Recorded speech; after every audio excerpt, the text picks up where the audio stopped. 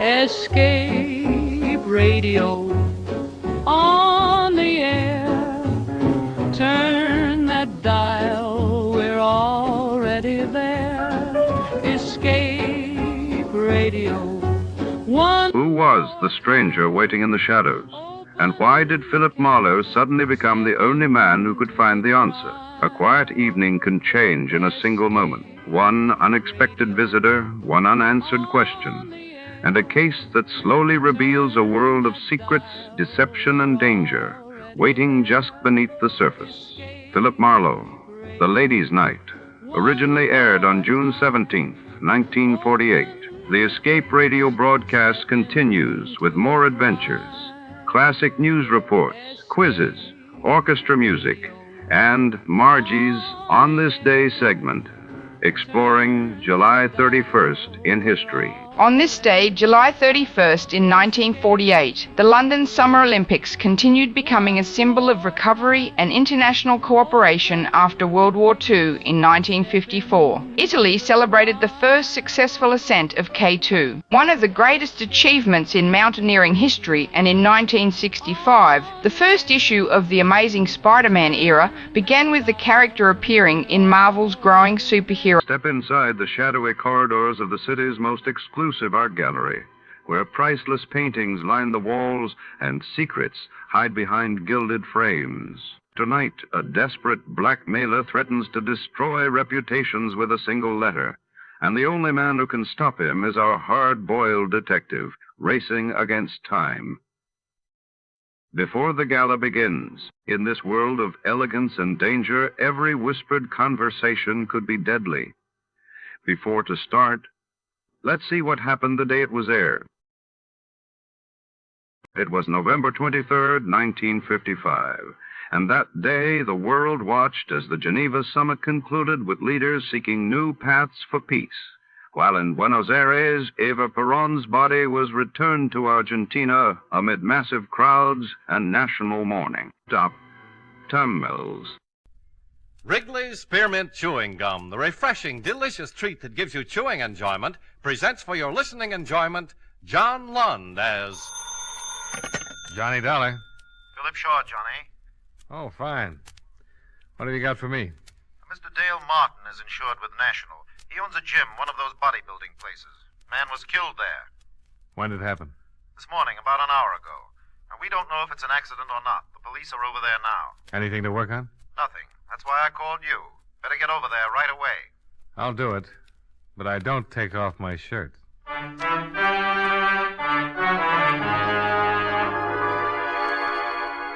the makers of Wrigley's Spearmint Chewing Gum bring you John Lund in a transcribed adventure of the man with the action-packed expense account, America's fabulous freelance insurance investigator. Yours truly, Johnny Dollar.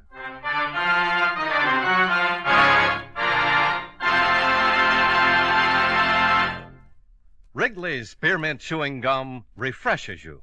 Wrigley's Spearmint Chewing Gum gives you real chewing enjoyment. Yes, for chewing enjoyment plus refreshment, it's Wrigley's Spearmint Chewing Gum. The lively, delicious flavor of Wrigley's Spearmint cools your mouth, helps keep your throat moist, and gives you a nice little lift. The good, smooth chewing of Wrigley's Spearmint helps keep you feeling fresh and alert, adds enjoyment to whatever you're doing. So for chewing enjoyment plus refreshment, treat yourself often to Wrigley's Spearmint Chewing Gum. Healthful, refreshing, delicious.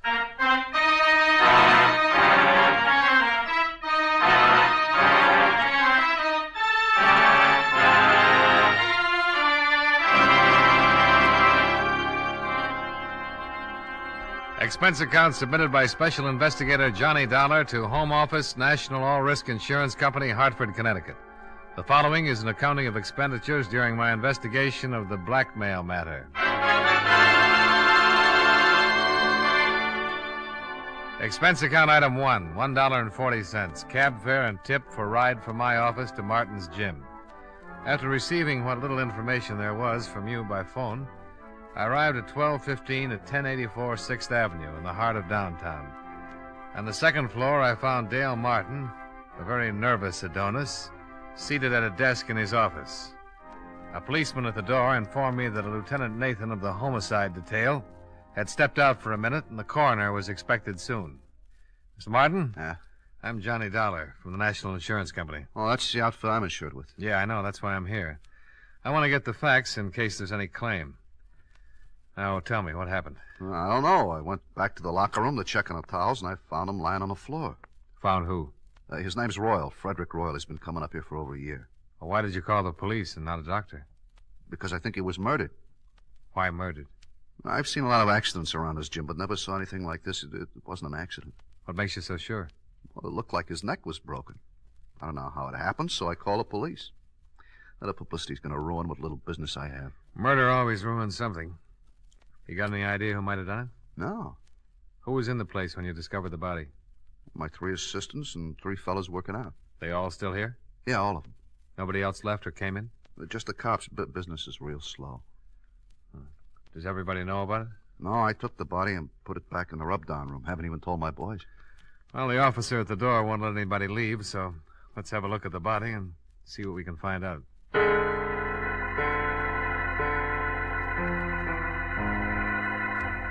Martin left one of his boys to answer the phone, and everyone else was keeping busy wrestling with weights as he led me through the locker room. The one man was taking a shower. At the end of the room, he unlocked the door, and we walked in. The smell of rubbing alcohol was strong enough to give you a hangover. There were white curtains separating 2 rubbing tables. The first one was empty. In back of that curtain, Mr. Dollar. Okay. Not very pretty.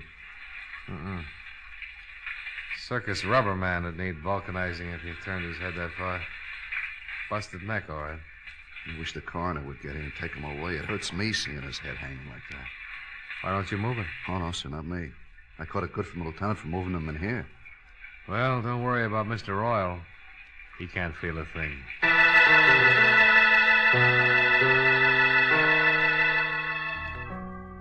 Lieutenant Nathan arrived with the coroner, and the latter confirmed our diagnosis.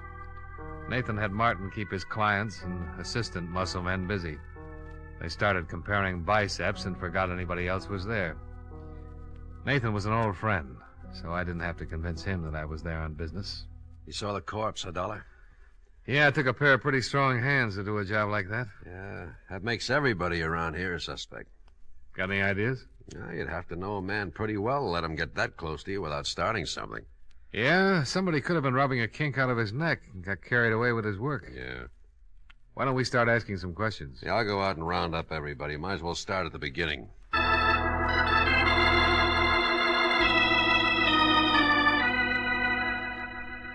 Nathan herded everyone together, and the questioning started. The men were very unhappy. This bad publicity that couldn't be helped. Mr. Robert Wells, songwriter, Mr. Michael Darling, car salesman, and the third and last, Mr. Patrick Mullins, jeweler.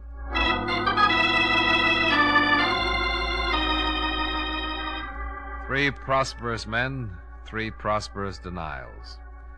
The assistants came next, the 3 men who worked for Martin.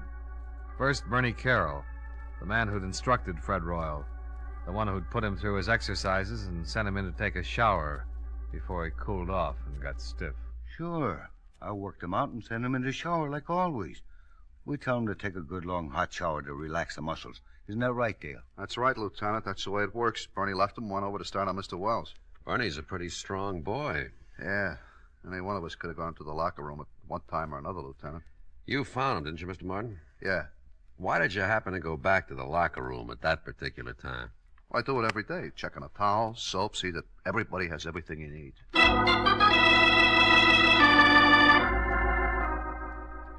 Question after question, trying to nail down alibis, trying to make them stick or tear them apart. According to everybody so far, it was a big mystery. Next man, Jack Olson. Yeah, I went back by the locker room several times. Why? Well, there's an electric coffee maker on a table against the wall back there. I wanted to get some coffee. Mm-hmm. The other times? Well, once to look at the appointment board to see who's coming in, later to get some chalk for my hands.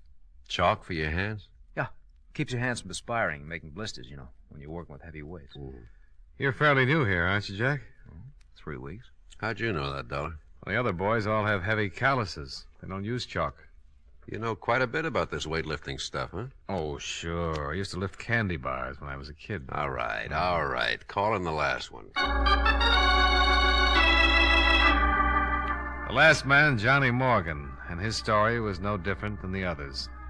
Yes, he'd walked back past the locker room. No, he had not slipped in and popped Mr. Royal's neck while he was preparing to take his shower. The coroner removed the body, and all the rest went down to the precinct to sign formal statements. They were all released and sent home, pending further investigation. I hailed a cab and rode home with Dale Martin. Would you like some apple or carrot juice? Well, I'll try anything once. Good for you. Yeah, I figured that. You didn't kill him, did you, Martin? Don't be silly. He was the best customer I had. I wouldn't kill off my business. Here. Thanks. You have any ideas, Dollar?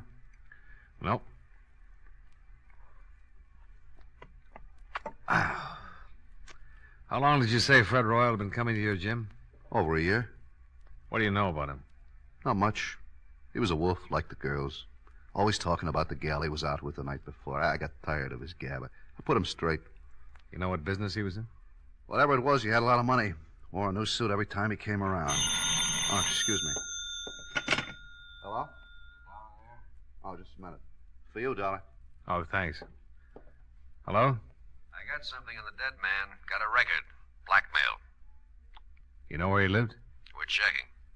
Oh, wait a minute. Martin, you wouldn't by any chance know where Fred Royal lived, would you? Well, I send a bill to him every month. I got my books here in the apartment. I'll get the address. Oh, Nathan, Martin's got his address. I found something else in his personal effects. Key to a safety deposit box. Boys are checking to see which bank. Here's the address, Dollar. Fred Royal, 673 East Weeping Willow Circle.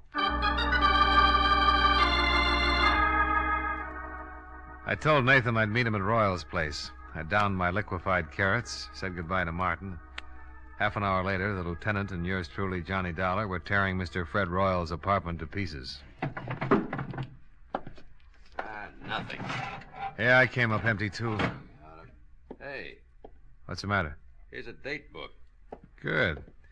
Maybe we've been working on a holiday. See, here's a name. Barbara Carroll. Carroll. That's the name of one of Martin's muscle trainers, Bernie Carroll. Same name on some of the other pages. The 5th, Barbara, 6 o'clock. Again on the 2nd, Barbara, 8 o'clock. Again on the 28th and the 22nd. Wonder if there's any connection. Oh, might be his sister. Let's give it a try. Bernie and Barbara Carroll. Sounds like something they'd play at the Palace.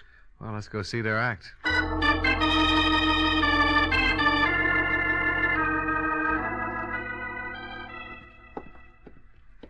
Here's the apartment. They live with that new fella. Jack Olson. Yeah, the quiet one. Police.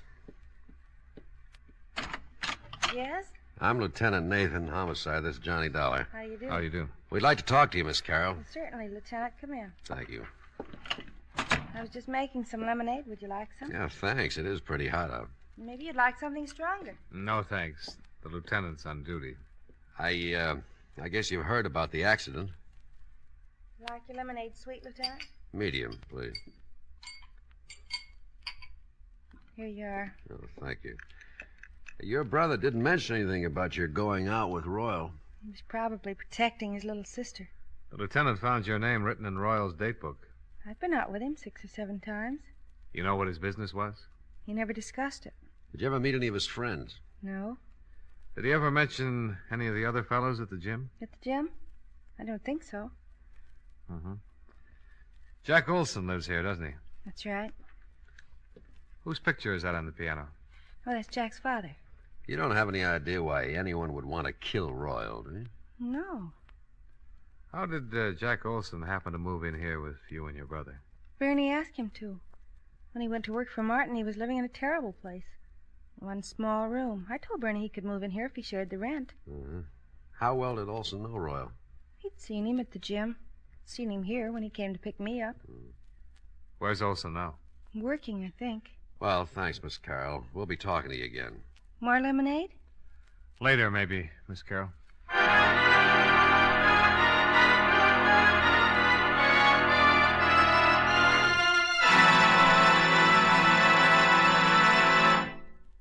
Friends, wherever you are, whatever you're doing, you'll enjoy chewing Wrigley's Spearmint Gum. Chew Wrigley's Spearmint while you're working. The lively, full-bodied flavor of Wrigley's Spearmint gives you a refreshing little lift. The smooth, pleasant chewing of Wrigley's Spearmint Gum helps keep you feeling relaxed and satisfied. Makes your job seem easier. Chew Wrigley's Spearmint Gum in your home, when you're out walking or driving, when you're enjoying sports and other activities. Wrigley's Spearmint Gum tastes good anytime, and the natural chewing aids digestion and helps keep your teeth bright and attractive. Yes, wherever you are, whatever you're doing, you'll enjoy chewing Wrigley's Spearmint Chewing Gum. Healthful, refreshing, delicious.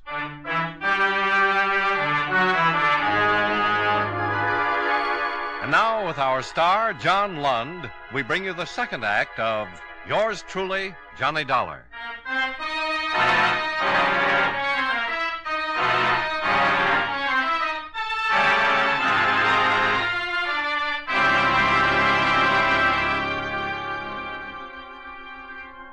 Three in the afternoon.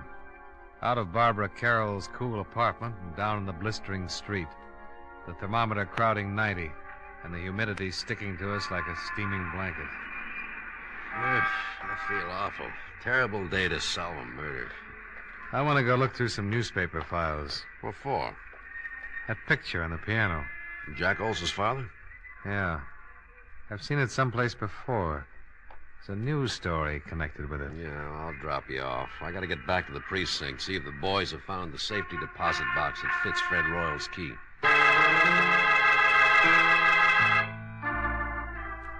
Nathan dropped me off at the newspaper, and I went down to the morgue to do some hunting. The air conditioning made the job easier, and by 4 o'clock I was headed for Nathan's office. We found the bank and the safe deposit box. Oh? Anything turn up? Yeah. Royal was doing some pretty fancy blackmailing. Here's a bundle of evidence and a list of names. Mm-hmm. Well, I can understand why someone would pay to keep these out of circulation. Yeah. Lousy photography. What'd you find out? Here. Newspaper clipping.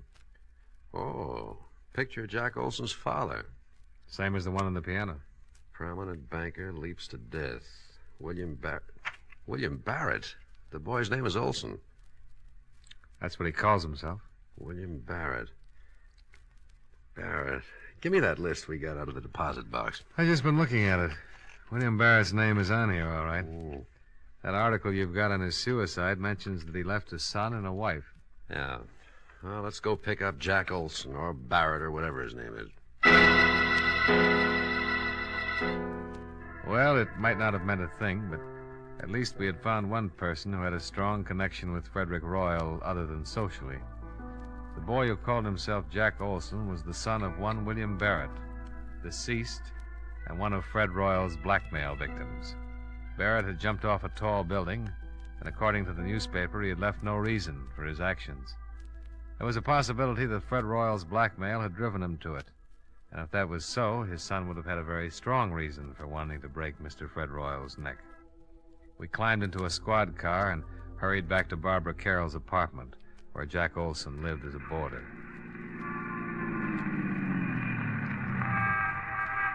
Now, let's go. Hey, wait a minute. Oh, what's wrong? Jack Olson, coming out of the building. All right, we pick him up on the street. He's hailing a cab. Come on, let's see where he's going. Wouldn't it be easier to just ask him? Oh, stop trying to ruin my afternoon. You know, there's nothing more relaxing than a pleasant drive through quiet, peaceful old New England. We started tailing Jack Olson's cab. Across town. Along the Merrick Parkway. Across a bridge. He's headed for Long Island. Well, your Connecticut badge won't be much good over there. We kept going across the Sound, past the outskirts of a couple of waterfront towns and onto a long highway. Pretty expensive cab ride. Pretty expensive. Pretty important. Yeah. Well, they're turning off on that road. Hope we don't lose them.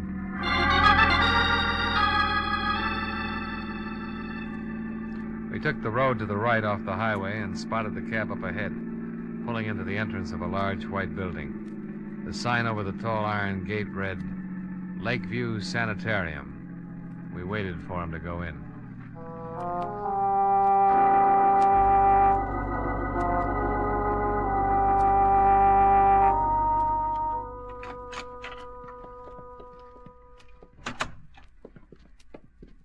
Yes?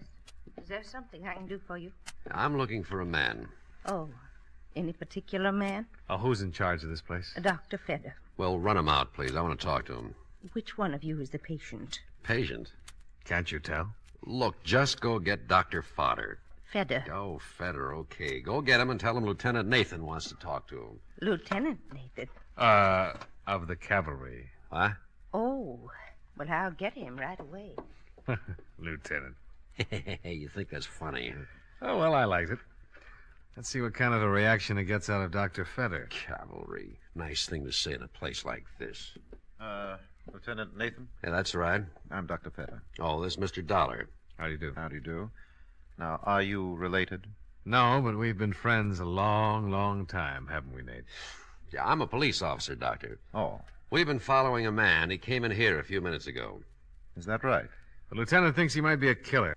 Doctor, I'm with Central Division Homicide. This isn't my territory, but I'd appreciate it. Which one of you is the patient? Now, look, this is getting a little ridiculous. Here are my credentials. Oh. The man we want came in here a few minutes ago. Well, Mr. Barrett is the only one. And his real name is Barrett. Who's he seeing? His mother. What's wrong with his mother? Mrs. Barrett is seriously ill. Have anything to do with her husband's suicide? Everything to do with it. I doubt if Mrs. Barrett will ever recover. We went back out to the car and tried to put it all together. Jack's father had jumped off a roof. He was being blackmailed and couldn't take it. The shock of his suicide had driven Mrs. Barrett into a permanent breakdown, and Fred Royal had been responsible for the whole thing. Motive enough for Jack to get a job with Dale Martin so he could get his hands on Fred Royal's neck. Cavalry. Oh, stop groaning. Tell me what you think of my theory. We still need a confession. We'll get it. Mind if I make a pest of myself and ask how? Let's ride back to town and see Dale Martin.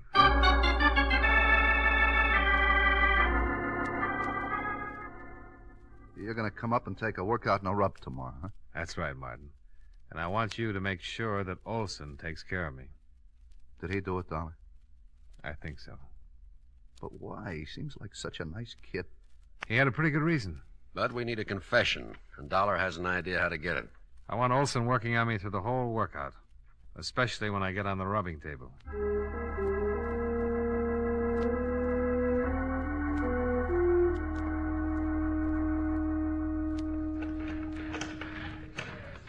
You're in pretty good shape, Mr. Dollar. Well, I'm carrying a few extra pounds. I will knock that off of you in a hurry. Don't try to talk while you're using the pulleys. Hi. Hi, Martin. He's in pretty good shape, Mr. Martin. Now, let's see. Better not do too much on his stomach the first day. I'll see you later, Mr. Dollar. Nice fella, Martin. Yeah, very nice. Tell me, have you found out anything about Mr. Royal's death? Oh, the police have got a few ideas. Lieutenant and I went up to see your roommate's sister. Yeah, Barbara told me. I hope you don't suspect her. She kind of liked Mr. Royal. She wouldn't have any reason to kill him. All right, let's go back to the rub table before you cool off. Huh?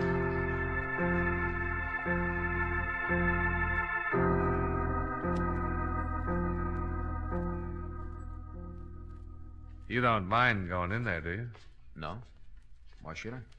Oh, some people are funny about rooms where there's been a dead person, you know?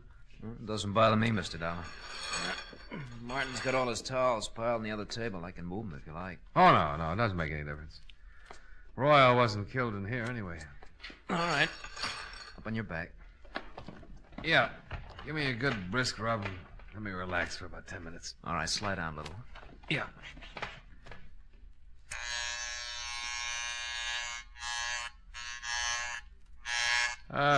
What'd you do before you came to work for Martin, Jack?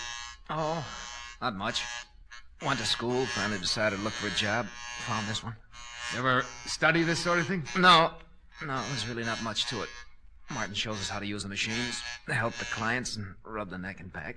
Well, then all you need is a good build, a strong pair of hands, huh? Yeah, I guess so. Your family live in Hartford? No. I noticed a picture of your father on Barbara's piano. Fine-looking man. He's dead now. Oh, sorry. So am I. Your mother still living? No. Oh! Oh, I'm sorry. Am I rubbing too hard? No, it's okay. Well, you certainly got the strength for the job. Yeah, I'll turn off the vibrator and just use my hand. Did the police find out anything about Mr. Royal? Yeah. He was a blackmailer. Ow! Oh, I'm awfully sorry. I'm a little nervous today. Maybe I better get one of the other fellows to finish your rub. Oh, no, that's all right. I'm just a little tied up. The neck is stiff. Try and relax. Guess I keep thinking about Royal and his broken neck. You think I might break yours, Mr. Dollar? Well, wouldn't be hard. If I was good and relaxed, you could snap it in a second. Yeah, guess I could. So Mr. Royal was a blackmailer, huh? Yeah, had a record. They're the foulest people on earth. Yeah, they certainly are. Could ruin a lot of lives. Probably why he was murdered. You think he was blackmailing someone here in the gym? Oh, not necessarily. Well, if he wasn't, then no one in the shop would have a motive for killing him. Well, I've got a theory about that.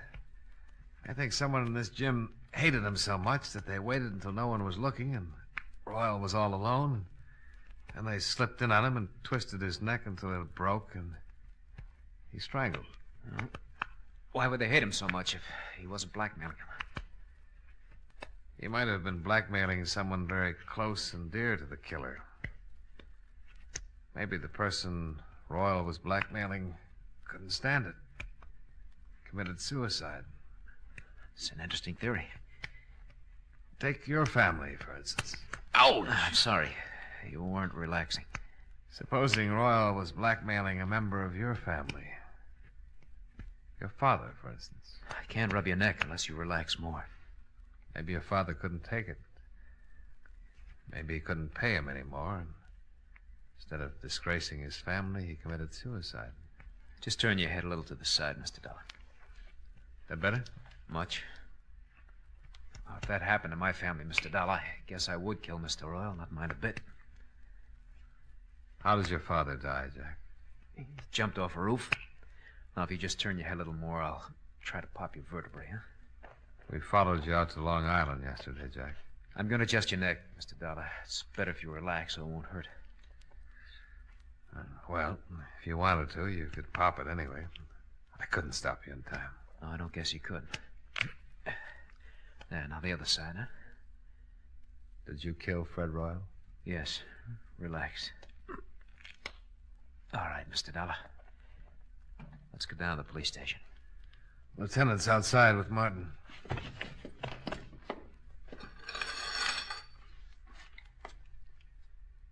After you, Mr. Barrett.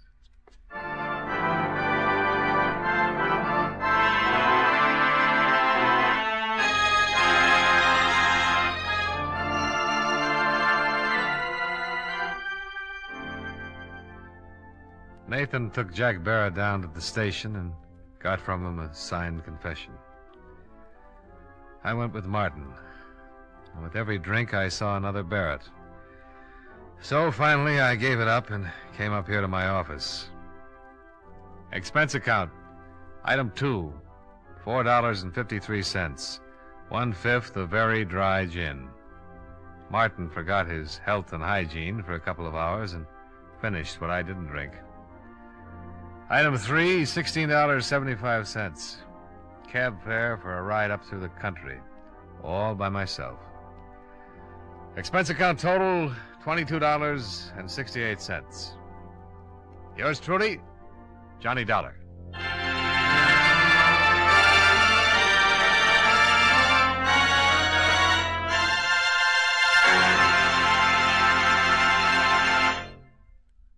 Remember, friends, Wrigley's Spearmint Chewing Gum refreshes you. Wrigley's Spearmint Chewing Gum gives you real chewing enjoyment. The lively, full-bodied flavor of Wrigley's Spearmint cools your mouth, freshens your taste, sweetens your breath. The smooth, pleasant chewing of Wrigley's Spearmint helps keep you feeling relaxed and satisfied, makes whatever you're doing more enjoyable. Yes, for refreshment plus chewing enjoyment, treat yourself often to Wrigley's Spearmint Chewing Gum. Millions enjoy it daily. Get a few packages and always keep some handy. That's Wrigley's Spearmint Chewing Gum. Healthful, refreshing, delicious.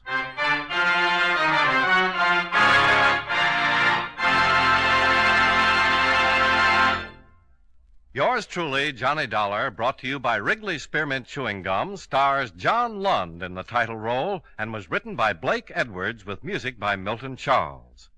Featured in tonight's cast were Edgar Barrier, Hy Averback, Hal March, Jim Nusser, Tony Barrett, and Virginia Gregg. Yours truly, Johnny Dollar, is transcribed in Hollywood by Jaime Del Valle.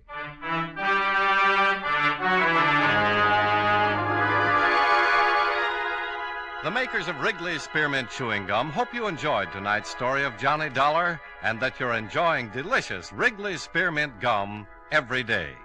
This is Charles Lyon, inviting you to join us again next week at this same time when, from Hollywood, John Lund returns as... Yours truly, Johnny Dollar.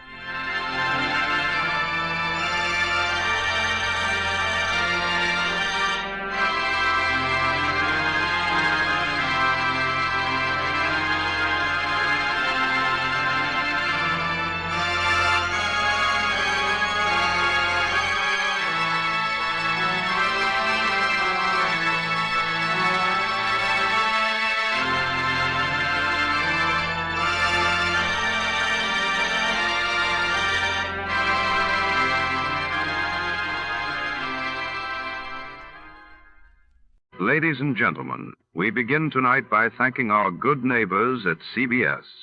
And now, before the next adventure reaches your radio set, a quick listener challenge.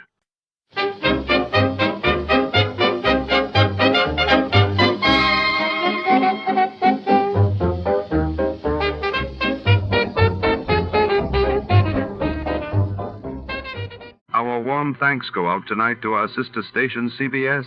And before the curtain rises on another thrilling episode, let's enjoy a few delightful melodies for the road.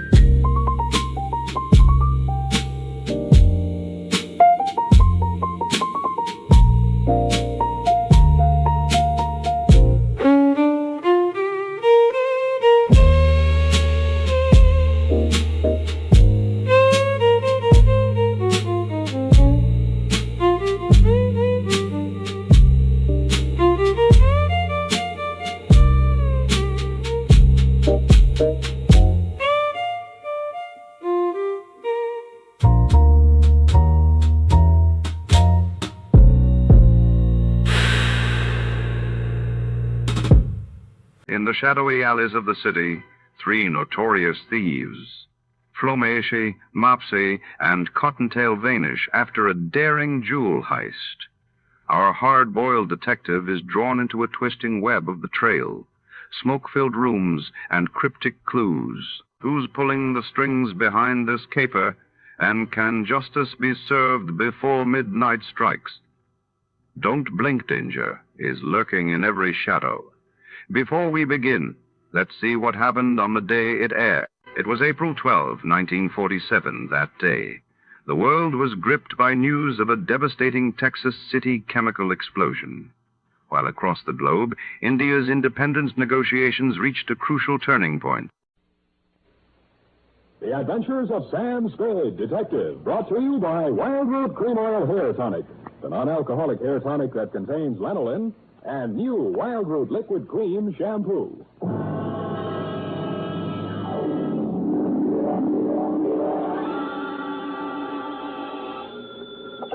Sam Spade, Detective Agency. It's me, sweetheart. You've heard of pulling a rabbit out of a hat? Yes? Well, I pulled one out of a pickle. What happened, Sam? What happened, she asked. Well, goodbye. Oh, don't go, Sam. Don't you feel like talking about it? Frankly, no, but it's expected of me.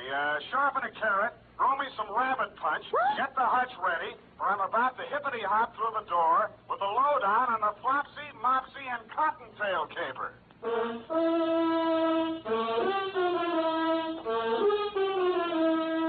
Dashiell Hammett, America's leading detective fiction writer and creator of Sam Spade, the hard-boiled private eye, and William Spear, radio's outstanding producer-director of mystery and crime drama, join their talents to make your hair stand on end with the Adventures of Sam Spade. Presented by the makers of Wild Root Cream Oil for the hair. Say, Mother, if you get a special thrill out of buying things the whole family can use, then stop at your drug or toilet goods counter for a big family-sized bottle or tube of Wild Root Cream Oil, America's favorite family hair tonic. Dad, Junior, Sis, yes, and you yourself, Mom, will find Wild Root Cream Oil ideal for grooming the hair neatly and naturally, for relieving dryness and removing loose dandruff. So, Mom, ask for it tonight or tomorrow for sure. Wild Root Cream Oil Hair Tonic. Again and again, the choice of men and women and children, too. And now, with Howard Duff starring as Spade, Wild Root brings to the air the greatest private detective of them all in the Adventures of Sam Spade.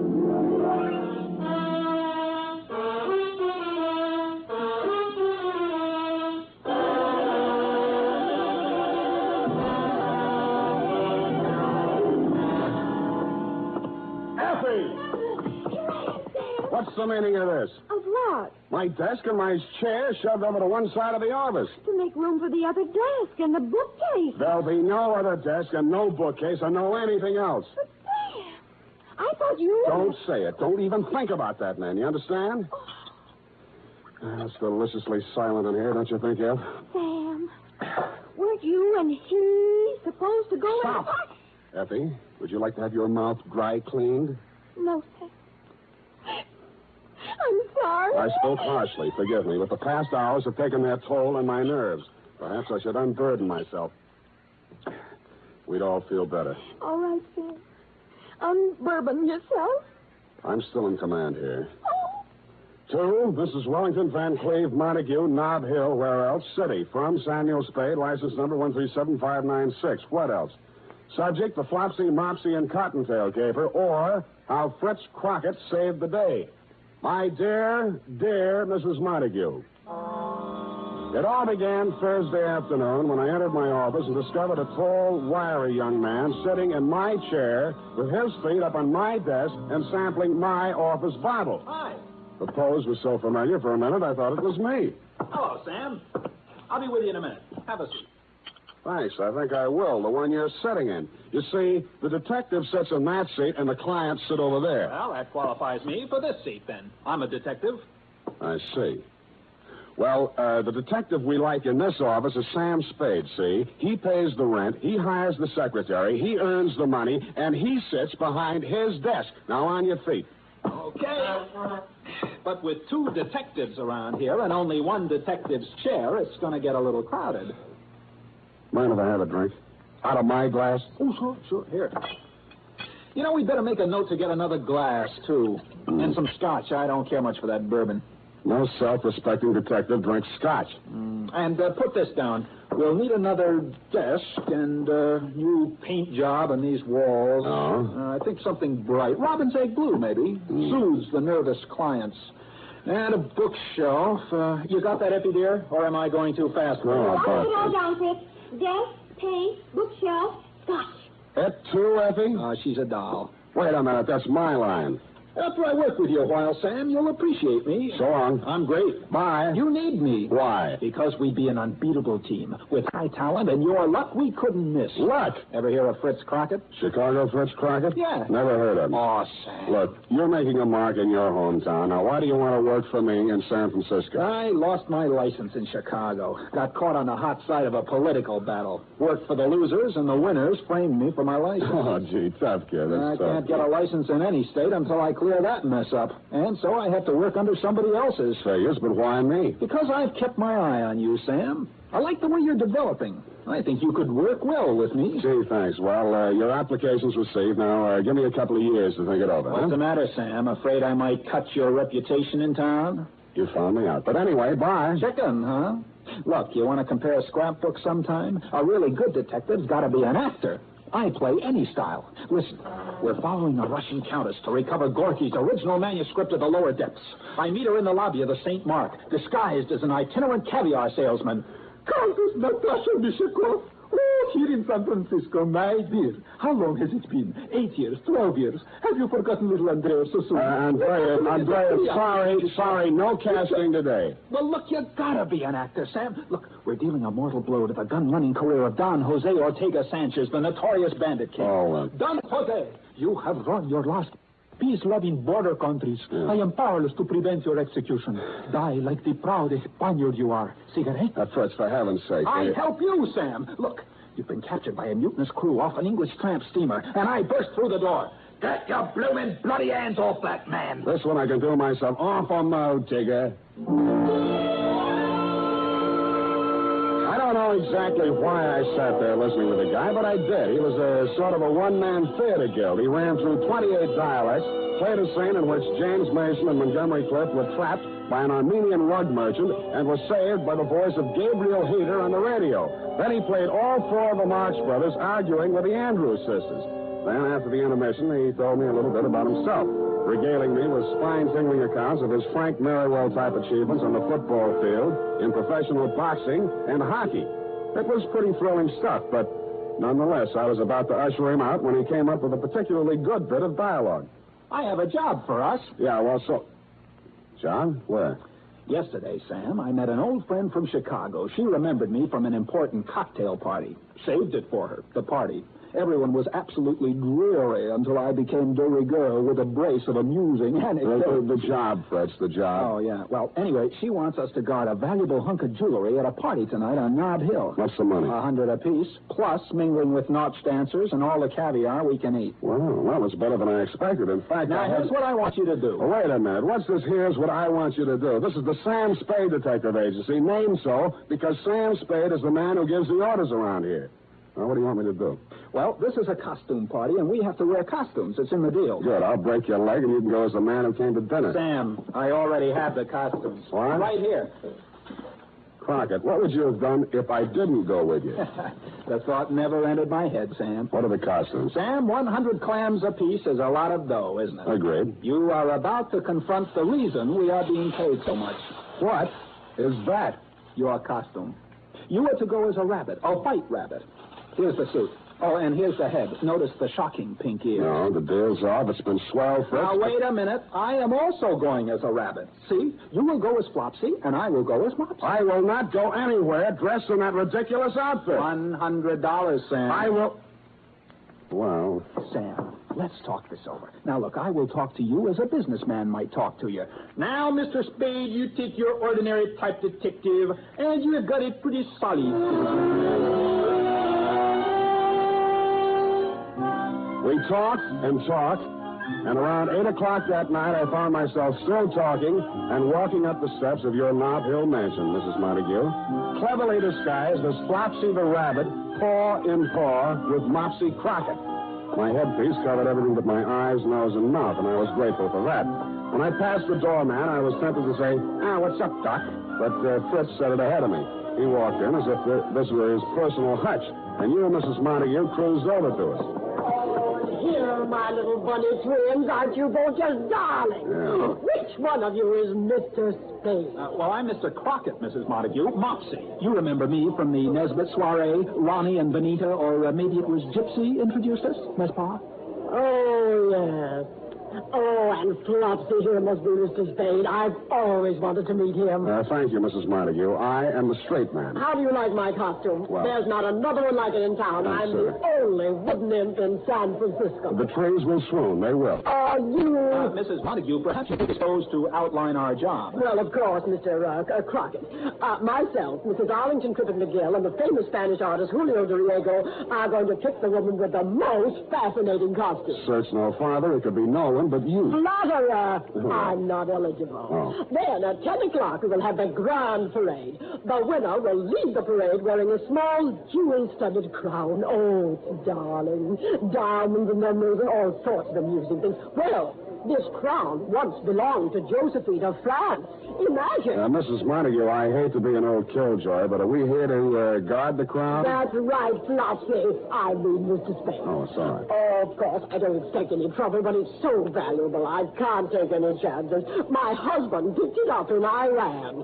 He's in pickles, you know. Well, you know best. Where is the crown now, Mrs. Montague? Oh, in a wall safe in the master bedroom on the second floor. Here's the combination to the safe written down. I'd rather not have the combination, if you don't mind, until it's time to get the crown. Oh, now don't you be silly, Mr. Spade.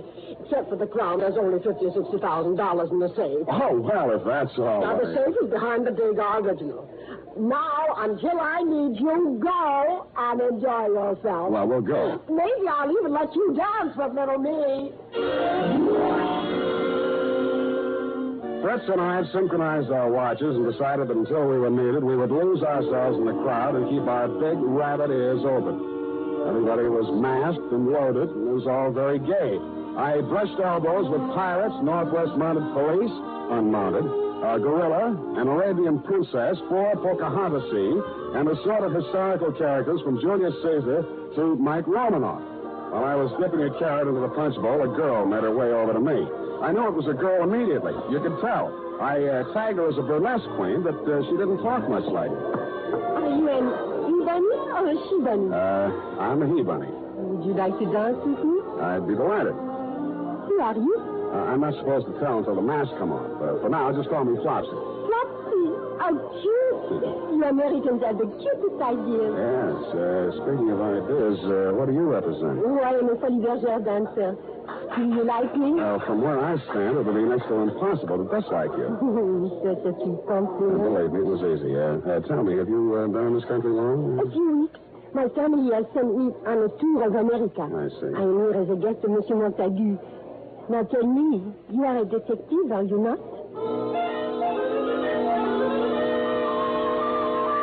As much as I regretted doing it, I hastily detached myself from Miss Foley's Bergère of 1949. How she knew I was a detective puzzled me. I saw Crockett talking with a paunchy red devil and a middle-aged Christopher Columbus and stopped by. They were big businessmen, obviously, and so was he. Well, now, you take your ordinary horse tape abrasive. Double duty poison. It was impossible to interrupt him, so I moved on. Finally, I sat down to rest in a dim corner of the library, and I no sooner did than a large green pickle with 2 dandy legs sticking out of it sat down beside me. Want to buy the pickle? No, thanks. No. Go ahead, it's free. I only eat carrots. Thank you, just the same. I suppose you know who I am? As a matter of fact, I don't know. Well, I shouldn't tell you, but I'm lonesome for somebody to talk to. Yeah, my wife's dancing with another man. Sometimes I think she only likes me for my money. I find that hard to believe. I have millions, you know, just millions. I'm Horace Montague, the Pickle King. I've sold more pickles than any living man. Congratulations. You like my costume? Never smelled anything like it. I came this time as just an ordinary new pickle. Sometimes I come as a dill, sometimes I come as a gherkin. Oh, jolly. Once I came as a sweet-sour mixture, and I got very confused. Well, that's up to you. I guess all I really have is my money, but I get tired of being so rich. It was fun in the early days. I was a pioneer, you know. You started, I suppose, with just a wart. Yes, that's very funny. Very funny. Yes, well, keep laughing, Horace. I have to be running along. Thank you for talking to me. I was beginning to feel like an extra in Alice in Wonderland and headed back for the solace of the punch bowl. I saw Mopsy Crockett standing with a Foolish Bergère dancer and went over to him, but he suddenly turned and hopped away faster than I could hop after him. Why the coyness, I couldn't understand. When I finally caught up with him, 10 minutes later, he was waltzing with Anne of Austria, who was hanging on his every word, and that was a lot of hanging. Darling, until you tasted my Lebkuchen, you had the spirit of Goethe, Schiller, Heine, all baked in one Kuchen. Mind if I cut in? If you know. I mean with the other rabbits. Come along, Mopsy. Excuse me, darling. I come later back. Hello, Sam. What do you hear from the mom? The idea of avoiding me. Me? Avoid you? I don't know what you mean. Crockett, don't you remember just 10 minutes ago my chasing you all over the floor? So help me, I don't. Oh, there you are, my little bunny. Yeah, here we are, Mrs. Montague. All right, you can give me the crown now. I'm almost ready to announce the winner of the costume contest. We haven't taken it out yet, Mrs. Montague. You haven't? Well, you just said you were going to get it. I didn't. Did you, Fritz? Not I, Flopsy. Now, Bunny, stop playing jokes. One of you came up to me a couple of minutes ago and said you lost the combinations of the safe, so I gave it to you again. You said you were going to get the crown. Now, where is it? I don't know, but let's find it. When we arrived in the master bedroom, the worst had happened. The Degas original was down off the wall. The safe had been opened. Believe it or not, the $50,000 or $60,000 habitually kept in it wasn't even touched. But you, Mrs. Montague, weren't worried about the cash. Oh, it's not there. The Josephine crown is gone. Oh, this is frightful. What will Horace say? We're sorry, Mrs. Montague. Sorry, you were supposed to guard, and it's your fault. Maybe you stole it yourself. Mrs. Montague, we did nothing at the I time. distinctly remember saying you were going to get it, and I did give you the combination again. I know. Oh, it's Horace. Horace, what happened, hubby dear? I was walking down the hall, and a bunny came running out. Dragged me into a room, made me take off my pickle. Oh. He hit me on the head with something, then he took off his bunny suit, jumped right into my pickle, and ran off. Oh, my head. Crockett and I dashed down the hall to the room the Pickle King had abdicated. On the floor was the limp, unfilled costume of A. Rabbit. The Montague's party not only had a Flopsy and a Mopsy, but it also had a thieving Cottontail.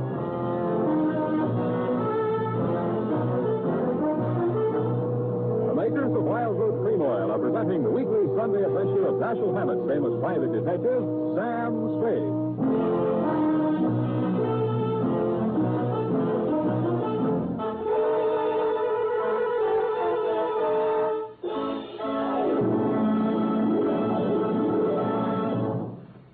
Now, here's important news on good grooming. If you want the well-groomed look that helps you get ahead, socially and on the job, listen. Recently, thousands of people from coast to coast who bought Wild Root Cream Oil for the first time were asked, how does Wild Root Cream Oil compare with the hair tonic you previously used? The results were amazing. Better than 4 out of 5 who replied said they preferred Wild Root Cream Oil. Remember, non-alcoholic Wild Root Cream Oil contains lanolin. It grooms the hair naturally, relieves dryness, and removes loose, ugly dandruff. So if you want your hair to be more attractive than ever before, get the new 25-cent get-acquainted bottle of Wild Root Cream Oil, America's leading hair tonic, on sale at all drug and toilet goods counters. It's also available in larger economy bottles and the handy new tube. By the way, smart girls use Wild Root Cream Oil, too, and mothers say it's grand for training children's hair. Get Wild Root Cream Oil. Again and again, the choice of men and women and children, too.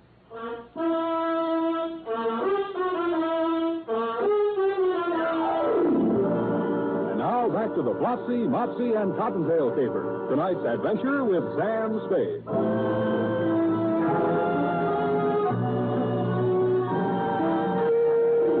I left Fritz Crockett and you, Mrs. M, attending to Horace in your master bedroom and pounded down the stairs, through the guests, and out the front door. I was standing there wondering where to pick up the tracks of a rabbit-turned-pickle when I saw the Foley's Bergère dancer come running out of the Montague mansion through a side entrance and enter a taxi. I jumped into another cab and followed her, divesting myself of my Flopsy costume en route. She went almost to the west end of O'Farrell Street. She went almost to the west end of O'Farrell Street and entered a shabby gray apartment house. I followed. I knocked on every door until I found hers. Yes? It's me, the he-bunny, Flopsy, remember? Why did you follow me here? Voila, because you're so beautiful. May I come in? No. Thanks. I said no. Did you not hear me? Yes, but have no fears. I'm bonded. How did you know there was a detective's heart beating under my rabbit suit? I am not going to answer. You have no right to come in here. Come on, huh? I think I overheard somebody say it. Now, if that is all you wanted to know, please go. Why did you leave the party early? Because it bored me. I thought America was not a police state. Why am I being questioned? Because somebody stole the Josephine crown that belonged to Mrs. Montague, you see. I heard that it was stolen, and I am delighted. But I did not steal it. What's your name? Charmaine Roger, and what is yours? Sam Spade. Why are you so happy that the crown was stolen? Because it does not belong in the ugly home of a rich American party giver. Oh? A childish woman who thinks only of her social position and her money. Where does it belong? In France, where it was made and where it was appreciated. I see. How much is it worth? In money, almost 50 million francs. In sentiment, more than 1/10 stay. Now, will you leave me You're alone? saying that the crown means more to a Frenchman than money, hmm? How would you like it if your Abraham Lincoln's desk was being used by some French businessman to serve cocktails over? I get the point. I tell you again, I do not know what happened to the Josephine crown tonight. Do you believe me? I did, but only because when she left the party, she wore only her costume, and that costume wouldn't have hidden, well, she couldn't have had it on her. I went a block up the street, picked up a cab, and sat in it until she came out 5 minutes later. She was now in street clothes and carrying an overnight case. She drove to Castle Street, and I followed. She went into a restaurant called La Parisienne. I waited a discreet moment, then went in. She was nowhere to be seen. But a tall, lean, black-haired individual approached me with a menu in his hand. Good evening, monsieur. I regret to say that we are just closed. I'm not interested in meeting you. Where's the girl who just came in? Girl? In here? Don't dummy on me. She walked right in here 30 seconds ago. Brown hair, red coat. Charmaine Roger by name.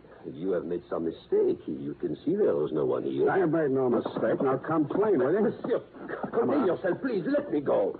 No girl came in, but if one did, there is no place to hide but the kitchen. All right, then show me the kitchen. Monsieur Barneau.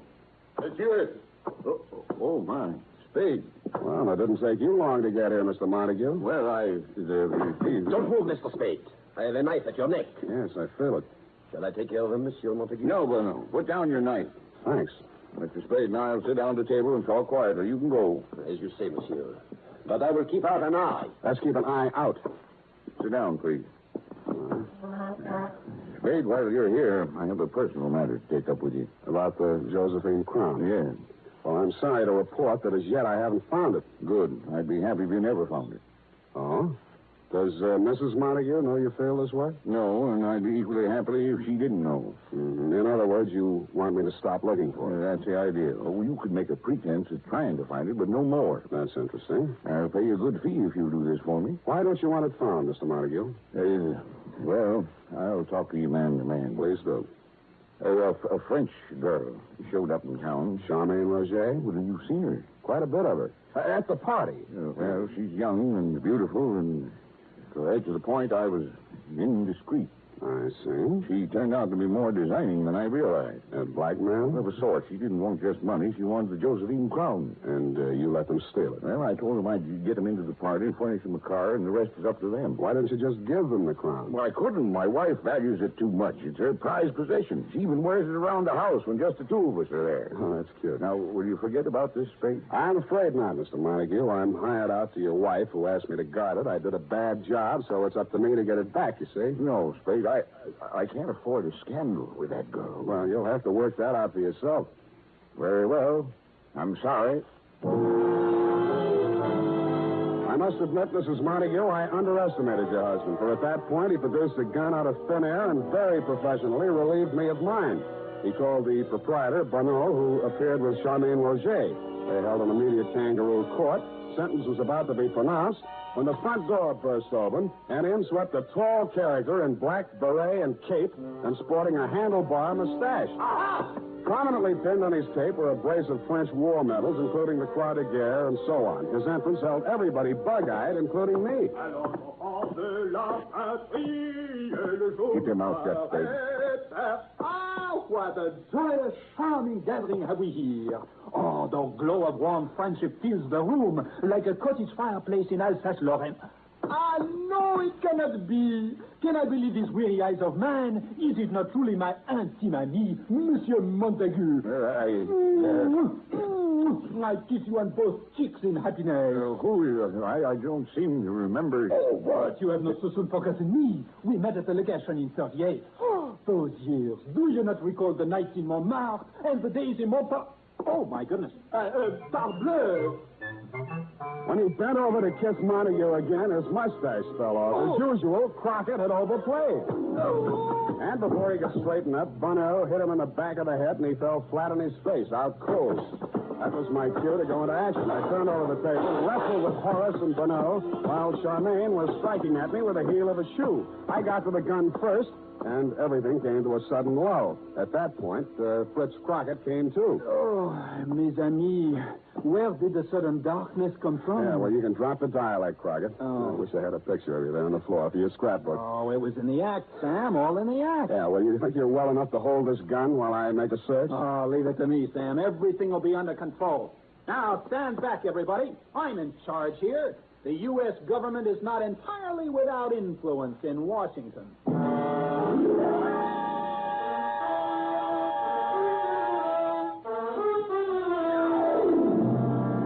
The Josephine crown hidden in the baking oven and called the police. I was afraid the incident struck a blow at Franco-American relations until a search of Charmaine Rouget and Bonneau produced 2 tickets not to Paris or Pointe French, but to Rio de Janeiro. And you know the rest, Mrs. Montague. Your husband went home and you forgave him. He made a superb gesture and contributed to international harmony by returning the Josephine crown to the French Historical Society. And when you asked who might be the man to guard the crown safely back to La Belle France, I was overjoyed to be in a position to recommend to you Fritz Crockett. I hope he marries Soubrette and stays over there. Period. End of report. Oh, Sam, isn't that Fritz Crockett an exciting man? Don't let's talk any more about him. Let him get his own program. The first person in his office to mention his name again is a rotten egg. Now go type that up.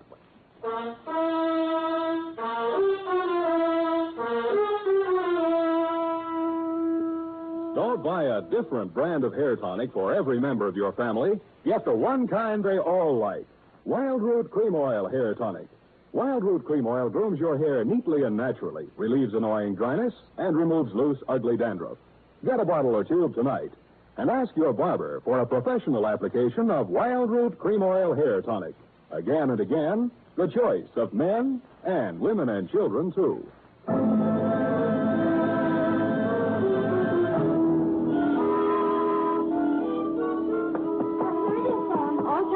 Oh, thanks, Sonny.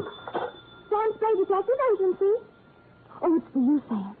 Hello. It's me, Sam. Fritz. Oh, no. I'm at the airport. I just wanted to tell you I'll be out of town for a while. Won't be using the office, so just take the whole thing over. Well, that's very generous of you. And you can use Effie if you need her for anything. Well, I'll never be able to repay you. Oh, that's all right.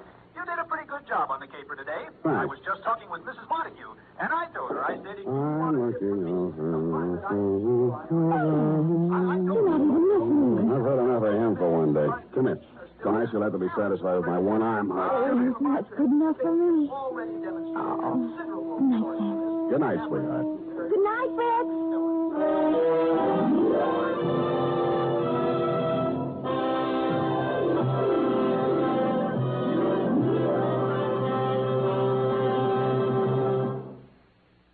The Adventures of Sam Spade, Dashiell Hammett's famous private detective, are produced and directed by William Spear.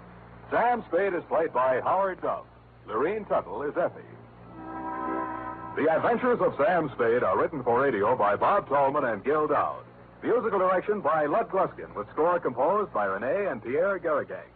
Join us again next Sunday when author Dashiell Hammett and producer William Spear join forces for another adventure with Sam Spade. Brought to you transcribed by Wild Root Cream Oil, Again and again, the choice of men and women and children, too. This is Dick Joy reminding you to get Wild Root Cream Oil, Charlie. It keeps your hair in trim. You see, it's non-alcoholic, Charlie. It's made with soothing lanolin. You better get Wild Root Cream Oil, Charlie. Start using it today. You'll find that you will have a tough time, Charlie. Keeping all the gals away. Hiya, Baldy. Get Wild Root right away.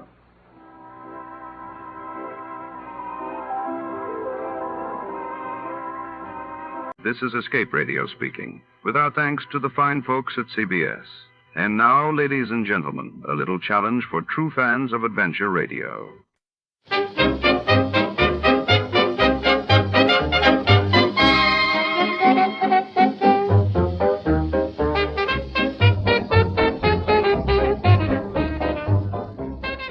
Before tonight's next adventure begins here on Escape Radio, we'd like to thank our friends at CBS. And now, folks, sit back and enjoy a little music from the studio orchestra.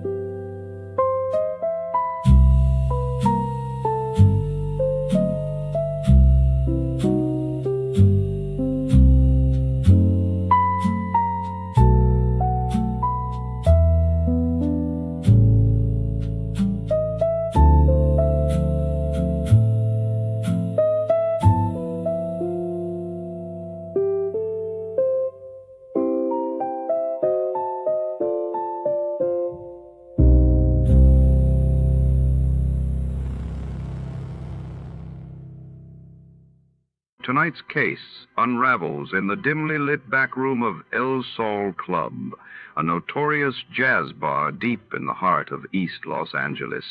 It's 1949, and the air is thick with the scent of tobacco and secrets. A pair of maracas rumored to hold more than music vanishes during a chaotic midnight set.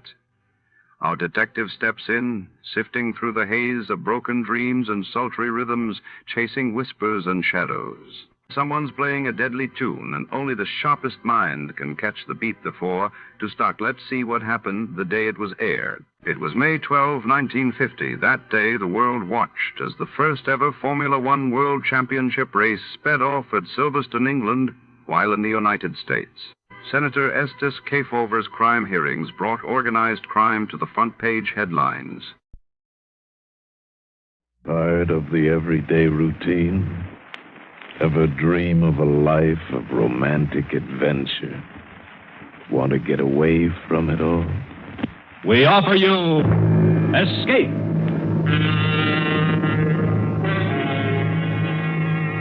Escape, designed to free you from the four walls of today for a half hour of high adventure.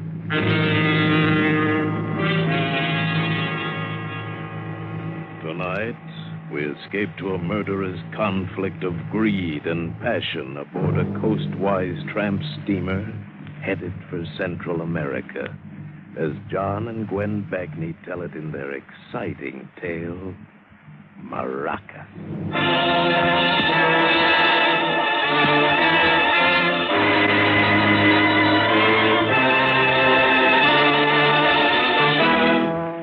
I am standing in the little patio of a cantina near Maracas. The air is heavy with the scent of tropical vines, tequila, and gunpowder. There's broken glass everywhere, and the most appalling silence.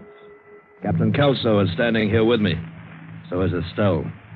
And General Topaz and his men, their swarthy faces serious, completely erasing their earlier gaiety. The party is over. We're all waiting for General Topaz to give the order.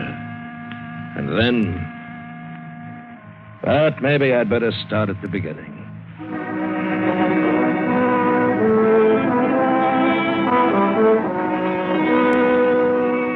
I know now I should never have taken the berth as mate on the Bruno. She's a coastwise tramp out of San Diego, but at the time I figured working under that loudmouth, sadistic, slave-driving Kelso was better than the seaman's mission. They were carrying a cargo for Santa Gardo and 2 passengers. From the beginning, the voyage spelled trouble. For one thing, we weren't long out of Dago when we ran into the blow. I wasn't too concerned about it, but I went to notify the old man purely as a matter of routine. I found him sprawled across his bunk, his mouth open, snoring. There were a couple of empties on the floor and another in the basin. Captain Kelso. Hey, Skipper. Hey, Skipper. Storm, we're running into weather. So, something wrong? No, sir, I just thought you'd like to know. Good. Now I know. Get back to the bridge. But suppose I have to change course, sir. Haven't you been in a blow before? Maybe I should have checked your papers before I signed you on. You are a sailor, aren't you? Yes, sir. I've been to sea a couple of times. Well, get out of here and quit beefing it. And don't bother me again. I got a headache. You should have. What's that, Mr. Doyle? Nothing, sir. Nothing.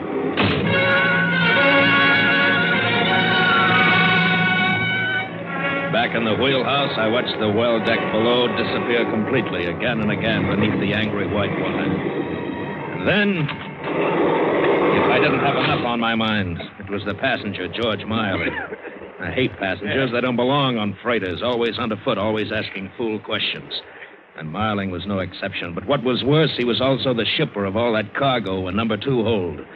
Farm equipment from Marling and Gavin, Los Angeles. Mr. Doyle. So we had orders to be polite to him. Mr. Doyle. You shouldn't be running around the ship in this kind of weather, Mr. Marling. You'll get yourself hurt.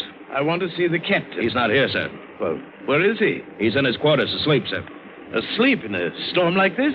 Tell the captain I want to see him. I can't do that, Mr. Marling. I'm a personal friend of Captain Kelso's. He'll see me. Sorry, but he left strict orders not to be disturbed for anything. But the sea is wild. It'll bash my cargo to bits. Your cargo is all right, sir. Now, why don't you just go to your stateroom and relax, huh?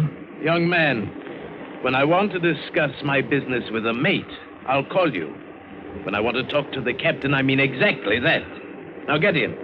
If he's asleep, wake him. Wake him nuts. I'd rather kick a cobra out of his bed. Go wake him yourself. I will. And I shall also report you for your insolence. Yeah, do that.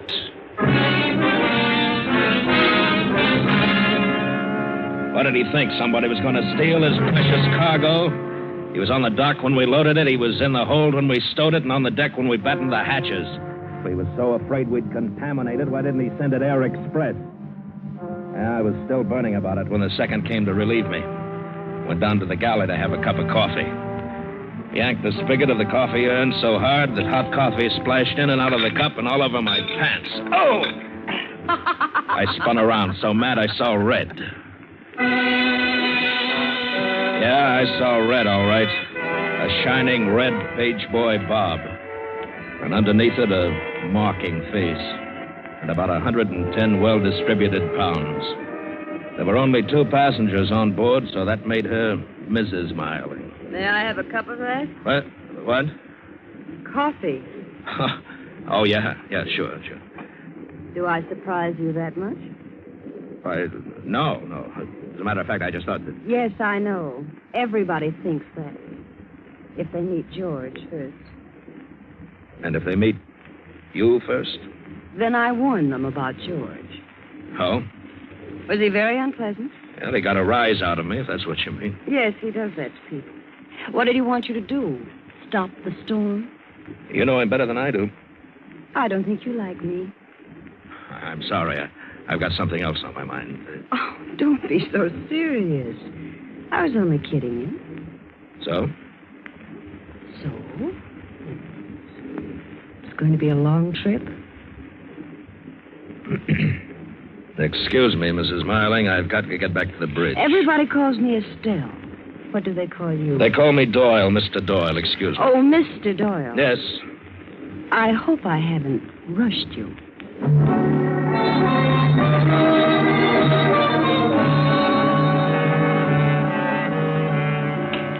Passengers. You see what I mean? They get in your hair one way or another.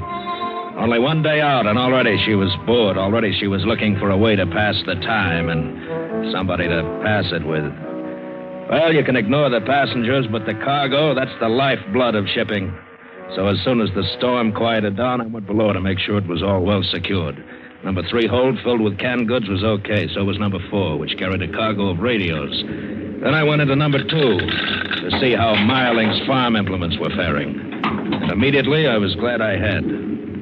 One end of a crate had jarred loose, and wouldn't do for Marling to find that. I brought my flashlight closer to check for possible damage, and that's when I saw them. Highly polished stocks of a half-dozen rifles. Farm equipment, huh? I ripped open a few more crates. Yeah, they were all the same. Rifles. No wonder George Marling was so concerned with his cargo.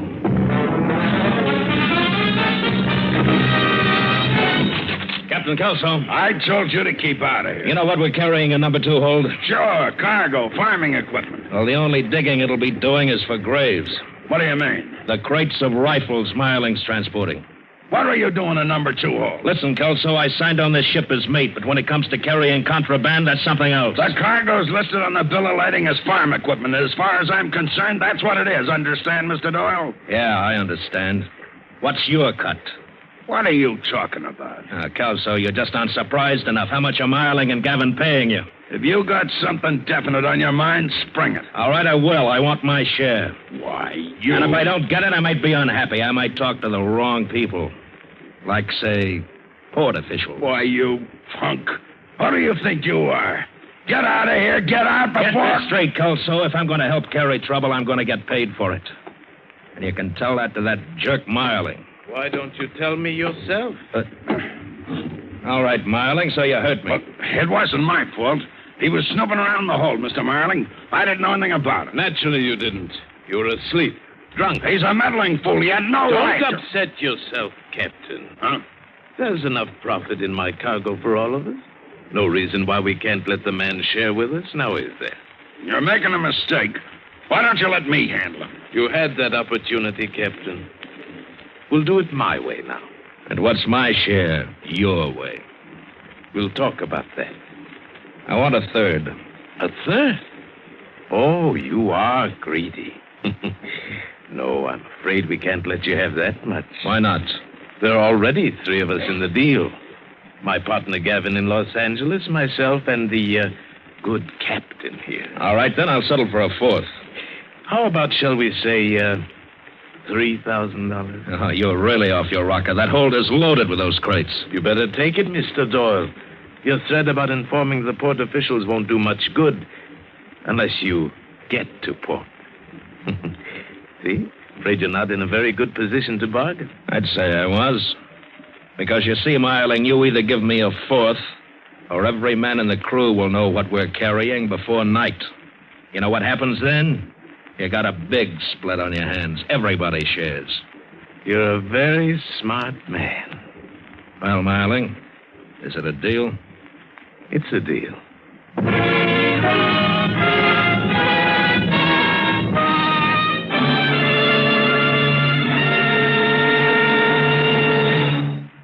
In just a moment, we will return you to Escape.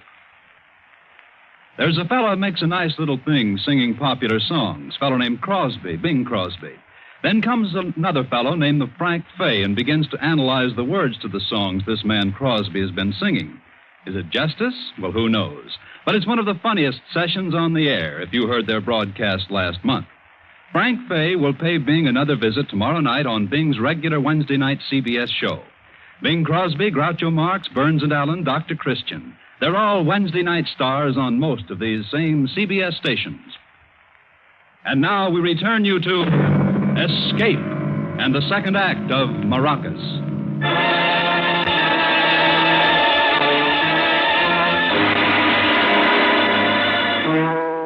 The first day of the voyage of the Bruno was drawing to a close. Not 12 hours ago, I'd shipped out of San Diego with exactly $1.62 and a Canadian dime to my name. And now, the potential. The jackpot potential. The night was clear and dark as I came off watch. There was no moon. The storm had blown itself out to the southwest, and now only a light wind across our port beam marked its passing. It was the kind of a night I always liked at sea. Quiet and dark. But this night I would have felt a lot happier if there'd been a moon. There were too many dark places where a man could be ambushed on a ship, and the sea is a handy repository for unwanted ballast, including the human variety. So I moved warily, conscious of every sound around me. Mr. Doyle! I almost jumped out of my jacket when I heard him. Mr. Doyle! What? Where are you? Up here on the boat deck. May I see you a moment? All right. Sure. I went up the steps, one hand on the railing, one hand on the pocket that held my gun. And I stopped.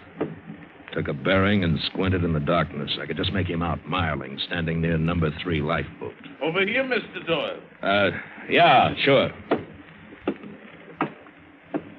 What's on your mind? I want to talk to you. Yeah, I gathered that. It's, about our partnership. What about it? I like you, Mr. Doyle. I think you're a fine addition to our little enterprise. But, there's a little problem. Ah, the fine print, the hidden clause in the contract. Huh? Oh, it's nothing that can't be worked out. I'm afraid I was a little hasty, spoke inadvisedly in the captain's quarters. Oh? While my partner, Tom Gavin, is a very reasonable man, I feel sure he would never endorse a 4-way split. You know, there's a lot of overhead to a proposition like this. It isn't all clear profit. Get to the point, will you? Isn't it obvious? We have one too many partners. One has to be liquidated. Which one? That's a decision I'll leave up to you. Captain Kelso wouldn't hesitate to do it to you if I gave him the chance. That's a charming idea, but no thanks. I'll run your guns, but you handle your own liquidation. Then I'm afraid you leave me no alternative, Mr. Doyle. What? Keep your hands up and be good enough to move back. Hey, now, wait a minute. Get over there between the lifeboats. I hadn't even seen him reach for a gun, yet there it was, pointing into the pit of my stomach as he forced me backwards between the lifeboats where there's no railing. If only I could get to my gun, I'd have a shooting chance. I didn't know what the sound was, but it startled Marling just enough for me to pull my gun and hit the deck. His bullet went mild, mine found its mark. But he'd made the choice for me. Murder or be murdered? Well, I'd have to explain it. I wondered what I would tell them, but nobody saw it. Maybe nobody even heard it. Maybe I could just keep my mouth shut. Maybe the wind had carried the sound away. I moved quickly across the boat deck and stumbled over a davit crank handle. This must have been the cause of the sound that startled Marling. This was the thing that had saved my life. I stooped down to pick it up and became conscious of something else. A foot. A foot in a spiked-heeled sandal. Mrs. Marling. She stared at me without expression. I didn't know how long she'd stood there in the shadow of the ventilator. I tried to bumble out some kind of an explanation of how it had happened, how it wasn't my fault. I didn't know how much she'd seen, but I stopped abruptly when I heard him coming up the ladder, bellowing like a bull. Who's up there? What's that shooting about, huh? Oh, it's you, Doyle. What are you... Miss Marling, what are you doing up here? Where's Mr. Marling? What happened? George had an accident. He fell overboard. What? He was drunk. He didn't know what he was doing. He would have killed me if Mr. Doyle hadn't happened along and interfered. Yeah, but I heard shots. That was George. When he lost his footing, his gun went off. Twice? Yes, twice. I suppose you'll have to make some kind of a record of this in your logbook. Yeah. I'd better lower a lifeboat and look for him. Oh, it wouldn't do any good, Captain. George can't swim.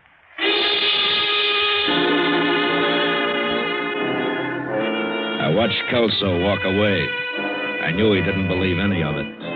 The minute he was out of earshot, I turned to her. What did you lie for? Why didn't you tell the truth the way it happened? What do you care? You're in the clear. I don't like the way you did it. Well, it's done, so forget it.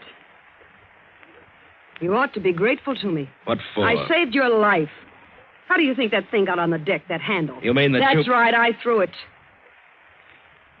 George would have killed you if I hadn't. Hey, wait a minute. That means that you wanted him dead. Earlier tonight in the galley, I thought you were just passing the time with me. I thought that You thought what?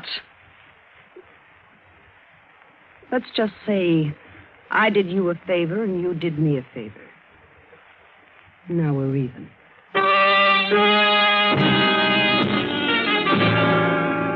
The bereaved little widow.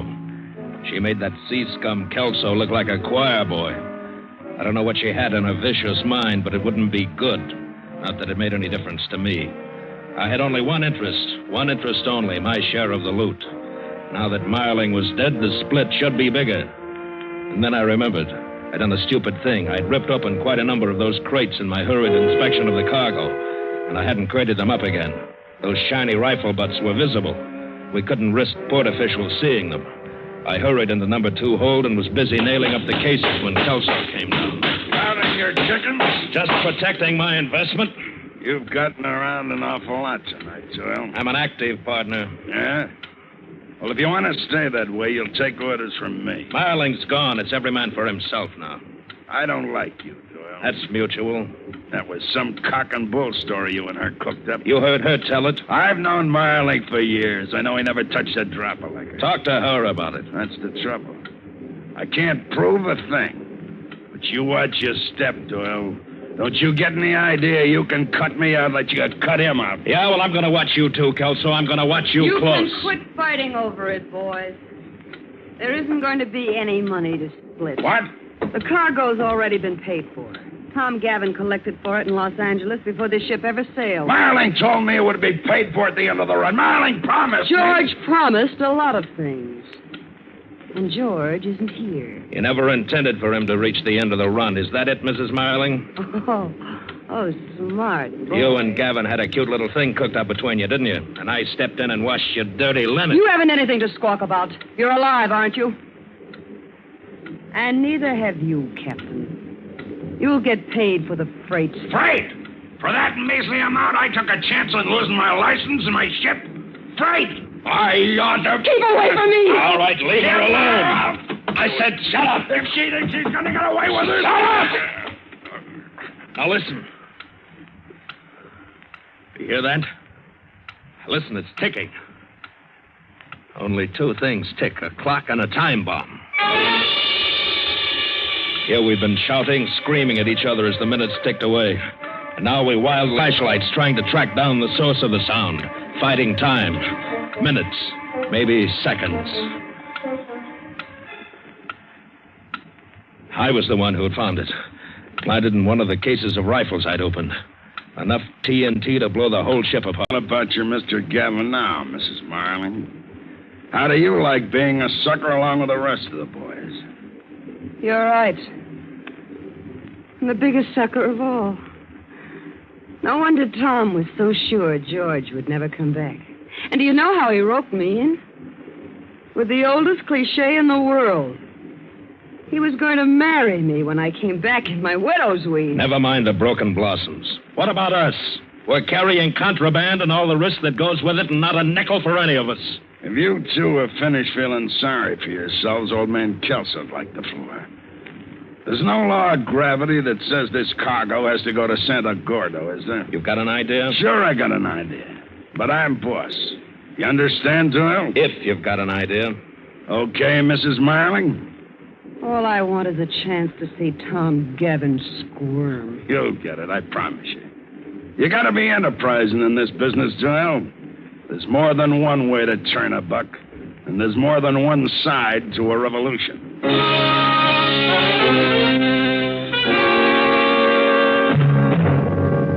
Like Kelso said, no reason why our cargo should go on to Santa Gordo. There were others who wanted and needed rifles, the guerrillas. And what was more important, they had plenty of money, gold. And Kelso knew a man in Maracas who knew a man who could put us in touch with the guerrilla chief. So we altered the course.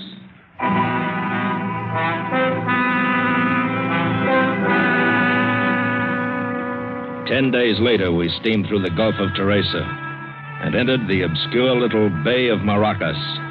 Estelle, we were partners now. I dropped the Mrs. Marling. Kelso and I, 3 ill-assorted people, went ashore to make the rendezvous.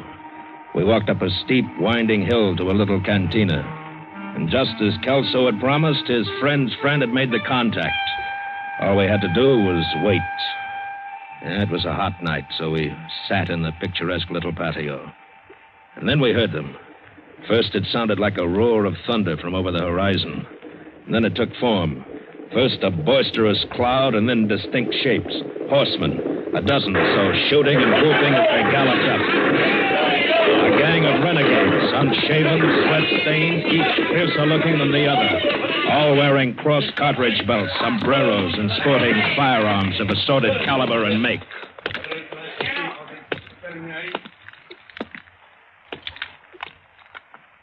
You are El Capitan Curso?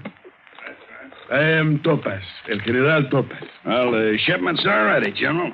I'll have it unloaded. There is no hurry. When the time comes, my men will take it off. In the meantime, we have come long way. The hills, they are dry. So are my men. We have drink now. But I thought maybe we'd better... Oh, you brought lovely lady. Topaz is happy. And when Topaz is happy, he must have drink. Amadeo, tequila, cerveza for the men and for my friend. Pronto, vamos a gozar una voz.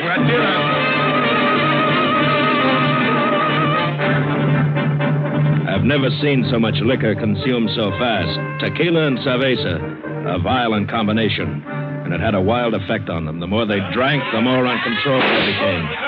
Shouting and shooting glasses and promptly at the cobblestone parapet. We began to have an uneasy feeling. We wanted to conclude our business quickly, unload the rifles, get paid, and get out. Even Kelso began to be uneasy. Look, General, fun is fun, but we can't hang around here all night. Plenty time, my friend, plenty time. More tequila. Diego, lay for us.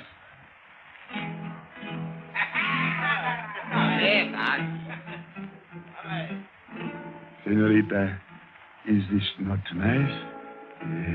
You are lucky.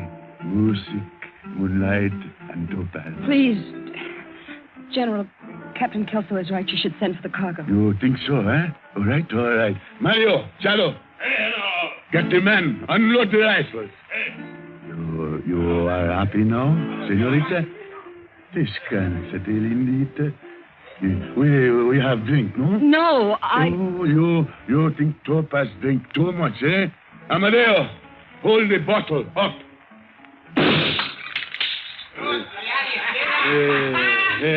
I must be drunk. I hit the bottle, not the cork.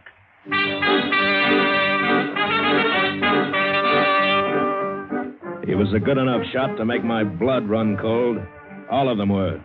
The more they drank, the better their aim. General Topaz was having a riot at the time with his cannon of 44 shooting gourds on the post. And it was a relief when the cases of rifles began to pile up. And suddenly, the general's mood changed. He was bored with his marksmanship. Bring me one. I want to see how good the gringo's guns are. One of his men ripped open a crate. General Topaz grabbed a rifle, held it in his hands, inspected it, and threw it violently at me. What's this? This joke? You make fun. To go through, so he hadn't wasted real rifles on it. He'd sent case after case of dummy cargo. Oh, they were rifles, all right, good enough to fool me down in the hold. If only I'd taken one out, examined it, I might have discovered in time that they were phony guns that would never fire a shell. Cheap hot metal imitations with highly polished pine stocks. Great stuff for kids under a Christmas tree, but not quite good enough for General Topaz. El General Topaz is important man. I have important war. And for this you pay. Mario, Diego, Nino, Chado, Amadeo, Cano, un gran tiroteo para estos canallas.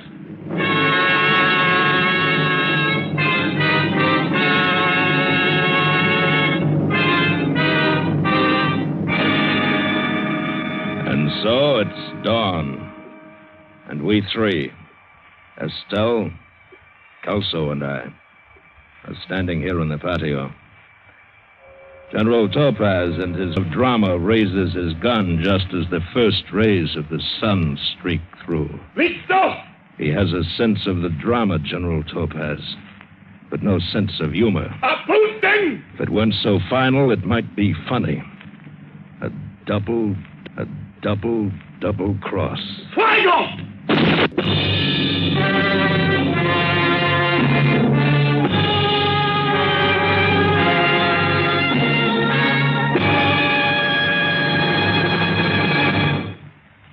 Escape is produced and directed by William N. Robeson. Tonight we have presented Maracas by John and Gwen Bagney. Featured in the cast were Bill Conrad as Doyle, Ted DeCorsia as Captain Kelso, Joan Banks as Estelle, Paul Frees as George Marling, and Juano Hernandez as General Topaz.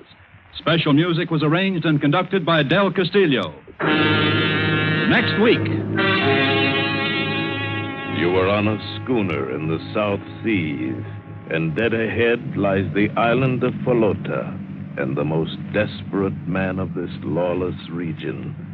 You have never seen him, but you have sworn to kill him.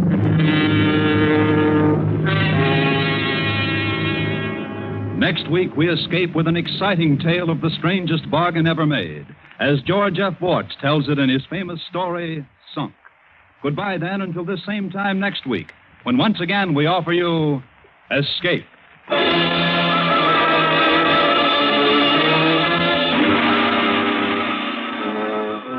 Festive music for a festive holiday, 1 full hour of it. That's the treat in store for you when you tune in to Thanksgiving Day Festival over these same CBS stations. The Choraliers and the Symphonette combined talents for this great show, plus Leonid Hambro, pianist, Oscar Shumsky, violinist, Bambi Lynn, young Broadway star, and many other favorites. Remember, 5 p.m. Eastern Standard Time on Thanksgiving Day for the whole family, the Thanksgiving Day Festival over the entire CBS network. Now stay tuned for Hit the Jackpot, which follows immediately on most of these stations. This is CBS, the Columbia Broadcasting System. 10 p.m. WLOVA, Boulevard Watch Time. From all of us here at Escape Radio, thanks kindly to our sister station, CBS. Now then, let's see if you're true masters of classic radio.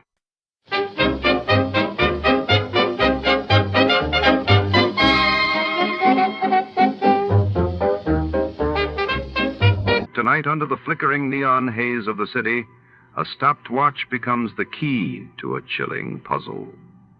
When a private eye stumbles upon a shattered timepiece at the scene of a mysterious disappearance, nothing is as it seems. Whose time ran out and who wants the clock to stay silent?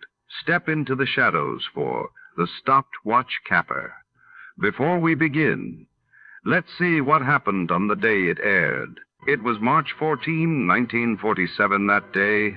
The world read that the British government announced its plan to withdraw from India, paving the way for independence.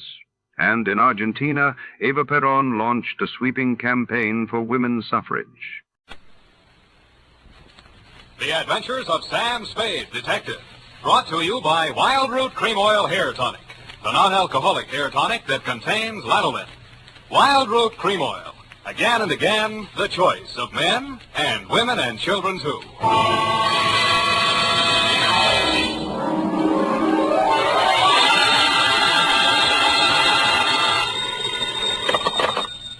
Sam Spade Detective Agency. Hope the Raven, nevermore. Yes. This is me. Is this Mr. Spade? Yes, but is this Miss Perrine? Oh, yes, but... Why are you eating your peanut butter sandwich at this time of night? Why the allusion to Poe's Raven? Was your assignment among the literati? It certainly was. There was Rowena from Ivanhoe, a lost Lenore, a no-place Ralph, and a Horace from the Karloff with the same name. Oh, how distinguished. Have you got a cold, Eph? No. Well, then there was a carnivorous plant, a hideous meat-eating specimen of the botanical world, trying to take 2 fingers off me. Oh. Well, I've got 3 fingers all poured out for you here. Ah, pretty hip. I can see you intend to be terribly amusing tonight. But even so, I intend to come right down and dictate my report on the stocked watch caper while time stood still.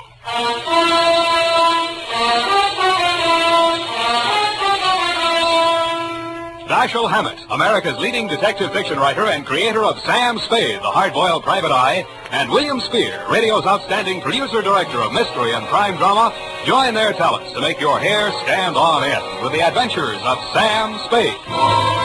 Presented by the makers of Wild Root Cream Oil for the hair. Well, in a few weeks, many of us will be going bareheaded now and then, meaning we'll have to pay more attention than ever to the appearance of our hair. The best way I know to always keep your hair in trim is to use Wild Root Cream Oil Hair Tonic. Wild Root Cream Oil grooms your hair neatly and naturally, removes loose dandruff, and relieves dryness, which may be even more prevalent when your hair is exposed directly to the wind and sun. So right away, get the 25-cent get-acquainted bottle of Wild Root Cream Oil Hair Tonic. Again and again, the choice of men and women and children, too. And now, with Howard Duff starring as Spade, Wild Root brings to the air the greatest private detective of them all, in the adventures of Sam Spade.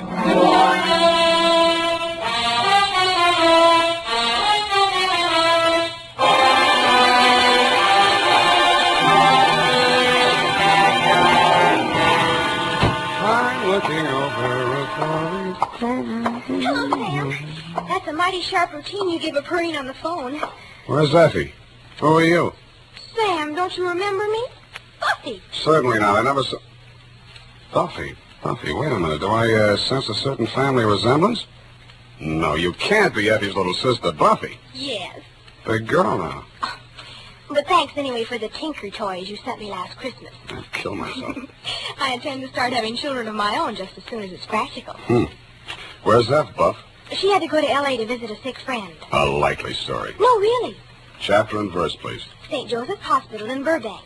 They went to school together, and her name is Lorene Tuttle. She's an actress. Yes, I know. A very fine actress. Is it serious? I hope not for Effie's sake. They're very close. Yeah.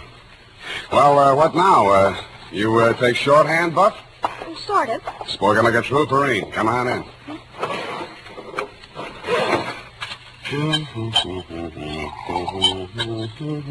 Oh, I hope it's good and gruesome. I take it back. I meant the caper, not what you're drinking. Okay, Buff, you win. Ready? Why not? Date April 10, 1949 to Deputy Sheriff Bill Woodington, Marin County Sheriff's Office, San Rafael, California, from Samuel Spade, license number... 37596. Oh, steady listener. Subject, the stopped watch caper. Dear Bill, here's how it turned out, and if I ever phone you for advice again, I'll take it because you were right. She was loaded. What about those threatening letters, Sam? Don't give another thought. Old Lady Raven's had me up there a dozen times the last 6 weeks. She got threatening letters, she got prowlers, but when I got there, she can't find the letters, and the way that house is tucked away in the woods, I don't think a prowler could find it. How do I find it, Bill? Huh? The Gray Line bus goes right by the gate. Mount Tama Ballard Road, about 3 miles this side of Rock Spring. Oh, that sounds pretty rugged. You, say she's a crank. But She's got money, Sam. Oh, the poor old soul. And she got a niece. Oh? Yeah. Over 23, but she's stacked. The old lady's loaded, the niece is stacked. Who else lives there? Well, there's a butler. Somebody flattened his head when he was young, and he wears bangs to call attention to it. Sort of shuffles around the house. You ought to see him out in the woods chasing them old ground squirrels. Quick as a deer hound. Yeah, and Never mind. You sold me. All these marvels I have got to see.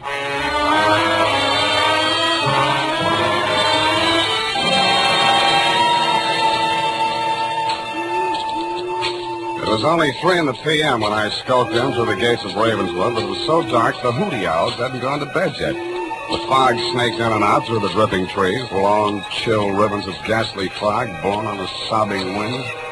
I mushed on into the deepening gloom of the forest primeval. After 10 minutes of that, I began to wonder if there was any house there. When I saw it, I still wondered. It looked more like a fungus growth.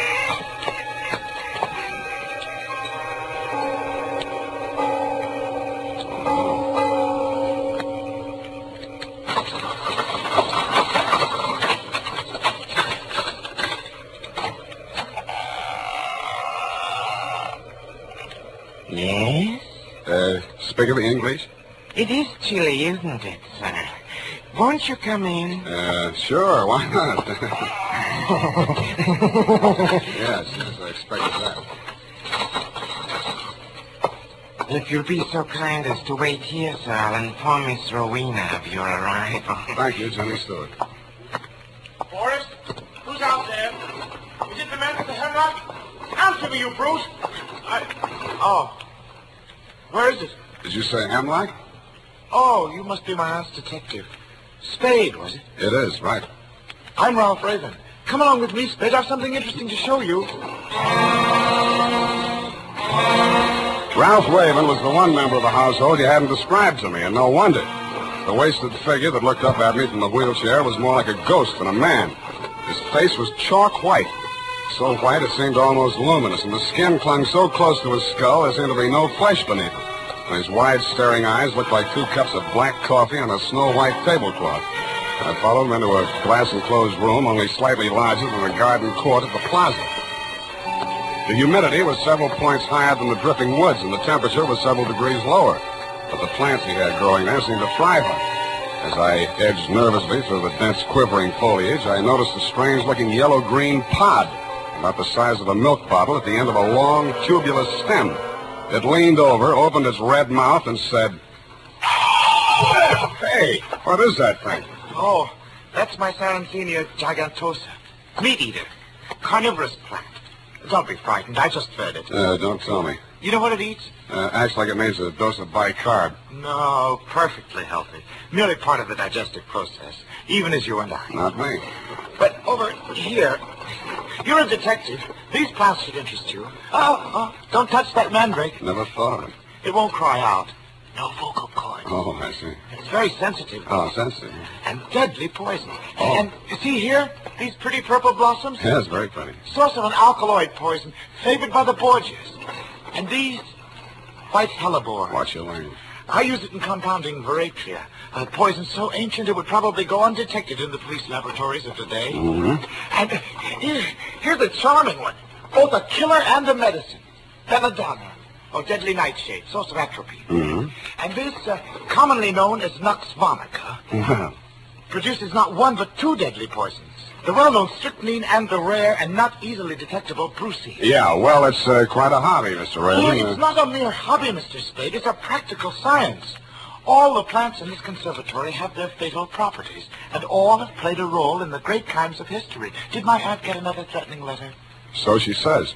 Odd that she should fear death at her age, and odd that she should hire a bodyguard. How does she know how it'll come? It might be poison.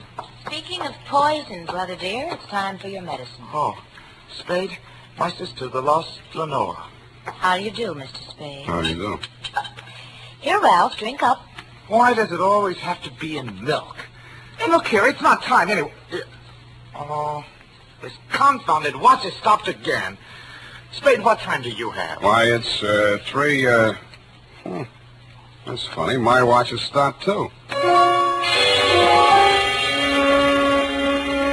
I didn't know then what that meant. In fact, if you look on the last page of this report, Deputy dear, you'll see that the stopwatch was the key to the whole puzzle. I protest that my failure to realize its significance at that moment had absolutely nothing to do with the fact that my client's niece, Lenore Raven, was, as you so roguishly put it, stacked. About there, Boris, the butler, bobbed up and beckoned me from the balustrade. I followed him upstairs and was ushered into the austere and regal presence of my client, Rowena Raven. That will be all, Boris. Yes, madam. Oh, Boris, I just remembered. Yes, madam. There on the occasional table, my watch. I want you to take it around to the watchmakers in the morning. It's on the fritz again. Yes, madam. Mr. Spade, I must apologize for keeping you waiting. Oh, that's all right. My watch hasn't been keeping proper time ever since those threatening letters started. Would that be a clue, Mr. Spade? Maybe we'd better start with the letters, Mrs. Raven. I can't find them anywhere. I think that young man from the sheriff's office must have pinched him. Bill Whittington? Oh, I'm sure not. Well, all the same, it's very odd that every time he comes here, he can't find them. Where did you put them, Mrs. Raven? Right there on the occasional table. Yeah, well, Mrs. Raven, sometimes people have very vivid dreams. Huh? Doesn't mean there's anything wrong with their minds or anything like You that. talk just like Dr. Slosser. That young sawbones my niece sent around looked at my sciatica. Sciatica is nothing but a pain. How can you look at it? It's a lot of bull. Yeah. What did the letters say, Mrs. Raven? That's why I wondered about my watch, Mr. Spade. The letters always contain some reference to time. Your time is running out. Beware when time moves slowly. Soon it may stop altogether. Mm-hmm. That sort of thing. You think there could be a connection? I mean, has someone been tampering with my watch? The repairman doesn't know what's causing it to lose. Did he think it might have been tampered with? No. He thought it was something in the mountain. Magnetism or something. Well, that sounds logical. That's Now, a lot of hooey. I lived here 40 years and my watch never lost a minute. Something in the mountain, my eye. Something in this house, more like, or somebody. You ask me, he's not half so sick as he pretends to be. Your nephew? Uh-huh. What do you think? Well, I think he's a very sick man. No wonder. Sitting in that damp conservatory day after day, pottering over those fiendish poisonous plants. You see the one that eats mice and hamburgers? Yes, I did. What's supposed to be the matter with your nephew, Mrs. Raven? Oh, he was in an auto accident. Injured his neck. He had to remove part of a gland or something. His neck. But Dr. Schlosser says he's in good condition aside from that. And if he takes his medicine faithfully, there's no reason why he should... Come in! Ah, Mrs. Raven, how is that pain this afternoon? Worse, thank you. Dr. Schlosser is Mr. Spade. Ah, yes. The detective you engaged to investigate those letters you've been receiving. Mr. Spade thinks it's an inside job. Don't you, Mr. Spade? Well, that depends on what you mean by an inside job. There, you see? Inside that romantic imagination of yours, my dear lady. Hold still now while I give you your shots. I loathe being jabbed. Now. That wasn't so bad, was it? Can I look now? How's Ralph getting on, Doctor? Not well, I'm afraid. He doesn't seem to be responding to the... Mrs. Raven, what is it? Poison! You poisoned me!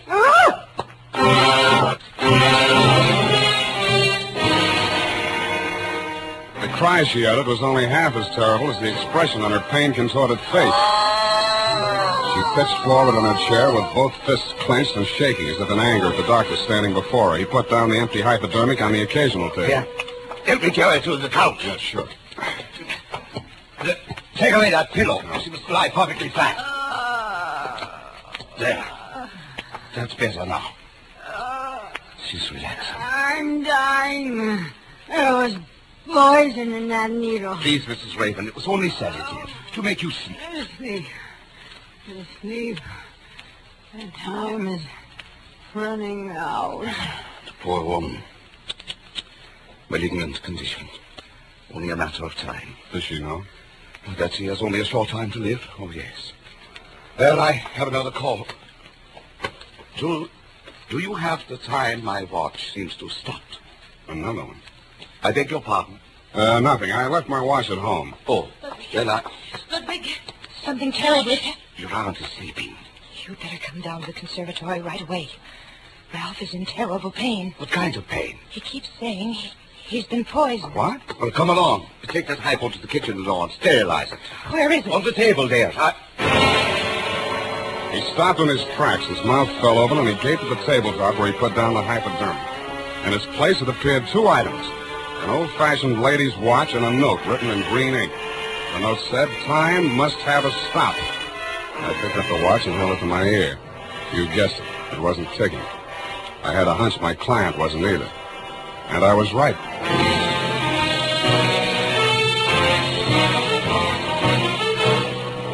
The makers of Wild Root Cream Oil are presenting the weekly Sunday adventure of Dashiell Hammett's famous private detective, Sam Spade.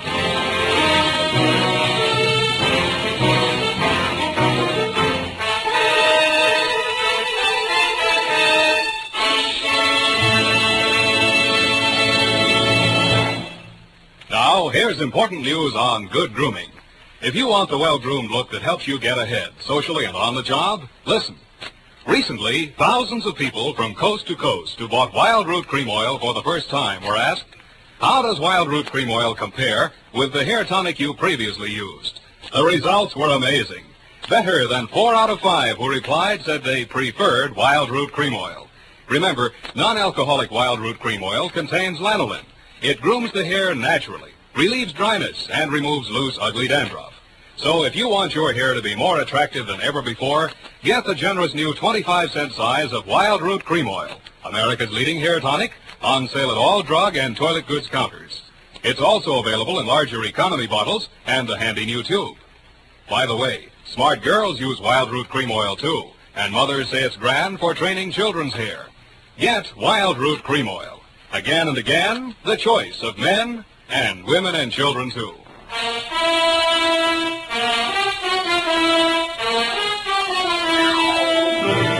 And now, back to the stopwatch caper. Tonight's adventure with Sam Spade.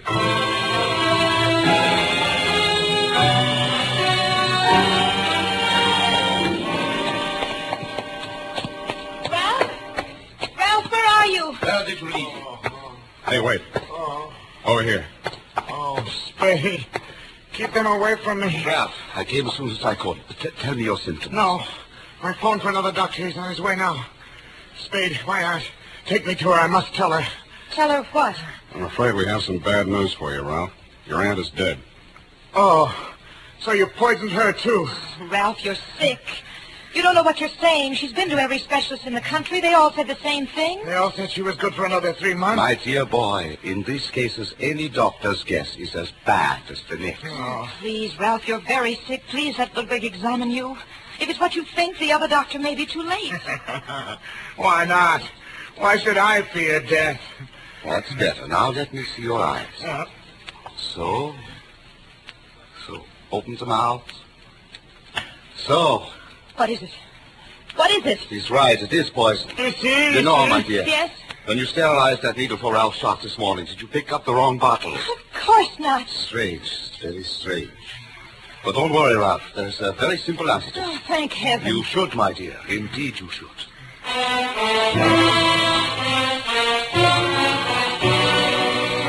And that was that, Deputy dear. 2 doctors and the county coroner took one look at my late client's medical history and decided on death due to natural causes. I didn't think so, and neither did you. So there really were threatening letters. I saw one. You sure now, Sam? Sure, I'm sure. Where'd you say it was? On the occasional table. Yeah. What was you doing when it wasn't a table? Not occasionally, occasional. Oh, just any old table. No, Bill, get this. It's real deep. An occasional table is a table that a woman picks up at a bargain and puts into a room under the mistaken impression that it may come in handy someday. Mrs. Raven used hers as a catch-all for her unanswered correspondence, threatening letters included. And what happened to the one you saw? I don't know. I put it right here in my coat pocket along with a watch. It just disappeared. Well, that might be tampering with evidence. Listen, Bill, things were disappearing from that table almost as fast as other things showed up. Yeah, sounds like pack rat. You follow that up, Bill. I'm going to pack up and rat out of here. Now look, Sam. My client's dead. It's officially okay. I haven't made a penny out of the caper, and now I'm not likely to. So do you give me a lift back to the toll gate, or do I hitchhike? There's your answer. Come on.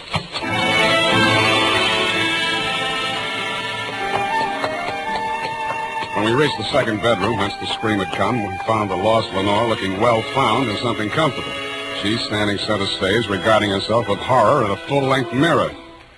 She looks awful pale, Joe. You better go downstairs and get some ice water. She might faint. You think so? Yeah, hurry up. I'll stay here and keep up with circulation in case anything happens. Yeah, you're right. Beat it. Oh, it's you, Sam. I thought... You thought what? Look, I found these on my pillow. One watch, one threatening letter. Whose watch? Mine. I left it on the dressing table when I went in to cream my face. When I came out, somebody had slipped this under it. On the dressing table? No, under my pillow. You said on your pillow. I meant under. On. I don't know what I mean. What are you trying to do to me? Just trying to get things straight. But the note. Look at it. It's exactly the same as the one he left in my aunt's room. Why do you say he? Oh, I don't know. Yes, I do. It's because I don't trust Ludwig. Dr. Schlosser. That figures. He doesn't trust you either. But he pretended to think I might have picked up the wrong bottle. Oh, he was acting. Couldn't you see? You're not doing a bad job yourself. I'm not acting, not anymore.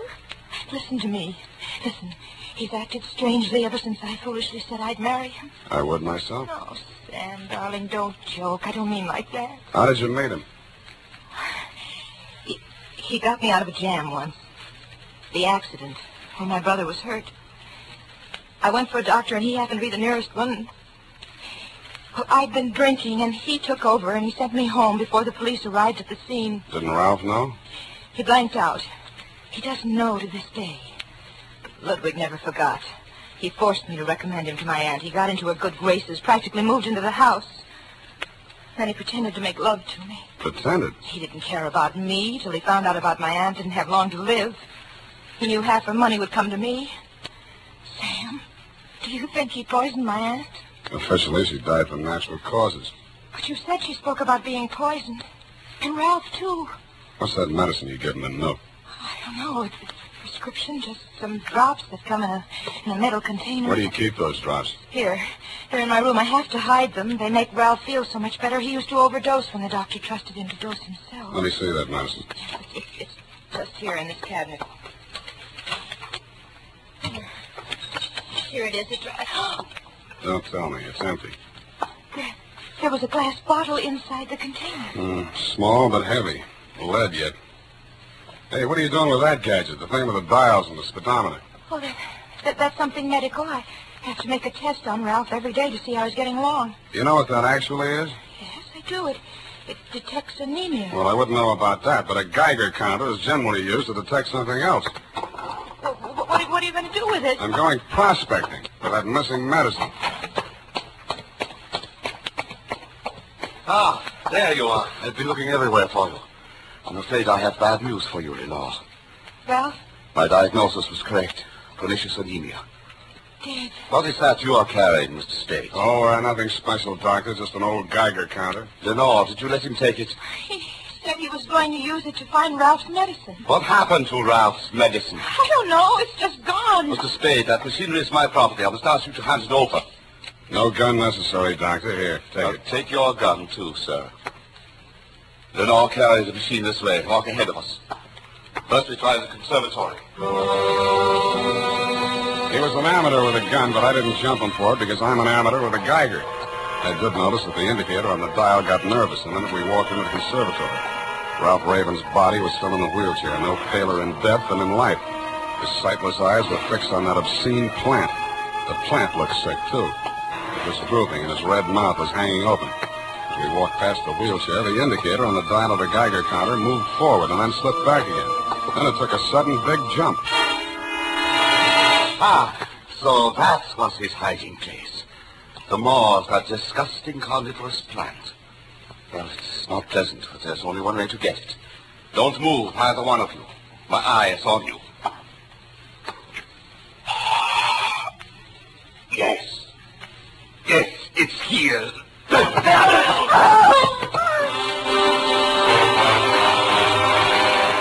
first, I thought the plant had bitten him.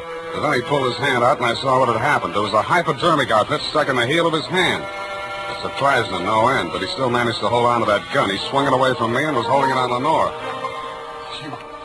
You knew. No, I didn't. You must have. Ralph knew. He must have told you. No, I swear he didn't. What do you think I did this for? To to die and leave you behind. To enjoy the money I got for you. No, you will come with me. Oh, no, you don't know what you're doing. There's someone right... Shut up. What are you looking at? What's behind me? Don't bother rushing, Sam. I've got it. Hold it, Bill. Yeah.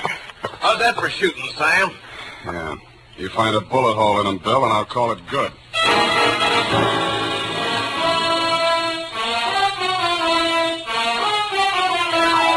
And that, deputy dear, is the crop.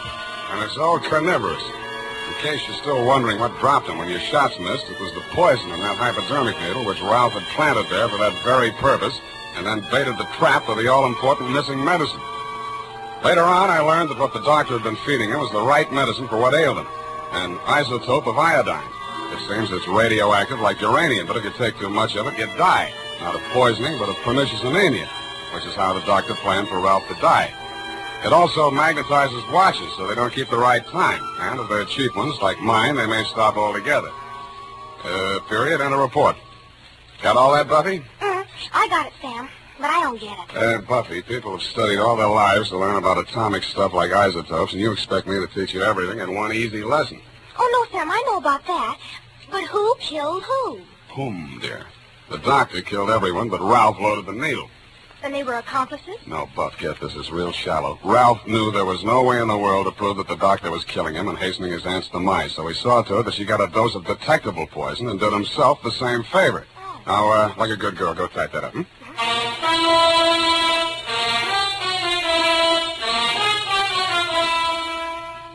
And now, listen to this. More and more millions agree every day. Wild Root Cream Oil has become America's favorite hair tonic because of the neat, natural way it grooms the hair. Because of the quick, easy way it relieves dryness and removes loose dandruff. Get non-alcoholic Wild Root Cream Oil with lanolin right away. And ask your barber for a professional application of Wild Root Cream Oil Hair Tonic. Again and again, the choice of men and women and children, too.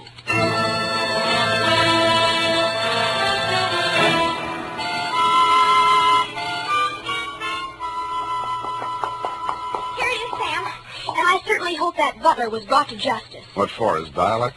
Oh, for helping to deliver the threatening letters and then stealing off the occasional table. A brilliant deduction. How did you deduce? Sam, that's for kids. If Ralph was too ill to walk, then somebody had to push him upstairs in the wheelchair. Now, wouldn't it have been easier just to carry him? That's how he did it? Or just go up himself? That's how. Possibly, and then again, we may never know. But do we care? Yes. I hate loose ends, Sam. Then keep it up. Good night, Sam. Spoken like a true Marine, so I'll say to you, good night, sweetheart.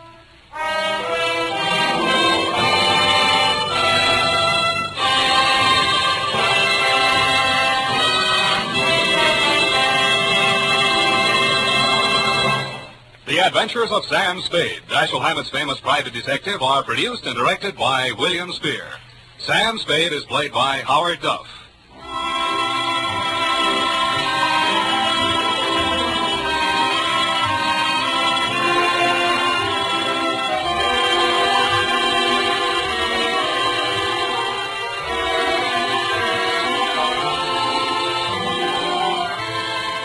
The Adventures of Sam Spade are written for radio by Bob Tallman and Gil Dowd.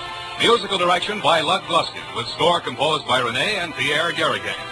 Join us again next Sunday when author Dashiell Hammett and producer William Spear join forces for another adventure with Sam Spade. Brought to you by Wild Root Cream Oil. Again and again, the choice of men and women and children, too. This is Dick Joy reminding you to get Wild Root Cream Oil, Charlie. It keeps your hair in trim. You see, it's non-alcoholic, Charlie. It's made with soothing lanolin. You better get Wild Root Cream Oil, Charlie. Start using it today. You'll find that you will have a tough time, Charlie. Keeping all the gals away. Hiya, Baldy. Get Wild Root right away.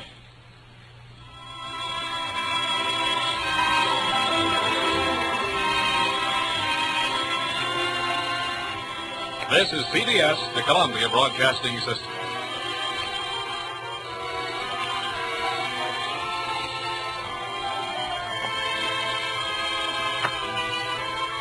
we tip our hats tonight to our partners at CBS. Stay tuned, folks, because before the next story begins, it's time for a fast and fun radio quiz.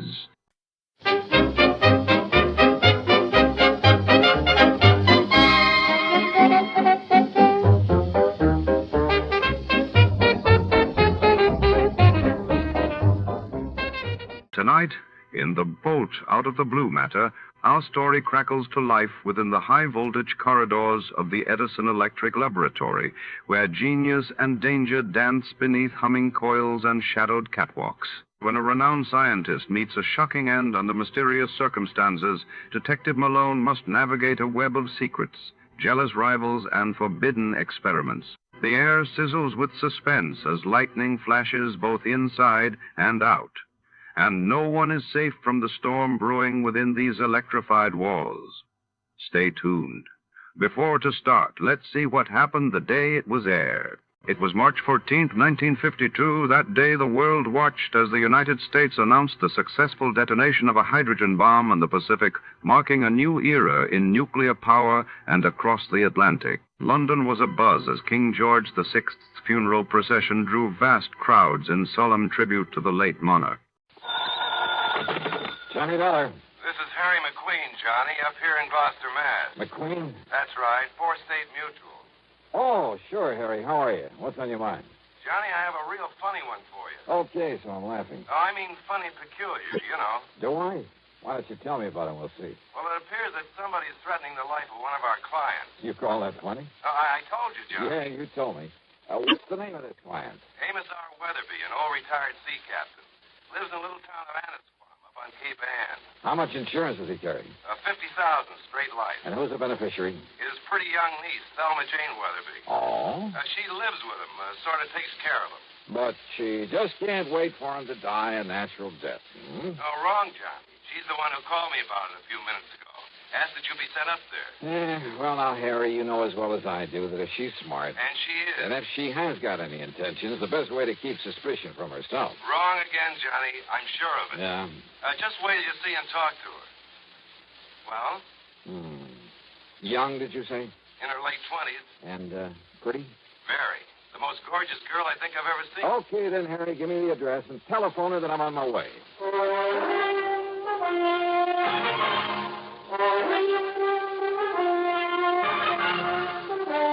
CBS Radio brings you Bob Bailey in the exciting adventures of the man with the action-packed expense account. America's fabulous freelance insurance investigator. Yours truly, Johnny Dollar.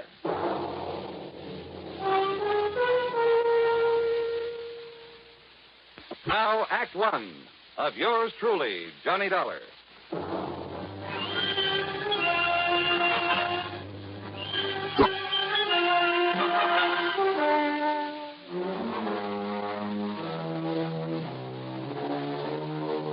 Expense account submitted by Special Investigator Johnny Dollar to the 4-State Mutual Insurance Company, Gloucester, Massachusetts office. Following is an account of expenses incurred during my investigation of the Bolt Out of the Blue matter.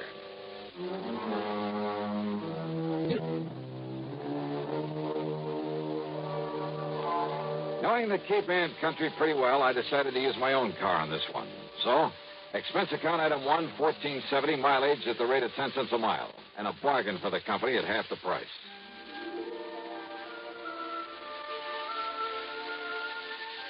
Annisquam, on the northwestern end of the Cape, is a pleasant little settlement, unspoiled by the vacation crowds.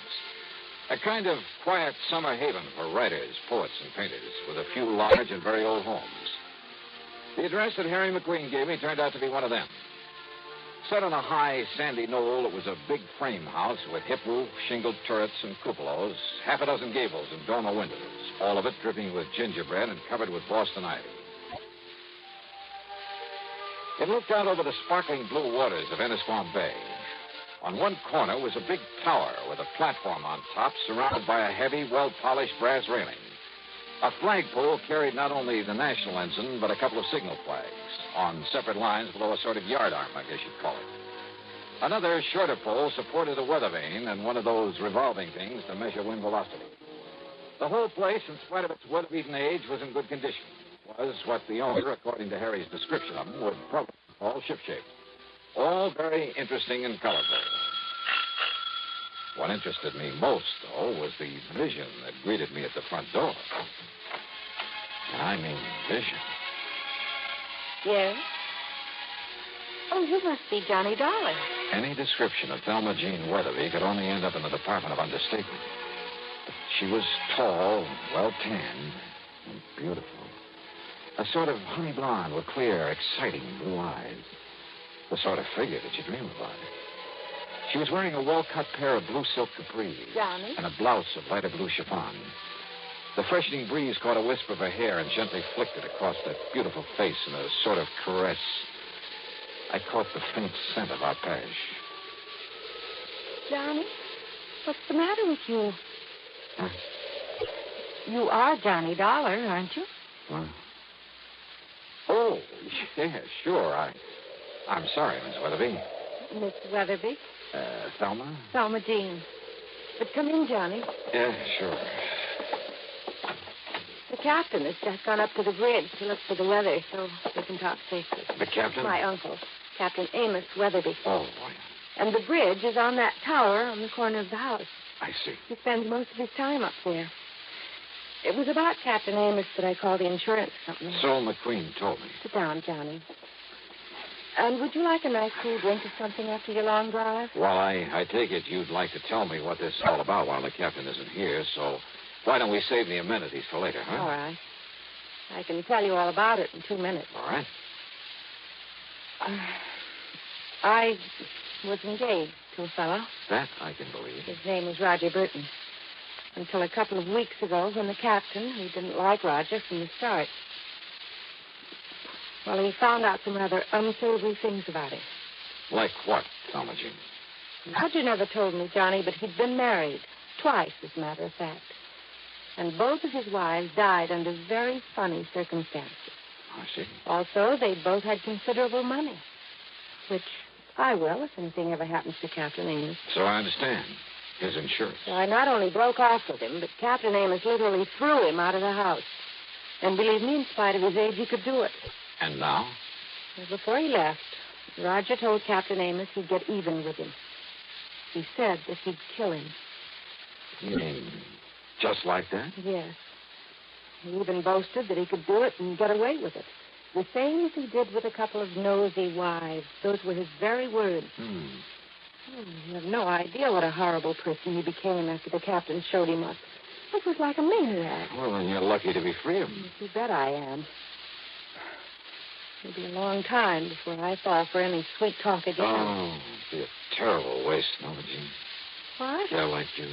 Oh, Johnny, not you. No, I'm just kidding. Or am I? You better be. And yet, if all the stories I've heard about you I are don't believe true. one of them. And to prove that I didn't come up here just because Harry McQueen said you're the most beautiful, the most gorgeous gal. McQueen told you that? He was sure right, 1,000%. But Then now... if I'd known that, and if you hadn't come, I'd never have forgiven you. Yeah, but now let's get down to what... Especially after what he said over the phone about you. Like what? Oh, that, you're an old, dull, stodgy, pedantic, Well, I'll bumbling... sue him. And I'll certainly try to prove otherwise. But right now... Now, Johnny. Now, let's get down to business. Well? Well, after the captain threw him out, we thought that was the last we'd see of Roger, in spite of what he'd said, in spite of his threats. But? Johnny, somebody has been prowling around outside this house at night. I've only caught glimpses of him, of his shadow, really, but I'm sure it's Roger Burton. It can only mean one thing, Johnny. He's here to carry out his threat against Captain Amos.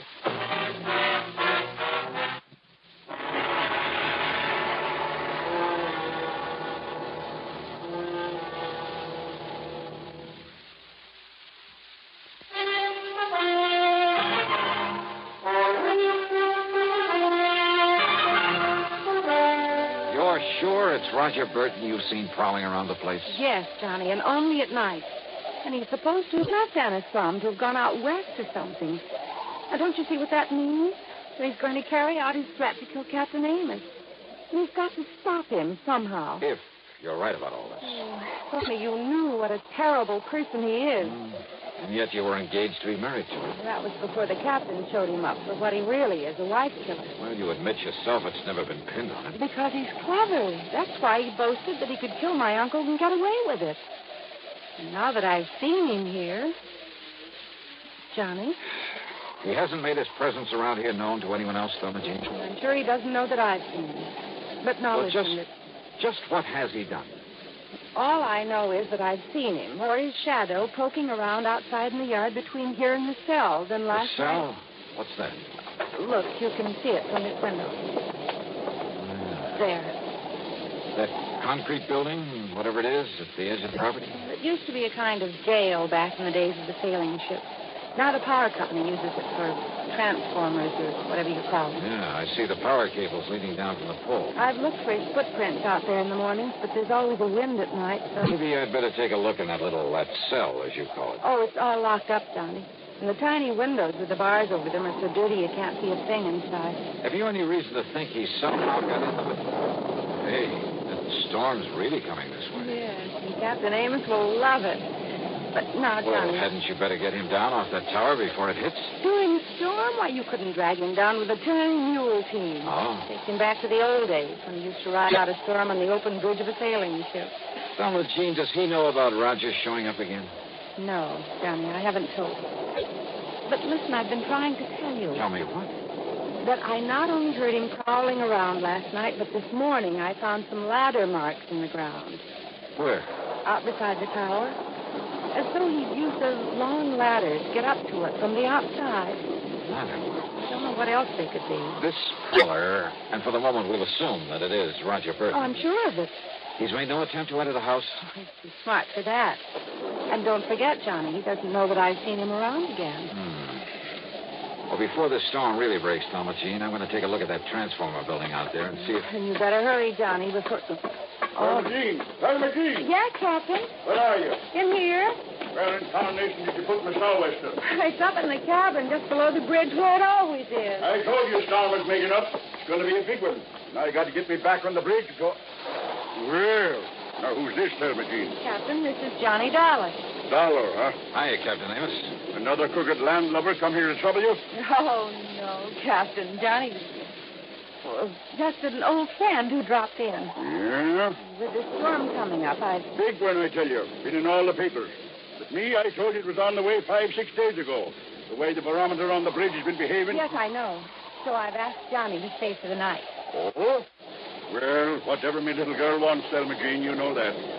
But, Johnny? Yes, sir? You do anything to hurt my little girl, and by Jupiter, I'll kill all you. Don't worry, Captain. All right. Sou'westers in the cabin up there? Aye, sir. Then I'll see you below here when the storm's over. I'll bring your dinner up to you. When I'm riding on the stall, don't be silly, woman. Aye, sir. Johnny, if you're going out to look at that cell... First, I want you to show me where you found the ladder marks, okay? Aye, sir.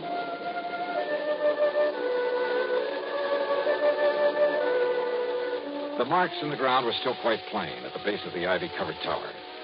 The ladder must have been a tall one, high enough to reach the platform that the captain called the bridge. And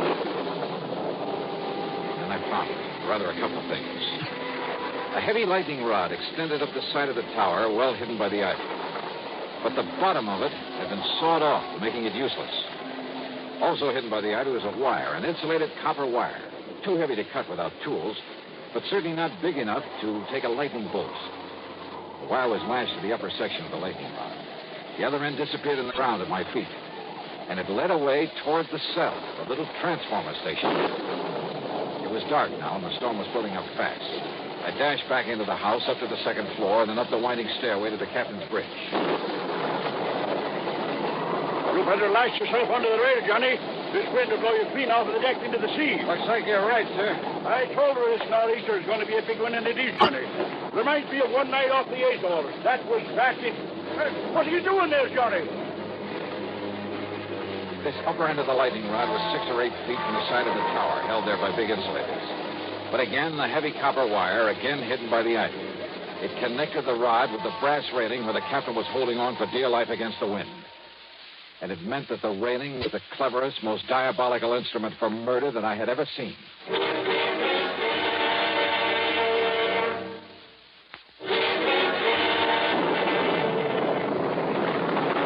Captain. Captain Amos. Listen to her blow, Johnny. Listen, we've got to go below. Below, and Mr. Storm like this? Come on, Juan. It'll thunder like hysteria. Listen to me. Keep away from that rail. Let go of this rail, it'll blow us into the sea. I tell you, get away from that Keep rail. your hands off me, you blubbering young... Sorry. I dragged him off his so-called bridge and down into the little room below.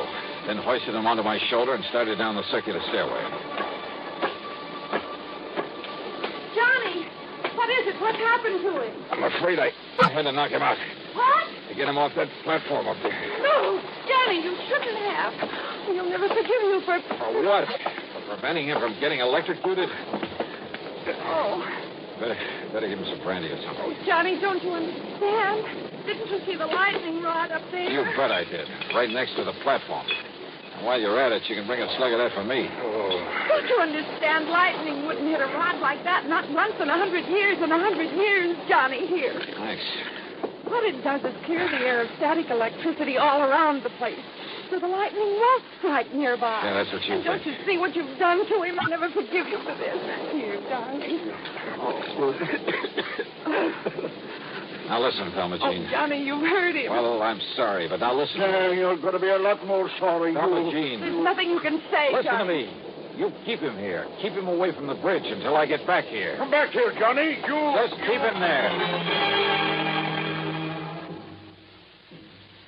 Outside, with the aid of occasional flashes of lightning, I found my way to the concrete transformer house. There, I found out how Roger Burton, in spite of the heavy padlock on the door, had got into it. By the simple device of pulling the pins out of the hinges. And who was sitting there waiting for me with a .38 in his hand? Close the door, mister. And back up against it. Go ahead. You don't give me much choice, do you? I can only tell you that if you make one move towards me, I'll pull this trigger. Your body won't be found until the annual inspection of this little transformer station. That'll be 4 months from now, and I'll be a long way away from here. I see. I'll probably have to kill you anyway, mister. After I get rid of that meddling old man up in the tower the old fool calls the bridge. Up on the tower, Burton? Yeah, I saw you drag him away from there through this window. Just before a good flash of lightning that could have been my cover-up. But don't worry. He'll be back. Hanging on to that railing, riding out the rest of the storm. And when he is... The rest of this madman's murder weapon was all too obvious now. Up on the tower, the brass railing was wired to the disconnected lightning rod. On the lower end was the copper wire I discovered.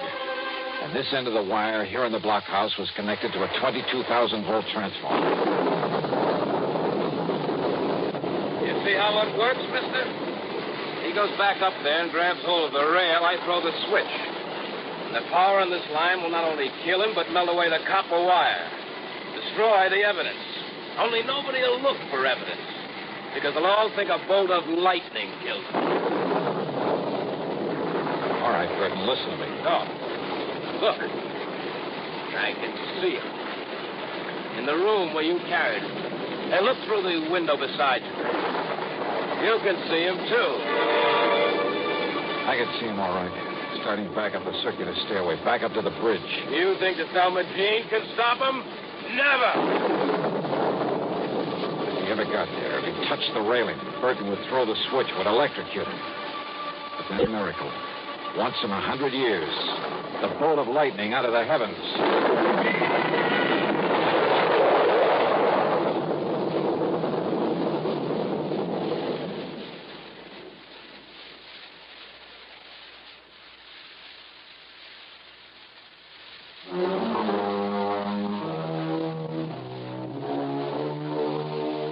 Yeah. The bolt of lightning had struck the rod high up on the tower, had streaked down the wire into the blockhouse, had fairly exploded inside of it.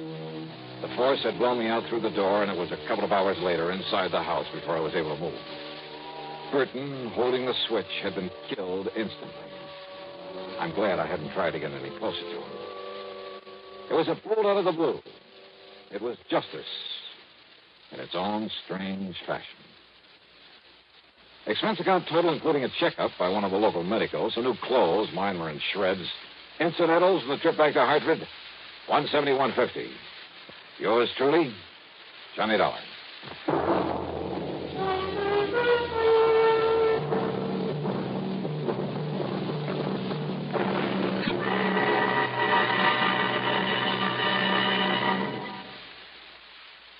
Sir, to tell you about next week's story. Next week, a vicious racket that a lot of respectable people fall for, that you ought to know about. Join us, what people fall for, that you ought to know about. Join us, won't you? Yours truly, Johnny Dollar.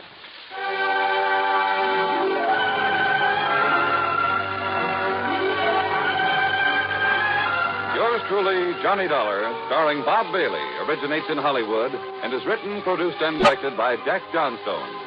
Heard in our cast were Virginia Gregg, Carlton G. Young, Ralph Moody, and James McCallion. Be sure to join us next week, same time and station, for another exciting story of Yours truly, Johnny Dollar. This is Jim Matthews speaking. Here at Escape Radio, we proudly thank our partners at CBS. And now, folks, a quick challenge before the next thrilling chapter.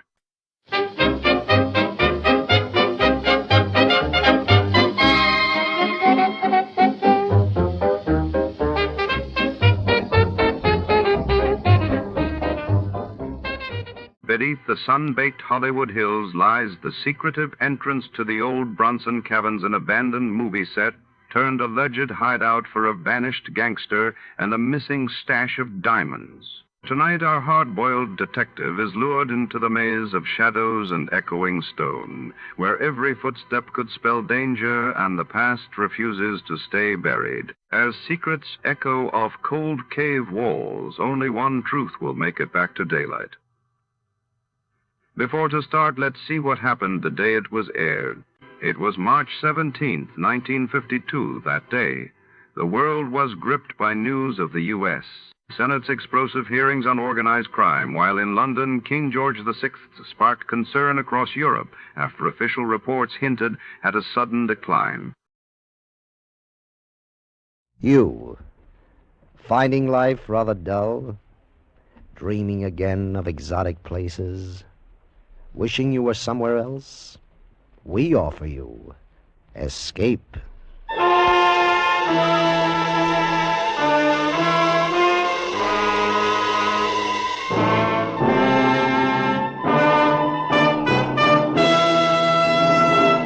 In the spirit of the Christmas season and its magic effect on all men, Escape brings you a charming fantasy about a small boy who discovered a delightful new world and lived forever after in its enchantment, as Anthony Ellis tells it in The Cave.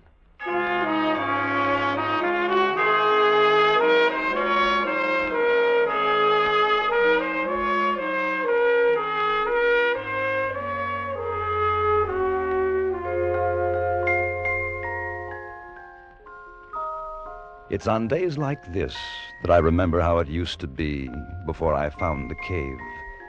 This day in particular. Of course, it's hard to see everything as it really was. Time has a habit of distorting the memories. Memories. Christmas. Christmas Day. Oh, what a long time ago that was. I was 10. And an unpopular uncle had distinguished himself by giving me a flashlight. And it was enormous. 4 batteries and a most incredible gleam to its metal case. I couldn't wait to try it out. And because it was still early afternoon, I could think of only one place that was dark enough for the exciting test. The cave. The big cave whose mouth was near the sand dunes and whose recess was rumored to be miles deep. George Fennell and I had never ventured more than 200 yards or so inside, but on that Christmas afternoon I knew that the cold darkness of the cave would have no fears for George and me. We met near the dunes as arranged to compare notes on our respective Christmas presents. It was quite warm, and the snow was beginning to melt in patches. A few gulls were wheeling about nearby. It was as I have remembered it all my life. That's keen. Listen, I bet it'd work like a searchlight tonight. I guess it would, all right. Maybe they'll let us stay up tonight. If it doesn't get cold, we could play pirate. I use my new gun. I thought we might go in the cave this afternoon. Hey, that's keen. Oh, maybe they'll get sore. I had to get all dressed up today. Don't get dirty. Besides, we could go a real long way inside with this. I wouldn't want to go in too far. They say the cave goes off in a lot of tunnels. You can get lost. Maybe. If you haven't got a flashlight. Sure, that's right. And with my gun, sure, we can explore. Come on, I'll race you to the cave.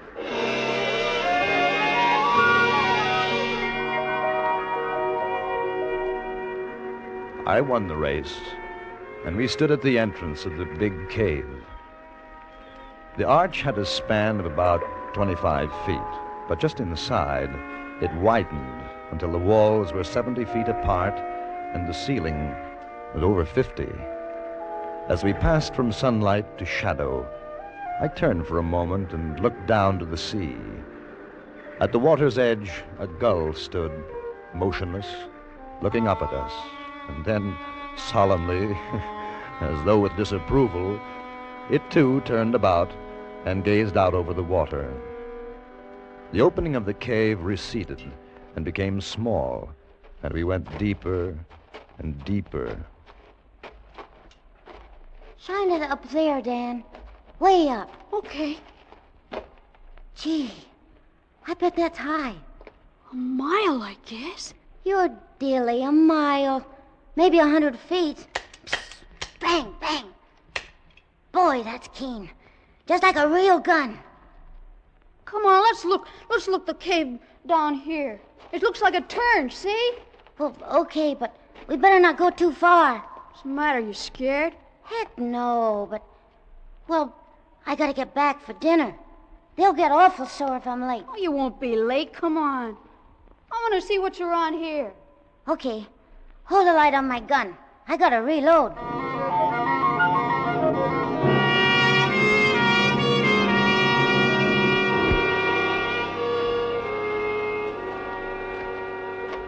Fish. Who ever heard of fish in a stream like this? Where'd they come from, huh? Where? I don't know. They say there are fish in caves sometimes. Blind fish. That's dilly. What are you stopping for? We gotta go back now. Why? Because it's late. Besides, how do you know which tunnel we took? How? Maybe we could get lost. Listen. Maybe if we keep on going, we'll find treasure in here. Treasure? Sure stands to reason. Maybe like in the pirate book. Somebody came here and buried treasure. Henry Morgan or somebody. No. Sure stands to reason. Everybody's like you. They say no, but just suppose. If no one's looked, how'd they know? I think we better get back.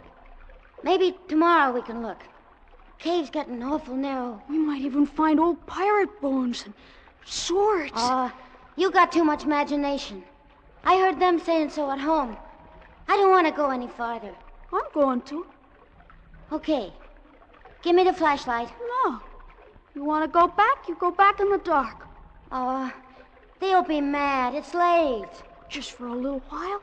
If we don't find anything, well, then we'll go back. All right. But only a little while. I'm thirsty. You better not drink out of that water. It's probably poison. Why? Hold the light. I'm going to have a drink. There you are. See, I told you. Now you'll probably die. It's poison. Oh, so. It's like the ocean. Hey, look. What? There, coming down the stream, that white thing. Yeah. Looks like a piece of paper. I'm going to get it. Hold on to my hand. You'll fall in. Oh, I won't. Got it. What is it? I don't know. It looks like a handkerchief. That's dilly. It's too small. Who'd use a handkerchief like that? My mother does. Gee, I'd hate to blow my nose on that. You can almost see through it. How'd it get down here? Who cares? Maybe it's a message. Huh? Like from someone in distress. I'm going home. Like a damsel in distress in the pirate book. Hey, we gotta find out. Give me my flashlight. We'll follow the stream.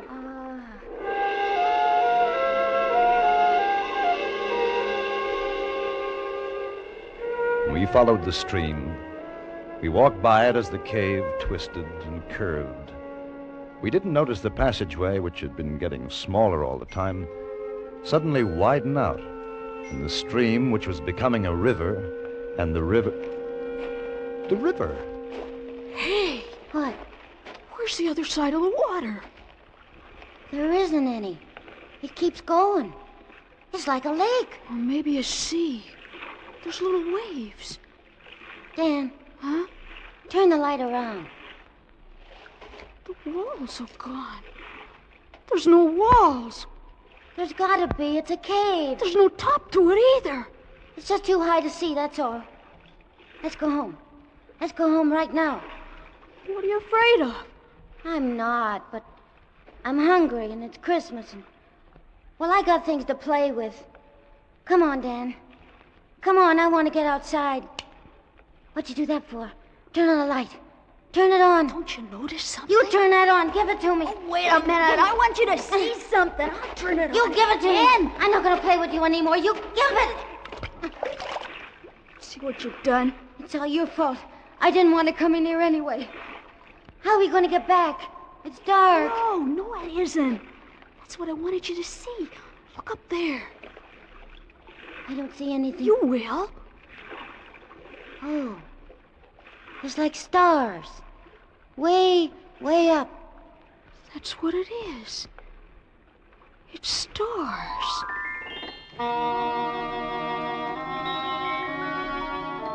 We stood there, George and I, 10 years old, and for a moment no longer afraid because of the wonder of the thing. There was light from a sky that I knew I had never seen before. Yet I knew I was still in the big cave because when I spoke, the echo of my voice returned. It's beautiful. I can't find it. The water's too deep. Dan. Dan. That's funny. You're always saying that. It's not going to be funny when we can't get home. Listen. Dan! Dan! Now you do it. What for? It's just an old echo. Go on. George. George. Ho. There. How can there be an echo when there's no cave anymore? You're trying to scare me. Well, I'm going.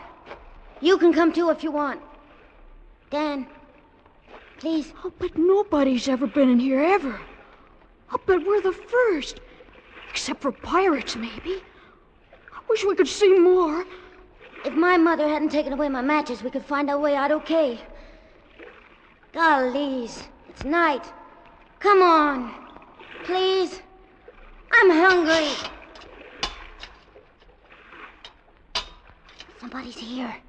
Somebody else. Sounds like it's over there. No, don't go, Dan.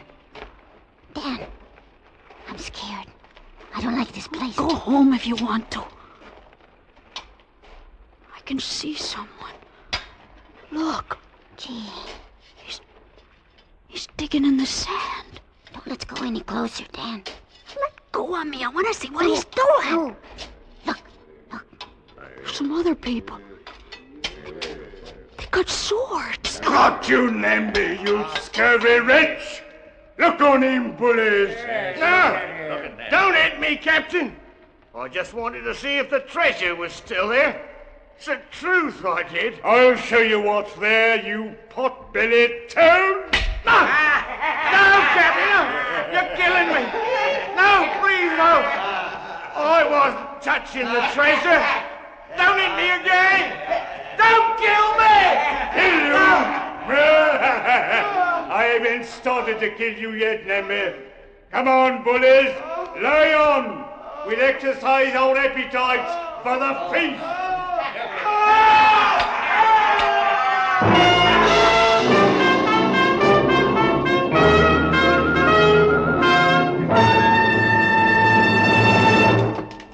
Escape under the direction of Norman MacDonald returns in just a moment. There's nothing quite as depressing as being hungry. Hunger is the hand which crushes the will to work. Hunger's the enemy of hope, and there are many, many hungry people today in the war-anguished lands of Europe and the Far East. You can restore that will to work. You can restore hope by combating hunger. And your weapon of combat is a care package. For $10, you can send a care package today. Keep sending them until those people can take care of themselves. And now, back to Escape.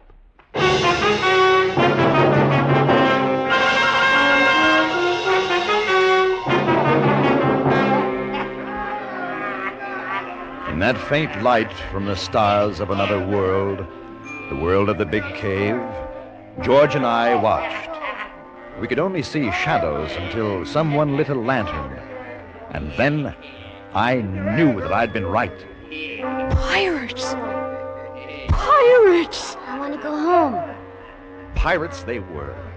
The most glorious, the gaudiest pirates to sail under the Jolly Roger. The leader was a huge man with a fine, bushy beard and a voice like the trombone in the village band. How shall we cook him, bullies? Broiled or steamed? No, Captain, no! He's too tough a morsel for that, Captain. I say roast him. I shall. Roast it'll be. Nothing like roast Namby, I always say. We'll cut out his heart first and feed it to the dog. I feed him. Namby, you lily-livered aggravation, say your prayer. He's going to kill him. I don't want to watch him. Shh. Who was that? I don't know, Captain. Sounded like a boy. A boy? A boy? Mayhap 'twas the Lady Alicia. Bilge. She's in the dungeon, Gunfallen. Aye, that's true. It came from over there. Hold the lantern eye, Shill. They'll get us, Dan. We gotta run. Don't be afraid. If you're not afraid, nothing can happen. Do you see anything, Gunfallen? You know it, but... Save us all. 'Tis a boy. 'Tis two of them. Well, scupper me. Boy, huh? Hold the little demon. That's it. Boys. Two small boys. What'll we do with them, Captain? Hang them, I say. Hang them. They're out of the treasure. You! Were it not Christmas, Namby, I should have turned you inside out. Hold your bliss a blethering jaw. Aye, Captain. Aye, aye. Boy, what's your name? Dan Embry, sir. On that one. George. George. He's my friend, George. George Fennell. His father's a policeman.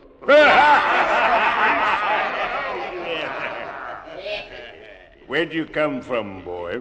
Greenfield? That's outside the cave. Cave? What cave? What do you do here? Whose spies are you? Answer up! Just exploring.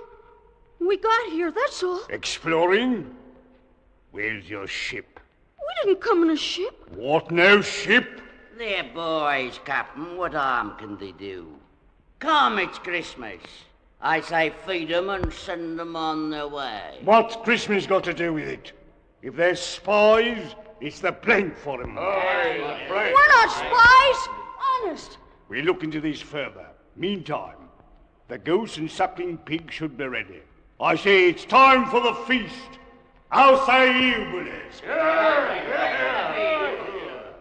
Are you hungry, boy? Yes, sir. And him? He's hungry, too. Then join us, and Merry Christmas. For no man can say Captain Blackton lacks the Christian spirit. Am I right, Namby? You're right, Captain. Right as rain. I'd have slit your gullet had you said me nay. Merry Christmas. And break out the rum barrel.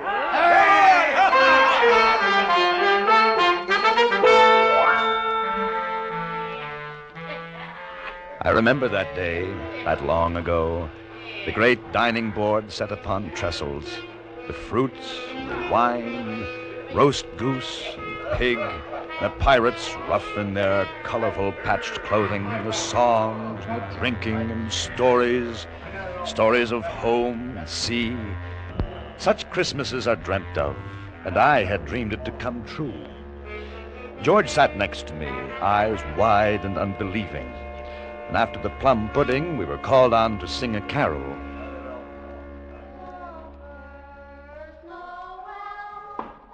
And as we sang, they became quiet, and each sat lost with his own thoughts of sweetness and sadness. The little man Namby, bird-like and asleep. Don Fallon, thin as a twig, a patch over one eye, and the other kindly and wise. Shillen, the captain, with tears coursing down their cheeks. These were my pirates, my own.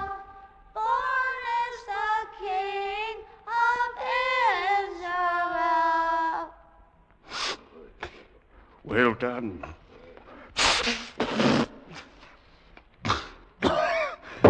Well done, I say. A dollop of rum for the boys. Captain, this being a happy day with us, let's share with those less fortunate. Less fortunate? Less fortunate? Oh, we're all well met. The Lady Alicia. Nay, she is our prisoner. Until ransom is paid, so she will remain. What matter if she grace our table for the evening? It has been long since a woman's been with us. Aye, that's right. Very well. Send the prisoner here. Bring her from the dungeon.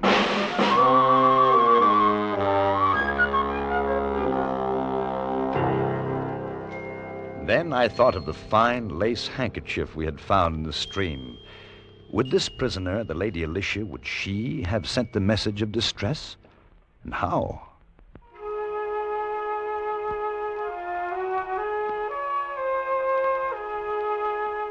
They brought her in, and to me she looked as she should have looked, the most beautiful lady in the world, gowned in silks, with a pale but proud face. I fell in love with her, and I was 10. As the night wore on, the pirates grew drowsy, and one after another their heads drooped, and soon all were asleep. Even George, sitting small in his great chair, nodded. I went to the Lady Alicia's side. It was your handkerchief we found in the stream, wasn't it? Yes, I had not dared to hope. But they have you locked in a dungeon. Beyond my windows a running brook. I prayed that when I dropped the kerchief, it would by some happy chance be discovered. I found it all right. You are very brave to have come here.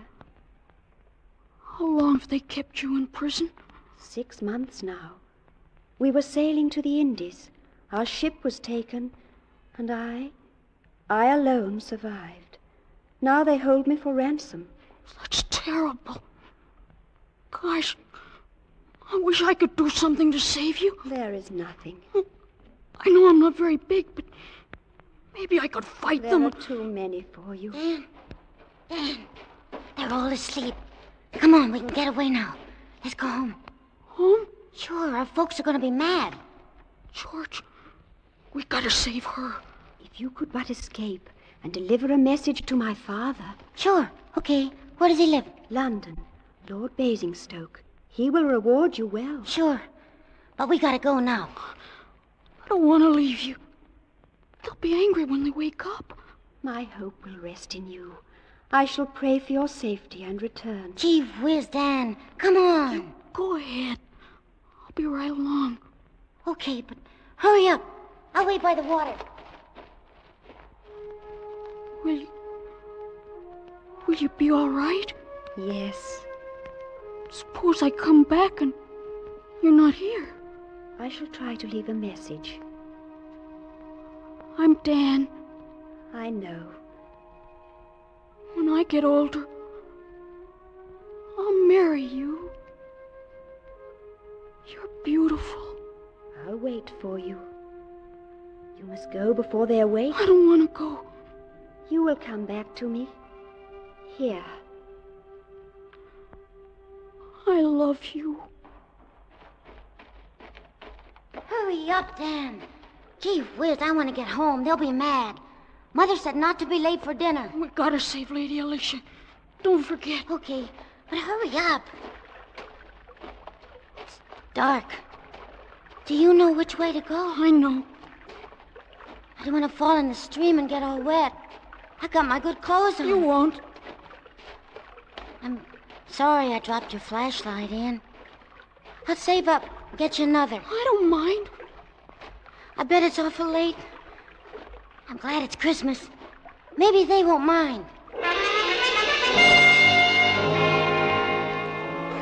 We followed the tunnels one to the other. The stream flowed with us, urging us on. It was dark, but I knew the way. We felt along the damp walls of the cave, and at every step we moved further away from my world. And suddenly, from a great distance, we saw a tiny circle of light, a dot which grew and grew until it was the size of a gold sovereign. There it is, Dan. It's the entrance. And it's still light out. I won't be late for dinner. And I was afraid. I was afraid because I knew that if I stepped out into that sunlight, I should never be able to find my way back again. Never. Hey, what are you stopping for? Why? George? If we run, we can be home before the sun goes down. For Pete's sake, Dan, what's the matter with you? I'm not coming with you. Oh, gee, what's the... I gotta go back. Go back? What do you want to do that for? I got to. I don't want to leave her. The pirates. I want to go back. Pirates? Who? The Lady Alicia. Gee whiz, Dan. Come on, it was only a game. Come on. You've forgotten. I knew you would. I'm not going with you. You better. I'm going to tell your mother. You'll get it. Goodbye, George. Dan? Dan! Come back. Dan, what's the matter with you? Dan? You'll get lost. Dan? Dan! Don't go in there again.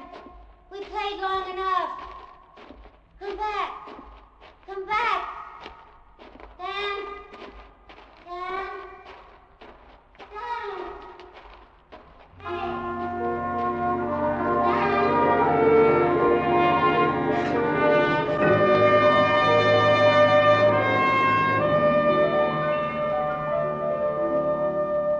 I turned away from George and the speck of light that was outside. His voice followed me, plaintive and lonely.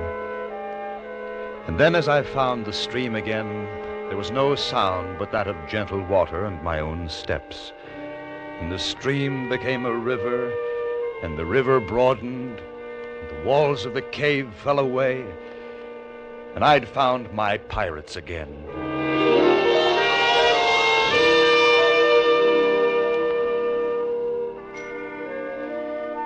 It's on days like this that I remember how it used to be before I found the cave. This day in particular. Sometimes I wonder what happened to George and what it's like outside the cave, but I don't really mind. After all, the Lady Alicia kept her promise and waited for me until I grew up. Now, everything is as I'd always dreamed it in the books. Oh, Captain Blackton, well, he's still here. A little less ferocious, perhaps, than 20 years ago. Captain? Yes, Blackton. If you and my lady are ready, sir, the turkeys are cooked, and the men are waiting your pleasure. Very well, Blackton. Thank you. And a Merry Christmas. Thank you, Captain. Thank you, sir. And a Merry Christmas to you, sir.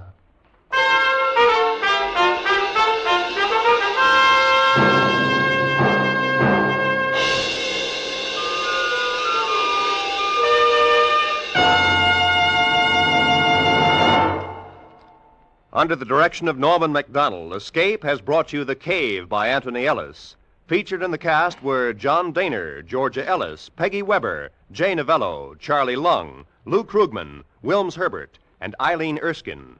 The special music for Escape was composed and conducted by Ivan Ditmars. Next week, escape with us to a placid English village and the company of an equally placid little old man who one day shook the world, as H.G. Wells told it in his delightful story, The Man Who Could Work Miracles.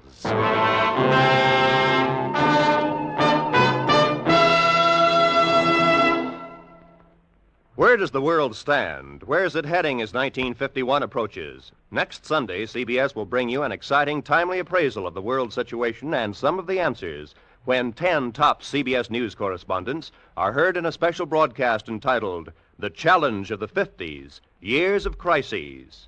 Remember, that's next Sunday afternoon on most of these same CBS stations. Now, stay tuned for Make Believe Town, which follows immediately on most of these same CBS stations. Roy Rowan speaking.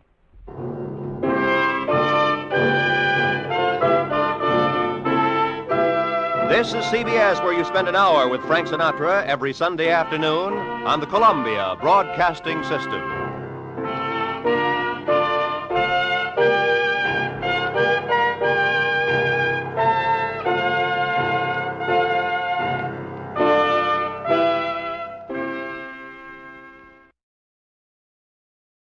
From all of us here at Escape Radio, thanks kindly to our sister station, CBS. Now then, let's see if you're true masters of classic radio.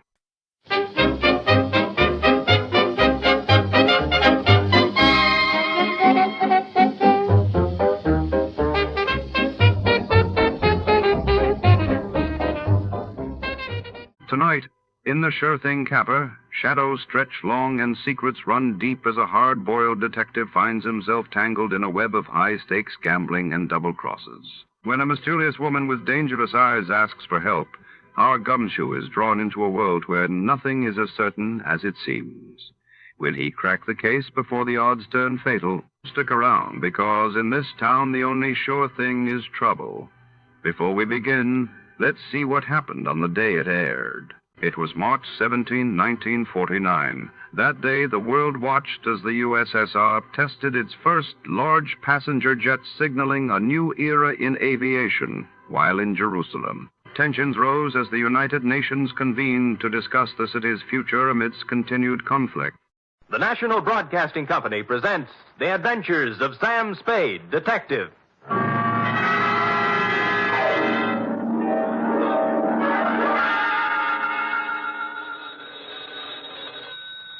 Sam Spade Detective Agency. Me, sweetheart. Sam, a man named $5 Frankie called up and said he's putting $2 in your name on a sure thing at some track or other. Well, that's nice to hear. I don't think it is at all. You know I don't approve of your gambling, Sam. Effie, you do some things I disapprove of, but do I snipe at you? Well, no, but... No buts about it. And besides, I didn't place the bet. It was placed for me. I don't care. It's the principle of the thing I don't like. Well, suppose I put it this way, Effie. That $2 bet on a sure thing was more than just a money bet. It was a gamble on the inherent goodness of the human soul. Oh, Sam, you're just trying to confuse me. I am, but I'll straighten everything out to your satisfaction, I trust, when I appear at the office with a highly stylized and rather charming saga of horse players and the world they live in. What else but the Sure Thing Caper? For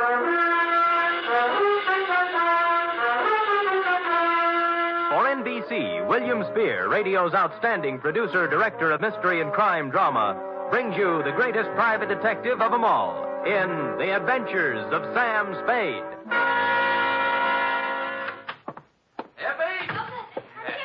Yes, and I hope you always are at the wages I pay you. Oh, I'm glad you brought that up, Sam. When I pay them. I don't want to start an argument, but I do need some new clothes. Oh? You want me to put up a good front, don't you? I will rephrase my answer. Yes. Well? Effie, if you can hold Warp and Wolf together for a few weeks, I have a feeling we'll be rolling in dough, driving big cars and wearing mink. Oh, you mean that best. All conjecture. Enough of your sneering. Now, you hear me out. Weigh the evidence, and maybe you'll feel differently. I doubt it.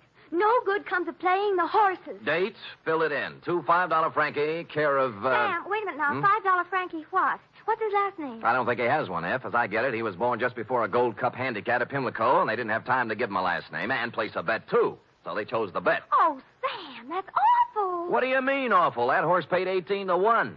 Well, to get on, 2 $5 Frankie, care of Patterson Smoke Shop, Myrtle Street City, from Samuel Sucker Spade, San Francisco, license number 1375596. Subject, the Sure Thing Caper. Dear $5 Frankie, for you to be seen at the hour of 1 p.m. post time anywhere but at the track is truly a veritable, unbelievable occurrence. So when my door pivoted open Monday at said hour and a short gent with 36 shoulders and a 44 long plaid coat came in, my eyes told me it was you, but my mind screamed no. I checked your wide-brimmed pork pie, your zoot gabardine slacks, suede and alligator wing-tipped shoes, and it still repeated you. Sammy, do not look as if you have just lamped a ghost. It is I, $5 Frankie. But at this hour, Frankie, what is it? Your watch broken? Did you lose your way? You sleepwalking? What? No, Sam. I am in complete possession of my faculties. Good. And I came here with the full knowledge of my intellect.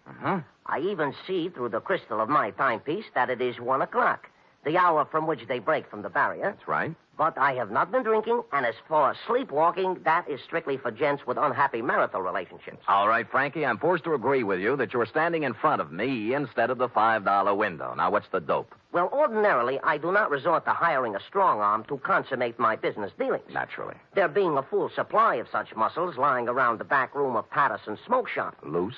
But when the job calls for both tact and muscle, I am forced to roam far abroad in search of the same. You mean you have a job for me? A real honest to Seabiscuit job that'll pay money? With the ordinary Seamus, I might try to offer a little paddock chatter, you know? Yes. But with you, Sammy, I will tender coin of the realm. Good. I will pay you, of course, in $5 bills, as is my wont. In advance? 10, 20, 30, 40, 50. 10 times 5. Figures. Now, do you veritably consider yourself in my employ? I am veritably in the race, Frankie. Good. Now, Sammy, leave it to be understood by both parties that I am not touting you off on any sour deals. A rather curious situation has arisen, and I will explain it to you candidly, as they say in certain novels which I have not read. Well, most novels lose so much in the translation. True. Yes. My narrative begins yesterday, to be exact. Yesterday, their heels and toes into the back room of Patterson's smoke shop, a gent whose face was once as familiar to me as my own. By name, said gent? They call him Gentle Joe Higgins. Gentle Joe. Yeah, a horse trainer by profession, which in our civilized society stands second only to jockeys in importance. Granted, no argument. Well, I say to Gentle Joe, it has been some time, Gentle Joe, since I see you around and about. And he says, I have gave up the old life for the new, as I no longer am welcome at the track since a certain embarrassing incident 5 years ago. What incident was that, Frankie? A horse doping job, the illegal type, which depresses me to relate. You know? So I will not. Ethics. Yeah. Well, Gentle Joe looks a little worse for the wear, his clothing being literally shabby. Oh, I figure a touch, and I am preparing a story that will wring tears from a tax collector even. But Gentle Joe does not mention the word touch. Oh. Instead, he announces he has a sure thing. Sammy, you know how those words do to a horse player. It's like throwing a bale of catnip to a lion. Oh, my arteries open to let the blood through faster. My nerves give off loud, ringing noises, and my mind is already computing. Of course. Well, before I can stop myself, I have pressed 500 rocks in Gentle Joe's hand, begging him to place them on the same sure thing. I'd have done the same thing under the circumstances. Of course. But Gentle Joe says it will take at least 1,500 rocks to pull off the deal. Oh. He further advises me that the horse in question is due to return 20 rocks to 1. So you gave him the other 1,000? Well, not having it in my genes at the time, I cut 2 other business and professional friends in on the gravy. Dinosaur Torelli and Bones Moulton, 5 bills apiece. And then? Gentle Joe rushes out of Patterson's and... has never been heard from again. A sad tale. You think he just stole the money? Sam, Gentle Joe Higgins is a horse player, not a common sneak thief. I'm sorry. But did he leave town? He did not. On the advice of certain informers, I tracked this gentle Joe to a ramble-shackle rooming house on Clark Street. 241 to be exact. And? And there the trail gets very cold indeed. He's made his move, huh? No. But he had a landlady who would not let me in. Complicated. Oh, she is a frightening person to behold. She is indeed half wildcat and half witch. I'll deal with her. Good. And tell gentle Joe that I am not an overly suspicious person, but also relate to him my position. Dinosaur Torelli and Bones Moulton are two such gents as it is wise not to cross. Rough. Back fence gossip has it they are the Undertaker's best friends. Well. Indeed, it is also rumored they are behind their quota for the month. Well, and Sam. Yeah? At Bay Meadows. Yeah? A bad card. Nothing going today. In preparation for my meeting with this redoubtable landlady, I ran through my repertoire of low, mean faces in front of the mirror, leaving smoking holes in the glass. And then I stamped out, heading for the rooming house on Clark Street, 241 to be exact. My knock was answered by, well, it was even worse than you told me. She was gumming a sen-sen. What are you standing there for? You're shading my geraniums. Oh, no. Well, sir? Speak up, Curly. I ain't got all day. Madam, perchance do you house in this quaint colonial inn a fine old gentleman called Gentle Joe Higgins? You the Lord? No, I'm in business for myself. You see this? Oh, one thing I hate worse than the law is private detectives. Can't trust them. No, cheap, never have any money. Look. Never want to pay anything. Look. Always want something for nothing. A surly, no-good lot of pocket pickers who should all be boiled in oil and thrown in a pit full of snarling One beasts moment, of prey. madam. Madam, look at this. Ooh, Yeah. well, that's the kind of crinkling I'd like to hear. I thought you would. Wouldn't mind having a mattress stuffed full of that green paper. It is a pleasure, distinctly, to be able to present it to such a charming, witty, and gay woman, I guess, as yourself. Now, Come in, Bright Eyes. Yes. Now, where did you say Gentle Joe could be located? Second door to the left. Thank you, kindly. Only he ain't in. Gone out somewhere, he has. Your timing, madam, and I should add Defarge, was a little sadistic. Now, give me my $5 back. You ain't heard my proposition yet. I've heard enough. Madam, you have acted in a very hateful manner. Another $5, I'll let you wait in his room. Madam, you are a Dresden doll. No matter what anybody says. Can the tatter wave your locks and let's go. Let's have a ball. Once in Gentle Joe's room, I closed the door, thus separating myself from that skid row bankhead. While I was waiting, I cased the room. Spartan. A bed, a chair, a dresser, a racing form, some worn clothes, various mementos, and pictures of his better days at the track. I was studying an old print of Equipoise when Gentle Joe turned up. Yes, she was a great stretch runner, wasn't she? Yes, indeed. 1 mile and 141 and 5th, and hardly damp at the end. Well, yes. Now, don't yes. look upset, Mr. Spade. Fanny told me that you were a detective waiting for her. Oh, she's a swell kid. Yeah, Fanny's impetuous, but a good sort, yeah. Keeps the right people out and lets the wrong ones in. Fine judge of character. No, you're generous, sir. I'm about to have a cup of tea. Will you join me? Be delighted. I'll just take the water out of the tap. It's hot enough. Well, Gentle Joe, I'm here on a rather painful mission. How in goes the tea? $5 Frankie thinks you caged him out of $1,500. And now for the water. And 2 tough friends of his are looking for your scalp. Yeah, there we are. Now we'll just let that steep a while, and we'll have us a pickup. Did you hear anything I said? Of course, Mr. Spade, of course. Every word. I know why you're here. Those men are worried about their money. But next time you see them, you tell them not to worry. Well, they said this sure thing of yours was going to return 20 to 1 odds. That's a lot of money. Oh, it will, all of that. Maybe even many times more. Yes, it's a sure thing. You mean the race hasn't been run off yet? Yeah, there we are now. I think the tea should be ready. Well. Now, this is yours. Thank you. And this is mine. A Darjeeling flowering pekoe. There's no finer tea. Has an almond flavor. Yes, it's peculiar to the region, especially pronounced in last year's crop. Yes. Well, shall we get back to business? Yes, now you tell those gentlemen that they have no need to fret about their money. It'll be returned to them many times over. Many, many times over. Well, are you feeling all right, Mr. Spade? Groggy, They'll look back on this investment with considerable pleasure and pride. I don't know what And happened. someday they'll be able to say that they, too...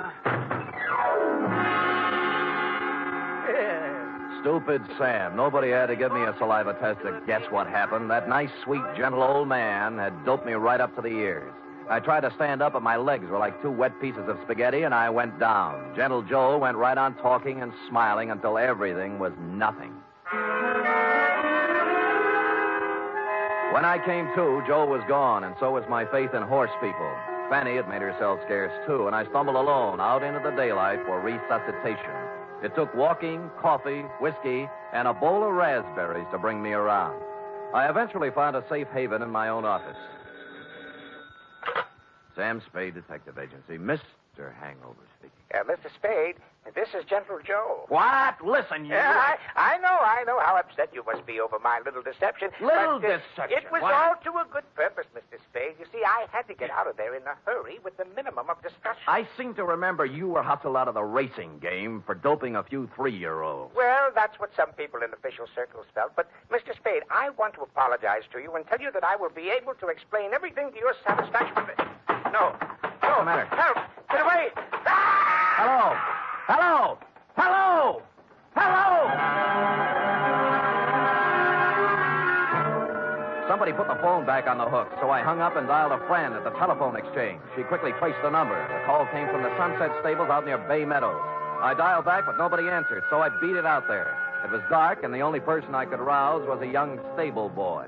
Yeah, what do you want? My name's Spade. A guy named Gentle Joe was calling me from here, and something happened to him. Gentle Joe Higgins? That's what I said. Oh, I haven't seen him in 2 or 3 years. Now, look, don't give me that. He called from here. Now, where is he? Oh, look, beat it, will you, before I scream for the cops? All right, I'll look myself. Oh, I say you can't. Now, no.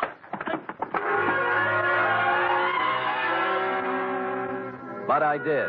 There were 2 phones inside the stables, both hanging on posts. The second one had the number the phone company had given me, and although someone had tried to cover it up with sawdust, on the floor, under the phone, were 3 tea bags, and somebody had done a lot of bleeding. Looked like Gentle Joe's parlay had run out.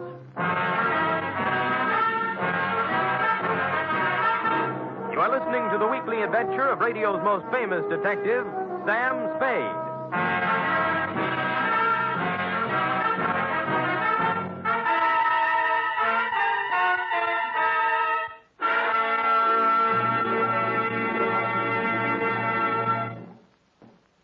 Three chimes mean good times on NBC. There's music and mystery on NBC every Saturday night. For music tomorrow, your hit parade brings you the top tunes in the land as selected by you and presented by Raymond Scott's Orchestra, Snooky Lanston, and Eileen Wilson. For mystery tomorrow, Herbert Marshall stars as the man called X.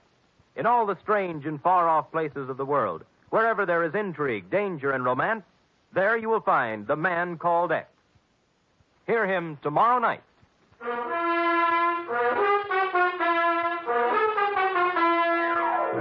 And now back to The Sure Thing Caper, tonight's adventure with Sam Spade.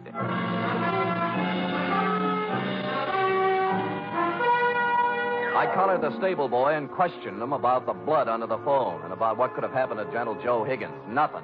Just wouldn't talk, and he was too small to beat up. So I went looking for the stable manager.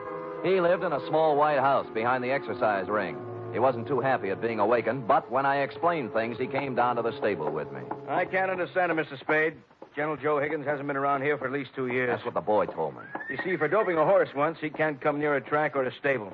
If we let him hang around here, the racing commission would fine us. Well, he called from here and something happened to him. The number the phone company gave me matches up with one of your phones. There was a lot of blood on the floor, too. Here we are.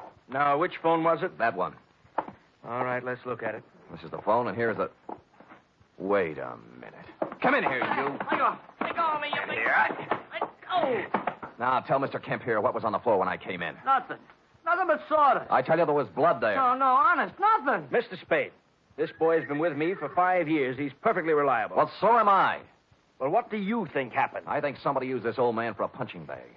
Maybe you'd better go home and sleep on it, Mr. Spade. We'll talk about it tomorrow. Look, don't humor me. Make this kid talk. Mr. Kemp, this guy's tappy. Danny, are you certain there was no blood or no Gentle Joe? Mr. Kemp, I'd swear on my father's grave if necessary. You see, Mr. Spade? I calmed down in a little while and searched the place myself. I came up with exactly nothing but an attack of hay fever and a horsey smell. And I suddenly wondered why I cared about Gentle Joe at all after what he'd done to me. So I went home and called $5 Frankie. You say you have conversed with Gentle Joe? Twice, and both under rather trying circumstances, Frankie. Once I was doped, and once something happened to him. Uh-huh. I take it he did not heed the message I employed you to convey. So far, he hasn't heeded anything. Then he is, without a doubt, in considerable trouble. I would say so. It seems that my business associates, Dinosaur Torelli and Bones Moulton, have blown their tops and gone looking for Gentle Joe with something special in mind. Something like assassination. I was afraid of that. Mayhaps they have already contacted Gentle Joe for an accounting. Certainly, mayhaps. I think they've already mowed him down. And there is nothing further for us to converse about, Sam. It is history, and it will be recorded thusly. Well, if you say so. And if I might tender a bit of advice, I would say, hop into the Simmons, Sammy, and knock yourself off a few hours of that ever-loving forgetfulness. And when you arise, you will have erased from your mind the names of Gentle Joe Higgins and yours truly, $5 Frankie, for some time to come. I was tired, and it seemed smart to take his advice. So I did. I went to bed.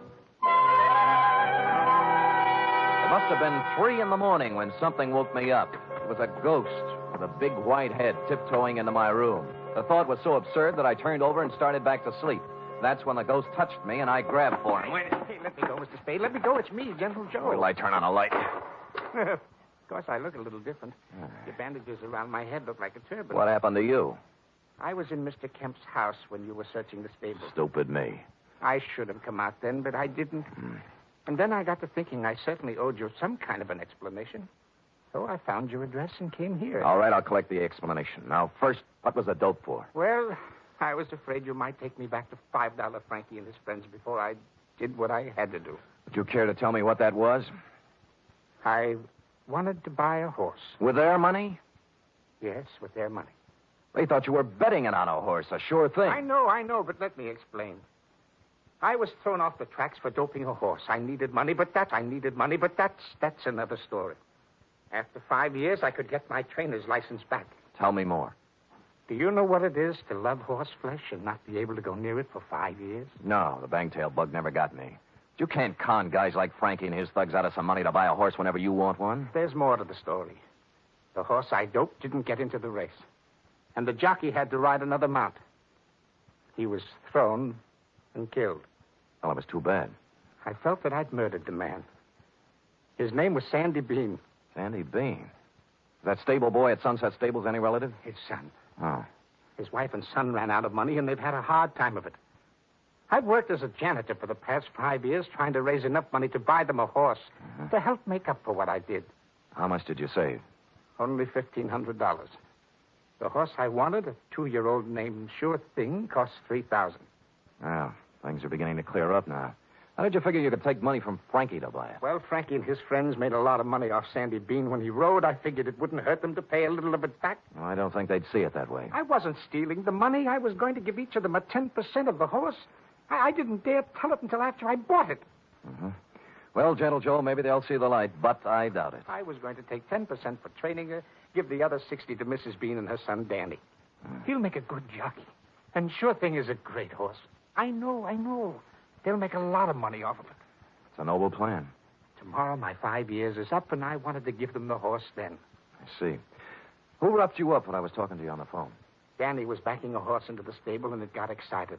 Started kicking, and I was in the way. I thought maybe you'd been done in. I know. That's why I came to see you and explain things. Can you do anything to help me? Well, All right, everybody, just stand where we are. There's no need to wave a gun around here. Shut up, you. Gentle Joe, we've been looking for you around and about. Now, Dinosaur, now look... Here all we wish to hear from you, Joe. Come along. Look, you're not going to take him out of here without a fight. We wouldn't mind this at all, inasmuch as we come equipped with a little artillery. Bones, Bones, I didn't steal that money. Shut up. All right, knock it off. You want some of the Sam? Yeah, if you think you can do it. And it turned out they could. I knocked Torelli's gun aside, hit him with a hard left, and he didn't go down. I tried a right, then a knee, then a couple of elbows. And I was just getting ahead of the game when something hit me across the face and printed Colt 45 on my forehead. I know this sounds repetitious, but I went out again. Honest, I did. Really. I'm sorry. Appropriately, it was dawn when I woke up cold and headachy. Of course, I was alone. Gentle Joe Higgins was the victim of a successful snatch, and I had an idea what might have happened to him. I dressed and started looking all over town, but I didn't have any luck. Any. It wasn't until I was eating breakfast and met a police sergeant I know that I got a tip. Morning, Sam. Hello, Sergeant. What happened to you? I tried to kiss her. I didn't know they made those kind of dames anymore. Mind if I sit down? Pleasure. Yeah, we got a homicide this morning. Yeah, who? Who knows? Just an old man. Found him in the park. Somebody really worked him over. What do you look like? Ooh, 5'10", white hair, old clothes. Probably a bum. Where is he, Morgue? Yeah. Kelsey's putting a rundown on him now. Yeah, well, I'll see you later, Carter. Thanks. Hey, Sam. Haven't finished your breakfast. They let me in the morgue, and I took a look at the corpse. And once I saw it, I knew just where I had to go. I caught a cab out to the Sunset Stables. The horses were just having their rolled oats when I pulled in, and Danny Bean, the stable boy, was there, dressed in his cleanest Levi's. What do you want? Where's the show going to be? What show? Well, Gentle Joe gives you the horse. Isn't this the day? Okay, so you know. Mm-hmm. Gee, I'm sorry about last night, Mr. Spade. I had to keep it a secret. Forget it. You did the right thing. When's the ceremony? In about an hour, right here. You want to wait? Sure. I wouldn't miss it for the world.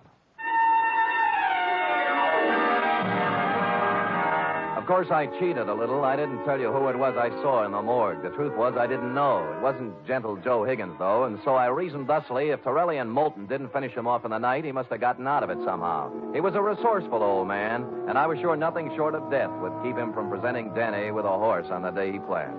And I was right. An hour later, he came walking in leading the prettiest chestnut mare I'd ever seen. There was a smile 2 feet wide on his face, and behind him, carrying blankets, a saddle, and riding colors, were who else? $5 Frankie, Dinosaur Torelli, and Bones Moulton. Well, Mr. Spade, this is a surprise. It was a pleasant one. Yeah, this is sure thing.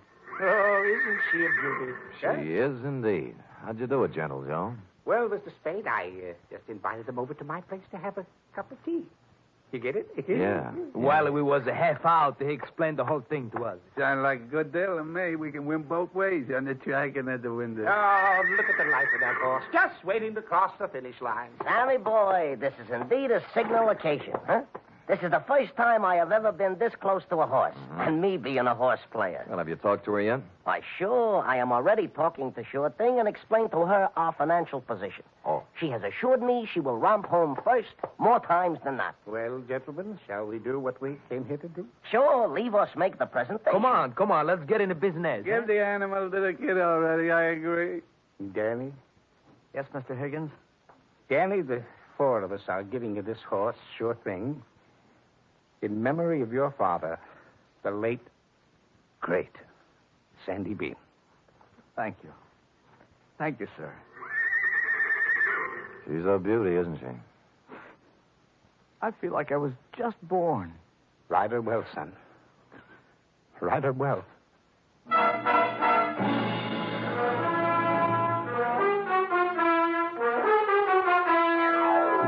And I think he will. Period. End of report. Oh, Sam, it was so beautiful. A simple, old-fashioned type story, F. We feel we can use one now and then. And I'm glad nothing happened to anybody. Because I just love them all. Everything considered, F, they weren't half bad. Now, how about typing it up? Oh, I'd love to.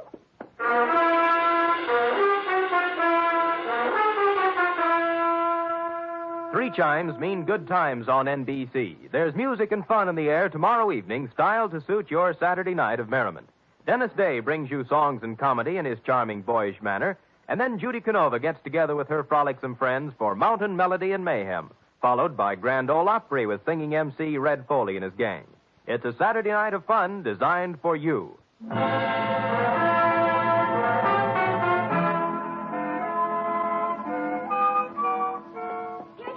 All typed up. Now, let me see now. Mm-hmm. You captured $5 Frankie's peculiar style. Perfect. And that wasn't easy. Oh, Sam, I was just thinking. Oh? We ought to contribute something along with everybody else. To that horse, you know, that sure thing. I probably will, Effie. A few dollars here, a few there, whenever it's running. Oh, I didn't mean betting. Oh. What I meant is, for example, it's going to need a lot of hay, isn't it? Bales and bales. Well, my cousin Frisbee cuts our lawn. I'll have him save the grass and send it to the stable. Effie, you are a noble creature, but I think Sure Thing can get along without your little lawn. Well, I've seen horses wearing stockings. Couldn't I knit a pair? Two pair. But, Eff, let's not lose our heads. $5 Frankie and his pals will take good care of Sure Thing. How about worrying about taking care of me? All right, Sam. Yes. Could you use some grass or some socks? Effie, knock off this horse talk, will you? We're almost at the wire now. People are just champing at the bit for the payoff. All right, Sam. Let's finish neck and neck, huh? Why not? Come here, Sure Thing. Night, Sam. Good night, sweetheart.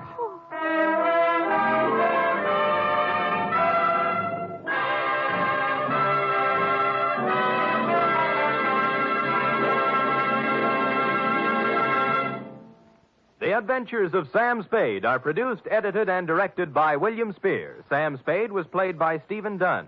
Lorene Tuttle is Effie. Wally Mayer was Gentle Joe. Script for tonight's adventure by John Michael Hayes. Musical scoring by Lud Gluskin, conducted by Robert Armbruster.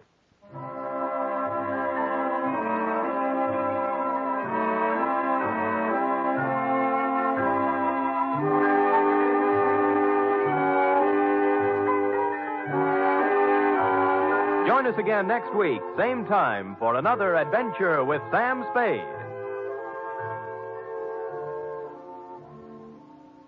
The fight against heart disease, the greatest killer in America, goes on with increased intensity. But doctors cannot wage this battle alone. They need your help for the eventual control of heart disease through research, education, and community heart programs. Give now to fight heart disease. Send your contribution to HEART, H-E-A-R. Here at Escape Radio, we proudly thank our partners at CBS.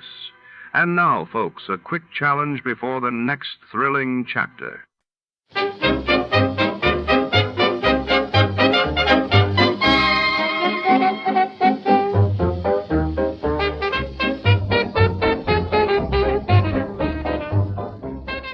Tonight's mystery unfolds inside the opulent halls of the Barton Drake Art Gallery, where priceless paintings line the velvet-draped walls and secrets lurk behind every gilded frame. When a celebrated portrait disappears during a high society gala, suspicion falls upon every guest, from the cunning curator to the glamorous heiress.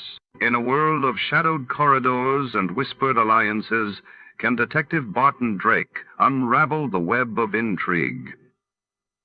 Before the thief strikes again. Before to start, let's see what happened the day it was aired. It was February 24th, 1954, and that day the world learned that the first mass vaccination of children against polio began in Pittsburgh, while across the Atlantic, the French government grappled with political turmoil as Prime Minister Laniel narrowly survived a crucial vote of confidence.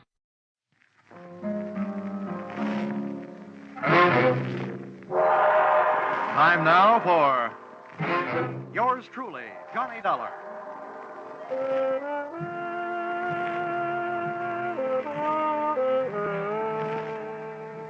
The next half hour has its baggage packed to take a trip with America's fabulous freelance insurance investigator, Johnny Dollar. At Insurance Investigation, he's just an expert. At making out his expense account, he's an absolute genius.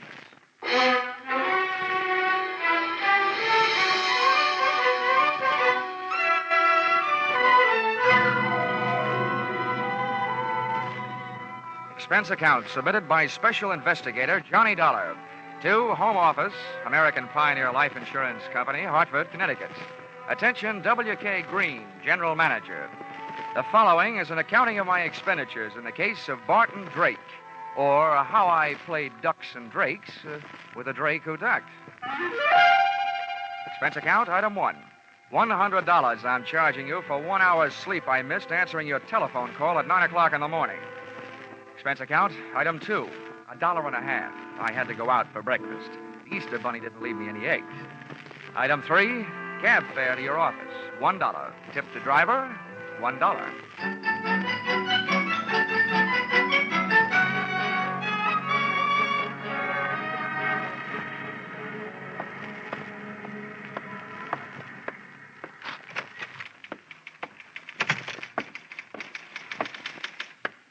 Good morning, Johnny. Why don't we make that good night sometime soon? Shall we, Chickie? Well, I've had to type up some of your expense accounts. I think maybe an evening with you might be fun.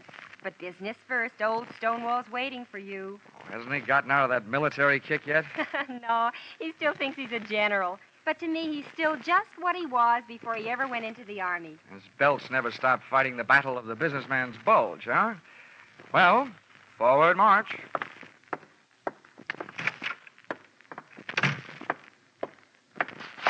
Good morning, Mr. Green, sir. Mr. Dollar reporting as ordered, sir. Addy, huh? Oh, yeah. What's this saluting and heel-clicking about? Oh, I thought you might be homesick for some military courtesy. Yeah, I'd be surprised to get any kind of courtesy from you. But we're not paying you to be polite. Sit down. Here. I got a job for you. Here. I had a copy made of the file in that case. You can take it with you. Thanks. Barton Drake, huh? Oh, yeah, I remember him. Let's see. Life insurance, $30,000. Beneficiary, Mrs. Barton Drake. Well, what is it? Is he dead or just dying? Neither, we hope. Well, if you'll pardon a little before-noon philosophy, just by living, a man is slowly dying of old age. We have a statistical department to worry about that, Dollar. Your job is to find this man, Barton Drake. Okay. What's the story? And as far as the company is concerned, the story started one night just short of 7 years ago. Oh, that would make it 1942. Yes, the same year I was called upon to fight for my country. Yeah. In the insurance division, Pentagon Building, Washington, D.C. Huh? But don't get me wrong. Those who served can be just as proud of what they did as those who fought. As you were saying. I merely used the word fight as a general term. Yes, General. Barton Drake, one night about 7 years ago? Yes. When we issued the life policy on Drake, he listed his occupation as that of hardware store proprietor. Hardware? As I recall it, he specialized in unregistered pistols, handcuff keys, and hacksaws. And if I'm not wrong, at the time he disappeared, he was under suspicion of grand larceny and wanted for assault with intent to kill a police officer. Yeah, that's right. At the time, he was suspected of a number of large robberies. Yeah. Refresh me on that cop shooting. How'd that happen? You remember. When the police arrived at the house to pick him up, he opened fire from the bedroom window, made a dashboard out of the back to his own car. There was a chase during which the car skidded and went through the rail of a bridge into the river. Oh, yes. Now I remember, yeah. They never did recover the body or the loot. All they got back was a wet Buick. Dollar, that was 7 years ago. At least it will be 7 years in one more week. At that time, Barton Drake will be declared legally dead by the probate court. His wife has already instituted proceedings. And when the court says she's a widow, she says, I want my $30,000, and you have to pay it, right? Exactly. But we're not going to pay that $30,000 if we can help it. At 9 o'clock this morning, the Missing Persons Bureau of the New York Police Department called us and gave us reason to hope that Drake is still alive. What happened? Did they see him in a crystal ball? You don't know how close to the truth you came, Dollar. Oh? The Missing Persons boys have a new habit these days. Whenever there's a television show where there's a public crowd involved, they watch it. Last night, they think they spotted Barton Drake at the prize fights. Now, that's all we've got to go on, but we think he's alive and that he's somewhere in New York. Well, that's a start, anyway. I know where to find New York.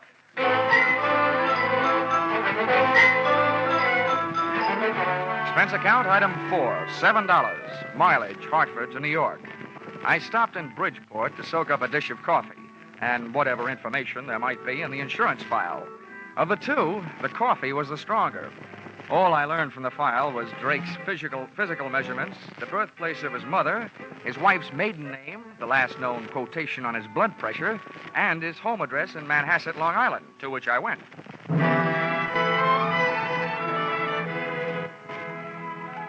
The house had a $40,000 look about it, and its grounds were being manicured by a gardener who had a $12 a day look about him.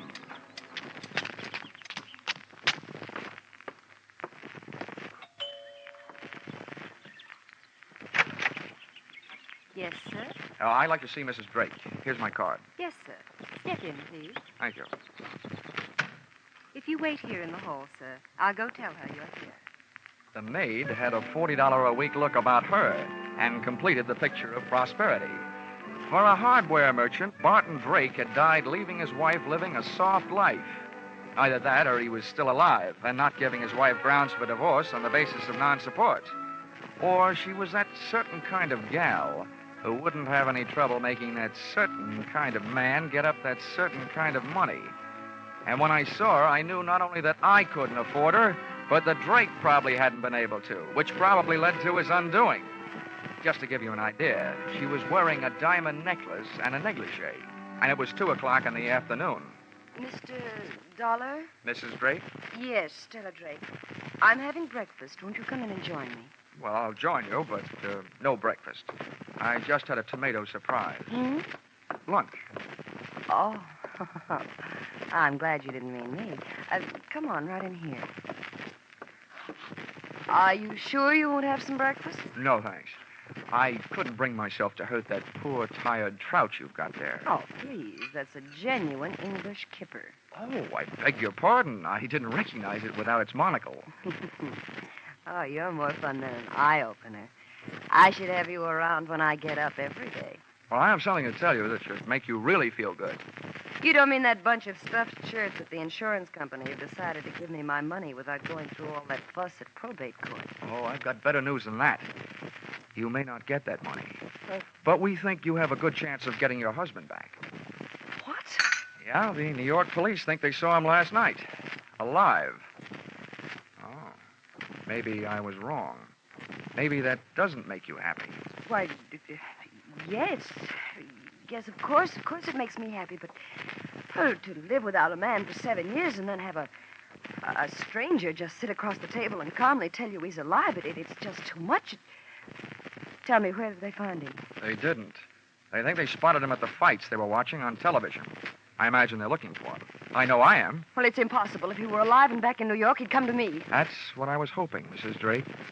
Well, I don't believe it. Why would he do a thing like that to me? Why would he make me suffer all these years?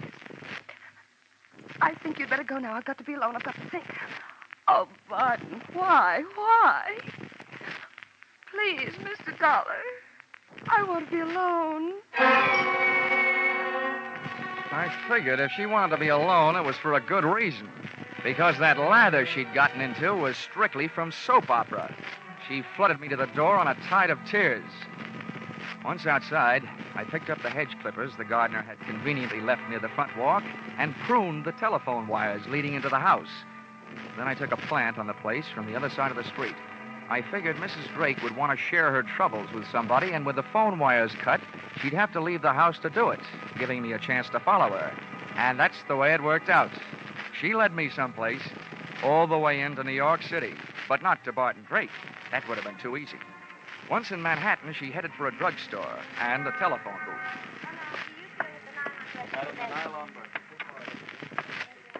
I slipped into the phone booth beside hers. I got the receiver off the hook and my nickel in the slot in time to use an old trick of mine. As she dialed, I tried to duplicate it with my phone. She dialed. And I dialed. I was just one number behind her all the way. When she was through dialing, I held off dialing the last number on my phone until she got an answer. And then I let it go.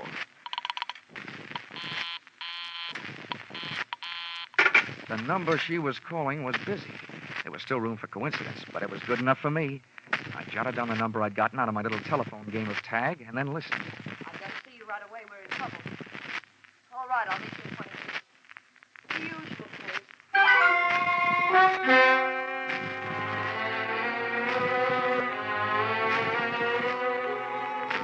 The usual place turned out to be the usual place to meet trains, Grand Central Station. But no train ever pulled into where Mrs. Drake went. As a matter of fact, no man ever did. Unless he was a plumber, maybe. That's right, where the ladies go to powder their noses and things. She came out 30 minutes later alone, but she never hit the street. Instead, she went through the tunnel into the adjoining Commodore Hotel and checked into room 407. The only room I could get was 1313. Expense account item 5, $10. Tip to hotel detective for keeping an eye on the Eiffel in 407. Item 6, $35. Purchase of portable phonograph. Item 7, 65 cents. Purchase a phonograph record, Frank Sinatra singing night and day. With this for ammunition, I went back to my hotel room and gunning for a bird I'd never seen. I set up the phonograph near the telephone, put on the record, and placed a call to the number Mrs. Drake had called earlier in the day.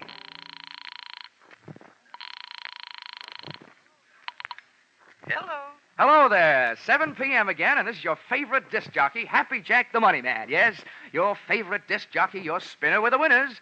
Tell me, are you listening to our show? My radio is not on. Goodbye. Oh, hold the phone, madam. A little thing like that doesn't make any difference to Happy Jack. Here's all you have to do to win a house full of prizes. Now, you just listen closely over the phone and identify today's puzzle platter, and you'll win all these wonderful prizes.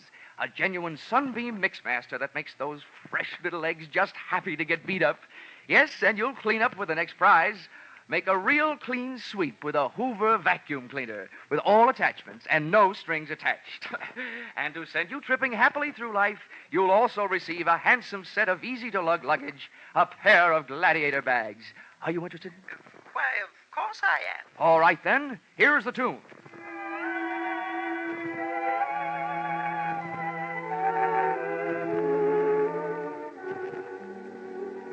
Night and day.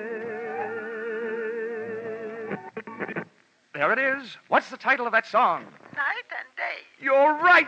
You win all the sensational prizes. Quickly now, give me your name and address. They'll be delivered tonight. Mrs. Knott, Yes, Mrs. Knott. The street number? 127 East 89th Street, apartment 3C. Thank you, Mrs. Knott. You'll get the whole works immediately.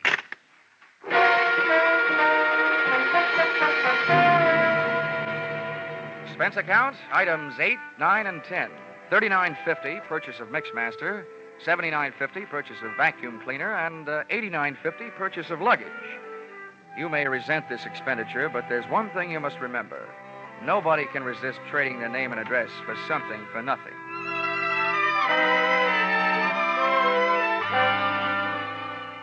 I felt like an out-of-season Santa Claus when I knocked on the door of apartment 3C at 127 East 89th Street. The frame suddenly became a picture frame encasing a live version of Whistler's grandmother, complete with wheelchair and crocheted afghan. Just bring them in and set them down. Yes, ma'am. I'm Happy Jack, and I'm glad to meet you. Right in here and set them down. Ah, yes.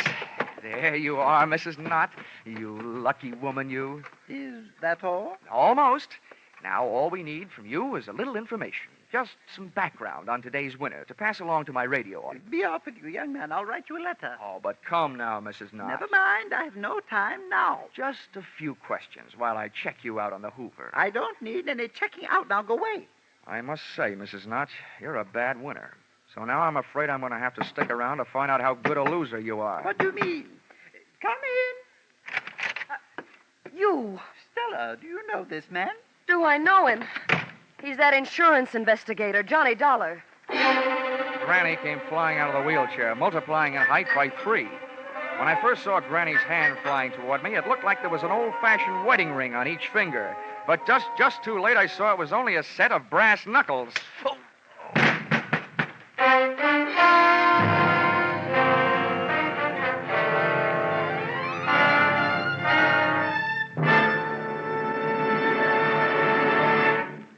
In just a moment, we'll return to the second act of yours truly, Johnny Dollar. CBS cordially invites you to hear the adventures of Philip Marlowe and the stories of modern crimes and their solutions as unfolded on Gangbusters when they come to you every Saturday night on most of these same CBS stations.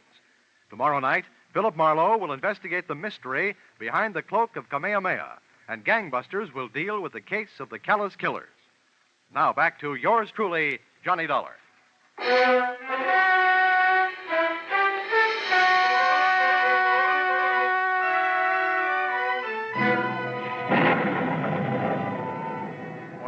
Up, the thunder and lightning in my head was getting an answer from the sky. And I started getting some answers, too. You, James, give me a page. Granny's voice had changed to the bass register, and its owner was smoking a big cigar.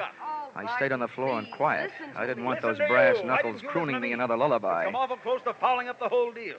I told you I didn't want you to try to collect on that insurance. Why'd you do it? It's $30,000, that's why. To hear you talk, you'd think you were going hungry. What do you think I am, some empty milk bottle you can run down to the corner and get your nickel back on? What were you trying to do anyway? Sell me out? Sell you out?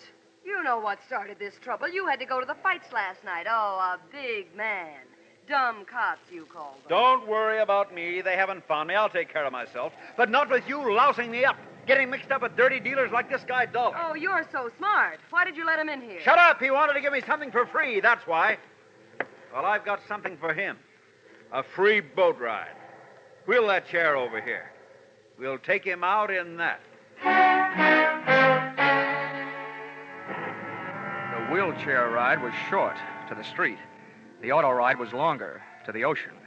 And from what I could gather on the dock, the boat ride was to be even longer, to my doom. I was still playing Sleeping Beauty and listening to the supposed-to-be dead man, Barton Drake, telling his wife Stella how he was going to make my slumber permanent. Come on. Get a move on. I've got his hands tied. Hurry up with his feet. I'm almost through. There.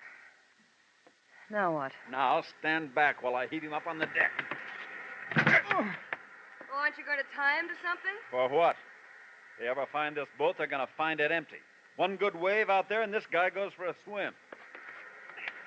There. The wheel's lashed. He's got plenty of gas and plenty of ocean out there. That'll teach Mr. Happy Jack. Now I'm giving him away.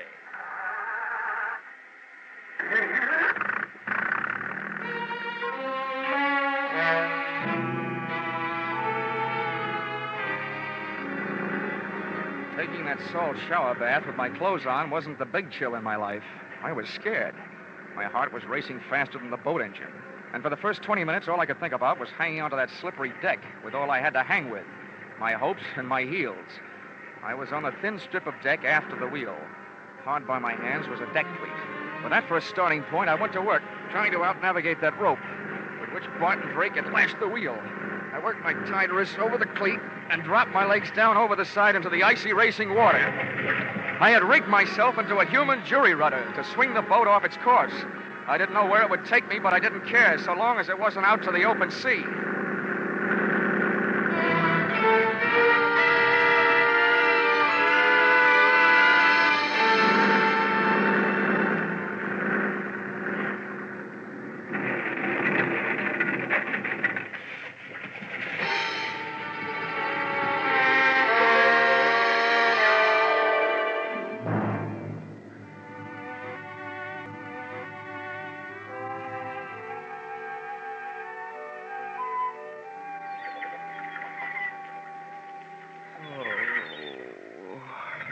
Oh, waking up, eh?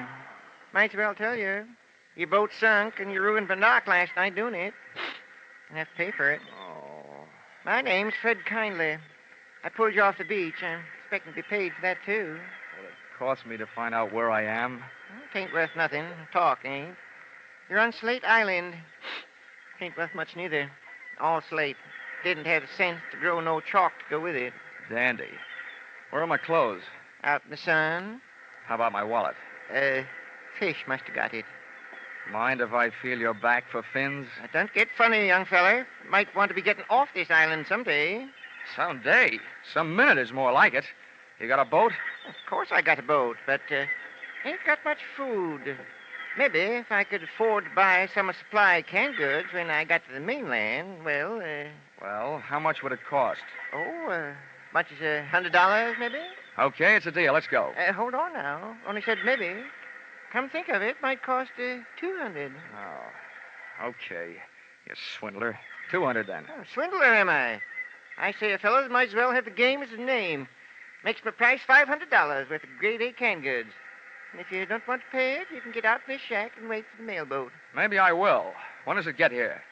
Week from Tuesday. Okay. You'll get your $500 worth of canned goods.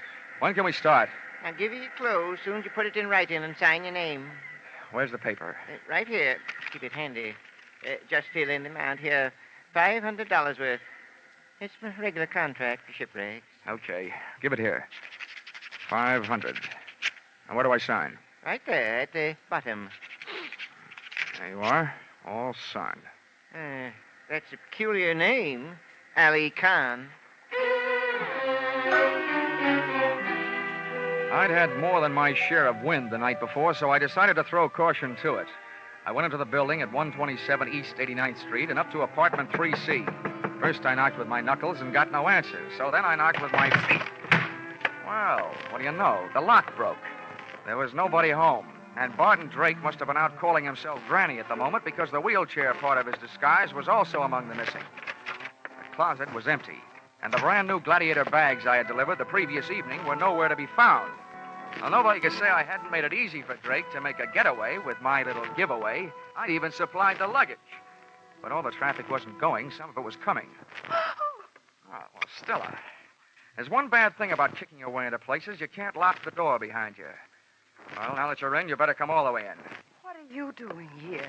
You should be asking me what I'm doing alive. The only answer I've got for that is I don't murder easily. Where's Barton? Ah, that was the next question I was going to ask you. Now that one's gone, I've got a couple more I'd like to ask you. And don't argue. I don't know anything. Well, then let me tell you something. If you're not guilty of anything else, you are guilty of attempted insurance fraud. That's in my department. The tougher you make it on me, the tougher I'm going to make it on you. Now, about those questions. How long has your husband been back here in New York? He never left here. Oh, the night his car crashed through the bridge, he just grabbed himself a hideaway in New York and stayed put, huh? How long has he been using that old lady disguise? All the time. Okay. Well, now my last question. That bag in your hand, where were you going? Okay, let's find out. Give me that bag. Uh-huh. What's this? Well, it's either a bathing suit or a two-piece handkerchief. And that blouse there, that doesn't look like it's for dinner wear in an igloo. You were headed south. So we were headed south. What about... We, huh? If you ask me, and I doubt that you will, so I'll tell you anyway, your hopes just headed south. Lady, you've been double-crossed. Your husband took off without you. I don't believe it. If he left here, he had a good reason. That's your guess, but we're not playing your hunches. We're playing mine from here on in. Just where did he say you were going? I don't remember. Maybe it'll help if first you remember what I told you about insurance fraud. It's good for 10 to 20 years. Now, do you remember? He bought tickets on the Orange Blossom Special for Florida. It leaves Penn Station in an hour and a half. Oh, you've got that a little backwards. The Orange Blossom Special pulls out in half an hour. What? That doesn't even give me enough time to get down there. Get out of my way. Sit down.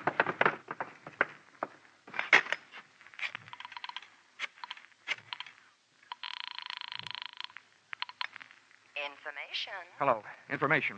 Look, I want the telephone number of the Penn Station branch of the Travelers' Aid Society. This was once when I didn't want the society to aid the traveler.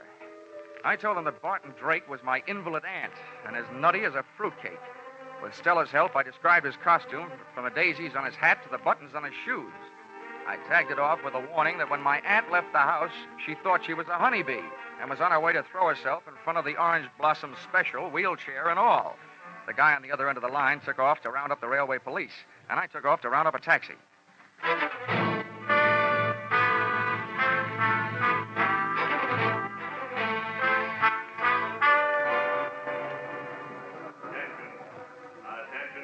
I rode the escalator into the main waiting room, and halfway down, I spotted Barton Drake in his grandmother getup.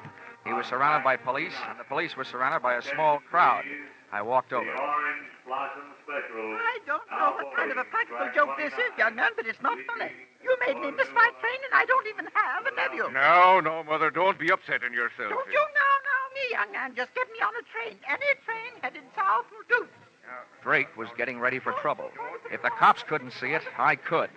His hand was under his Afghan, and I knew the least it could be holding was a fistful of brass knuckles, but probably more. He was getting ready to make a run for it. I wasn't taking any chances. I edged my way through the crowd, up behind the wheelchair, and spun it around, and hit what looked like somebody's grandmother a beautiful shot in the whiskers. What? He hit the old lady. I got him. Now, wait a minute, officer. You don't understand. Don't understand, don't I? Hit an old lady, will you? He's not an old lady. It's trouble you want, you scoundrel. Here, maybe this'll quiet you Oh, down. so you don't...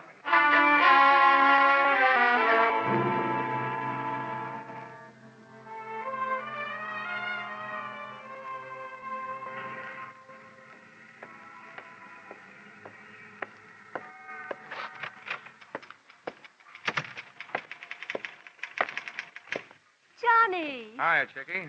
Oh, that bandage. What's the matter with your head? No brains. Where's the general? Oh, when he found out you'd saved American pioneer $30,000, he decided to take the morning off and celebrate. He's out playing golf. Oh, great. To celebrate my getting hit on the head with police clubs, he goes out and swings golf clubs. Oh, Johnny, I was sort of Now, hoping don't that... worry, Chickie. I've still got enough energy left for nightclubs. You want to help me with this expense account? I'll get it out of the way. Oh, that's all that stands between us. Uh-huh.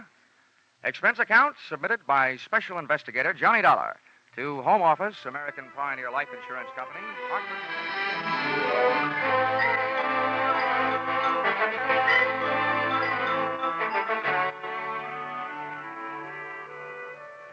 First, the police held me and let Granny Drake go to the hospital, where they learned the truth. Then they let me go to the hospital and transferred Barton Drake to the pokey, where he was soon joined by his lady-in-waiting, Mrs. Drake. Expense account item 11. Something I almost forgot. $500. Canned goods. For the man who got me off the rocks on Slate Island, Mr. Fred Kindly. Even if he did rob me, I didn't feel like robbing him. The only thing I did do was remove all the labels from the $500 worth of canned goods. I'm sure that this will see to it that Mr. Kindly has some very unbalanced meals, because I happen to know that there's no difference in the sound of canned tomatoes and canned peaches when you shake the can. Expense account total, $1,482.63. Yours, truly, Johnny Dolar.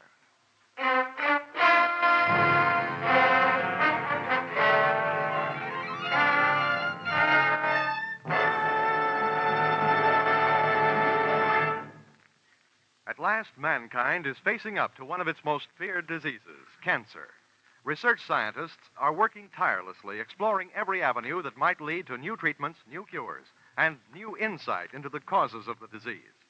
At the same time, the American Cancer Society is working to keep the public informed of all the progress that has been made, trying to reach everyone with the message that the sooner a diagnosis is made, the better the chances of cure.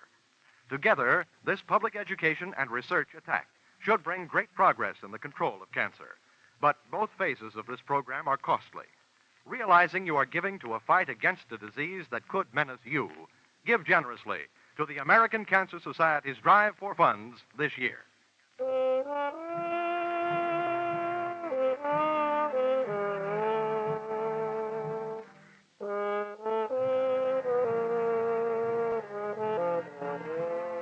Yours truly, Johnny Dolar, stars Charles Russell as Johnny. Our music is composed and conducted by Leith Stevens. Yours truly, Johnny Dolar, is written by Paul Dudley and Gil Dowd and is produced and directed by Richard Sandville for CBS, where 99 million people gather every week, the Columbia Broadcasting System.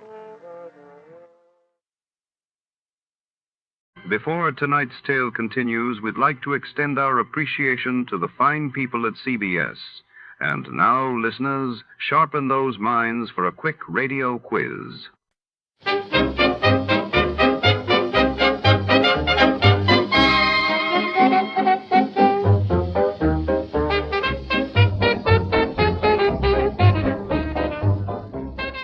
Tonight, we enter the shadowy corridors of 15th century France, where a young man named Denis finds himself trapped by fate within the oppressive walls of the Sire De Maletroits' ancient manor. The heavy stone halls echo with secrets as a single mysterious door seals his destiny. Set against the looming backdrop of medieval architecture, this episode unfolds in a candlelit labyrinthine chateau where every creak spells danger and escape seems impossible. What brought Dennis to this night of peril, and what secrets lie behind Maletroit's door? Before to start, let's see what happened the day it was aired. It was March 17, 1951. That day, the world was gripped by news of the United States testing its first thermonuclear device in the Pacific, while in the United Kingdom, King George VI opened the Festival of Britain, signaling a new era of post-war optimism and innovation. Escape. Escape tonight to Paris of 500 years ago.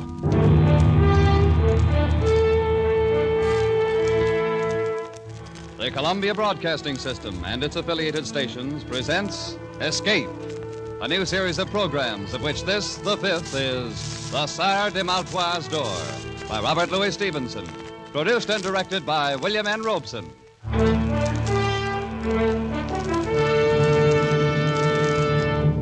The pen of Robert Louis Stevenson has been an avenue of escape for 3 generations. Our grandparents thrilled to the macabre metamorphosis of Dr. Jekyll, just as we will never forget the nursery menace called Long John Silver. Tonight we escape with Robert Louis Stevenson down another avenue, which leads to Paris in 1429, and the amazing adventure of the Sire De Maletroits Door.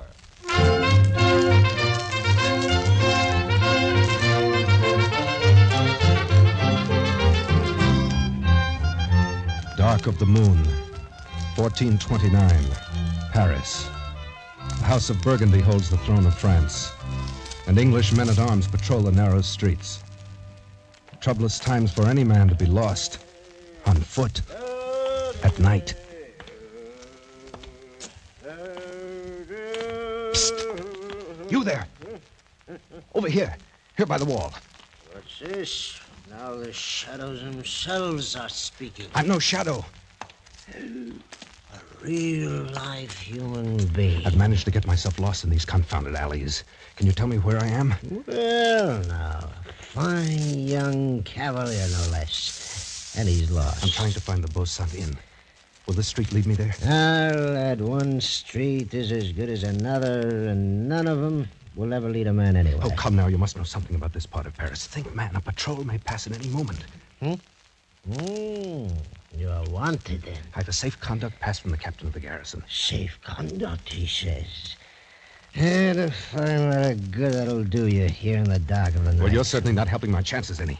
No, lad. The only safe conduct you have is that sword swinging at your side. Wait, quiet. A patrol. They're coming this way. I'm inclined to think you're right. I've got to run for it. Tell them nothing. When I should tell what to whom? Wait, halt! Someone's there. Speak up. Who are you? Speak up, is it? And you a blundering pack of 2-day grenadiers that walk like a herd of cattle, such as me? Speak up. That served with the mad Prince Charlie himself. May he rest in peace. An old campaigner, eh? Hey, where you from, soldier? Fontainebleau, from a smarter outfit in bivouac than the likes of you in quarters. A bit in the scups, eh, man? Seen anybody about, old-timer? Naught but shadows and tankards of ale. Fine French cavalier who departed hence without a leave just now. Where'd he go? Oh, who knows? Perhaps he went one way, maybe the other. Though I think it was the other there. All right, men. Arms. French cavalier, huh? We'll have him like a fowl in a spit. Spread out. Cover the street. Keep an eye out. Don't let him slip away between you. Forward now. Search every corner.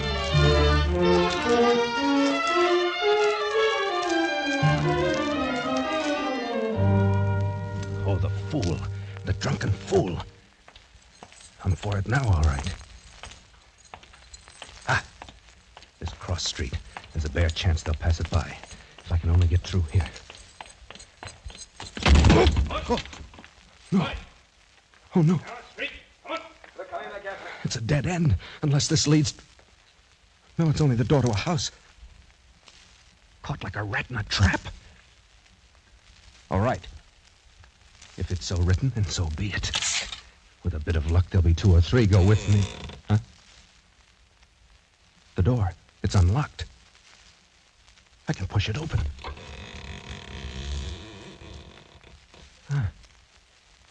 Black as the mouth of hell inside. Well, what have I got to lose? There. Come alive now. You have to be here someplace. Open up that door, you dullard! Can't you see the crest above it? He's not here. He's gone. That he has. Didn't come in here after all. All right, back to the corner. He's a sly one for sure. That was close. Too close. Now to get out of here, and no one in the house will ever be the wiser. Huh? What's this? But the door's locked. Well, it's a trap. But why? Why would such a thing be done? I came in here by chance, one chance against a million. Wait. It's a light. Somewhere inside the house. Well, by all rights, I should be dead at this moment. So...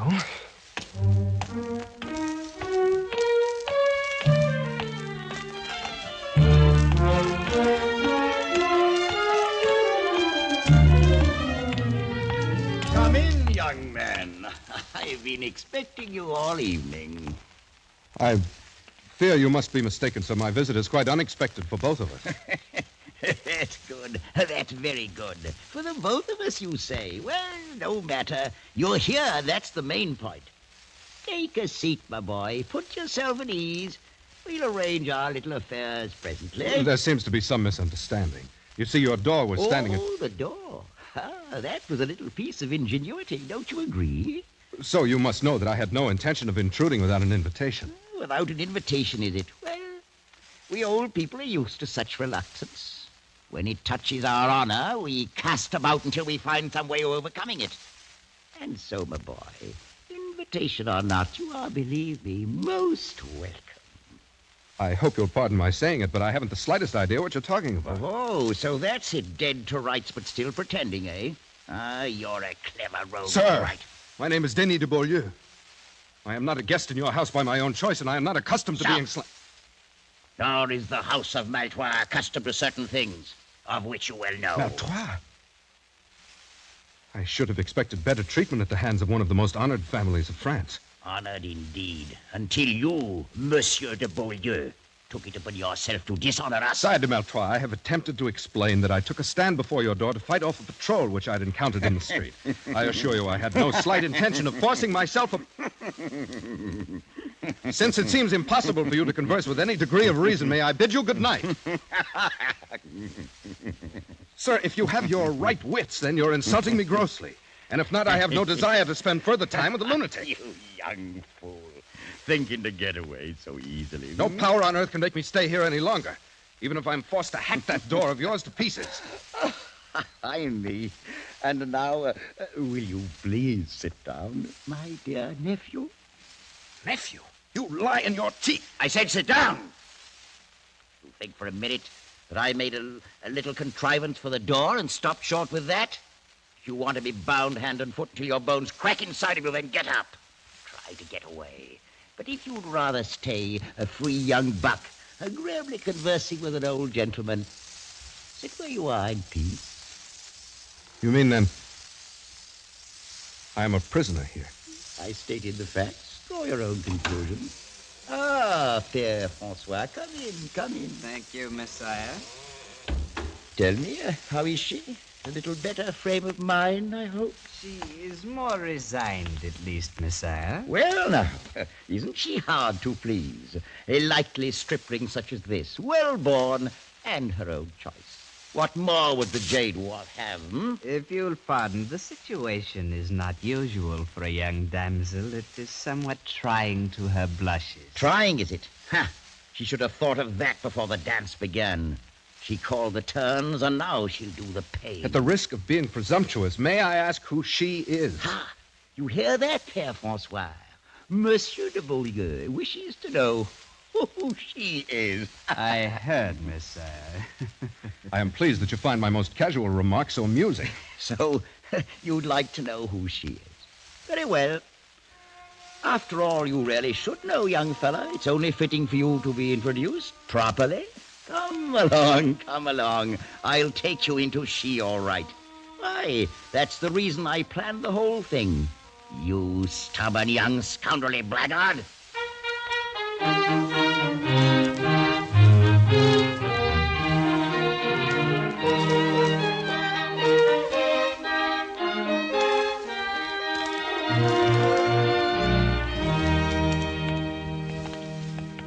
Come along, my boy. Right through this door. After you, sir, if you don't mind. Oh, now, it's not that kind of a trap. Here we are. How are you, my dear? Oh, please, Uncle. Please have some pity on me. Pity? But I do a great deal more than you've shown for the name of Maletroits. Come now, up off your knees and look at the friend I brought you.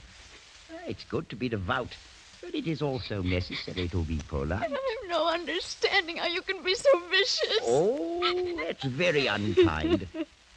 And now, Monsieur de Beaulieu, since we've decided to keep up this farce, allow me to present my niece, Blanche de Maletroits. For such an inhuman thing, surely heaven itself... He's not the man. My uncle, this is not the man. Expected you to say as much, my dear.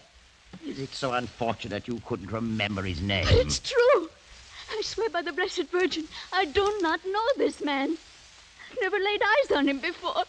Please, sir, tell him. Tell him we've never seen each other before. For myself, at any rate, I've never had that pleasure. Sire, I've not met your lovely niece before this moment. Oh, now isn't that too bad? But it's never too late to begin. Quite often these impromptu marriages turn out very well in the end. Marriage? Sire de Maletroits, would you please be kind enough to explain what you mean? Aha, now, surely you've heard of the custom of marriage. It's quite widely practiced. At least, sir, I've never heard before of such a maniac as I perceive you to be. And I've no intention of marrying anyone. Then may I ask what were your intentions, my boy? Oh, well, no matter now. Père Francois is looking forward to performing the nuptial rites. Oh, he's quite properly ordained, you know. So, shall we say, in 2 hours? Meanwhile, I suggest you become better acquainted. Wait! Uncle, you can't be in earnest. I swear to you I'll kill myself before I'll be forced on this young man. Forced? Oh, come now, my dear Blanche. Is it possible that you think I'm lying? That you still believe this is the man? Frankly, I do. Well, then you're wrong. I refuse utterly even to consider Enough, my such... dear. You took it upon yourself to dishonor the name of our family. You forfeited all right whatsoever to question my designs. I consider it a duty to see that you're married with as little delay as possible. Out of the goodness of my heart, I've attempted to find the man of your choice. And I believe I've done so. But if not, then I care not one jackstraw. Is that perfectly clear? It's clear, sir, that you're a madman. Perhaps, my dear nephew. I'm not your nephew, nor will I be. I'd sooner die 1,000 times. Oh, such a fury against the inevitable.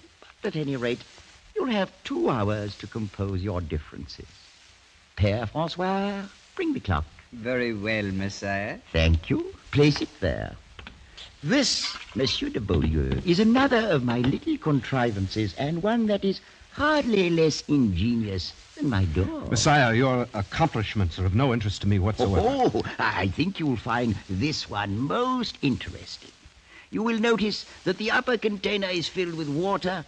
In exactly 2 hours, all of the water will have dripped into the lower vessel, and at that time, I shall return.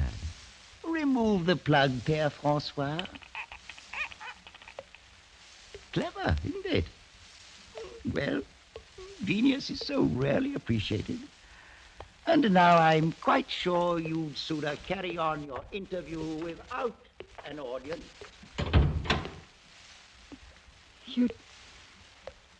You'd never met my uncle before? He didn't arrange this with you? I'd never laid eyes on him. And certainly nothing was arranged with me, else I wouldn't be here. Oh, then you're as much an unfortunate victim as myself. But you at least must be more aware of the circumstances. I can understand none of this.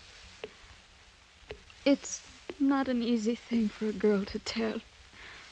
Whatever you may think of me now, I fear you shall think the worse when I've finished. Words are but words. But your manner encourages respect. Thank you, monsieur. I've lived all my life with my uncle, and I've not been happy. 3 months ago, a young captain of the guard began to stand near me in the church. Oh, you must understand, I gave him no encouragement to do so. Oh, quite so, I understand. He was handsome, of course. As a matter of fact, very. Hmm. After a while, he began to pass me notes. He found me pleasing, wanted to meet me, and seemed most interested in me for some reason. I can believe that. This morning, he passed me a note urging me to leave the outer door open tonight so that he could speak a few words with me on the stairs. Oh, this is most difficult for me to tell, monsieur. I'm sure he meant no harm. I've no idea how my uncle came to suspect. Sometimes his shrewdness becomes almost diabolic. After church, he took that note from my hand, read it, gave it back to me. I've been kept in my room all day, knowing nothing of what he might be planning. So that's it. By pure accident, I blundered into a trap set for someone else. Had my uncle brought the captain himself, the thing still would have been confusing. How should I know that he may not have been trifling with me all along? But to be forced into a situation with you, a perfect stranger... Your regard for me is quite clear, mademoiselle. I regret appearing as a disappointment to you. I believe you said he was very handsome? If that were all. There's more? I mean, monsieur, that you yourself are quite handsome. But it's so... Oh, no, it's really no use. Well, please understand me. I'm not urging you in any way. Urging, monsieur? I'm accustomed to meeting young ladies upon occasion who are quite ready to accept me as something beside a convenient substitute for some handsome captain of the guard. I've no doubt of it, monsieur. And to correct a mistaken impression you seem to have, I'm well aware that you're doing no urging. And were you to do so, I should neither listen to nor give it any consideration whatsoever. It's well that we both understand one another. Quite so. And that being the case, Mademoiselle de Maletroits, I wonder if you'll be good enough to conduct me to your uncle. With the greatest of pleasure, monsieur. I've no doubt but what this little matter can be settled very quickly, and with as much honor as possible to everybody concerned.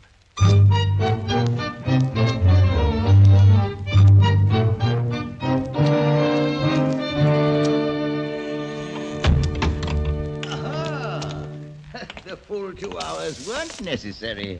Already harmonious accord rises triumphant. On the contrary, Sire De Maletroits, your assumption is entirely false. Oh, what a pity. Well, Père François, there's nothing to it. We'll simply have to wait a while longer. As you say, Messiah. I fear it may be much longer than you think. In fact, forever. That's a very long time indeed. And you, my dear niece, what are your sentiments in the matter? I will not marry this man. Do what you may, uncle, I will not marry him. Right back where we started. Can it be that our young friend is lacking in perception, Père François? It is possible, Messiah. I'm not, at any rate, lacking in a sense of honorable conduct. Dragged in here against my will, I've addressed your niece in the manner of a gentleman. I found her charming, lovely, delightful. Monsieur. But now I have the honor of declining your offer of her hand. Let that end the matter. It's not as simple as that. Take a look from my window there, and tell me what you see on the wall beneath it. What do you mean? See for yourself. Whatever it is can have no bearing on the matter. There's an iron ring set in the wall. Quite so, and fastened to the ring? A rope. Right. So we have two elements. And to complete our little diagram, we need a third one. That element is, at the moment, firmly attached to your body. I'm referring, sir, to your neck. Uncle, no. And may I inquire the purpose of the dogs there in the courtyard? Uncle, no. And may I inquire the purpose of the dogs there in the courtyard below? Are they also a part of your devilish plans? My dear young man, a body doesn't hang in ropes forever, you know. You maniac. Even murder doesn't stop you. Ooh, that's such a nasty word. Let us confine ourselves to the bald facts. At the end of your 2 hours, you will prepare yourself either to marry my niece or to kick out your life while you swing at the end of that rope. There's no other alternative. I think there's one. Between gentlemen, at any rate. Arm yourself, sir. You fool. You think for a moment that if I'd regarded your sword as a threat, you'd still be wearing it? Père François, will you open that door to the passage, please? Of course, Messiah. I'll be most happy to. Gentlemen, show this rash young buck the color of your steel. Whether he likes to admit it or not, Monsieur de Beaulieu, one day a man grows too old to fight his own battles and must hire others to do it for him. Close the door, Père François. Then you'll not fight? Do I seem a fool? There'll be no fighting and no haughty refusal to marry my niece.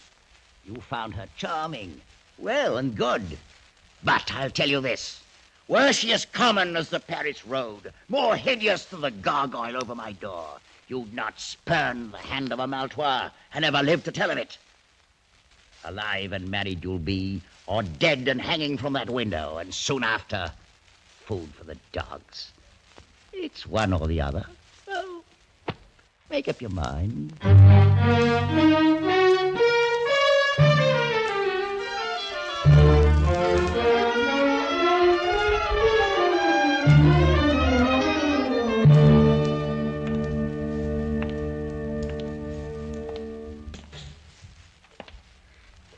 Please, Monsieur de Beaulieu, why do you not sit down? Your concern is most gratifying, mademoiselle. But since I have such a short time to live, I doubt that I'll grow very tired. If the time be short, then why do we waste it in formal speeches? As you will. Listen to him. Drip, drip, drip. That devilish clock like an artery opened and life's blood itself dripping away. Well, I've sat here and thought until my whole mind's in a great whirl. Please, you really shouldn't trouble yourself so much. I can't bear to have you slain for my sake. Monsieur de Beaulieu, I will marry you gladly. You must think, then, that I stand very much in fear of death. Oh, no. I've had reason to see that you're no coward. I've asked for no pity. If a thing has to be, then that's the end of it. Oh, sir, you misunderstood me. Why, the great nobility with which you faced my uncle should have removed all question about your bravery had such doubts existed. That is most kind of you to say so.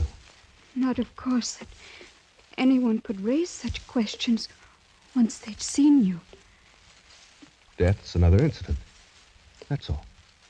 Oh, but life's a better one. You'll agree, then? I'm afraid you underrate the difficulty. What your generosity offers me, my pride prevents accepting. In this moment of noble feeling toward me, aren't you forgetting what you already owe to someone else? Monsieur! He never really mattered. Mademoiselle, my very life's the forfeit here. One I'll pay gladly if it be of service to a lady, but to tell me it's for something that never really mattered. Please don't be so cruel. Cruel, you forget. I'm the one who's going to die, not you. I've not forgotten, monsieur. Yes. You'll enjoy tomorrow's sun like any other days. And tomorrow night, perhaps you'll see him again. And of course, I'll be forgotten. Oh, no, never. But it's all a man can expect when he's born into the world, death at last. And some piece of ironic misfortune. Oh, don't say those things. I can't bear it. Oh, if I've said anything to wound you, I'm sorry. It was for your own sake, not mine. Thank you. Please. It's a bitter thing, my dear, to see you in such distress that giving my life itself for you can't help it. I'm sorry. I'll try to be braver. Is there no way at all in which I can serve you? Either now or afterwards? Only by letting me think of you as a friend for the brief time that's left to us. By forgetting for the moment that I'm an awkward intruder thrown here by circumstance. That's all. And afterward? What does it matter? The closer you come to it, the clearer you see that death's no more than a dark and dusty corner where a man climbs into his tomb and shuts the door after himself. Oh, monsieur. I've only a few friends now. And once I'm dead, I've no doubt that I'll have none. You forget Blanche de Maltois. You're very sweet. Any young man in France would be glad to trade places with me and die for you. You value the small service I do you far beyond its worth. I'll not have you thinking so meanly of yourself. Look at me. Would you say that I am beautiful? I think the most beautiful girl I've ever seen. I'm glad of that. Tell me, Is there a man in France who can say he's been asked in marriage by a beautiful maiden, asked from her own lips, and refused her to her face? Oh, no. I know you're a man and half despise such a triumph. But any woman knows more of what's precious in love. But remember, you asked me out of the pity of your heart, not for love. Oh, you're so sure of that? Must I bear my very soul like a merchant showcase? You're very good. As good as you're beautiful. I'll not forget it for the time that's left me. Very well. I, too, have a pride of my own. If you'd turn back now from your word, I'd no more marry you than I would any stranger off the street. It's a small love that shies at a little pride. The dawn's starting to break. Yes. My uncle and his men will come here any moment. What shall we say to him? Anything you will.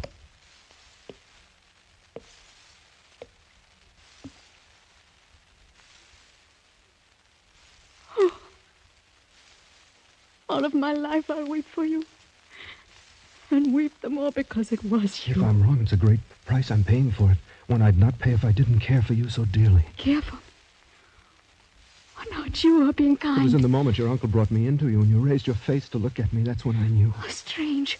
For it was then I felt it, too. You've seen already that I'm not afraid to die. Oh, you're not. I know it. Blanche, is it really true, not something born of pity? I swear by all that's holy. I love you, Denny. Oh, my beloved. And I can tell you now that I love you, too. Even after all you've I heard. can remember none of it. The captain's no name. No matter. I love you. Oh, my darling. I love you more than my life and my soul. Blanche, my darling, I love you. I love you, Blanche. Well. Uncle.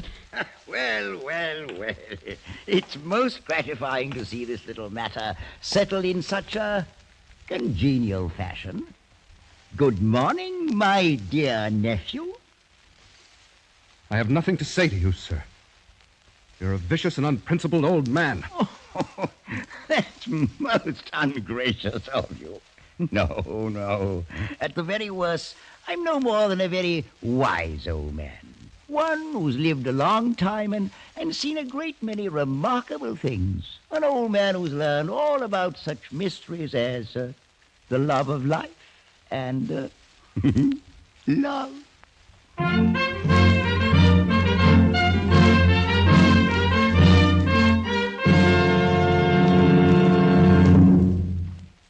The Sire De Maletroits Door by Robert Louis Stevenson was adapted for radio by Les Crutchfield and produced and directed by William N. Robeson, with Elliot Lewis as Denis, Peggy Weber as Blanche, and Ramsey Hill as the Sire de Maletroits.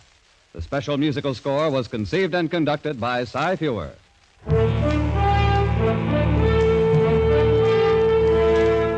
Escape is presented by the Columbia Broadcasting System and its affiliated stations each week at this time. Next week, we invite you to escape to Egypt of 3,500 years ago with Arthur Conan Doyle's fascinating tale of the Ring of Thoth. And so good night until next week at this time, when again it will be time to escape.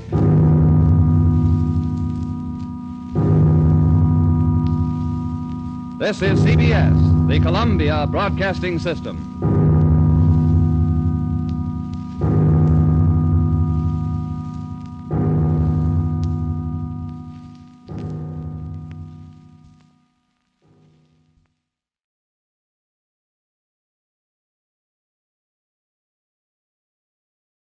Good evening, friends. With a special word of thanks to our sister network, CBS, we invite you now to test your memory of the great radio adventures.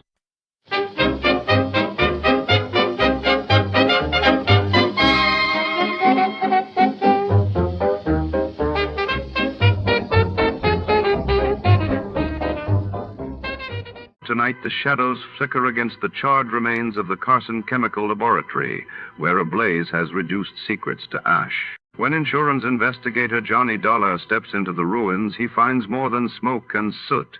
He uncovers a trail of clues leading through scorched files and suspicious silence. Who set the fire, and what was meant to be hidden in the flames? Follow Dolar as he navigates the labyrinth of science, sabotage, and deceit. Before to start, let's see what happened the day it was aired. It was July 20th, 1955, and that day the world watched as the Geneva summit opened, bringing together leaders from the United States, Soviet Union, United Kingdom, and France in a bid for peace during tense Cold War days. Meanwhile, in Buenos Aires, Argentina, the government declared a state of emergency after violent anti-Perón riots shook the city. From Hollywood, it's time now for... Johnny Dollar. This is Jim Paris at Worldwide Mutual. Don't tell me, Jim. Let me guess. Huh? What are you talking about? The reason you call me, I can smell the smoke all the way over here at my apartment. Oh, Also, I heard something about the fire on a news broadcast a few minutes ago. Yes. Somewhere out on Albany Avenue, he said. Yes, it's the cash and save market over the other side of town. And since your company insured it, you want me to go over and take a look? A good look, Johnny. You thinking of possible arson? I am. Okay, why? That store is just one of a chain. Hartford, Boston, Providence, Springfield, Lowell. Yeah, I see. But how does that make it arson? This is the fourth one to go up in as many weeks. Oh.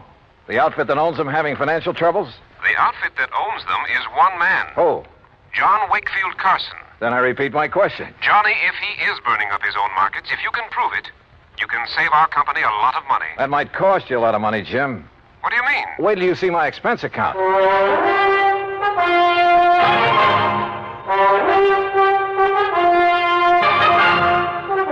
Bob Bailey, in the exciting adventures of the man with the action-packed expense account. America's fabulous freelance insurance investigator. Yours truly, Johnny Dollar.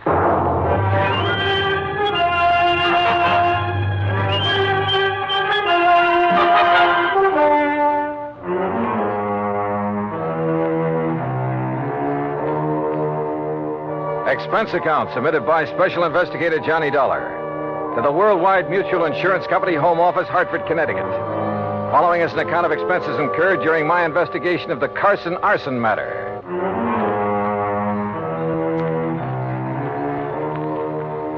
Expense account item 1, $1.25 for a taxi from my apartment to the offices of Worldwide, where I hoped Jim Paris could give me a little more to go on. He did. Very little.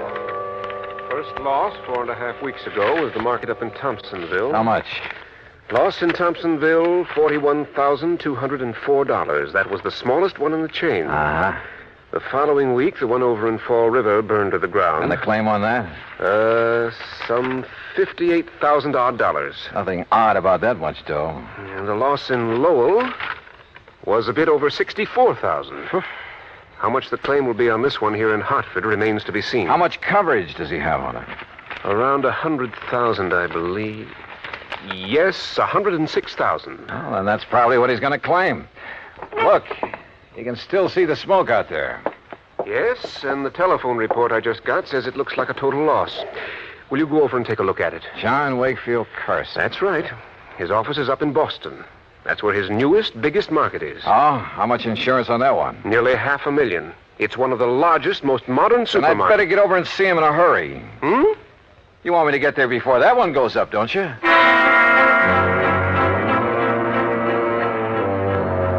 Expense account item 2, $450 for a cab to the scene of the fire way out on Albany Road. 3 or 4 fire companies were hard at it. But it was easy to see there wasn't a chance of saving much. It struck me that this location, part of a brand new residential area, was about as far from an established fire company as it could be. I wondered for a moment if this was deliberate. I finally ran down Hal Gibbons, an old pal, and one of the best men an arson squad ever had. Stick your nose up in the air and take a deep one, Johnny. You smell it? Well, it's not kerosene, Hal. I don't think it's gasoline either. No, but it's something highly inflammable. The boys of that chemical truck could get it out. Might learn something. Of course, these stores always stock a lot of cleaning fluid, stuff like that. Most of them are not inflammable. Well, how about... Johnny, look out!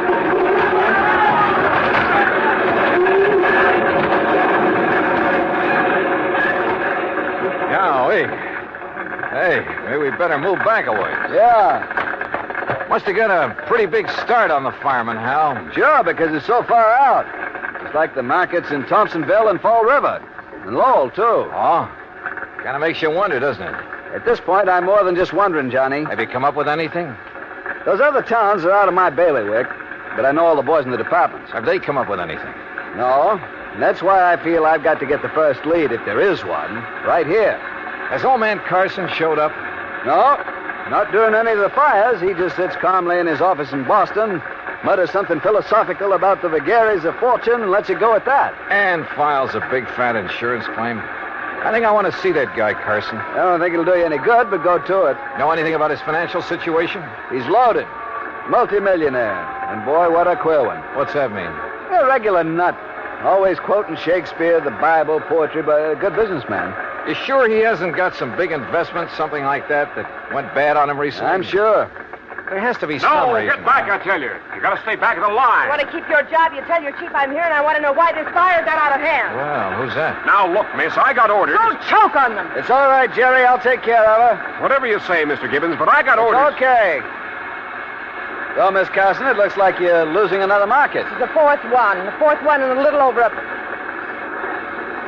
Hey, don't I know you? I'm afraid I haven't had the pleasure. Miss Margaret Carson, this is Johnny Dollar. The insurance investigator. Good. Now maybe we'll get somewhere. Oh, this is... Walter. Walter! Yes, Margaret? My fiancé, Mr. Dollar. Walter Smitten. Smitten? Hello, Walter. Mr. Gibbons? Walter handles the legal end of things for Dad. Oh, I see. Next president of the company, Walter? I? In the grocery business? Oh, no, sir, thank you. The legal end is enough for me. Well, what do you think about these fires? 4 in a row. Well, if I were you, Mr. Dollar, I'd suspect arson. Oh, Walter, for heaven's sake. Why, Walter? Someone trying to put Mr. Carson out of business, something like that. Put Father out of business with a couple of fires? Miss Carson... Come on, Walter. We've seen all we need to make the final report to Dad. Goodbye, Mr. Dollar. Harold. Yeah. See ya. Like a motive, Johnny? That Walter character? If he marries Margaret Carson, and he doesn't seem to like the grocery business... Yeah, but if he could get the money from it... Yeah, I see what you mean.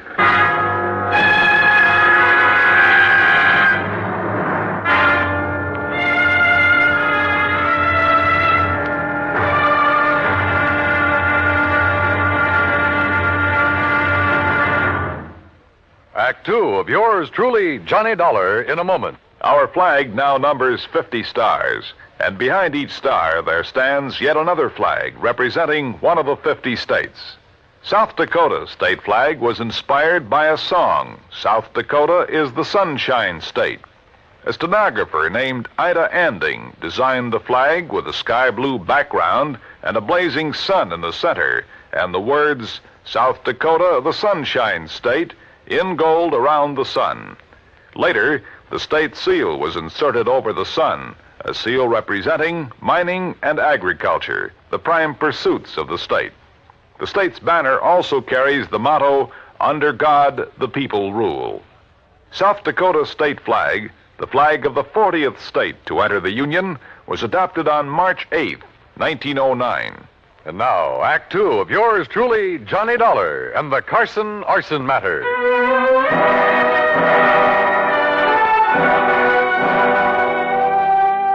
Expense account item 320 cents phone call from a booth near the scene of the fire. I wanted more information from Jim Paris at Worldwide Mutual.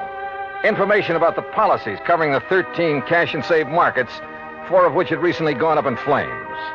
I waited in the phone booth until Jim called me back. Johnny Dollar. Jim here. Oh, good. All right, here's the list of markets, Johnny, in the order of insurance coverage, starting with the smallest amount. Go ahead.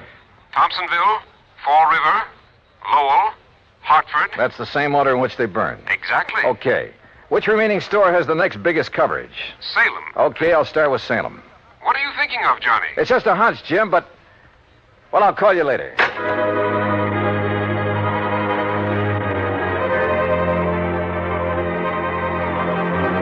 Item 4, $5.25 for a cab back to my apartment. Item 5, $21 even, mileage in my own car, Hartford to Salem, Mass. Despite burning up the highway, it was almost dark when I pulled into Salem. It was well after dark when I finally located the cash and save market. Again, the store was far outside of town, and it was a long way from the nearest firehouse. I don't know exactly why I went there instead of the main office in Boston. After all, it was the same day as the Hartford fire, and the others had all been about a week apart. As I said before, call it a hunch. But as I pulled up in front of the place, I saw the shadow of a man dart furtively around the back of the building. As I reached the far corner of the building, I stopped. But with only the sliver of a crescent moon, I could see no one. Somewhere ahead of me, I heard a door open. Then silence again. But somebody had entered that building.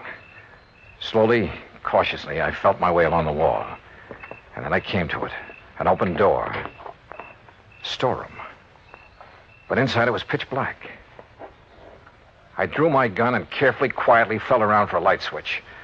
After stumbling gently against a big packing case, I found it. I hunched down behind the case and flicked it on.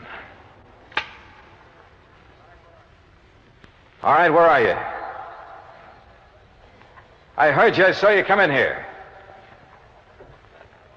Now, look, I got a gun, so don't try anything funny. You hear me? Where are you? Right over your head! Oh! I must have been out a long time. I came to lying on a cot in the back room of Salem Police Headquarters. A couple of gallon jars. Can you hear me? Yeah. Yeah, I can hear you. Yeah. Well, it was a couple of big gallon jars of kosher pickles that he dropped on top of your head. He, officer? Well, like to split your head open. So he brought you in here to headquarters and had the doc look you over. Up. Easy now. Oh, yes, sir. Doc says no permanent harm done. He gave you a shot to make you sleep and rest. Now, how about this cup of hot coffee? Yeah, sure. And about a dozen aspirins my head feels like. There you are. Thanks. But you said he. Well, according to him, you left yourself wide open when you sneaked in there after him. And then to turn on the lights. Son, you've got a lot to learn. Okay, so I pulled a boo-boo. But do you know who it was that slugged me? Of course, son. He brought you here. Who? Owner of the market. What? Mr. John Wakefield Carson. Item 6, $2 more mileage on my car. This time down to Boston and the main office of Cash and Save Markets. To the private office of John Wakefield Carson. Please be calm of mind. All passion spent, Mr. Dollar. What? That's from Milton. Please sit down. Now look, Mr. Carson, about last night. Baydock plays tricks upon us all. It did so in bringing us together last night. How did you know I was going to investigate that market of yours up in Salem? Well, I didn't know. But look, you young man. Yeah? The fires which destroyed those 4 markets did so in order their value to me. So I found out. Well, possibly then the next to go would be the store in Salem. For that indeed is next in order of value. It figures. Or perhaps 'twas mere coincidence those accidents occurred in that order. Accidents? Remember, coincidence breeds further coincidence. That's a quotation from Brescoff. Now listen to me, Mr. Carson. For that reason, I decided to inspect the Salem store myself. Inspect it, huh? To make sure there'd be no possibility of spontaneous combustion there. Let's get one thing straight right now, Mr. Carson. Yes? I think those fires were set. And if you'll come down to earth. Possible, I suppose. It was Shakespeare who said, fire answers fire. Through their paly flames, each sees the other's umbered face. Listen to me, will you? Of course. I think you set those fires, or had them set. By Mr. Dollar. I think you were going to burn down the store in Salem until I came along. When I saw you there, I thought that was your intent. Oh, sure. All right, tell me this. What do you plan to do with the insurance money, if you get it? Rebuild? Bigger and better stores where the old ones stood? Why, no. Or did you find out you hadn't made them big and modern enough for those real estate developments where they were located and decided the cheapest way for you to do? No. To build again where tragic dealt the fate. Forget the fancy quotes and answer my question. Shakespeare said, you tread upon my patience, sir. Look. It's most enough to make a deacon swear. That's by James Russell. Mr. Carson. What disposition of the funds I choose to make is mine alone to settle. And from my heart. Carson? Enough.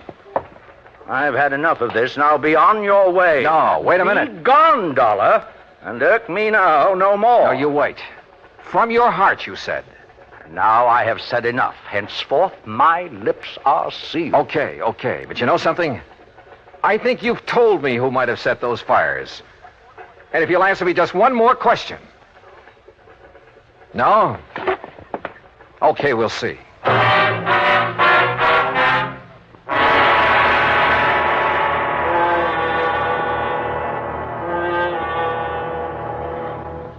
Act 3 of yours truly, Johnny Dollar, in a moment. Sometimes we may wonder why a football team doesn't quit playing and walk off the field when it finds itself 50 points behind with only a few minutes of play to go.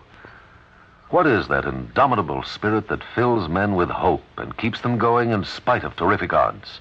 Keeps them going just to play the game according to the rules, just to get the job done as well as they know how. This kind of spirit pervaded the feelings of heavy bomber crews of the 9th Air Force on that day of glory, August 1st, 1943, the day of one of the most secretly planned surprise bombing missions of World War II, the day of the low-level attack on the Romanian oil refineries at Ploiești. More than 170 B-24 heavily loaded bombers took off in a swirl of red dust from Benghazi, Libya, to bomb a highly defended priority target.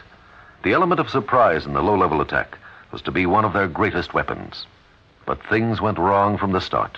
3 planes exploded during takeoff operations. 11 more aborted due to engine trouble. Of those that reached the target area, less than 1/3 returned to home base. The leaders of the mission encountered navigation difficulties and difficulty in identifying the specific targets. And due to the loss of that elemental hope, surprise, they also encountered devastating enemy firepower from flak and fighters. The mission was partially successful, but a horrifying experience. 5 medals of honor were awarded to the heroes of the Ploiești raid for valorous action above and beyond the call of duty. At any time, the men would have been justified in turning back. But they had a code of conduct that made them want to see the unequal game through to the end. It was a job that had to be done, a charge of the Light Brigade in the air as they flew down the Valley of Death to glory. And now, Act 3 of yours truly, Johnny Dollar, and the Carson Arson Matter.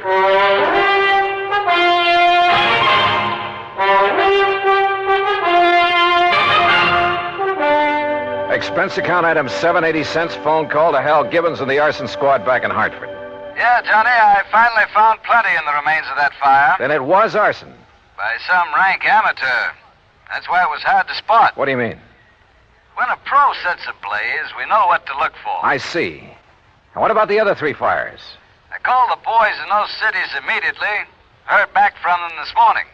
Same story. All right. Have you checked on Walter, what's his name, the fiancé of Carson's daughter? You mean stepdaughter? Stepdaughter? I have, and that's what stops me. Alibis, huh? Perfect. Walter Smitten couldn't possibly have started those fires. I didn't think so. Huh? Now, that boy may call himself a lawyer, Hal, but he just hasn't the nerve, the gumption.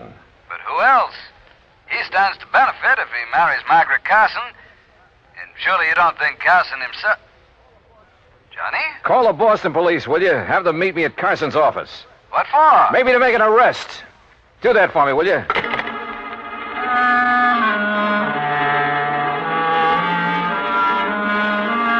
Hunch? Maybe it was more than a hunch now.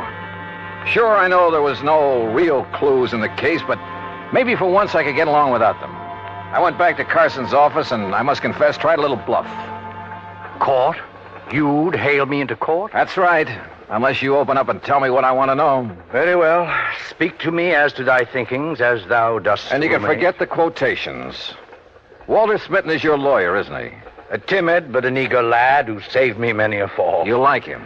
Like a son. I would he were my son. Or as the Bible says, a wise son maketh a happy... All right. Oh, yes. You have a stepdaughter, Margaret. Alas, I have. Okay. Now, who is to get the insurance money you may collect? Well, that, sir, is none of your concern. You going to talk now, Mr. Carson, but or in it's court? A family matter. Who gets it? I pledged to my wife before she died that Margaret would have all monies from any profit, any monetary gain of any kind, of any of my ventures. That would include the insurance money. I see. That, Mr. Dollar, was my pledge, and oh, how I have rued it. Why do you say that? She's not of my blood, Mr. Dollar. She has no soul for art or poetry.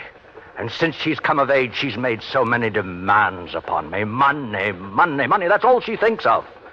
And unlike Walter, she's so bold, aggressive, headstrong. Were it not for Walter, I'd mistrust her every move. But if he's in love with her... Because she demands he be. And why? So she can use his legal guidance in her fight to take this business away from me. All right, Mr. Carson. I haven't notified the authorities yet, but I've found proof that Margaret is the one who started those fires. You what? And you've just told me why. Because the money would go to her. Oh, Mr. Dollar, I'm glad. I've suspected, yes, but because of family honor. No, I'm glad you have proof. At long last, it will take her. Take this millstone from about my neck. Proof, huh? Margaret. Well, Dollar, you'll never live to tell the authorities. Margaret, that gun. Unless you'd like to make a deal, Johnny. Could be worth a lot of money to you. I'd even promise not to set any more fires. Oh, you were right, Mr. Dollar. Unless I'm mistaken, Margaret, the man who just came in... What man? Who heard your little confession is from the police department. You trying to make me look around so you can grab for this gun? Oh, no. Fact remains, he's standing right in back of you. That's right, Margaret. What? No! Oh, my hand! My hand! Oh, my hand!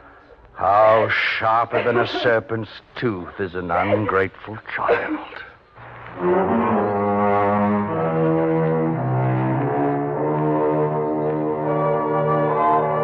Yeah, the company will have to pay on those 4 markets. And the courts will have to take care of Margaret. I'm sure they will. And next time, well, give me something clean to work on, will you? I hate this kind of stuff. Expense account total, including the trip home, $56.90. Yours truly, Johnny Dollar.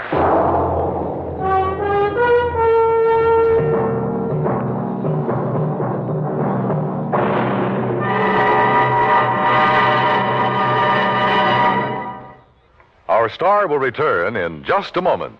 Our flag now numbers 50 stars, and behind each star there stands yet another flag representing one of the 50 states.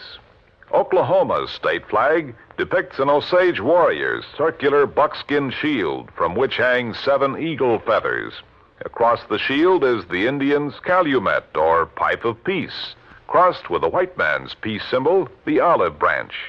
On the shield are small crosses, the Indian's graphic sign for stars, indicating lofty ideals or a purpose for high endeavor. The background of the flag is a field of blue, the blue of the Oklahoma sky, signifying loyalty and devotion. The important symbols, however, are the calumet and the olive branch. These override the shield, the symbol of war, and bespeak a predominant love of peace by a united people. Oklahoma's state flag, the flag of the 46th state to enter the Union, was adopted on April 2nd, 1925. Now, here's our star to tell you about next week's story. Next week, the Rolling Stone matter. Remember that old saying about a rolling stone? Well, it applies here, with a vengeance. Join us, won't you? Yours truly, Johnny Dollar.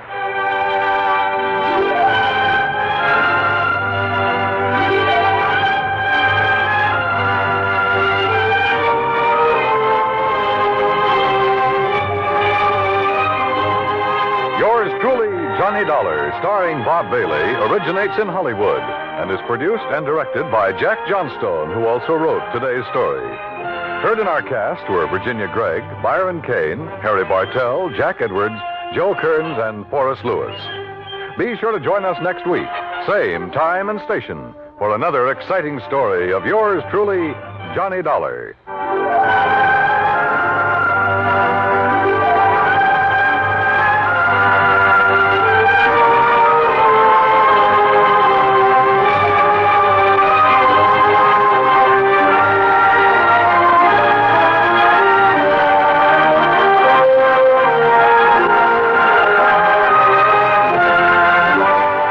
This is the United States Armed Forces Radio and Television Service.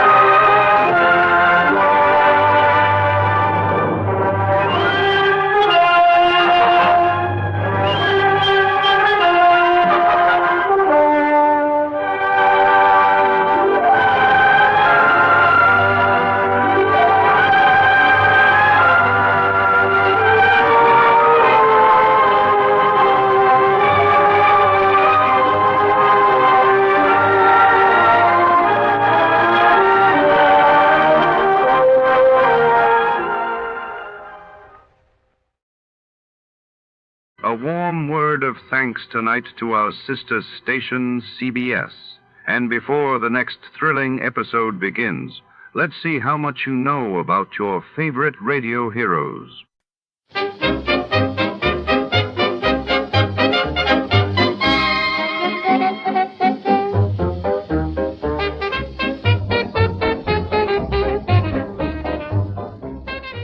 Tonight, we delve into the shadowy corridors of a cutting-edge laboratory in Los Angeles, where science teeters on the edge of ethics.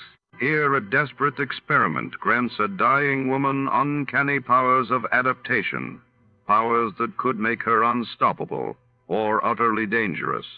As the city outside buzzes with neon and ambition, within these walls, a new kind of ultimate emerges. Prepare for a tale of transformation, obsession, and moral reckoning before.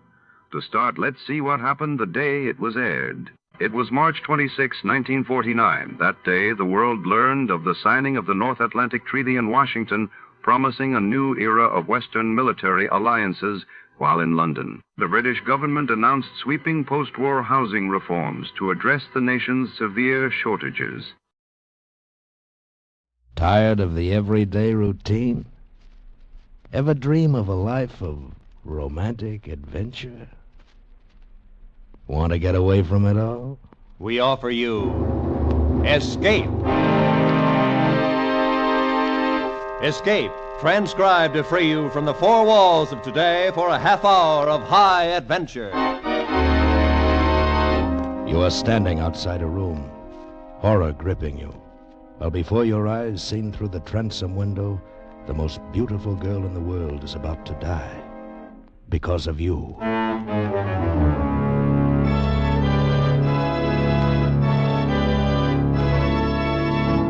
Today we escape from reality with the fascinating story of a girl who lived a weird second life, as John Jessel told it in his gripping story, The Adaptive Ultimate.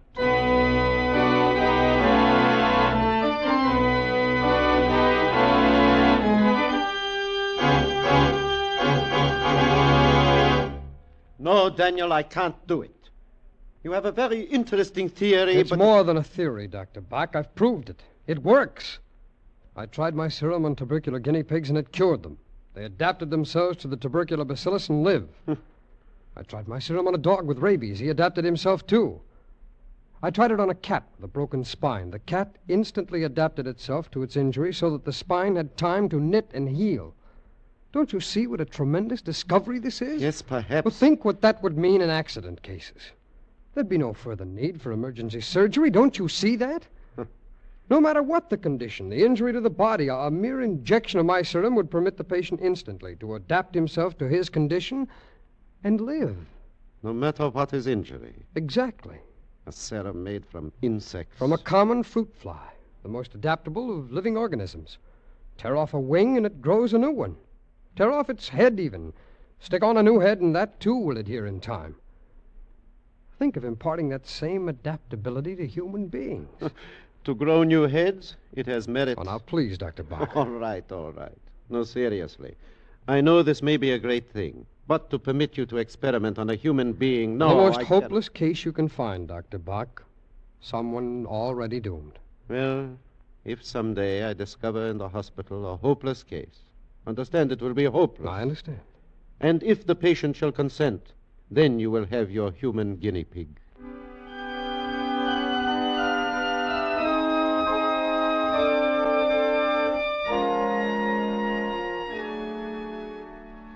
Well, Dr. Scott, you requisitioned for yourself a hopeless case. Permit me. Here is your guinea pig. What is it, Dr. Bach? TB? Yeah, final stage. A matter of hours at most. She might have been attractive once, but now, hair like string, skinny like a skeleton, and flesh like wax. Dr. Bach, you call this a fair test? I said hopeless, but I didn't say a corpse.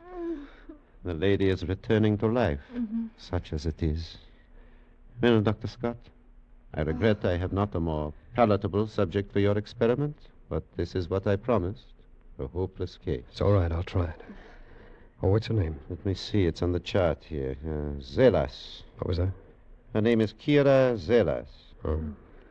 Young lady, permit me. I am Dr. Hermann Bach, Chief of the Staff, and I would like to introduce one of our promising young doctors. He wants a date, I suppose. Miss Zalis. Hello, Brown Eyes. What? Your eyes are brown, aren't they?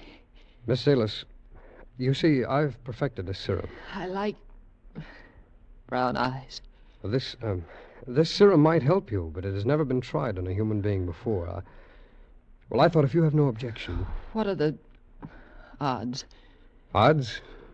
Well, actually, you've everything to gain. And nothing to lose. Well. How right you are. Okay. I'm all yours, Brown Eyes. Go ahead. Experiment away. Dr. Bach, prepare her arm.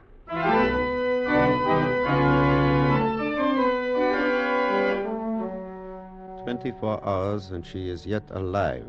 I would have said yesterday it would be impossible she should survive the night.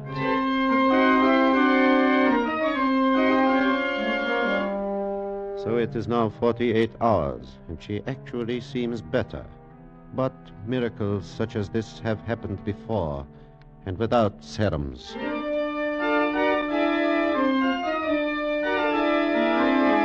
A week, and she still lives. Each day she becomes better. It is miraculous.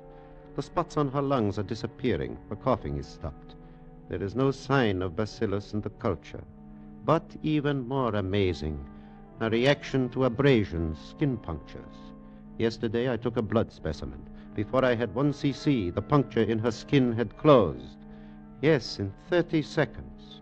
The ordinary person, it takes a day, 2 days for it to heal. With Miss Kira Zelas, 30 seconds. It is amazing.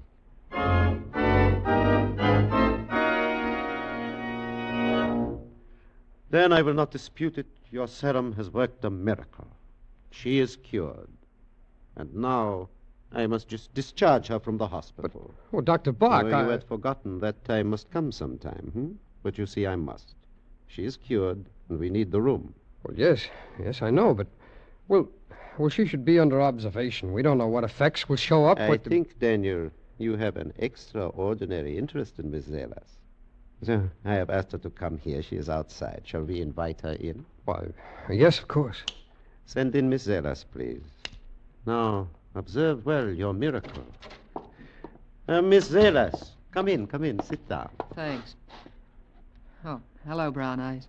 Hello, Kira. I have sent for you, Miss Zelas, because I have good news. Today I am discharging you from the hospital. Oh? Yeah? Today you are free to go. That pleases you? Madly. Kira, you have people, perhaps? A family? Aren't we all brothers and sisters under the skin? Miss Zelas, I will come to the point.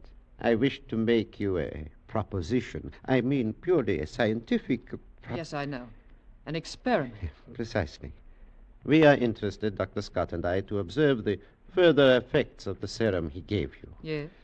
I will pay you board and room and $30 a week. You will live at my house. I have a housekeeper, Mrs. Getz. She will look after you. Is that satisfactory? Wouldn't I be a fool to say no? Excellent, excellent. Does, Brown Eyes live there, too? No, but Dr. Scott will continue to have a clinical interest in the experiment. Miss Zelas, have no fear. Good. Yes. Well, it is now almost time for dinner. I will take you, Miss Zelas. You will join us, Dr. Scott? Well, yes, fine, Dr. Bach. Very well. We shall meet outside in, 10 minutes? That'll do me nicely. Miss Zelas, you wish to wait here or maybe outside? A little fresh air? I think I could use a little air. Good. There is a little park across the street. You will find benches there to rest. We will meet at the front entrance in 10 minutes.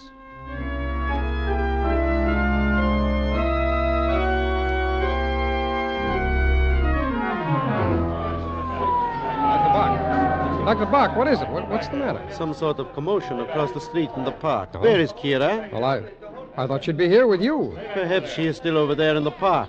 What do you suppose? Come on! Dr. Bach, it is Kira. Kira, let me through, please. Kira, let us through, please. Officer, what's happened? What is this? Why are you holding this lady? You know this woman? Yes, of course. What is it? What's the matter here? Plenty. Your lady friend here merely walks up to an old gent about 60 or so, picks up a nice hefty rock, and beats his brains out. Officer, there must be some awful mistake. Yeah, her mistake. Cold-blooded murder. Come on, sister. There's the wagon. But, officer, listen. You'd better come along, too, mister. Mona Lisa here don't seem to be much in the mood for talking. We'll need someone to tell the desk sergeant her name.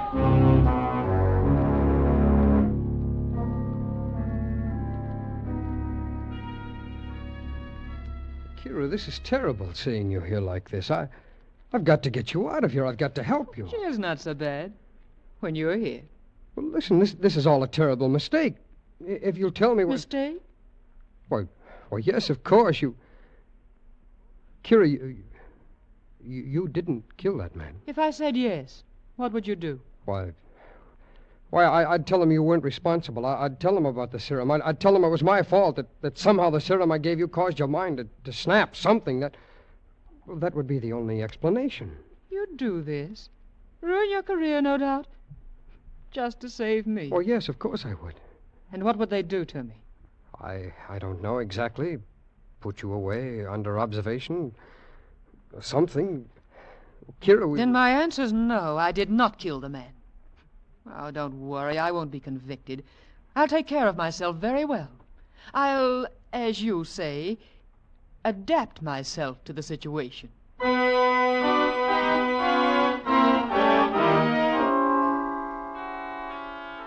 All right, now, Mr. Salvatore, continue. Tell the court in your own words precisely what happened. This old man, you see, is buy circus peanuts from me every day. For months, every day. And this one day, he pull out his pocketbook, his billfold, and I'm a look, it's stuffed with the bills. Big money. He say, Salvatore, can I make a change for $20? And I'm a laugh. I'm say, mister, I'm a peanut man. You take the peanuts and you pay me tomorrow. He said, thank you very much. He turn around, and then here's this dame, she pick up, it's a great big stone, and it conks him. It's a murder. I object, Your Honor. Objection sustained. Continue, Mr. Salvatore. Oh, she nothing more to say. This dame, she bend over, and she reach in his pocket to take the money. I'm a grabber, people come, police come, and Mr. Salvatore, can you describe this young lady to us? Oh, I remember her very well. She's skinny. She's ain't no beauty, you know. You got the black suit, the brown hair, eyes, don't know, dark, you know, maybe brown or blue. Thank you, Mr. Salvatore. Your witness. Mr. Salvatore, you say that the young lady, the assailant, had brown hair and dark eyes? Si. Brown hair, dark blue eyes. And do you see the young lady in the courtroom? Oh, si. She's a sit right to... What's the matter, Mr. Salvatore? Are you pointing at Mrs. Alis? Si. May I ask the defendant to rise, please? Mrs. Alis, will you kindly remove your hat, please? Dr. Bach, look. Her hair, it's become the color of aluminum. Your Honor, I submit that this defendant does not possess dark hair, nor, if you will observe, dark eyes. I am prepared, therefore, to submit a lock of her hair to be tested by any chemist the court may appoint to prove that the pigmentation is entirely natural. Now, Mr. Salvatore, do you still say that this is the young lady you saw in the park? I'm think she's... Is she? Mamma mia, no!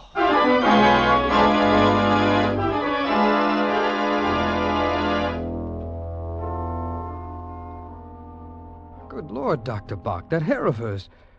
Did you see it? It was the color of aluminum. She was beautiful. Yeah, beautiful. And so she has been acquitted. They call her innocent. Daniel, I am a convert to your great principle of adaptability. But where will it end? You start with an ideal, and you wake up to discover you have created a monster. But she was acquitted. It was all a mistake. You really believe that?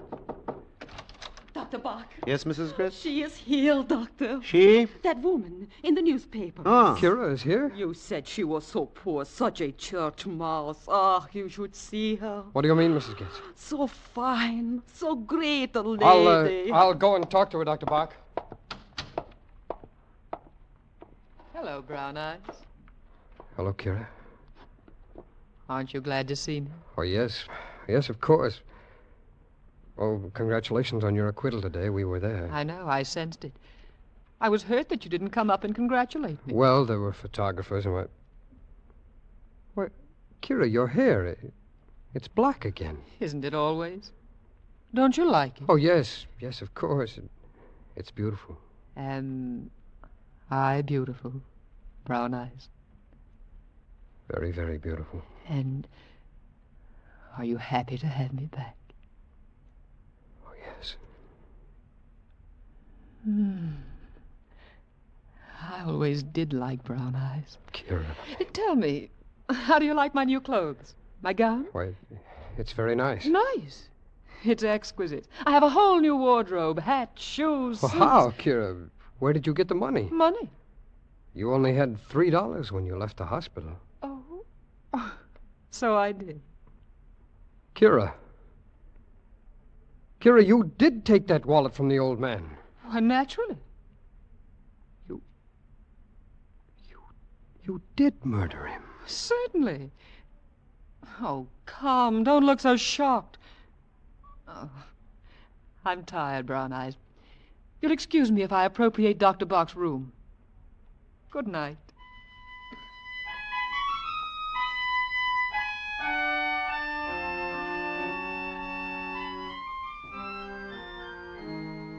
Dr. Bach, we've got to do something. Yes, Daniel, we do. I haven't slept a wink all night trying to think of what we can do. I've been here in the laboratory all night. I think I know. What? This serum of yours, it has accomplished a miracle, yeah. It is the adaptive ultimate. Changes that take the ordinary person days or months, she accomplishes instantly. She walks into the sunlight, she is tan. She walks out, she is pale again. When she is in danger, she adapts. She could survive the electric chair, the hangman's noose. She was in danger in the courtroom. She adapted. She changed her whole appearance at will, so she could not be identified. Yes, I know. Oh, you must not blame yourself. You could not know what you were creating. Now, this morning, I operated on one of your guinea pigs. I found this. The pineal gland hypertrophied. That is what causes it. Well, then we could operate and maybe change her back. Yeah, but she can adapt to anything, anesthesia included. How can we operate? Unless we get her consent. Well, perhaps. Oh, you are dreaming, Daniel. Do you really think she will consent now? Now that she has power?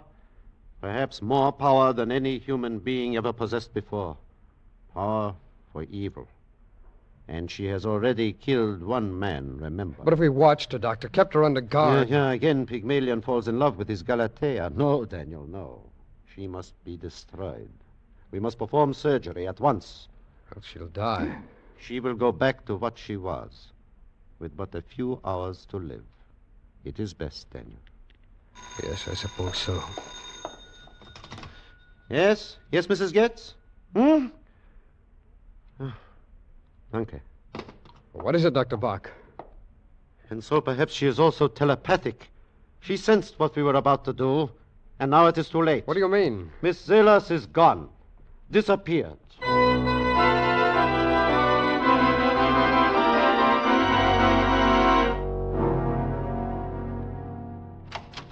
Dr. Bach, did you call for me? Yeah, Daniel.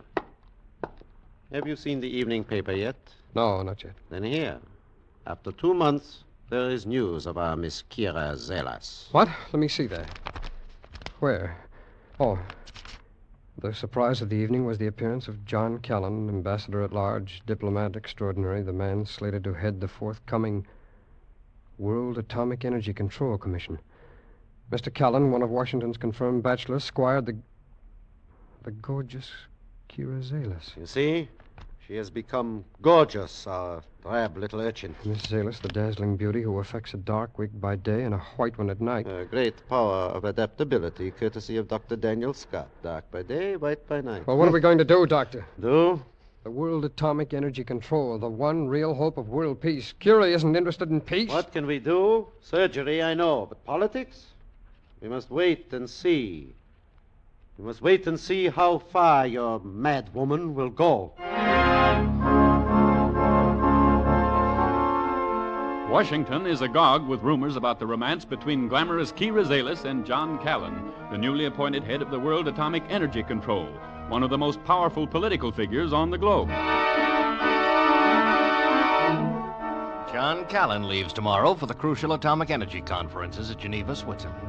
And sailing on the same energy conferences at Geneva, Switzerland.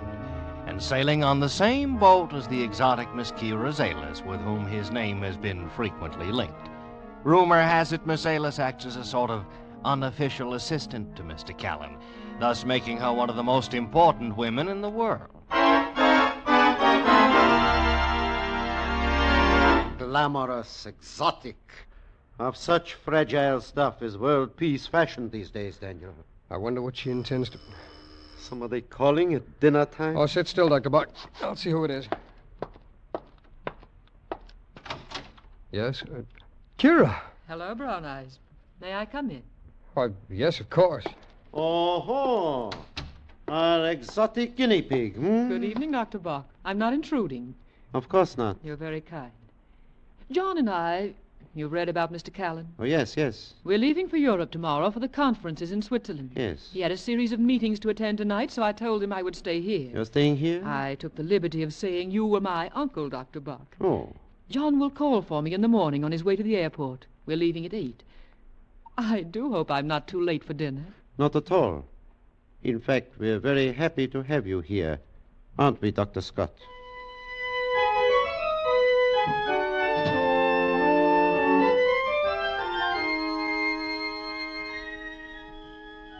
Kira. Hello, Brown Eyes. What are you doing out here in the garden? Waiting for you. You knew I'd follow you? Of course. Have you missed me? You know I have. Oh, Kira, listen to me. Do you love this John Callan? When I want love, I'll come to you, Brown Eyes. Well, then why? What is it, money? Money? I don't need money anymore. What does an empress need with money? Empress? That's what you've made me. The most powerful woman the world's ever known. John Callan. He's supposed to be important. But in my hands, he's clay, to be molded as I wish. Do you see what that means? Yes, I see. You hold the fate of the world in your hands. Exactly. To do with as I want. And I shall. Would you like to rule the world with me, Brown Eyes? Kira, you're evil. What is good? What's evil? Come here, Brown Eyes. Look at me. And forget such things.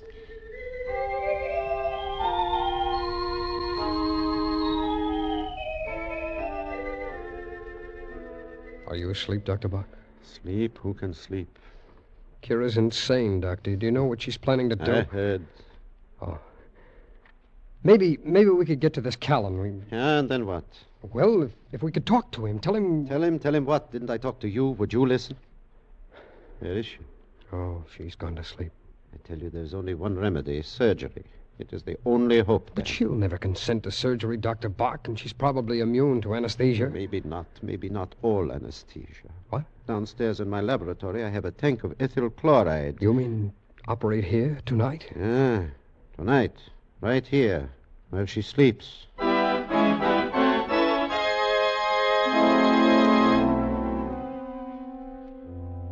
right, then. Now stop staring down at her. Pour the anesthesia onto the cone. Hurry. That ought to be enough to anesthetize an elephant. Onto the face, quickly. All right. Stand tightly. Hold it I'm close. trying. She's forcing my hands. I can't hold her. She's too strong. Fools! Did you think you could make me unconscious? You were going to operate on me. Is that what you were planning? Or were you going to slit my throat with that scalpel? Look! Kira, don't! There! You see? I plunge your knife into my heart. I withdraw it. And the wound is healed. Now, go away, both of you. I want to sleep. John will be calling for me at 8.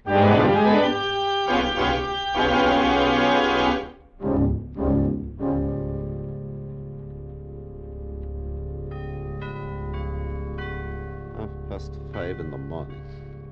2.5 2.5 hours more, and she will leave. And the world will be one step nearer chaos. We are scientists, Dan. We have a responsibility to civilization. We must find a way to destroy this... Carbon dioxide. Carbon dioxide, It's a of fundamental course. biological law. No human can survive in its own waste product. Carbon dioxide is a human waste. Dr. Bach, if we could fill the room where she's sleeping with carbon dioxide, she'd become unconscious. You could operate then. Who are you calling? The hospital. I will have them send over 2 tanks of carbon dioxide. Do you think it should work then? We must try anything. Hello, this is Dr. Bach. Let me talk to surgery. Now hurry, it is an emergency.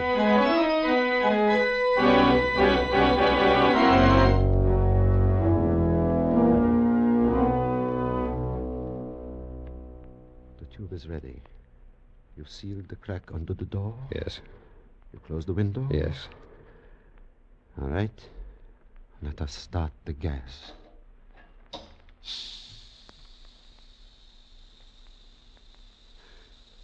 Now then, through the transom above the bedroom door, you will be able to observe her reactions.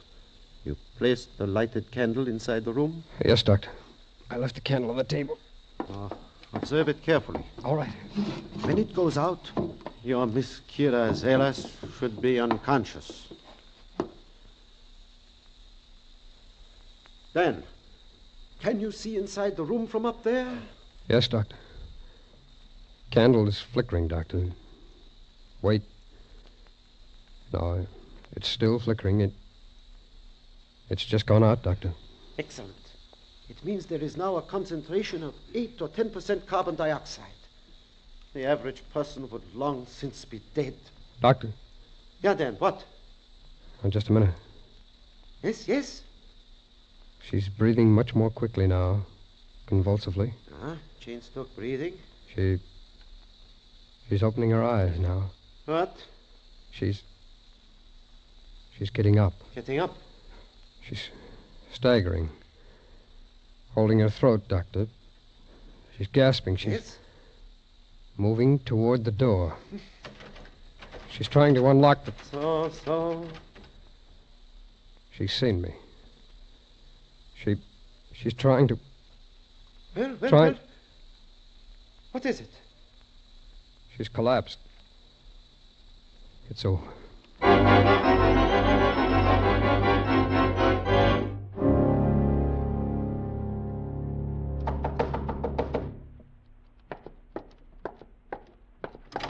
Yes? How do you do, Dr. Bach? I'm John Callan.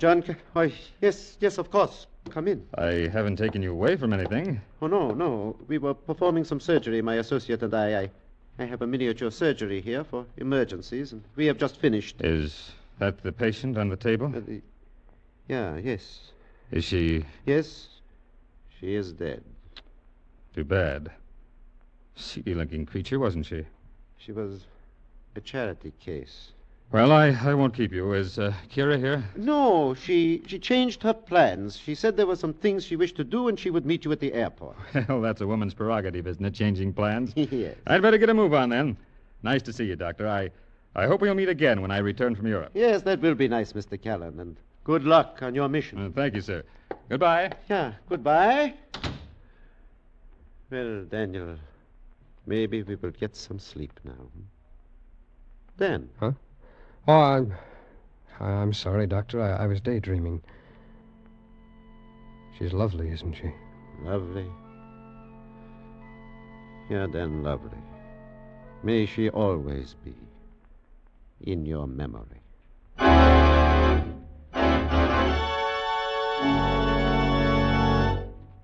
Escape is produced and directed by Norman MacDonald. Today we have presented transcribed The Adaptive Ultimate by John Jessel, adapted for radio by Chet Spurgeon and Herb Futran, with editorial supervision by John Dunkel, starring Edgar Barrier as Dr. Bach and Stacey Harris as Dan Scott. Featured in the cast were Elsie Holmes, Frank Gerstle, Larry Dobkin, Tom Charlesworth, and Ann Morrison. Special music was arranged and played by Ivan Ditmars. Next week... You are trapped in a dark, empty house. A girl lying dead at your feet. And surrounding you, closing in on you, are the band of killers, deadly enemies of your country and yourself. And they are intent on murdering you.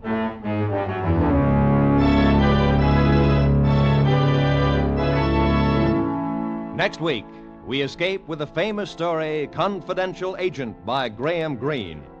Be sure to tune in at this same time next week when once again we offer you Escape.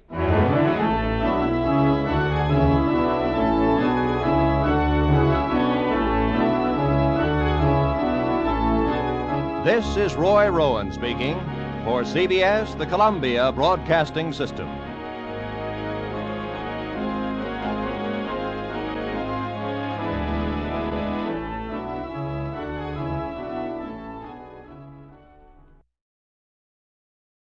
Ladies and gentlemen, we begin tonight by thanking our good neighbors at CBS. And now, before the next adventure reaches your radio set, a quick listener challenge.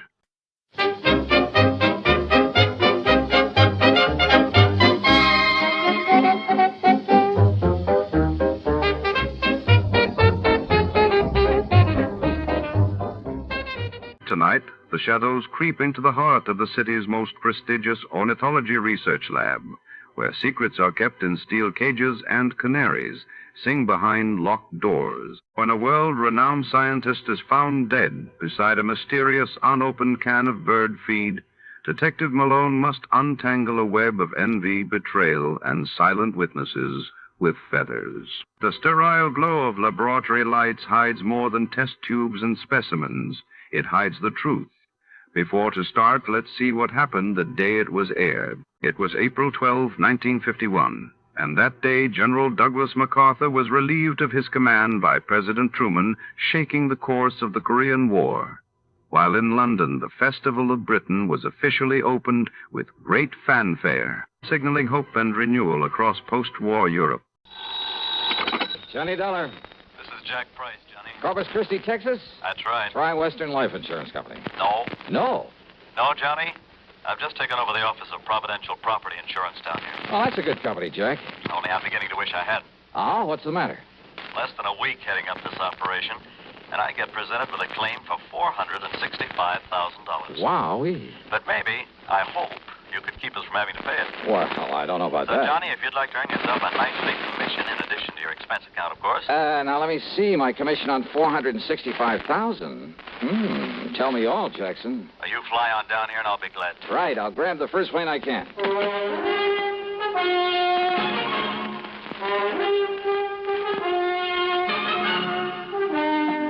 CBS Radio brings you Bob Bailey in the exciting adventures of the man with the action-packed expense account, America's fabulous freelance insurance investigator. Yours truly, Johnny Dollar.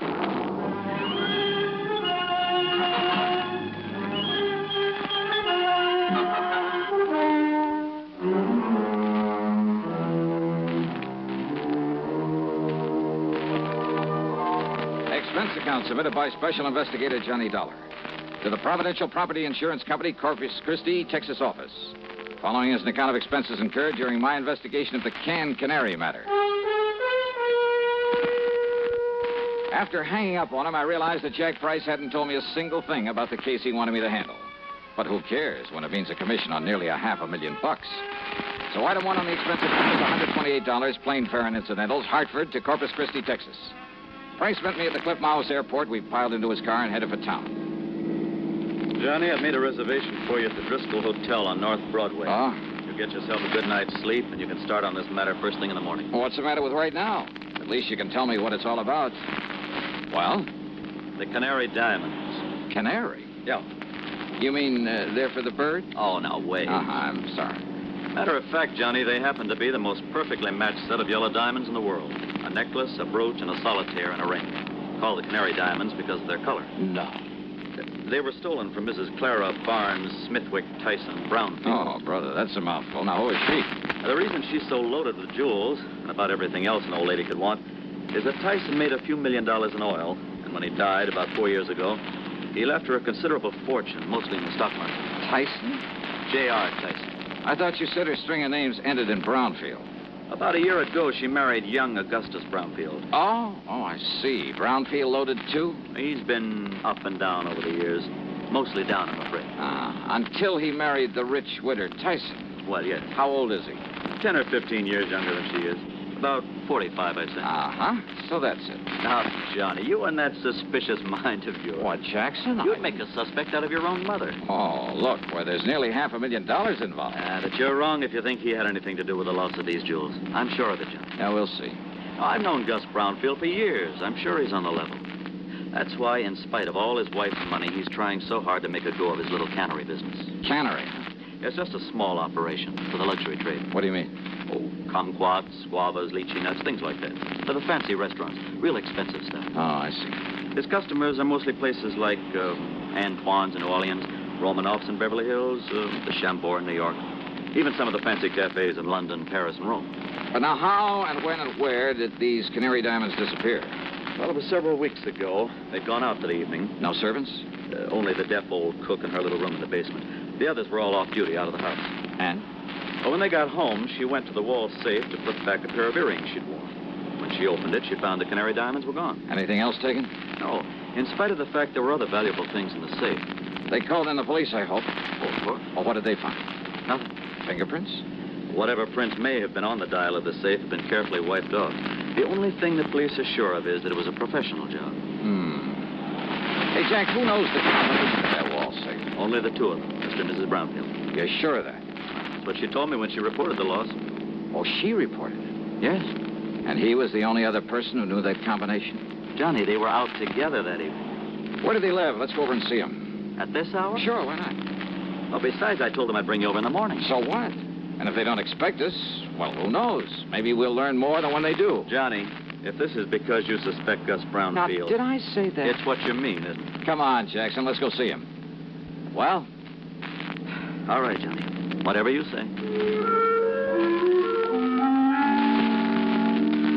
The Brownfield home was a mansion, a beautiful place, worth plenty of money. Mrs. Clara Barnes Smithwick Tyson Brownfield was about 60, I'd say. She was a lady in every sense of the word, with a sort of quiet dignity that goes with wealth and good breeding. Her husband, Gus, was at least 10 years younger, and, well, he seemed like just an ordinary, hard-working, nice, good-looking guy, sincerely devoted to his wife. Yeah, I must admit I liked him immediately, but then sometimes that's a danger sign. Anyhow, he pretty much repeated what Jack Price had told me, including the fact the police had gotten nowhere. So, if there's any way I can possibly be of help to you, Mr. Dollar? Not so much the money, Mr. Dollar. Though, heaven knows, the diamonds do have monetary value. That is the understatement of the week. Well, yes, I suppose it is. But when I think of some thief taking those beautiful stones out of their lovely mountings to dispose of them... Mr. Brownfield, you and your wife were together all the time the night they were stolen? Yes, we were attending a party at the home of... Oh, no, wait. Yeah? Why, yes, dear. You left us for a few minutes to go over to the cannery. Yes. Why? Well, when we'd passed it on the way to the party... Yes? Well, I'd noticed that someone had left the lights on. Probably someone who'd worked late. Who? Well, frankly, I don't know. Well, go on, please. Well, the party'd been rather dull, so I used that as an excuse to leave for a while. Yeah? I drove on over to the cannery, took care of a few odds and ends at my desk, turned out the lights, and then drove back to the party. Then we came home and found that the diamonds... Mr. Dollar. Yes? If you're thinking what I think you are... That your husband had plenty of time to come here during his absence from the party? Well, now, look here, Plus the fact that he knows the combination to the safe? Young man. No. What? No, Mrs. Brownfield. I was thinking of something you said a minute ago. About the thief disposing of those jewels. But, Dollar, if you think for 1 minute... Just hold your horses, please, Mr. Brownfield. Young man, this is outrageous. I refuse to listen to anything more from you. Yeah? Yes. Well, I think you'd better, Mrs. Brownfield. If you want the Canary diamonds back.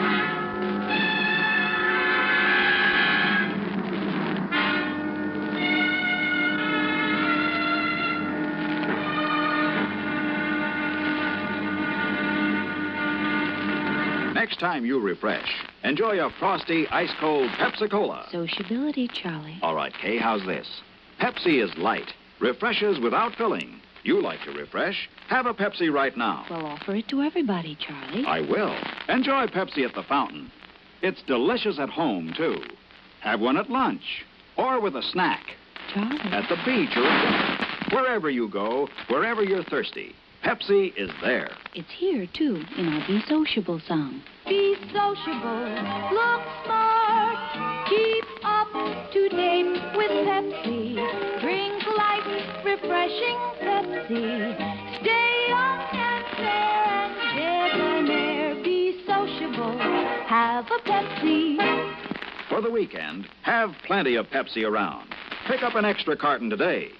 CK, I'm sociable. With Pepsi, everyone is. And now, Act Two of yours truly, Johnny Dollar.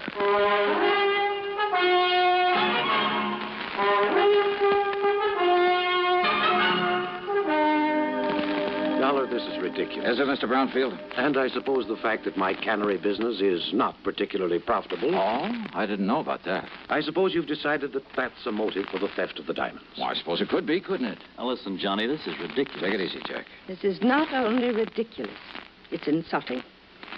I must ask that you gentlemen leave this house immediately. Mr. Price? Of course, Mrs. Brown. Now, just a minute. No.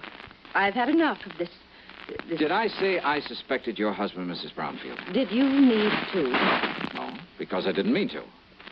What? That's right. But I did say that your talk about how a thief might dispose of the stones gave me an idea. You mean about how someone else might have taken them and will try to get rid of them? Something like that, Jackson. But who, Johnny? Yes, Doc. Young man, I still resent your implication, deliberate or otherwise. On the other hand, Mrs. Brownfield, since your husband might seem to be the one logical suspect... Young man. Perhaps I'd better play a little hunch I have before talking any further with you folks. Young man. Come on, Jack. Take me over to my hotel. My snide suggestion that Gus Brownfield at least could have taken the stones had got a reaction, all right. But it only convinced me that he was in the clear. The police had decided the whole thing was a professional job, and it would have taken a pro to crack that wall safe. And a pro would have sense enough not to try disposing of such distinctive stones in this country, in or out of the original settings. A pro would have some way of getting them out of the United States. But to where? And heavens knows he'd had plenty of time to get them almost anywhere. So there in my hotel room, still acting on a hunch, I was about to make a transatlantic phone call, but I didn't. Not then. Yeah? Johnny? Who's that? Doc. Doug Johnstone? That's right. Well, Hi, Johnny. Come in, Doug. Come on in. Well, so you couldn't stay away from our fair city, huh? Yeah, how'd you know I was here? Hey, sit down. Oh, thanks. Oh, I just happened to run into Jack. Jack Price. He told me he just dropped you off and told me why you'd come. Oh? I knew that if I didn't step in and give you a hand, why, that other Jack would never forgive me. The, other Jack?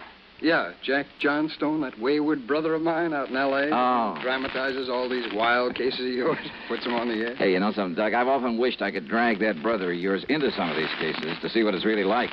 You know, all he does is write them up and put them on tape. If he'd help me figure some of them out for a change. Won't I do? Huh? Matter of fact, I have figured this one out. Oh, so now I have competition. Hey, you're serious? That's right, Johnny. The man who stole the Canary diamonds is now resting comfortably in a local Who Scout. You're kidding. Then I'll keep this clean. Oh, sure. Look, Johnny, Gus Brownfield's an old friend of mine. So when the stones were stolen and looked as though Brownie might be suspect, well, I decided to play detective. Yeah, well, keep talking, Doug. And I hope you haven't put me out of business. I've tried. Who knows? Maybe I have. Anyhow, I'm pretty familiar with Gus's cannery and the people who work in it. Yeah? And there was one man in his shipping department. Well, when I heard about the robbery, I started digging through old newspaper files down at the library. It took me weeks, Johnny, but I knew I'd seen that guy's face before. And sure enough, I found his picture alongside the story of a jewel heist that took place 15 years ago. Who is he? Les Murdoch. That means something to you, huh? Fingers Murdoch. Sure. Safe man for that international gems gang back in 45. That's the guy. Yeah, but I thought he got 20 years. Well, good behavior got him off nearly 2 years ago. And he was working in Brownfield's cannery? In the shipping department. Oh. Well, I told the police about it. We descended on him a couple of hours ago, gave him a cock and bull story about having found some of his fingerprints around, and he confessed. Well, good. Good work. Well, now that I've solved the case for you, you can buy me a drink and be on your merry way back to Hartford. Sure. And the jewels? The jewels. Well? Well, Johnny, the police have tried every trick in the book on him. Now, he won't say what he's done with them. In other words, my end of this case is only beginning. What do you mean? Bring the dirty criminal to justice? That's for the police, not me. What I'm hired to do is get those diamonds back. Johnny, if Murdoch won't say what he's done with them, and believe me, there's nothing in the world that's going to make him. You got any bright ideas? What'll you do? Well, you want to know something, Doug? You got a good question.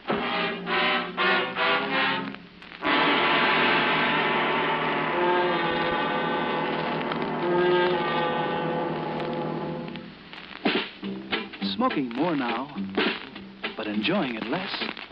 Have a real cigarette. Have a Camel. So good. Have a Camel cigarette. So rich. Have a real cigarette. Have a Camel. So mild. Have a Camel cigarette. And here's the reason why. Best tobacco makes the best smoke. Have a Camel cigarette. You can say that again. Best tobacco makes the best smoke. Have a Camel cigarette.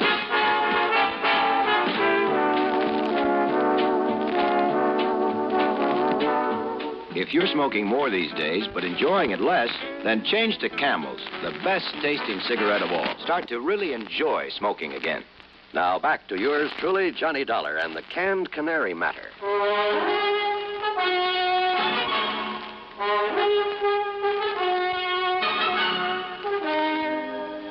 I went down to the Corpus Christi Central Jail and wasted an hour trying to get something out of Fingers Murdoch.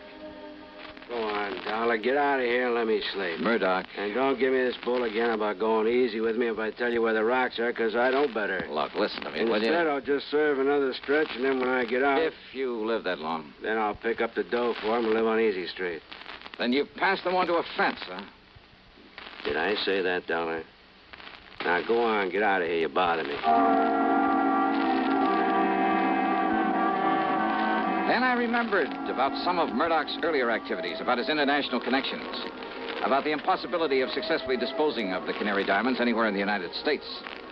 Item 2, 10 cents for a phone call to Mr. Brownfield. Yes, there had been a shipment of canned goods the day after the robbery to an outfit in Paris called Imperial Import Company.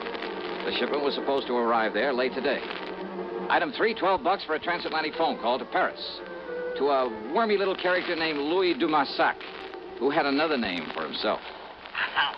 Oui, monsieur.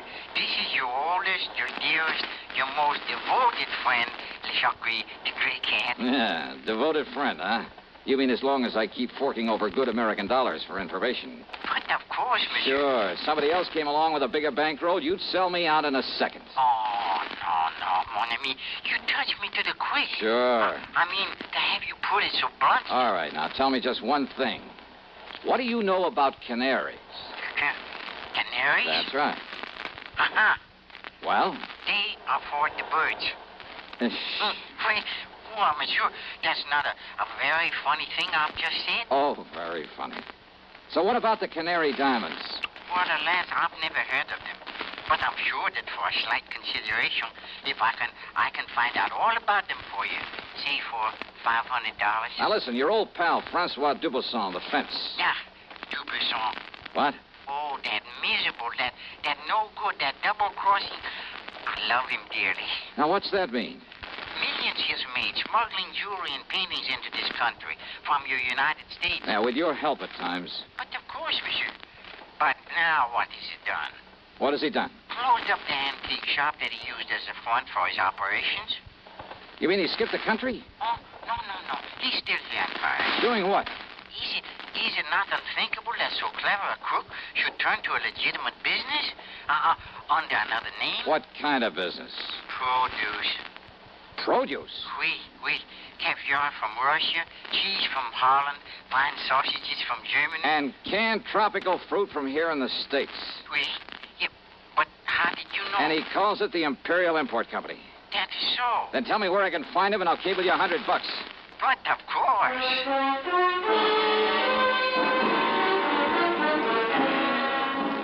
Item 4, a real wild one. $488, transportation to the airport, to Chicago, to Paris, France. Then a cab to the little warehouse called the Imperial Import Company. And somewhere along the way, I picked up a 39-cent kitchen item that just might help solve this case for me. Francois Dubuisson was more than a little surprised to see me. Monsieur Dolar? Yeah, surprise, huh? And what are you doing here in Paris, huh? Well, I want you to help me find some stolen jewels, Dubuisson. I help you? Mm-hmm. After the trouble you have made for me in the past, it is to laugh, monsieur. Yeah, well, you go right ahead and laugh, but maybe I can persuade you.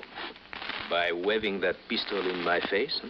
I want to look at your latest shipment of canned goods from the United States. Canned goods? Monsieur, Come on now. Where do you store the stuff for this phony import business you're using as a front now? If you will put down that gun... Maybe through this door, huh? Well, we'll see. Monsieur! Well, now, how about this? Will you kindly explain what you mean by this intrusion, huh? Yep. 10 cases of fancy tropical fruits from the Brownfield Canary in Corpus Christi, Texas. And why not, sir? Only one of these cans doesn't contain fruit. I beg your pardon. As if you didn't know. All right, here you are. Take this and we'll get to work. And just what is this, eh? Well, now, Dubuisson, that's a fine old American institution. It's called a can opener. Yeah, I'll pry open the cases and you open the cans. Monsieur. Uh-huh. Until we find the Canary diamonds. All right, here now. We'll start with this case right here. Oh, I know nothing of the Canary diamonds. You are going to wield that can opener until you do. Monsieur Dolar. 24 cans to a case, 10 cases. That shouldn't take you too long, though you might raise a handful of blisters. There you are. Get started, brother. Have you forgotten? You have no authority here in Paris. Oh, have you forgotten this 38 might give me all I need? And, of course, I can always call in the police. Police? But I won't unless you make me, Dubuisson. I would not like the police. Oh, I know. And if you want the truth when it happens, I'll kind of hate to see them catch up with you. Huh? Sure, with you in the clink, I wouldn't know where to turn when I'm over here looking for something smuggled in from the States. Then, but all I'm interested in at the moment is watching you get to work with that can opener. Well, go ahead, Dubuisson. No. No? What do you mean by that? It will not be necessary. I shall show you the case, the very can that contains the Canary diamonds. That easy, huh? Oui, monsieur. Each of them bears a mark known only to me. And, of course, to the unfortunate fingers murderer who stole them. Too bad, Dubuisson. Eh? Well, I'm really kind of sorry to hear that. You are sorry? Yeah. I'd kind of hoped to stand here and watch you sweat some of the rottenness out of your system.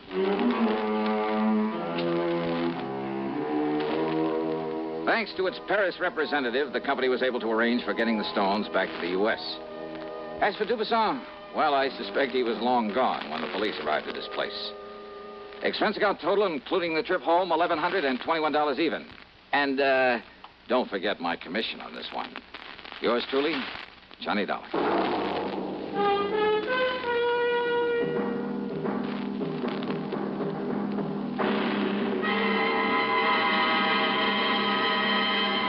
Hi. Maybe you'll recall this tuneful reminder of times past.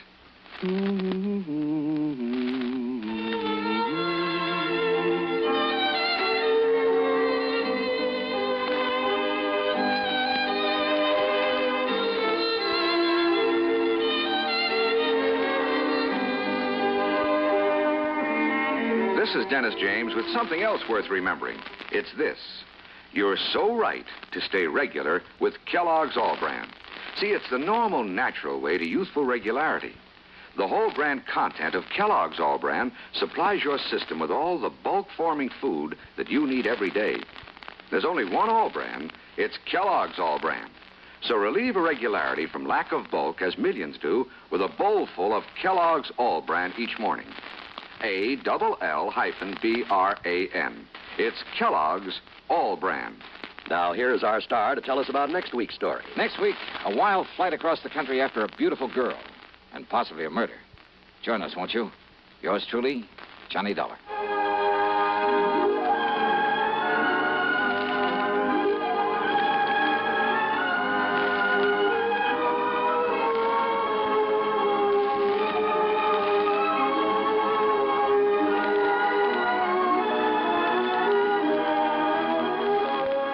truly, Johnny Dollar, starring Bob Bailey, originates in Hollywood and is written, produced, and directed by Jack Johnstone. Heard in our cast were Virginia Gregg, Jack Edwards, Russell Thorson, Stacey Harris, Jack Crucian, Forrest Lewis, and Tony Barrett. Be sure to join us next week, same time and station, for another exciting story of yours truly, Johnny Dollar.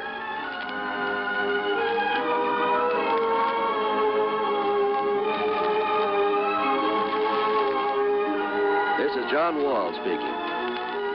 Greed for gold promises doom from Suspense on the CBS radio network. You know, Dooley, I've been reading up on hypnosis. Come here and let me try it on you. I'm an officer of the law and don't approve of making a man divulge his secrets. However, I'll stand by in case there's criminology involved. I just want to clear up some of his problems, Officer Sons. But I haven't got any problems. I'm the soul of contentment. Maybe that's your trouble. You're too contented. Lie down, Dooley. You're going to sleep. I feel so good. He's under my influence. Now, little tyke, get up. Go straight to the beer of your choice. Astounding. He's heading for Utica Club.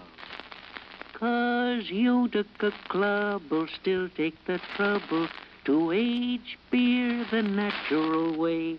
Utica Club, you see. He's got no problem. He's a happy, well-adjusted beer mug. Brewed by the West End Brewing Company of Utica, New York. You're tuned to 590 WROW in Albany.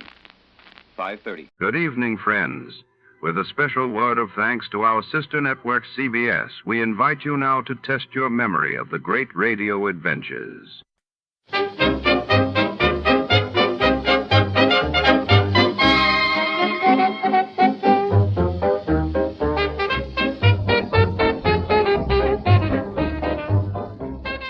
Tonight, under the neon haze of midnight, a shadowy figure slips through rain-soaked alleys clutching a mysterious briefcase marked SQP. When a sultry stranger with secrets of her own crosses paths with our hard-boiled detective, the line between ally and adversary blurs. As the city sleeps, a high-stakes chase for the SQP heats up what's inside, and who will claim it first. Stay tuned for a tale where every clue is a trap. And everyone has something to hide. Before we begin, let's see what happened on the day it aired. It was March 10th, 1948. That day saw the world reeling as John Masarek, Czechoslovakia's foreign minister, was found dead beneath his window, while in Panama, the government declared martial law after fierce political unrest erupted in the capital.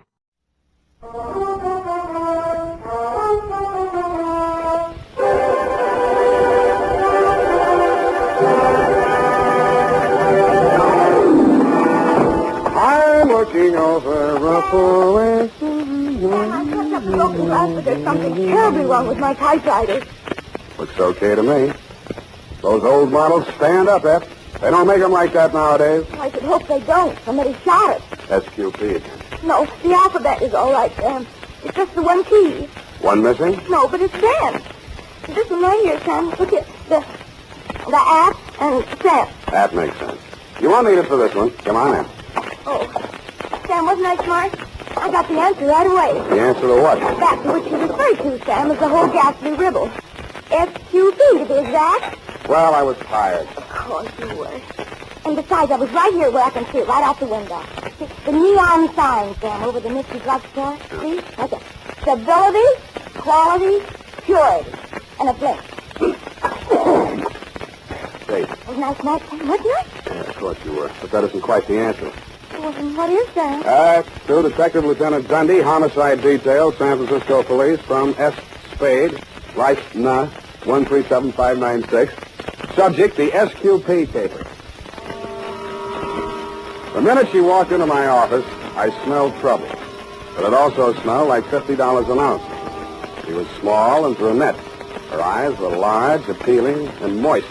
But her pitch was disappointing.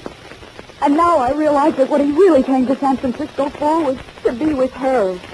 This isn't the first time, Mr. Spade. There have been others. I don't know who this woman is, and I don't care. This time I intend to do something about it. They're registered at the Belvedere Hotel. And I want you to go with me. And... Just a moment, Mrs. Pierce. Yes? I think I know what you're leading up to. You want a detective to go with you and be a witness so you'll have grounds for divorce. Is that it? Yes. I can't go on any longer with a man I can't trust. Oh, it's so humiliating. Mrs. Pierce, please, I do sympathize with you. Honest I do, but I can't take the job.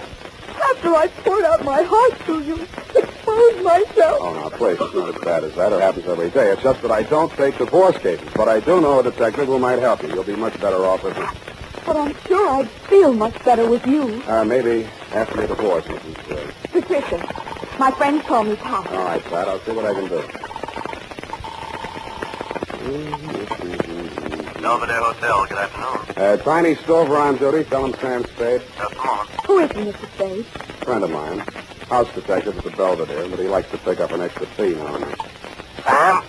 Tiny? Sam? Tiny? Sam? Roger. Who? Look, Tiny, I'll stop if you will. Oh, Sam. Yes! What's with you? Yeah, about a guest in your register. Pierce, Donald, Mr. and Mrs. Oh, yeah, sure. Clerk gave you the high sign on him. Pierce, yeah. Checked in alone, but registered for both, Sam. Said the wife would be along later, but it's okay. She finally got here. Yeah? Well, his wife is in my office now. Huh? She wants to crash the party. Oh, I get it. Want the job? Well, Sam, I can't take it for a private fee. It's against the house rules, you know. Oh, too bad. Oh, well, wait, Sam. I go off duty in half an hour. Maybe I could do it incommunicado, huh? Send her around, Sam. Okay, Tiny, will do. Will he help me, Mr. Spade? Yeah. Ask at the desk for Tiny's side, but don't let that put you off. He's an all right guy. Oh, thank you, Mr. Spade. You've been very kind. Goodbye. Good luck. Sam, what happened? Why did you leave so quickly? For the same reason you shouldn't have let her in the first place, Effie. It was a divorce job. Oh, but Sam, she looked so refined and all. And being the first of the month, I thought you might take exception. I do. Of course, you know best, Sam. But it seems to me you might welcome a little change now and then. I know you feel it's underneath you, but if it's nice face work, and between 9 and midnight alone, you could... Effie, there are 2 words for that kind of work. What, Sam? Never mind.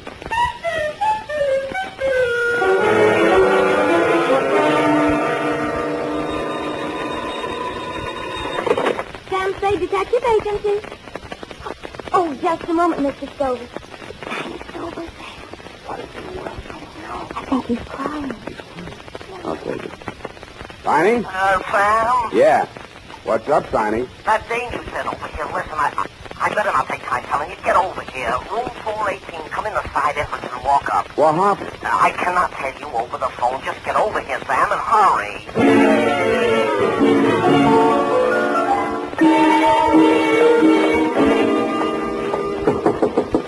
It's me, Tiny. Sam, open up. Come in, Sam. Sort of ease in, will you? He's lying in the way of the door. The first thing I saw as I squeezed through the narrow crack of the door was the brunette that had visited my office that afternoon. She was handcuffed to a chair, and a gag had been stuffed into her mouth. Tiny's frightened eyes shifted uneasily from her to the body on the floor. What kind of a caper is this? You'd better tell me, Tiny, what happened. Who handcuffed her to the chair? I did. We broke in just like it says in the book, only there was no dame here, just him. He starts to jump the wife, and I grab him. The next thing I know, he's got my gun. I try to twist it out of his hand, and the next thing I know, bang. He's right where he's laying now, and he's dead. Next thing I know, the dame is grabbing for the phone and screaming that I murdered him. That's when I decided I'd better shut her up for a while so you and me can compare notes on this thing. Well, first we better get some notes to compare. Now, listen, Pat, I'm going to pull this gag out of your mouth, but if you start screaming, it's going right back in. Get it? All right. Now let me out of these handcuffs. Yeah, we'll get around to that. Now, first, I want to put you straight on something. I know that Tiny here went into this on the level, which is more than I know about you. So if there are any angles in this cable besides the story you told in my office, let's have them now before the cops get here. All right. I lied to you. I never saw this man before in my life. Shut up, Tiny. Go on. I was hired by a man named Christopher. He advertised for a photographer. He said he specialized in photographs for legal evidence, and this man Lombard's wife wanted a divorce. Mm-hmm. I didn't want to do it at first, but the pay was good, and he said it was good experience for newspaper work, which is what I want to do. So I took it. Why didn't you tell me that in my office? Those were his instructions. He said that's the way they did it. And any detective would understand. And I was sure you did when you wouldn't take the job. Hey, wait a minute. I don't get it, Sam. Is she some nut or something, or is she just dumb? I guess I'm just dumb. No comment. Let's get some facts. Your name? Patricia Vane. My friends call me Pat. That part of my story was true. I studied photography at Berkeley. And... Yeah. Now, this guy that hired you. Well, he has an office in the Fidelity Building, where all the divorce lawyers are. Full name? Calvin Christopher. It says on his office door, Public Relations Counsel. That's room 842 in the back. You ain't swallow, Miss Yarn, are you, Spade? Fine, go sit down. I didn't say nothing. Check. Now, Pat, is this your story? You and Tiny came in here together. Lombard jumped you. Tiny grabbed him. There was a scuffle, and a gun went off. Yes. I just opened my purse to take my camera out. Where's the camera? I don't know. It's in the excitement. Oh, that looks like it over there. Over there by the phone. Be careful, there's some exposed film in it. It might have a clue. What did you shoot? Oh, some fishing boats. And one I featured Mr. Christopher himself. And some action shots of what just happened here. Do you think the police will confiscate my camera? No, I will. I saw it first. Hey, Sam, where you going? I'm going to do some fishing. Sam, you can't leave me holding the bag. You got me into this. You want to get out, don't you? Yeah, but... Okay, keep me in the clear. You'll have somebody working for you. I felt like a cad, Dundee, but there was nothing I could tell you that they couldn't tell better as eyewitnesses, so I left them there to face you and your homicide boys alone. My first stop after leaving the Belvedere was Ludkin's Lightning Photo Finishes, where I left Pat's camera and films. Then I mushed across town to the Fidelity Building. It said on the door, sure enough, room 842, Calvin Christopher, Public Relations Counsel. Well, sir, what can I do for you? You, Calvin Christopher? I am. I'd like to ask you some questions. Detective? You hired a girl named Patricia Vane to take some pictures in the Belvedere Hotel, right? Why, no. I advertised for a photographer, but so far no applicants. What do you need a photographer for, Mr. Christopher? Well, that, sir, with all due respect, is none of your business. There's nothing illegal in advertising for a photographer. And if I had employed one, I would tell you so. That's a straight answer. Then your story is that you did not employ Miss Vane and that you have no knowledge of her. That is my story. The girl's story is that she was here in this office and even snapped a picture of you. That film is being developed now. Still want to stick with that statement? Look, friend, you do not have to be acquainted with the person in order to have your picture taken by. Or her, as the case may be. I know that, but if your picture shows in that film, I'll know you're lying. Mind if I use your phone? Thanks.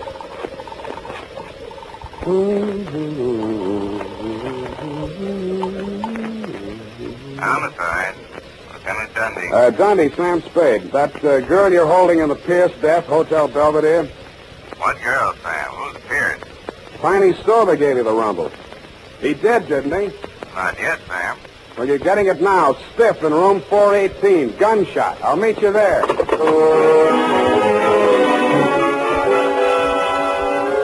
And I did. I won't dwell on that part of it, Lieutenant dear. You were cross with me, and I didn't blame you. Pierce's body was still there, and it was still dead, but there was no brunette, no house stick, no gun, and no bullet wound. The medic called it death from natural causes, heart attack, but the worst was yet to come. When I rushed down to Ludkin's to get those pictures just to prove to you that I wasn't completely out of my mind, there were no fishing boats, no pickets, no Mr. Christopher, and no struggle. Nothing but pictures of a complete set of dental x-rays.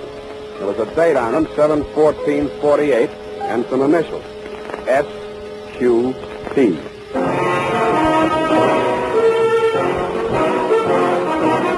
The United States Armed Forces Radio Service is presenting the weekly adventure of Dashiell Hammett's famous private detective, Sam Spade.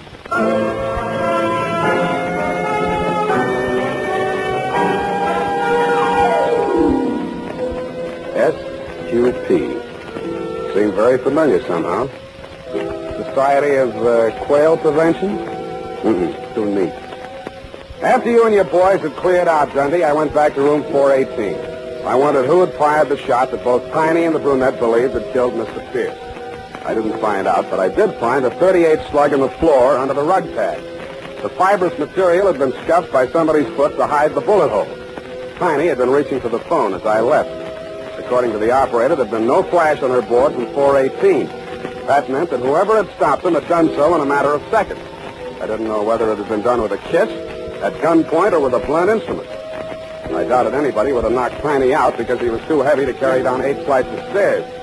I checked Tiny's room on the first floor. It had been ripped to pieces by somebody who obviously had been searching for something no bigger than, say, a roll of film. About there, I decided to go and pay my respects to the late Mr. Pierce.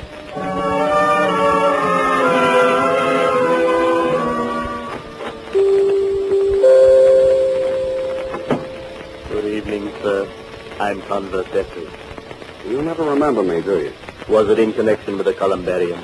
No, we decided against it. Oh? Which was your dear departed? Pierce. Donald Pierce. Late afternoon pickup at the Belvedere. Oh, dear, he's still on the flat. He's not quite ready to be viewed. Would you like to see the floral tributes? They're truly lovely. Who made the arrangement? Mrs. P. A truly lovely tribute. Small but perfect. A heart-shaped wreath with their initials intertwined. D.P. from S.P. P.S., that isn't SQP. No, sir. The middle initial is usually omitted. That is, if desired, in the 3250 ticket. Of course, I'll go to him. By Jove, I do remember you. The detective, Mr. Spade. Good heavens. Foul play in regard to our Mr. P? I'm not sure, Mr. Etheridge, but maybe you can help. These x-rays. Could you check and see if they're his? Why, surely. Oh, dental x-rays. Needn't spend the time. No use? No teeth. A completely dentured subject. For a good 10 years, I would say. Oh, pardon me. Something, madam. Oh, yes, if you'll just wait. Do you know Mr. Spade? Oh, they told me at the hotel. Very fortunate that you're here, Mr. Spade. Well, I'll go and see how things are backstage. I'll see you later. Oh, these awful things that people must go through when death comes. No, it's not pleasant. Were you married long? 2 years. We were married in prison once. What? I suppose it couldn't be a surprise to me. We both knew it could happen at any time. You mean he'd been sick quite a while? Yes, coronary effusion. Heart trouble, huh? And you agree that's what killed him? I read it. Do you have any reason to think otherwise, Mr. Spade? Well, I think you know more about it than I do. His physical condition? Let's start with yours. How are your teeth? I don't understand. These your x-rays? What? Heavens, no, this is a man's mouth. Where did you get them? What are they supposed to mean? I think they mean blackmail. Teeth and fingerprints are two of the best identity clinches. These initials, SQP, could be Sandra something Pierce. They yours? No. Do the initials SQP mean anything to you? Well, only I thought, of course, the prison. The what? San Quentin prison. San Quentin. Oh, I've been stupid. That's what you meant, married in prison. Of course, I thought you knew. Ronald was head of the prison dental laboratory there for 11 years.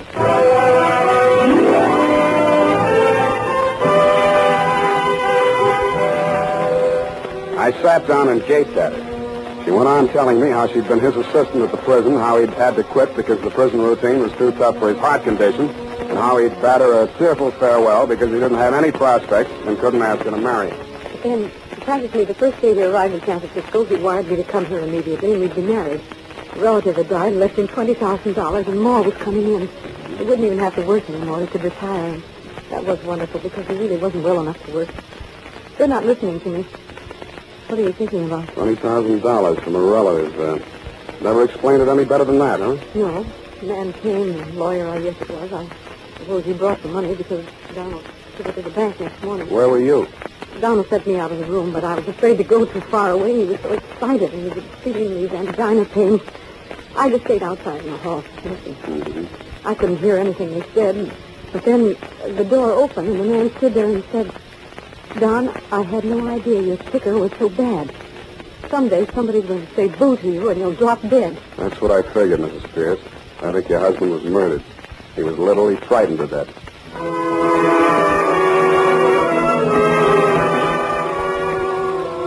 I had almost all of it now.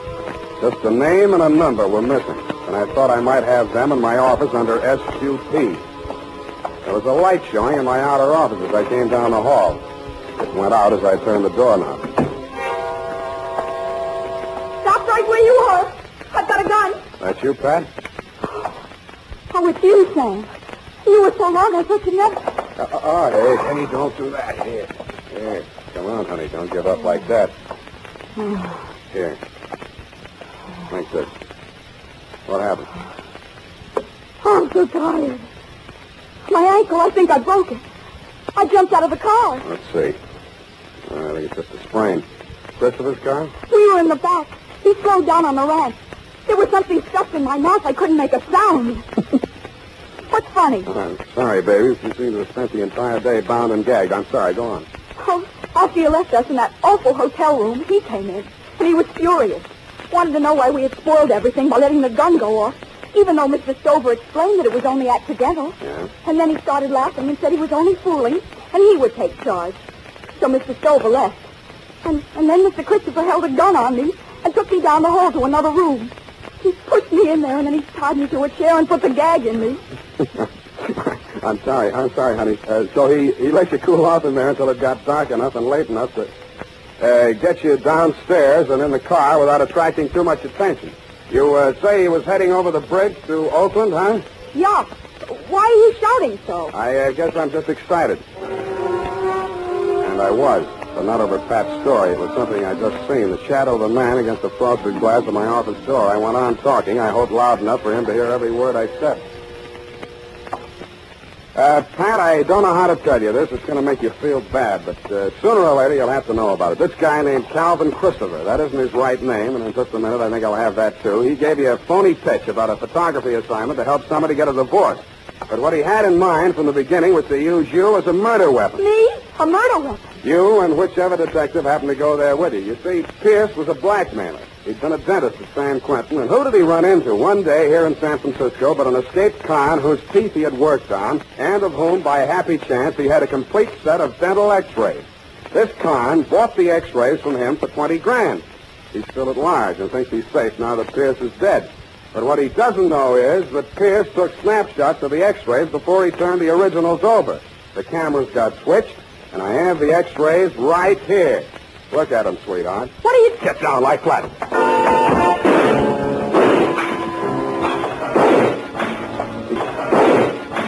He came in shooting. I kicked the lamp out and answered him. They were all shots in the dark, but mine came closer because it had him profiled against the light. My third shot was the lucky one. It knocked the gun out of his hand, just like in the Western, but I was too tired to feel proud. Snap on that light, Pat, and push the phone over here, will you? Stand over away from that door, Christopher. By the way, what is that name? Don't bother to smile. Homicide. Lieutenant Dundee. Just a chip. Lieutenant Dundee. Dundee, come over to my office and pick up Victor Graziani, 39, Caucasian, San Quentin lifer, broke out July 14th this year. You owe me $11 for damage done to my office.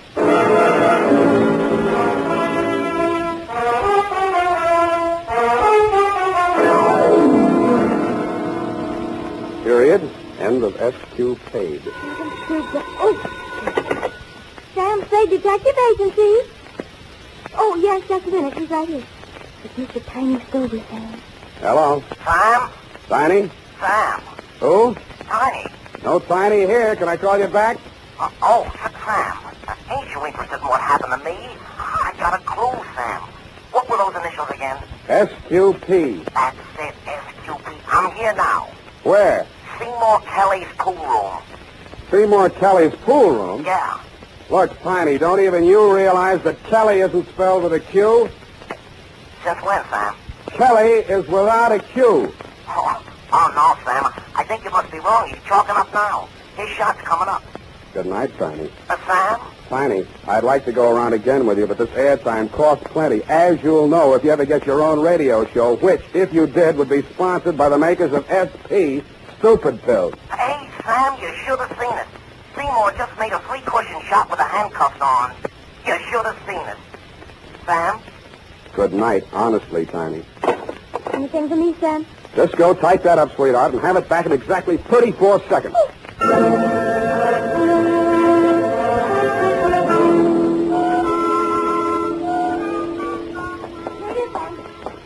confused about who's getting divorced.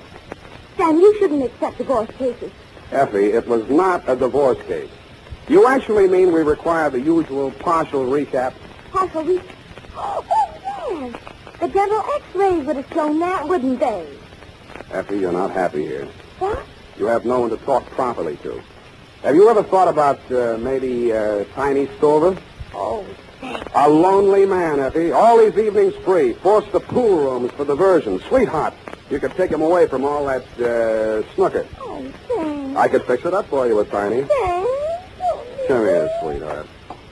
Has anyone ever told you how lovely you are? You know what always happens when you get me mixed up. I just... I know. My earrings. Cottontail Caper. Well. Say, I'll let you stay out another week.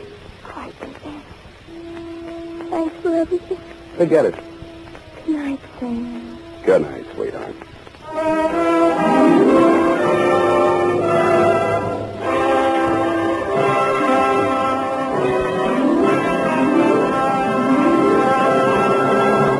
The Adventures of Sam Spade, Dashiell Hammett's famous private detective, are produced and directed by William Spear. Sam Spade is played by Howard Dove. Lorene Tuttle is Effie.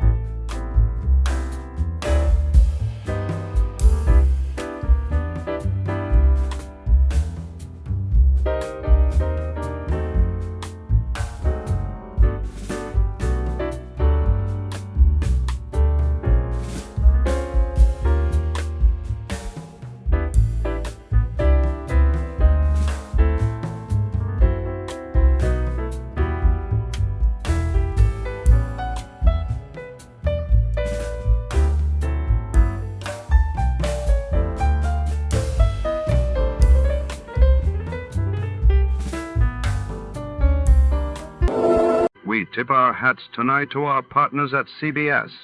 Stay tuned, folks, because before the next story begins, it's time for a fast and fun radio quiz.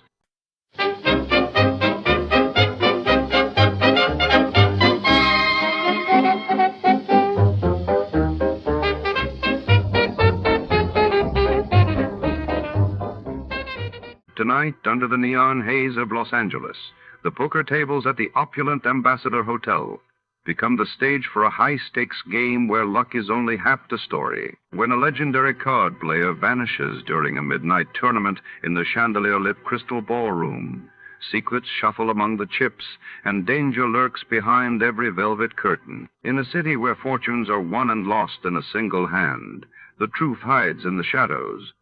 But before to start, let's see what happened the day it was aired. It was March 12, 1953, and that day the world reeled as Soviet leader Joseph Stalin's funeral drew millions in Moscow, while in the United States, scientists announced the successful creation of a polio vaccine, sparking hope and headlines. Tired of the everyday routine? Ever dream of a life of romantic adventure? Want to get away from it all? We offer you Escape. Escape, designed to free you from the four walls of today for a half hour of high adventure. Tonight we escape to the interior of China and the story of a gentleman gambler from Virginia matching wits with a murderous warlord whose word can mean life or death. As Ahmed Abdullah tells it in his famous story, The Ambassador of Poker.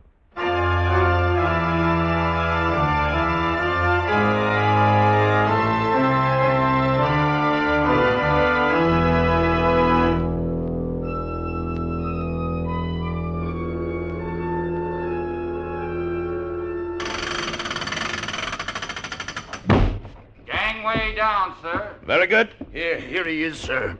Captain, I demand to know the meaning of this. This sailor has forced me to pack my baggage, vacate my cabin, and come here. He did it on my orders, Mr. Fairbairn. You are leaving this ship. Leave it? But you are mistaken, sir. This is only Hong Kong. My passage is paid to Singapore. In this envelope, you will find the refund of the remainder of your passage. It comes to $43, I believe. Good day to you. Well, you can't do this. I demand an explanation. I shall give it to you in a word. Poker. There is not a man aboard, officer or crewman, who has not lost every cent he had to you. You're implying that I play dishonestly? That I cheat?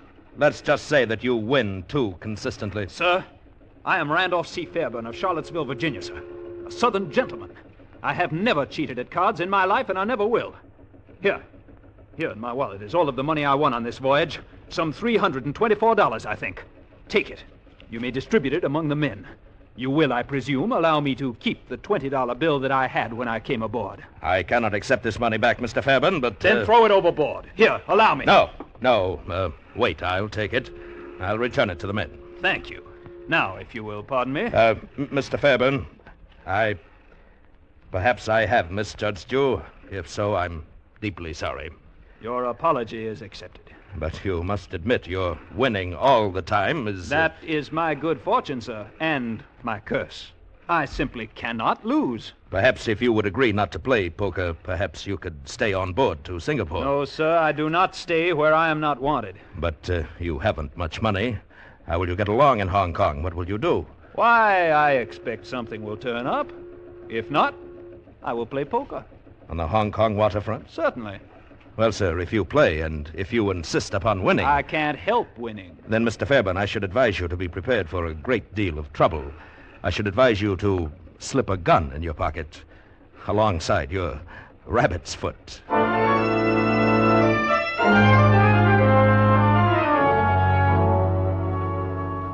Mr. Fairbairn, are you staying on another week? Why, yes, I believe I will. Oh, well then, sir, we shall have to have payment for the room in advance. Yes, I'll take care of that tonight. Right now I have something important. By the way, do you know where I might find a poker game? Poker? Oh, no, sir, not in this hotel.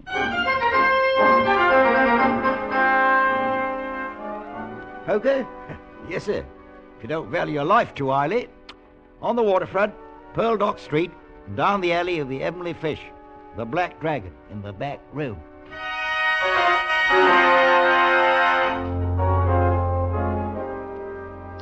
You are bluffing. I call you. 3 lovely ladies. Voilà, mon ami. You are unlucky tonight. You wait. Just you wait. All right. Deal the cards. Gentlemen, I beg your pardon. Who is this one? What is it, young fella? I wonder if I might sit in this game, if you don't mind. What? Regardez, he's just a boy. Why, of course, old chap, of course. Happy to have you. Won't you sit down, Mr... Fairbairn. Randolph C. Fairbairn of Charlottesville, Virginia. Well, sit down, Mr. Fairbairn. This is Frenchy Frenchy, Van Alkemade, Rangoon George, the Croker, and, you just call me Skip. Enchanté. How do you do, gentlemen? Always happy to see a new face in the game. Yeah. How many chips do you want? Why, $17.64 worth as a starter. There. Is that all you have? I'm afraid it is. For the moment, at least. Oh. Well... I don't think I'll need any more. Me? I love the innocence of the very young. Deal, mon petit.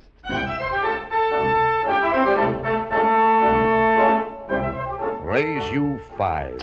Very well. Call. 3 aces. Sorry. Full house. 9s over 4s. I'll play these, gentlemen. Mon Dieu. Another pattern. Check to you. No, not to me, old fellow. I'm out. Moi aussi. It's all yours, monsieur. Unless... No. Thank you, gentlemen. Hey, wait a minute. You get out. I beg your pardon? I said get out. This joke has gone far enough. Joke? I don't understand. Get out. Don't worry, sir. I don't care to stay where people don't want me. Here, cash my chips, and I'll move along, gentlemen. What? Cash your blinking chips, did you say, young fella? Why, yes, sir. To the devil with you. Beat it while you can still walk. Gentlemen, I must insist upon my money. You what? I am an extremely nervous man. I do not like to fight, but... Out! Get out before I... I'm sorry, sir, but I warned you. Though I don't like fighting, my mother insisted that I study boxing. Let me at him. I'll kill him. I'll kill him. I'm sorry, gentlemen. I dislike using the gun, but I had no choice. You may get up, sir. You are uninjured. I merely shot into the ceiling. And now, if you will be good enough to cash my chips, I can be on my way.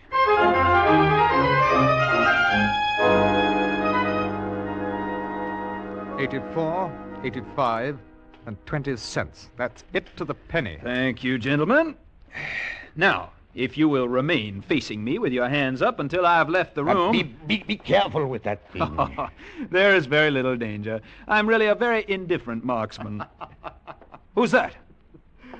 There is no need to fear this humble one, sir. Good evening. I watched the little scene you enacted just now, Mr. Fairburn, sir. Randolph C. Fairburn of Charlottesville, Virginia, sir. Of course. The Virginian. All of you, go. Well, you certainly have that pack of rats under your thumb. A wave of your hand, and they are gone like magic. Not magic, my friend. The power of money. That is more practical. Besides, I own this place. Ah. So, you are Virginian? Yes, sir, an unworthy son of that great and noble Commonwealth. Oh, I am delighted. My late partner was Virginian. I am Shangpao of Jones and Shangpao Importers. Pardon inquisitiveness, but would you care to go to work? Well, I am not a businessman, and I don't speak Chinese. No matter. You are gentleman and fighting man. Oh, not a fighting man. No, you're mistaken. No matter. I need man like you, and it will be worth a great deal of money to you. How much? $5,000. But for what? What is the job? To recover for me a fortune from the interior of China, an object no bigger than your hand, weighing less than 4 ounces. The British Museum has offered £10,000. Your own Metropolitan Museum will gladly pay $50,000. Private collectors, more, much more. Well, why? What is it? Is thin gold wafer, on which is impressed only imprint known of Great Seal of Yin Dynasty, 3,000 years ago. Is priceless relic. And it was, and legally still is, property of Jones and Shangpao. It will be your job to return it to me by whatever means you are able. But from where? Who has it now? You have heard of General Kung? No. Notorious bandit, now puppet ruler of Namyung? On some pretext, he confiscated seal from my partner. Jones died while trying to recover it of typhus, so it was said. Too bad. Well, how am I to get the seal from him? Perhaps way will suggest itself when I tell you that General Kung also liked to play poker. Aha. So that's why you picked me. Perhaps. You will do it? Well, I'll go a long way for a game of poker. Excellent. I shall arrange for you forged document, safe contact pass. Also reliable Chinese guide. You must be careful. Watch out for a beautiful young lady with red hair like sun. She is perhaps after seal also. Huh? Who is she? I do not know. But I do know she is dangerous. Also, young Mr. Fairbairn, let me say this to you. Though you do not like fighting, this is China, not Virginia. If you get chance to slit throat of General Kung, do so promptly before he does same to you.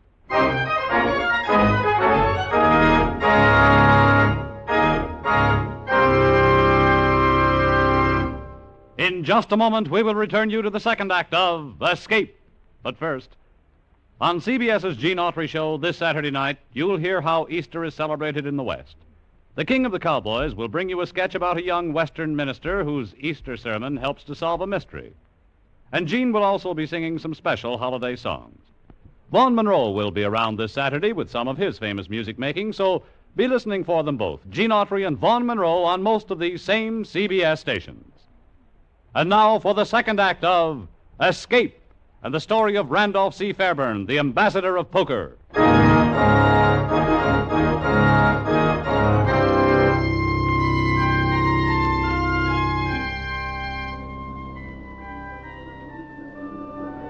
Is this the place, Mao Tzu? Hello, General Chung. Take hotel, chase people away. Oh, he confiscated that, too. All right, let's go. What's this? God say we no can go inside. Tell him I want to see the general, Mao Tzu. 呢個人想見將軍。將軍現在唔得閒，你哋走去啦。What did he say? He say no like American here.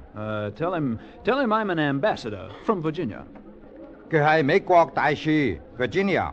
無論佢喺邊處嚟都好啊，佢現在非常之唔得閒啊！你哋快脆啲走去啦，唔係我拉入你去啊！ What did he say? He say no. Tell him I'm an ambassador of poker. Tell him to tell the general that.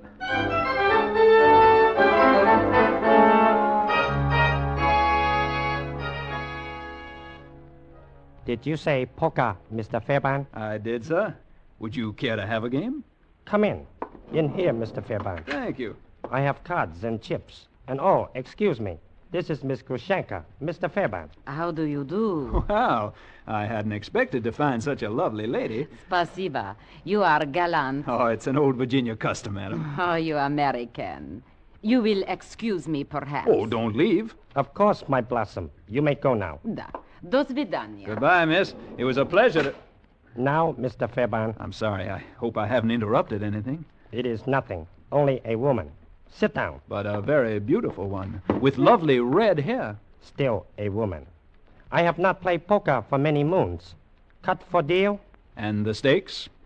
Shall we say 100 a chip? $100? All right.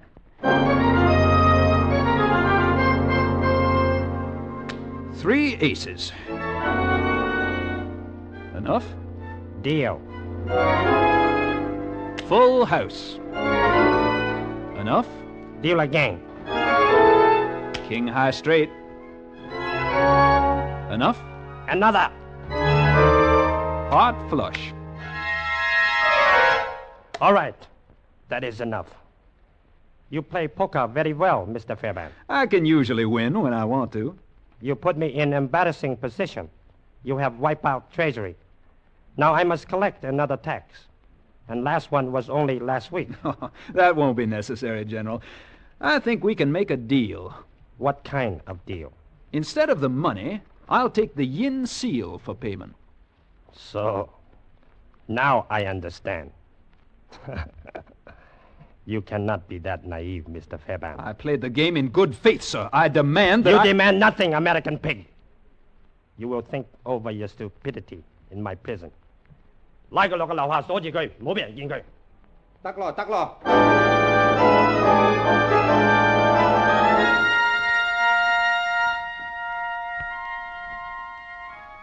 將軍唔准我哋入去咯。It's quite all right, I tell you. General Kung has given me his permission. 真個好唔得咯。Dolja. Oh, hello, Mr. Fairbairn. Well, hello. Nice of you to come and see me. If I get you out of here, will you help me? What happened to your Russian accent? Will you? Well, yeah. Of course, it wasn't a good accent anyway. Unless I'm crazy, you're from Virginia, too. That doesn't matter now. We've got to get out of here. We? Well, I thought you and the general were friends. Not at all. I was living in the hotel here when he took it over. He won't let me leave. You could just walk out. How? He confiscated my credentials, keeps me almost a prisoner, refuses me a safe conduct pass. So you want mine? Well, why not? You can add "and wife" to it. Something like that. It wouldn't be any trouble. Well, if I'm to have a beautiful wife, I think I should at least know her name. It's Susan Jones. That begins to fit. Susan Jones, daughter of the American partner of Jones and Shang Pao. And you're after the yin seal, too. How did you know? Never mind. But why did Shang Pao say that you were dangerous? Because he's after the seal for himself. And it belongs to me. It was my father's, not the company's. He's trying to steal it from me. Or you from him. Honestly, Mr. Fairbairn. Never mind. Where is the seal? Can we get it? Easily. He keeps it in a strong box in his hotel room. He showed it to me. Oh, I could have got it long ago, but I couldn't have gotten away. All right, now how do we get out of here? Would this help? What? My gun. Definitely. Now... If I were to call the guard in... And I were to... Yes, you're a very practical girl. Are you ready? Yeah. Bing Jai! Bing Jai! Lie low, lie low. 乜嘢先講啊？快啲！乜嘢先講啊？你叫我做乜啊？你問我。Sorry, old boy. All right, Miss Jones. Lead the way.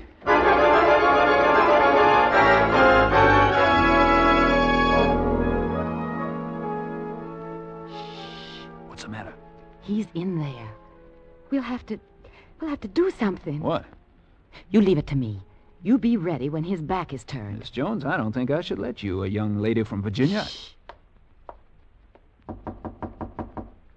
Pina Is Grushenka. Ah, my blossom. Come in. So, at last, you come to me, my sweet one. Da, daragoy. Come to my... Good heavens, what did you do to him? Simple. A judo trick. My father insisted I learn judo. Did you kill him? No. But he'll be asleep for a couple of hours. Long enough for us to get the seal and get out of here.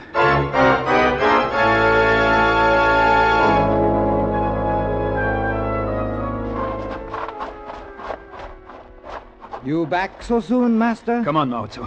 We've got the seal. Let's go. How are we going to travel? We'll use this car. That's General Coons. So I see. And that's his chauffeur, no doubt. You two get ready to jump in. Okay. I'm going to say hello to him. Oh, I say, old man, how are you? Let me shake your hand. That's it. Ah! Okay, let's go.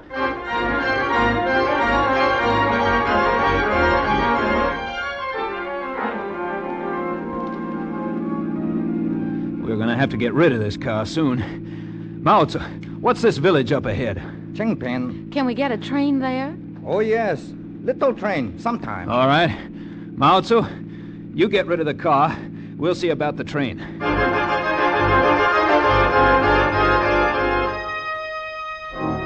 Bad luck. No trains until morning. We'll have to stay here overnight. There's a little inn over there. Not exactly the kind of place I'd usually take a girl from Virginia, but the only trouble is Mao-Tzu isn't back and I can't speak Chinese. How do you say 2 single rooms? I can speak enough for that. Come on.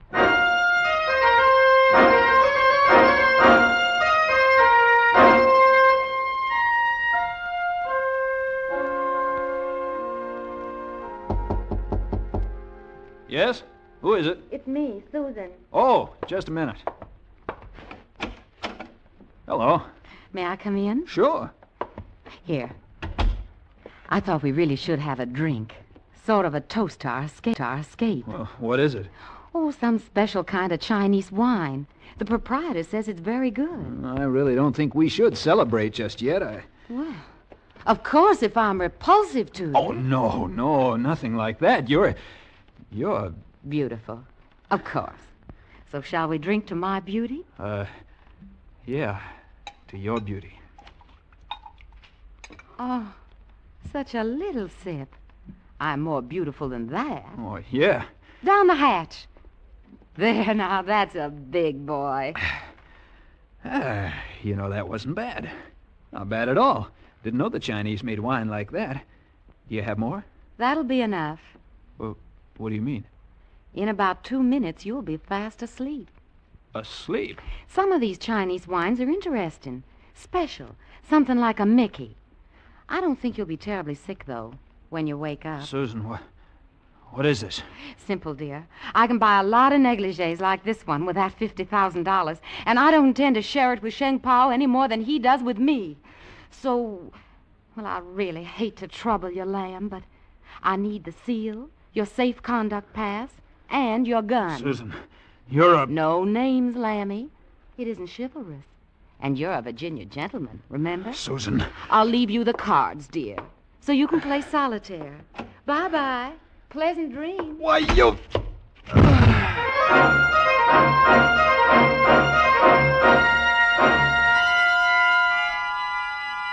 Oh, my head. How long has she been gone, Mao-Tzu? For 5 hours.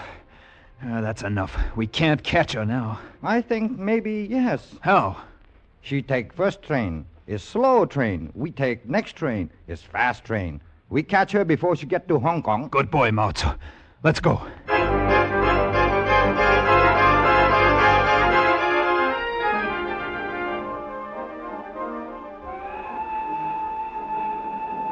Jones, I believe. Oh, Randolph. Sorry to startle you, my dear. No, don't reach. I'll just take your bag. I suppose the seal and my gun and my safe conduct pass are inside.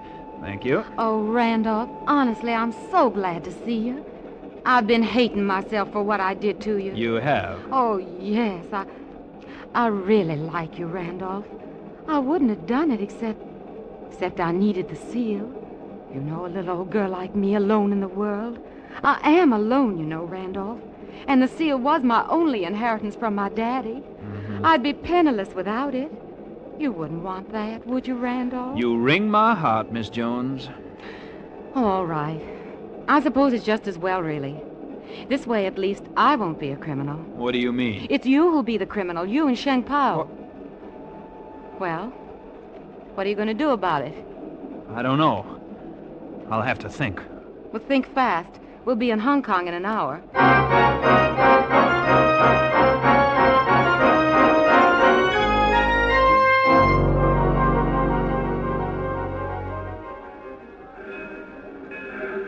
Well, Randolph, what are you going to do? Come on. Let's get out of the station, then we can... Greetings, old chap. Just stand where you are. And you too, mademoiselle. Randolph, who are these men? Some old friends. And this time, I'm afraid they're prepared. I can feel their preparation in the small of my back. Yeah, so march.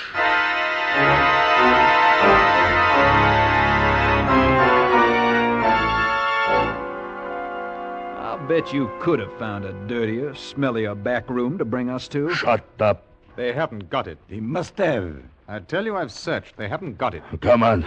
Tell us, where is it? Who are you working for, General Kung? Where did you put it? Put what, gentlemen? You know all right. The seal. I don't know. Maybe I lost it. Ah, you... Wait. Save it until the boss gets here. You'll know how to make them talk. Trust the Chinese. Yeah, but it may be ours. Well, there is cards. Why not play while we are waiting? Well, that's an idea. Why not? Your deal, Frenchy. Randolph, darling, if General Kung... Don't worry. I'll think of something. I know you will. You're wonderful, but just in case, I want you to know I am sorry for what I did. Hey, you kissed me. Yes. Did you like it? Yes, only down it my hands are tied. But I've got an idea. Just a minute. All right, deal 'em out, Frenchy. What's the matter? Afraid to let me play with you? Afraid I'll beat you again? Well, what do you say, chaps? Why not? Yes, money. Our money. I'll untie him.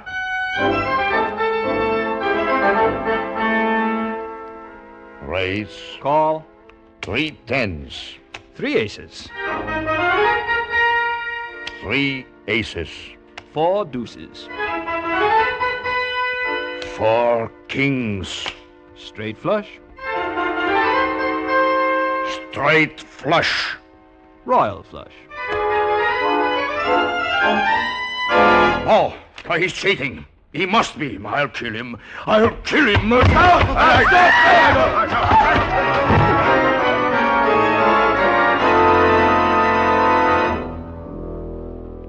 Darling, you knocked them all out. Uh-huh.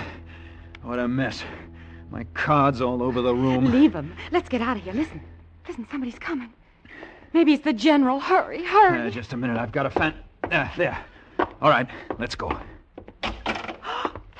Good evening. Not leaving so soon? Oh, Sheng Pao. So Mao Tzu found you. A good thing I sent him off to... But wait a minute. How did you know where to find us? Perhaps if we will go back into... No, wait a minute. We want to talk to you. There is no need for me to talk to Miss Jones or to you. You are through. Just hand over the yin seal. Randolph, he's got a gun. So you are a double-crosser. Randolph!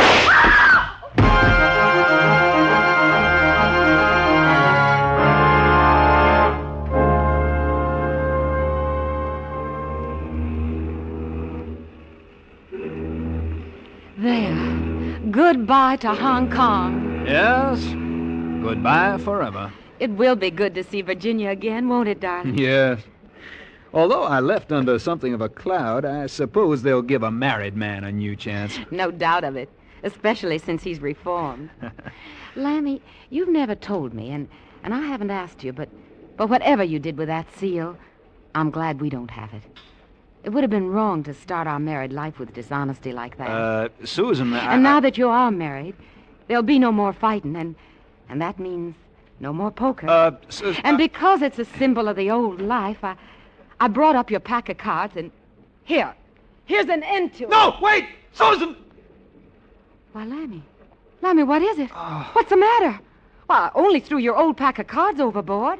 If it means that much, you can always get a new pack. But you don't understand. In that pack of cards, concealed in the lining of the box, was the yin seal. You've just thrown $50,000 into the ocean.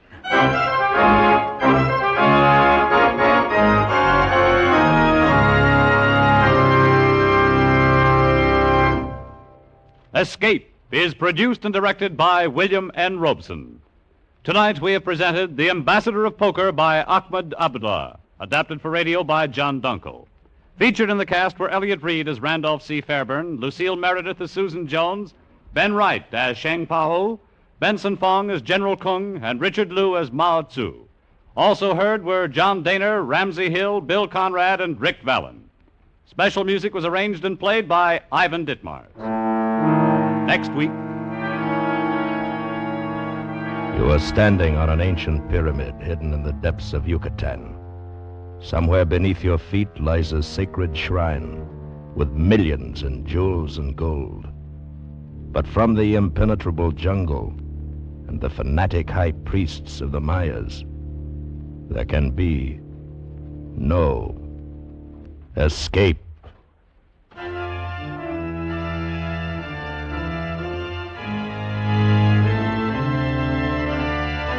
Next week, we escape with the story of a man and woman whose lust for gold led them to dangerous defiance of the laws of a primitive but still powerful cult. As Les Crutchfield and Paul Pierce tell it in The Golden Snake. Goodbye, then, until this same time next week when, once again, we offer you Escape.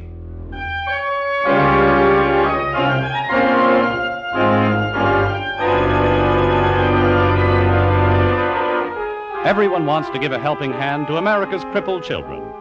That's why everyone is buying Easter seals. Money from the sale of these seals helps to carry on the good work of the National Society for Crippled Children and Adults, which conducts an extensive program of education, research, and personal care for the physically handicapped. So do your part by buying Easter seals. This is CBS, the Columbia Broadcasting System.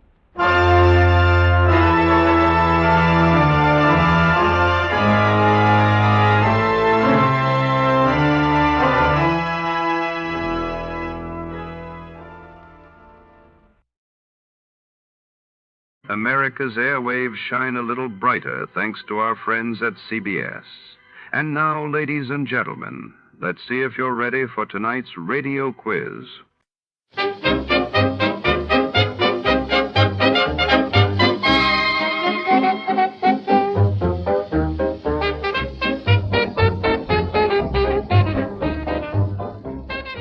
Tonight's story unfolds in the shadowed corridors of a high-security government records office, where secrets are locked away behind steel doors and suspicious glances linger longer than the filing of classified documents. When a top-secret dossier vanishes and a body is discovered among the endless rows of files, a hard-boiled detective must navigate a maze of double-crosses and coded messages. In a place where every whisper could be a clue and every ally a potential traitor, the line between truth and deception blurs. Before to start, let's see what happened the day it was aired. It was March 20, 1950. That day, the world watched as the United States charged Klaus Fuchs, a British atomic scientist, with espionage over the leaking of atomic secrets while in Europe. France and Vietnam signed an agreement granting greater independence to the state of Vietnam. For your listening enjoyment, John Lund as... Johnny Dollar. Did I wake you up, Dollar? Oh, how could you? It's only 4 in the morning. Sorry, this is Ted Albright. I'm Eastern Indemnity's new branch manager in Chicago. Congratulations and good night. Oh, wait a minute, Dollar. I need you out here right away. It's about Frank Harvey. One of your claim adjusters? Then you do know him. I worked on a lot of cases with him, yeah. Well, you won't work on any more. He's been murdered. I'll take the first plane out.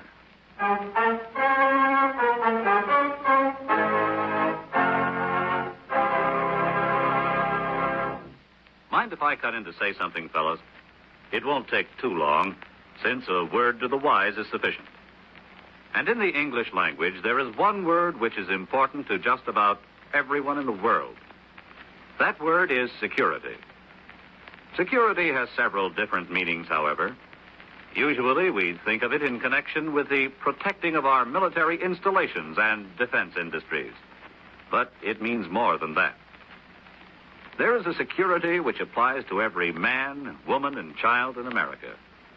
The security which comes from being in good health, having a good education, and being well taken care of in case things get a little too tough to handle by oneself. This kind of security is the problem of the President's newest cabinet member, the Secretary of Health, Education, and Welfare.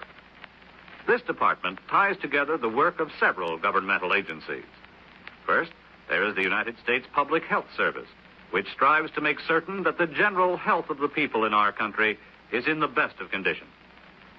Then there is the Food and Drug Administration, which guarantees that the food we eat is pure and safe to eat. The Social Security Board, which takes care of old people, children, and the blind who need assistance, also comes under the Department of Health, Education, and Welfare, as does the United States Office of Education. This office does research on the educational possibilities, changes, and opportunities, and passes on its information to the various state boards of education. As you can see, the Department of Health, Education, and Welfare is one of the most important agencies in our government, assuring us, as it does, of a normal and healthy way of life.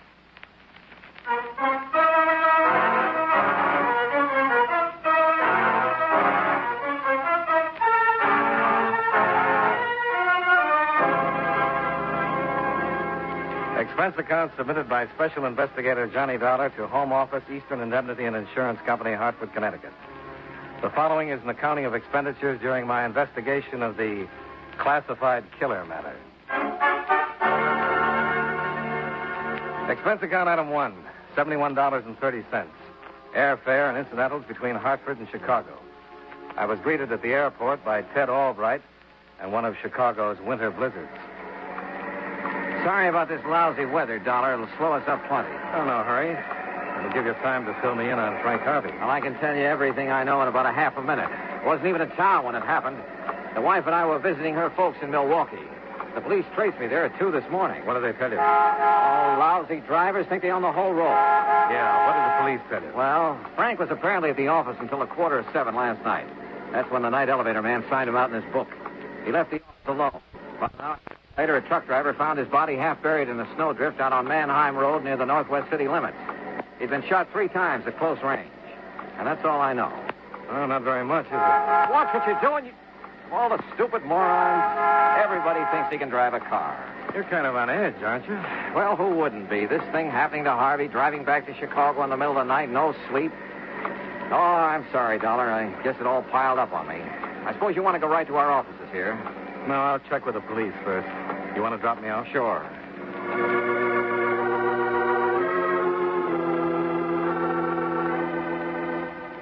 By the time we got down to 11th and State, the snowplows were out in full force. I went up to Homicide, where I met Lieutenant Franchetti.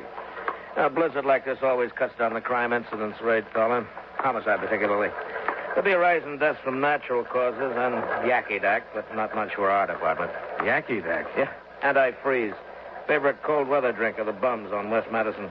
They drain it from the radiators of parked cars. It's pretty lethal. Yeah, here. Oh, thanks. So you want to know what we got on Frank Harvey, do you? That's the general idea. Well, we picked up a little more dope since we talked to Albright. Looks like Harvey was murdered while trying to sell his car. How do you figure that? We've been running a classified ad in one of the evening papers for the last couple of nights. Here's a copy of it. Thanks. For sale, 53 Cadillac convertible, perfect condition, all accessories reasonable. How does this tie in? Well, according to one of the mechanics in the garage where Harvey kept his car, he met a prospective buyer there last night. He heard him discussing the car, and then Harvey and the man got in and drove off. That was about 5 to 7. The mechanic give you a description? Yeah, pretty detailed one. Didn't catch his name, though. Ziegler's checking over the mug books right now. That's the mechanic's name? Yeah, Will Ziegler. So far, he's drawn a blank. Anyway, at 8:37 last night, we clocked in a call from a truck driver phoning from a pay station out on Mannheim Road. He'd found Harvey in a snowbank. He was shot to death, huh? Yeah, 3 bullet wounds, 2 slugs still in him, third one's missing, .38 caliber. The land and groove marks are clean enough to identify the gun if we ever find it. What about the car? It's missing. Put out an APB with a description of the man and the general pickup on the car. No luck so far. Well, how do you see it, Lieutenant? Well, my guess is somebody figured out a cheap way to get himself a good automobile. Well, that's it, Dollar. Looks pretty routine from here on in. Nothing much you can do to help. No, maybe not, Lieutenant, but I'd like to stick around. Well, sure. Nothing else you can cover. Oh, excuse me. Lieutenant Franchetti. Yes, Sergeant. Oh, good. The address again? No. Yeah, I got it. Thanks. Would you like to take a ride, Dollar? Where to? Mannheim Road. I just found Harvey's car.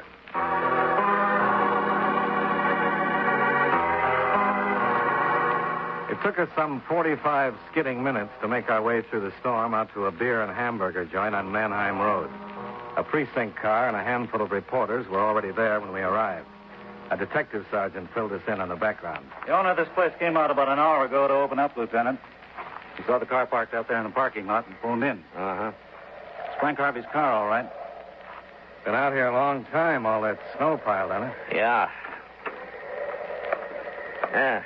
No doubt about where Harvey got shot. Not with all those blood stains on the seat. Uh-huh. You sure that mechanic said it was a man Harvey drove off with last night? Does something give you a different idea? There's a woman's compact back here on the floor.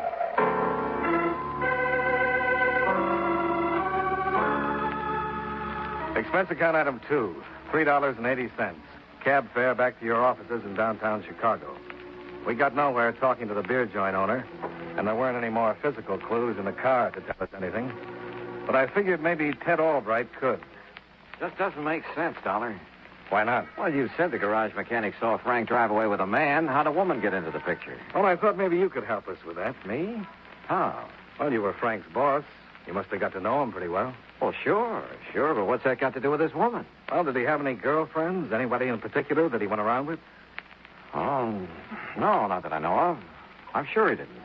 A young, single guy making a good salary, driving a 53 Cadillac convertible, and he didn't have any girlfriends? Well, I didn't mean it that way. Sure he did, but there wasn't anybody in particular I knew of. No women involved in any recent adjustments either. Oh, you've been going through Harvey's claim files, huh? Yeah, I thought it might be a good idea. Didn't come up with anything, though. What about life insurance? Yeah, I talked to him about that. All he was carrying was 10,000 GI. Mother was the beneficiary. No motive there. Yeah, looks like the police were right, and somebody was just trying to get himself a car, Chief. Would you get it, Dollar? Yeah, sure. Hello. Is this the insurance company where that fellow worked who was killed? That's right. Who's this? Well, what I want to know is, you guys willing to pay something for finding the guy who done it? Do you know something about it? I know plenty, mister. Yeah, plenty. But I ain't telling nothing without getting paid for it. Not that I don't believe every patriotic citizen should ought to do his duty. But if there's a few bucks lying around, well, a fella's got to make a living these days, you know. Yeah, sure. Suppose we get together and talk it over. Well, no, I wouldn't want to do that, mister, unless I was pretty sure of making a deal. Well, not that I ain't on the side of law and order, you understand, but it ain't too easy for a guy to get along these days, what with the high cost of living and all. If you have information, you've got a deal. Now, where do we get together? Well, it ain't that I want to chisel you for anything, mister. Always willing to do my duty as a honest citizen. Yeah. Where do we get together? Well, now, my name's Taggart. Spell it with 2 G's. I'm the room clerk at the Biloxi Hotel. Where's that? Well, it's at Wells and Grand. Now, I ain't trying to chisel or anything, mister. It's just that I... Be right there. Expense account item 3, $1.25. Cab fare to the Biloxi Hotel. Expense account item 4, $20. To help the room clerk, Martin Taggart, combat the high cost of living. 2 principal items of which were obviously garlic and bourbon. That's her name right there, wrote on the register. Miss Alma Carter, she calls herself. She checked in here around 9:30 last night. That's right. All kind of scared and frightened looking. Noticed some stains on her coat, too. Looked like blood to me. Oh, not that it's any of my business. I just give them their rooms and collect their money. That's all I'm paid for. All right, let's have the rest of the packet. Well, when she come out here in the lobby every couple of hours or so to listen to the news broadcast on the radio there, and when she wanted me to go out and buy the papers for her 3 or 4 times, well, I started wondering about things. Very shrewd. Yeah. Well, when I heard the news about that woman's compact being found in the car, that kind of clinched things. I figured then I'd better put through a call to you. She's in room 14? That's right, room 14. You'll find it right straight down Thanks.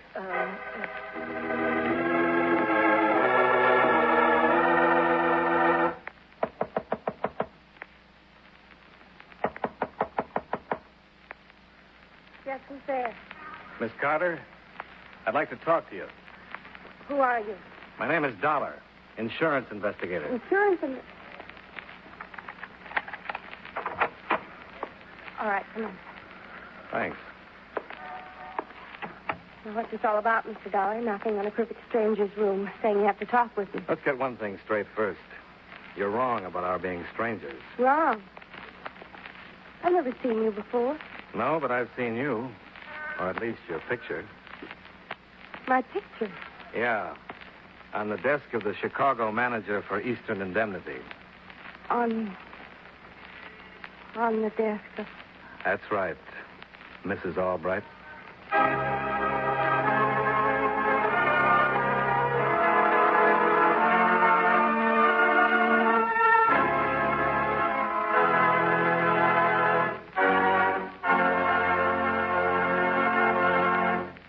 You know, many great men have attained the highest office in our land, the presidency of the United States. Can you guess the name of this man? He was president longer than anyone else. Probably no other president since Lincoln had as many friends and enemies. During his administration, many beneficial measures became law, such as unemployment compensation and Social Security. During a serious banking crisis, he reassured the people by declaring, "All we have to fear is fear itself." When he was 63, a brain hemorrhage put an end to one of the most controversial administrations in our history. If you don't have his name by now, here's one more clue. He was the first to broadcast the so-called fireside chat. Who was he? Franklin Delano Roosevelt, 32nd President of the United States. His life is part of your American heritage.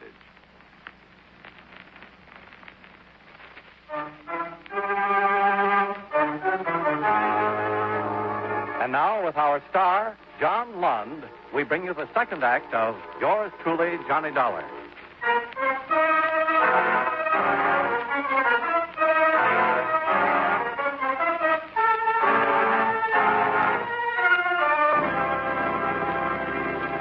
Under the proper circumstances, Mrs. Ted Albright could have been a very attractive woman. Under the circumstances in which I met her, she didn't come even close to making the grade. You know who I am. You know I'm Ted's wife. You were with Frank Harvey last night Yes, when he was killed? yes. What happened, Mrs. Albright?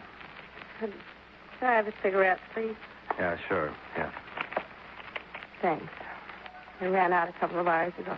Didn't help my nerves any. Yeah. Thank you, that helps. All right, what happened, Mrs. Albright?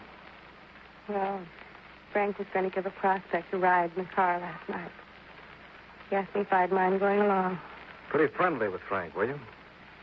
We were good friends. Your husband know that you had this date with her? No, Ted thought I was visiting my folks in Milwaukee. Mm-hmm. Go on. Frank picked me up the main entrance of the insurance building about 7. This other man was in the car? Yes, the front seat next to Frank. I got in and sat between him and the door. Did Frank introduce you? He mentioned the man's name, yes, but it was in kind of a mumble. I didn't get it. Okay. What happened then?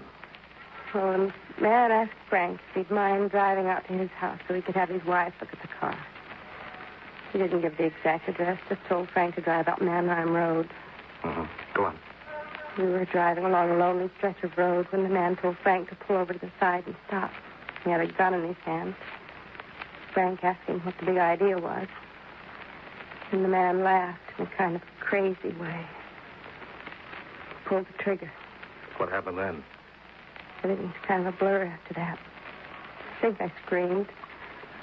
Tried to get out of the car. I know I fell to the ground. And I got to my feet and started running. Did the man chase you? I don't know. I just kept on running, and when I saw that old shack down the road, I ran behind it and hid. I think I fainted then. Sometime later, I got a lift from a passing motorist. He took me into town, and I came here. You've been here ever since? Yes. Why didn't you call the police when you got into town? Don't you realize what happened? I was out with a man who wasn't my husband. Involved in a murder. I couldn't tell anyone. My only chance to avoid being involved in a scandal. Can't you understand that? No, I can't. And I don't think Frank Harvey could either.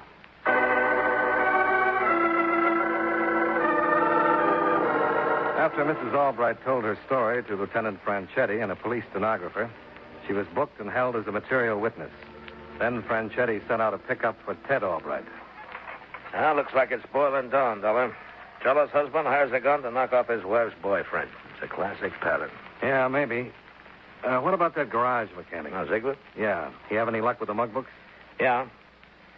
Came up with 3 that he said looked pretty close, all ex-cons, long records. We're running them down now. How does Mrs. Albright's description of the killer fit? Not too close. I showed her the mugs, and she said no. But then she would. Why? Well, once we get the guy, he'll put the finger on her husband. That'll be a stinking mess. Well, it's not exactly reminiscent of a rose right now.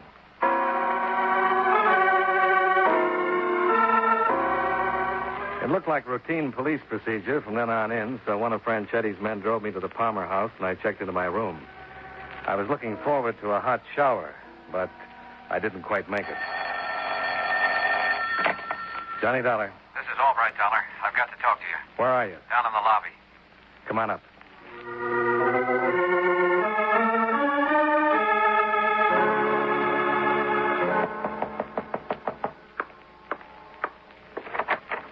Come in. Where's Alma, Dollar? Have the police got her? Yeah, material witness. Dear God in heaven. They got a pickup out for you, too. For me? Well, why should... Hey, wait a minute. Did the police think that I killed Frank Harvey? Or hired someone to do it. But that's incredible. It's insane. You knew Alma was seeing Frank, didn't you? Well, I suspected it, yes. I wasn't sure, You were but... pretty sure she was out with Frank last night. That's why you went up to Milwaukee, to check on her story about going to visit her parents there. Yes, I did. But I didn't get there until almost 10 o'clock, and that's the first I really knew she wasn't there. Don't you see, Dollar? That's my alibi. The police won't think so. I don't care what the police think. It's Alma I'm worried about down there in some stinking, rotten cell. There's got to be some way of getting this mess straightened out. I know what the first step is. What's that? You're going to turn yourself in. Expense account item 5, $2.25. Cab fare from the Palmer house to police headquarters at 11th and State, where I dropped off Albright in care of Lieutenant Franchetti, and then went out to the garage where Frank Harvey had kept his car. I found the man I wanted in a paint booth at the rear of the second floor.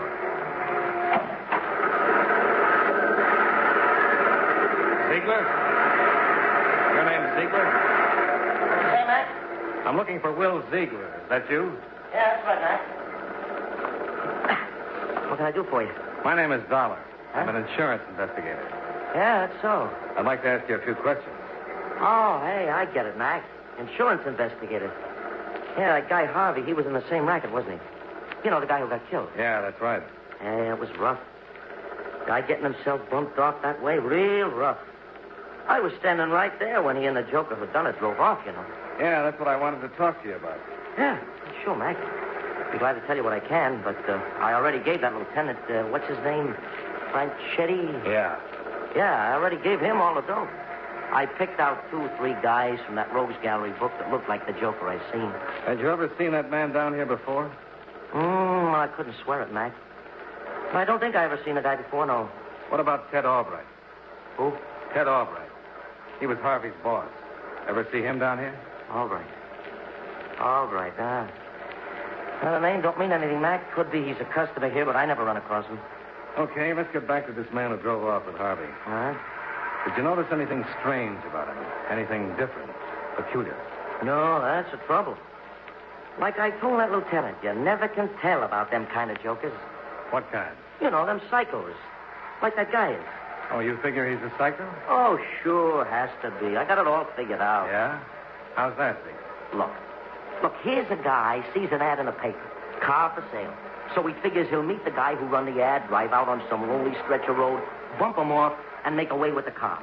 Just don't make sense. Why not? Any guy who's in the hot car business don't go through all that trouble. And letting people see him besides. He picks out some nice-looking jalopy parked on the street, picks a lock, jumps the ignition, and whoop, he's off. Clean. Get what I mean? Yeah, I get what you mean. Sure, but this guy don't do it that way. He puts himself in a spot where I can see him.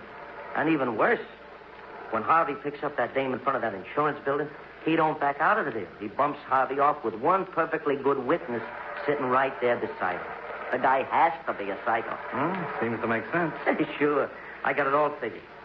Hey, look, when that lieutenant, what's his name? Franchetti. Yeah, Franchetti. When he picks up them three guys I put the finger on, all he's got to do is find out which one's the psycho. That'll be the guy he's after. But look, I got to get back on the job, Mac. Guy wants it by 5 this afternoon. Hey, I hope I helped you out, Mac. Let me know if you get that guy, huh? Yeah. I'll let you know.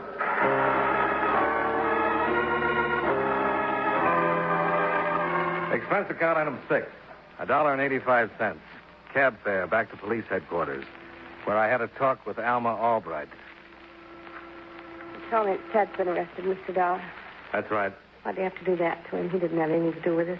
I'm not too interested right now in what happens to you or Ted. No, I don't blame you. That man who killed Frank. Do you have any idea what kind of work he did? Work? Yes. Did he say anything about what he did, who he was, or where he lived? No, nothing. All he and Frank talked about was the car. Was there anything peculiar about his hands or his clothes or anything like that? No, nothing. Wait a minute, his clothes. Yeah, what about him? There was a kind of a faint, sweet odor I noticed, like... Nail polish remover, maybe? Yes, that's it, nail polish remover. How did you know? Does that have anything to do with Frank's death? I'm not sure.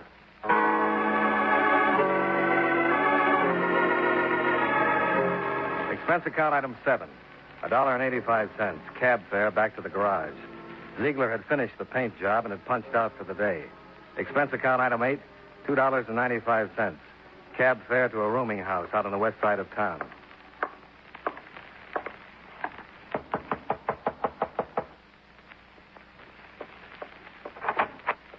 Hey. Hi, Mac. Come on in. Come in. Thanks. Well, what brings you out this way, Mac? Something turn up about that joker who bumped your insurance friend? I wanted to talk to you about that theory of yours. Theory?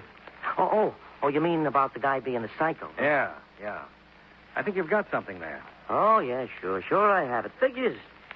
Say, look, I was just getting some clothes together to take down to the cleaners. You mind if I go ahead with it while we talk? No, go right ahead. Thanks. Hey, about that psycho routine, yeah. That's the only thing that makes sense about the whole business.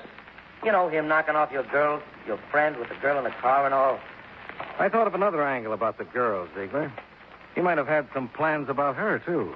Hey, that's right. Never thought of that. It ties in, though. Yeah, no telling what a psycho will do where a pretty girl's concerned, huh? How do you like this jacket, Mac? Some class, huh? Set me back a C note. You kind of go for classy clothes, don't you, Ziegler? Oh, yeah, I like 'em fine. Big cars, too, huh? Oh, you ain't just whooping, Mac. Nothing gives a guy class like sharp clothes and a real fine car. What did you think of Frank Harvey's job? That? Mac, that was the end. A real dreamboat. Car like that, clothes like these. I could really have the dame standing in line waiting for him, huh? Uh-huh. Yeah. You always take that many clothes to the cleaners at one time? Oh, yeah. You gotta take good care of rags like this, you know. Should be cleaned after every time you wear them. Do they have any trouble removing the acetone odor from them? Acetone? Yeah. The solvent you use in your auto paint. Oh, yeah. Yeah, that stuff really clings. That's what Mrs. Albright said. That right? Who's she? The girl you and Frank Harvey picked up in front of the insurance building last night? Oh. Yeah. Yeah. She, noticed it, huh? That's what she said. Nice-looking babe, that Mrs. Albright. Real nice. Just the kind to fit in with classy clothes and a dreamboat car like Harvey's, Oh, huh? man, you're saying it. A doll like that, a car like that, a guy'd really be sitting on top of the world, huh? Yeah.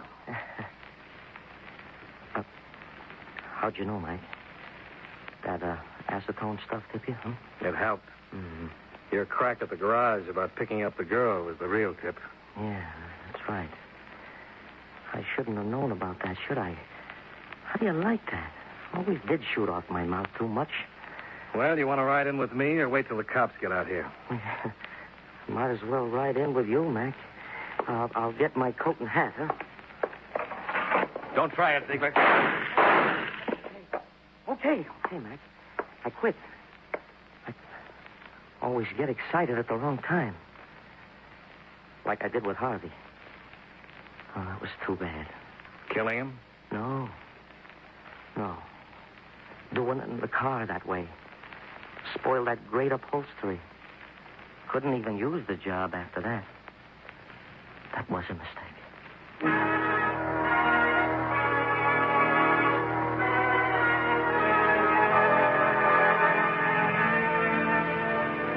Expense account item 9, $17.50. Food and hotel bill. Expense account item 10, $68.40, plane fare and incidentals back to Hartford. Expense account total, $191.15. Yours truly, Johnny Dollar. Tonight's broadcast comes to you with special thanks to our friends at CBS. And before our next mystery unfolds, here's a question for the sharpest listeners in America.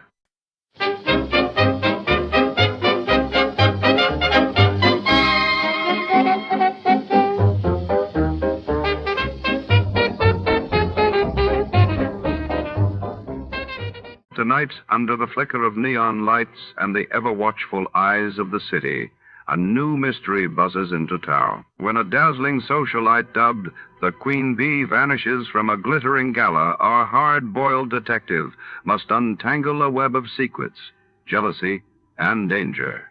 Shadows grow longer as the clock ticks who is behind the disappearance and what stings await in the hive of high society.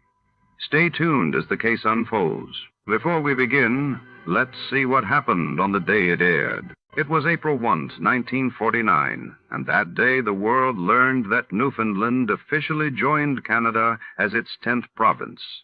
While in Europe, the Soviet Union signed a new 5-year trade pact with Hungary, deepening Cold War tensions. By transcription. The Adventures of Sam Spade, Detective, brought to you by Wild Root Cream Oil Hair Tonic, the non-alcoholic hair tonic that contains lanolin. Wild Root Cream Oil. Again and again, the choice of men and women and children, too.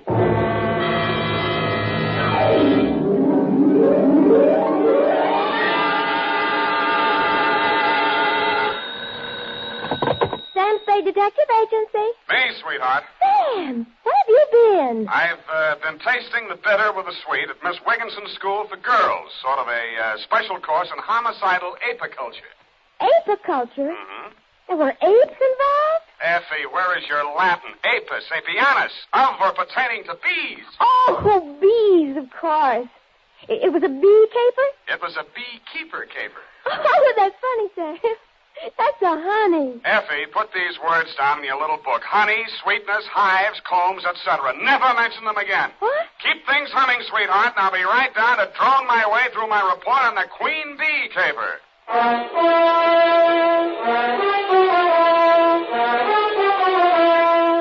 Dashiell Hammett, America's leading detective fiction writer and creator of Sam Spade, the hard-boiled private eye, and William Spear, radio's outstanding producer-director of Miss... Hair Tonic grooms your hair neatly and naturally, relieves dryness, and removes loose dandruff.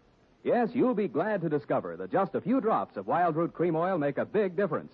So if you've never tried it before, get the 25-cent Get Acquainted size and ask for it by name. Wild Root Cream Oil Hair Tonic. Again and again, the choice of men and women and children, too. And now, with Howard Duff starring as Spade, Wild Root brings to the air the greatest private detective of them all in the adventures of Sam Spade.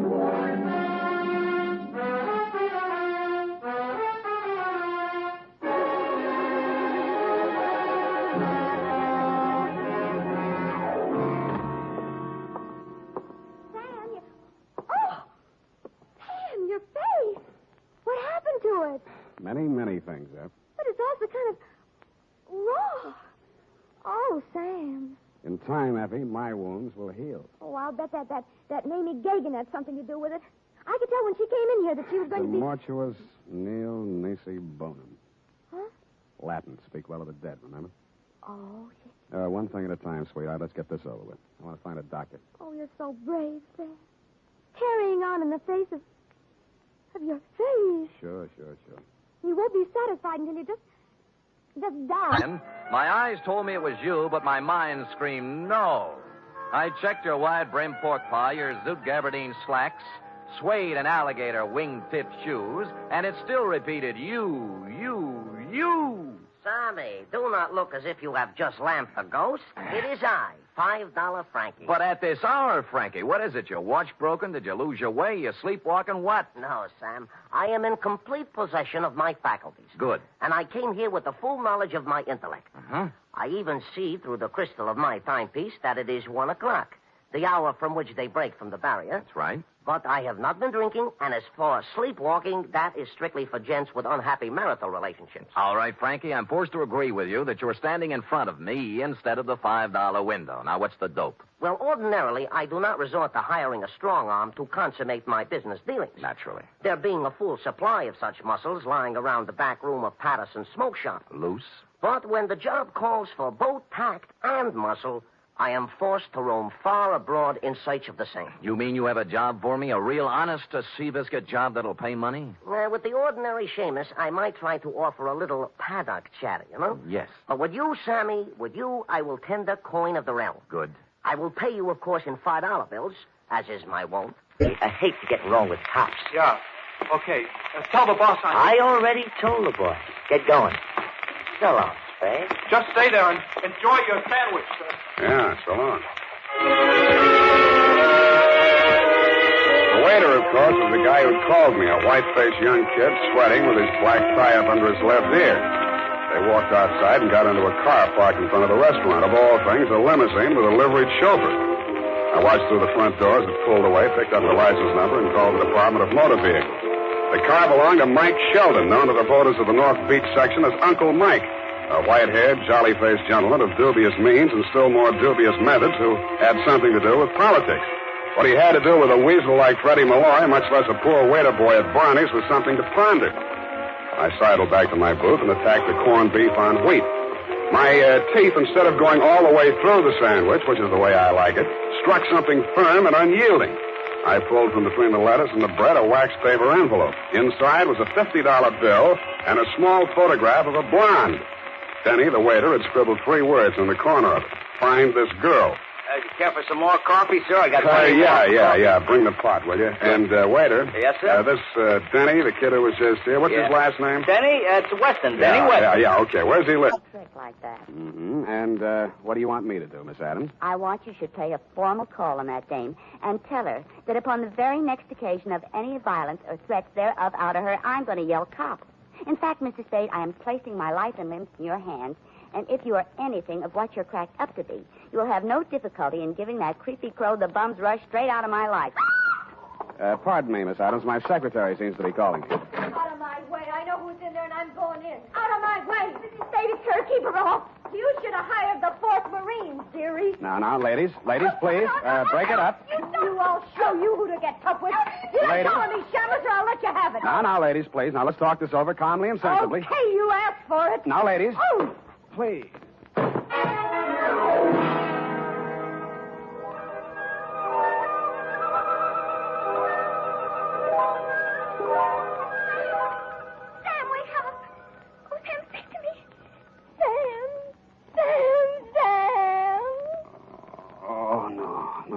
Don't hit me again. No, you're going to have the jewels.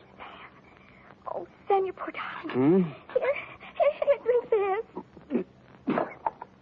What is it? Tastes awful. Water, Sam. Oh. Where'd they go? Oh, they chased each other down the hall. I thought you'd gone out. I did. Louis was leaning over the gunwale. We untangled a float, and the sea took us by the stern. We broached. I saw him go over and plunge into the white water. I brought the boat about then. For 2 hours, I yelled, I circled around, I blew the whistle, everything. Then the Coast Guard came. Fosky, and I swear it, that's all I know. I never saw Louis. Impossible! Silencio! My brothers, it was your will that I sit here in judgment of Dominic Torrio. Before I go on, are there any more questions you have to ask him? Are there any among you who have evidence to offer against him? So be it. You know as well as I, there is only one verdict here. The charge is dismissed. The court is adjourned.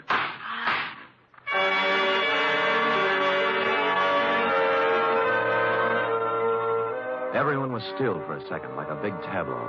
Fosky, white-haired and dignified on the platform, looking down at Dominic, and the rest of them all on their feet now, boring holes through him with their eyes. He was the first to move, turning slowly, walking out through the crowd toward the door, looking tentatively from face to face, knowing now he hadn't been acquitted at all, as one by one they turned their backs on him. I felt terribly sorry for Dominic. Of course. The dame? The dame. To paraphrase Bergendorf, calling her a dame was like calling the Kimberly Cross a hunk of jewelry. But that's not what interested me, at least not right then.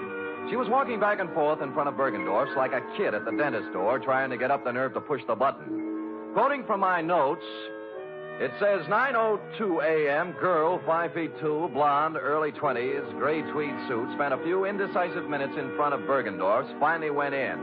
She came out almost immediately, started west on Sutter, then evidently saw a patrol officer approaching on same side of street, hurriedly crossed toward our post in Public Health Department Mobile Unit number 2, and entered. Hello.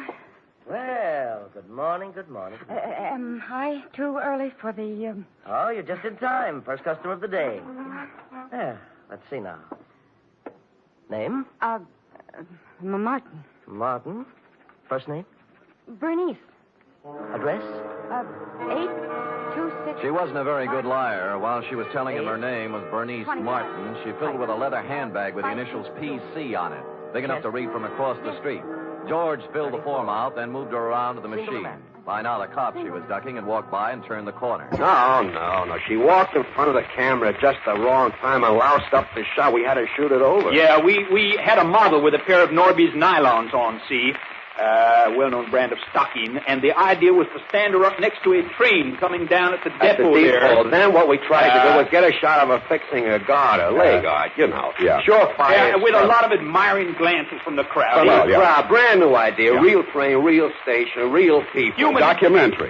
Yeah. So Al sets up the camera, and the model makes with the garter, and I whistle to get the crowd's eye, and we set off the flash. But the dame here walked in front of the camera. However, it was not her fault. No, it was an awful nice kid. We told her to drop by, we'd give her the shot. Great, swell. What's her name? I don't know. Did she come by? Yeah, a couple of mornings ago. I gave her the print and the negative, too. Got any other copies of it?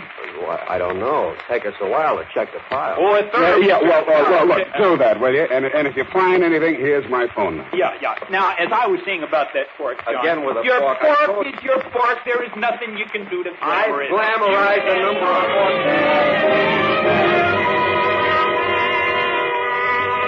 So I bought an afternoon paper and went back to the office to take the load off my feet and mull over this latest turn of events.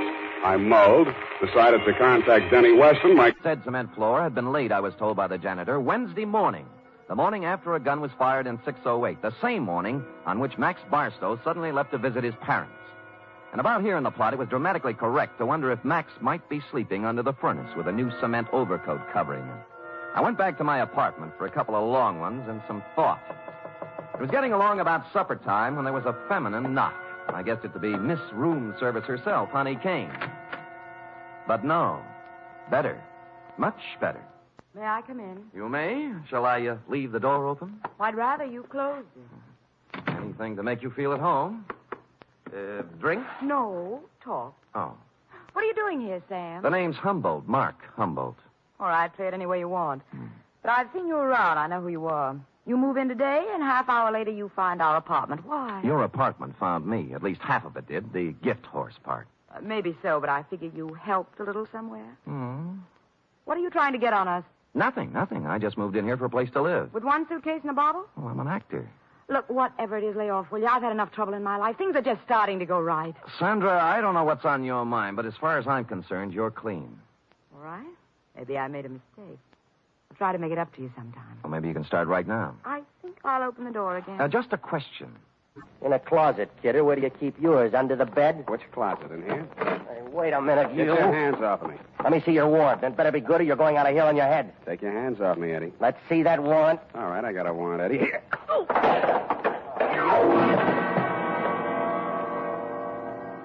I didn't find what I was looking for, a pair of crepe-soled shoes with traces of Apple of Eve nail polish on them, but in one of his coat pockets I found a sales slip from a department store cosmetics counter. There were several items, but the one that interested me said, 1 lipstick nail polish set, Apple of Eve. About then, I smelled brandy, and a voice behind me said... What happened to the kid? Huh? Oh, he asked for my warrant. Well, when you come to see me, I'll know better. Your name is Gorse Hagen. I'm headed for your place right now. What are you looking for? A pair of shoes with crepe soles. What do you want with my deck shoes? I thought maybe they'd match up with this piece of the shirt with your initials on it. Give me that. That's a fact. Where'd you get that? In the incinerator at Eve Adams' place. Well, that don't prove anything. Lots of people got the same initials. Have you talked to, George Howard? He's alibied. He's out of town. That proves it's a frame. I don't know any George Howard. I thought so. Okay, let's cut out the monkey business. Give it to me. It's evidence. Give it to me! All right, I'll give it to you. I did, but he gave it right back to me. I was only losing on points until I tripped over poor old Eddie and lost my balance. That's when he gave me the coup de grace. I wasn't quite unconscious, but somehow I just didn't feel like getting up.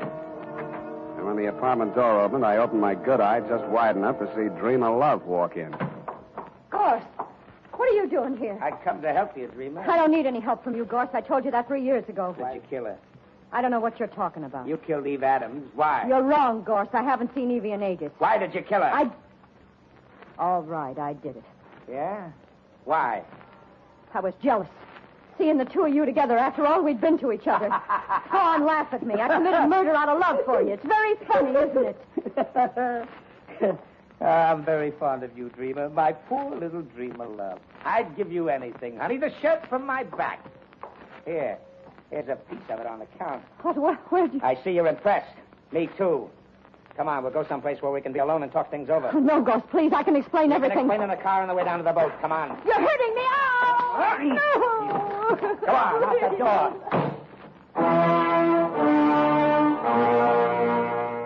Stupid me, I staggered to my feet and stumbled over to the door. I reached it just as Hagen's car pulled into the car I rented from you and drive off. Then I turned around, put a new clip in my gun, and walked back to the old homestead. It was still very homey. By the light of an oil lamp, Mrs. Elkins was peacefully knitting what looked like a shroud. Why, Mr. Spade? Why, Mrs. Elkins? Land sakes. Land sakes. Now that we got that out of the way, let's get down to business. If you're here to make trouble, young man, believe me, I can handle trouble. My kind of stock know about trouble. Well, suppose you tell me about the trouble I just had, or haven't you heard all the shots that were fired around here tonight? Shots? My. Seems I would have heard gunshots. Seems you would. Look, I've got a sheriff on the way. Have you, Mr. Spade? Why? I suppose you didn't hear the shooting. Oh, yes, I'd forgotten. Was anyone hurt? A man named Linden. He's dead. Linden.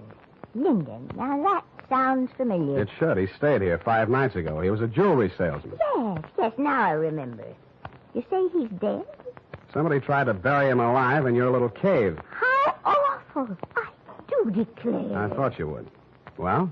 You must be joshing, Mr. Spade. I'm not joshing at all, Mrs. Elkins. Well.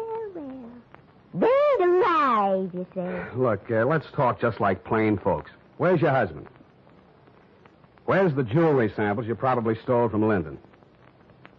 Is there anything else you want to say? Gunshots, eh? Well... Mr. Spade, where have you been? Oh. The police are here, and I have been all alone in the house. Where did Bob go? They took him away. They arrested him. What for? They found a pistol hidden in his room. They say it is the weapon that killed his father. Pistol? Please, you are not going to leave me alone. I'm so frightened. Being alone with my conscience. Conscience? But how could I have known what my foster father had in mind? Just what did he have in mind? Suicide? Oh, please, do not say that. Even if it were true, I cannot bear the thought that I had made him so unhappy. I did not want to disobey him, but I could not. Oh, I could not. Oh, come on, Chandra. Don't do that. The Orientals are supposed to be without feelings. But you see, it is not true. Of course not. Please, take me to the house. Sure. And you will not leave. You will stay with me. Sure I will. You do not think I am a wicked girl to refuse to marry the man of my father's choice? If it was Captain Sherry... Oh, no. I thought you knew. He wanted me to marry his son.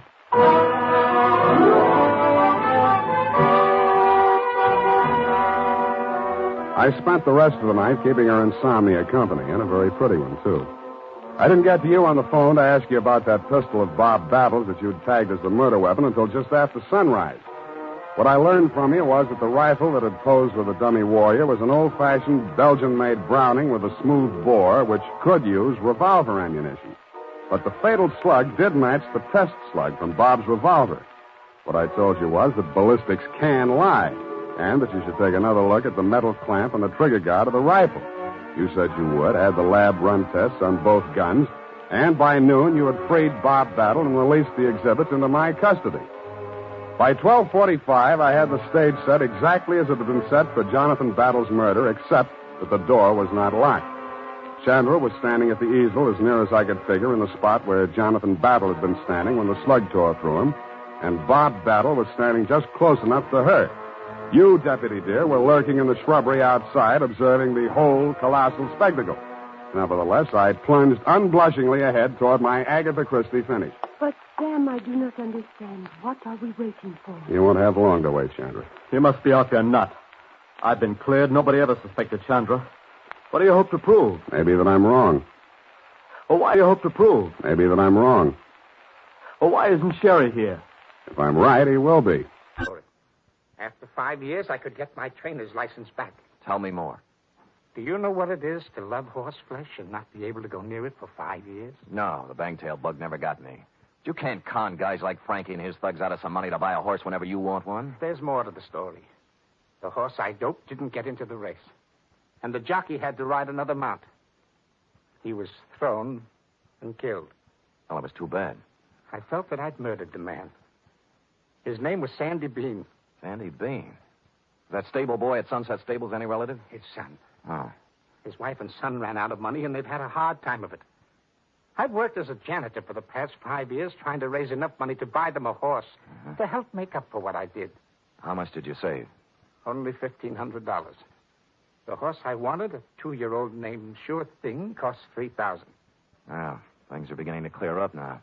How did you figure you could take money from Frankie to buy it? Well, Frankie and his friends made a lot of money off Sandy Bean when he rode. I figured it wouldn't hurt them to pay a little of it back. Well, I don't think they'd see it that way. I wasn't stealing the money. I was going to give each of them a 10% of the horse.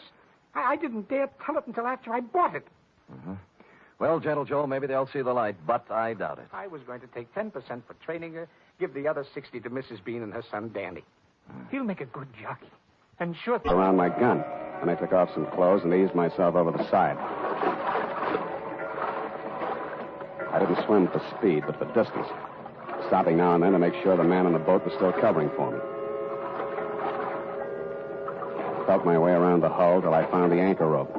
Just as I grabbed it, I heard him rest his oars. Hagen, who's that? Eddie Love. What do you want? I've come after my sister. Go on home, Eddie.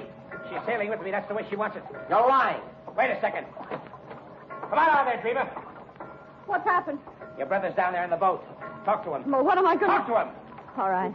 Eddie. What's he done to you, sis? I'm all right, Eddie. Everything's all right. Garth and I have decided... Go on home, Eddie. He's lying to you. He knows you framed him. If you sail out with him, you won't come back. No, Eddie. I'm coming aboard. Eddie, no. Garth, please. No, Eddie. Drop it, Hagen. No. Drop the rifle. Go up. You.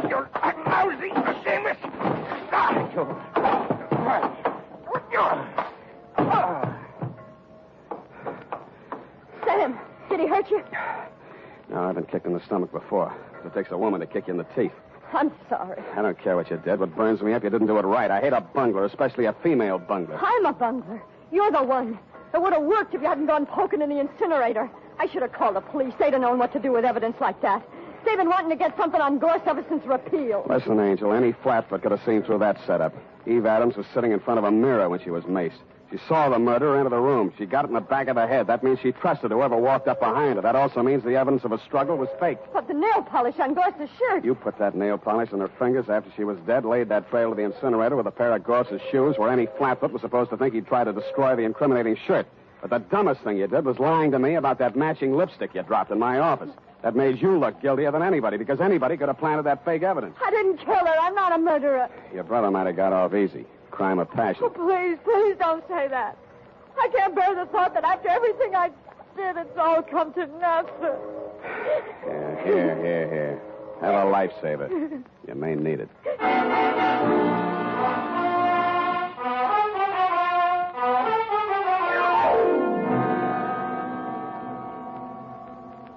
Period. And a report. Oh, Sam. Poor Captain Pasolti. P is silent. F is in Passam. Go type that up. All right, Sam. Oh. Last one in the package. Yeah, country liquor. Tell me, Sheriff, did you by any Well, chance... sure. Of course I did. I got him, Slade.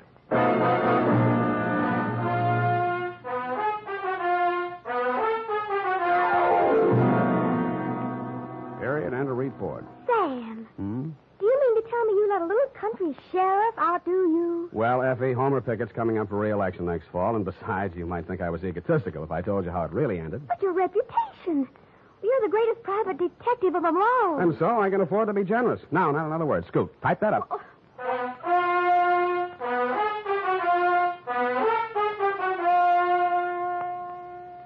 If your supply of Wild Root Cream Oil Hair Tonic is getting low, better make a note to get some more tonight or first thing tomorrow.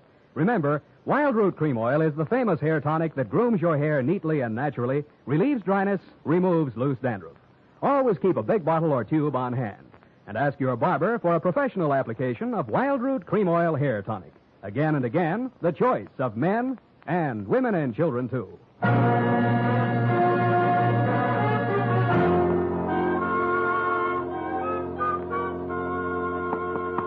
Here it is, Sam. Let me see. Let's see here. F. You read, Sir, I can't seem to hold me. It was an awkward plan at best. The mortuus nil nisi bonum, Spade. Or if your second year Latin escapes your memory, speak well the dead.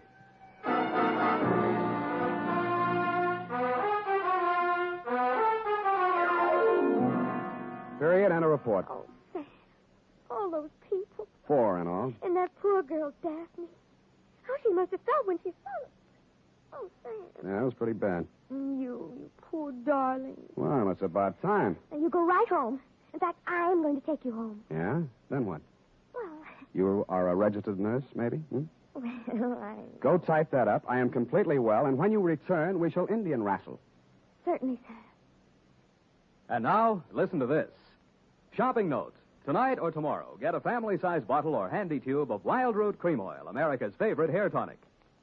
Oh, good night, Sam. Good night, sweetheart.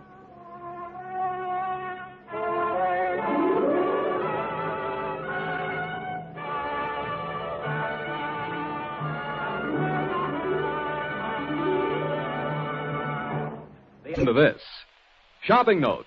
Tonight or tomorrow, get a family-sized bottle or handy tube of Wild Root Cream Oil, America's favorite hair tonic. Good night, sweetheart.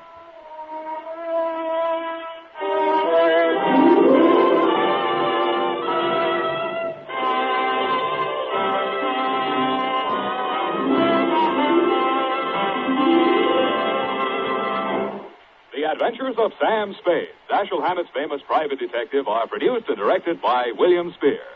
Sam Spade is played by Howard Duff. Lorene Tuttle is Effie. The Adventures of Sam Spade are written for radio by Bob Tallman and Gil Dowd. Musical direction by Lud Gluskin, with score composed by Renee and Pierre Garrigang. Join us again next Sunday when author Dashiell Hammett and producer William Spear join forces for another adventure with Sam Spade.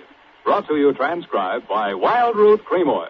Again and again, the choice of men and women and children, too.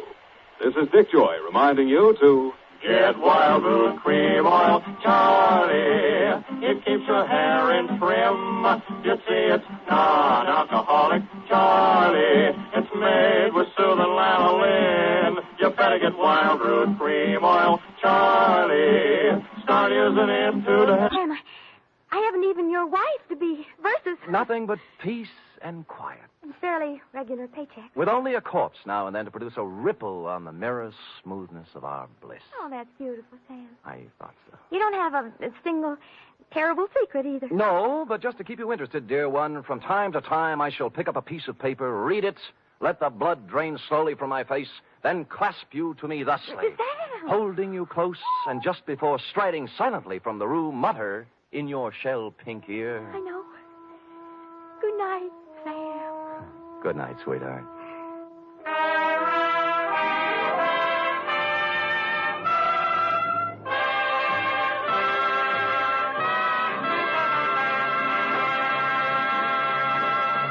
The Adventures of Sam Spade are produced, edited, and directed by William Spear. Sam Spade was played by Stephen Dunn. Lorene Tuttle as Effie. Script for tonight's adventure by Harold Swanton. Musical scoring by Lud Gluskin, conducted by Robert Armbruster. Our sincere thanks go out to the wonderful network at CBS. And now, dear listeners, let's put your knowledge of the airwaves to the test.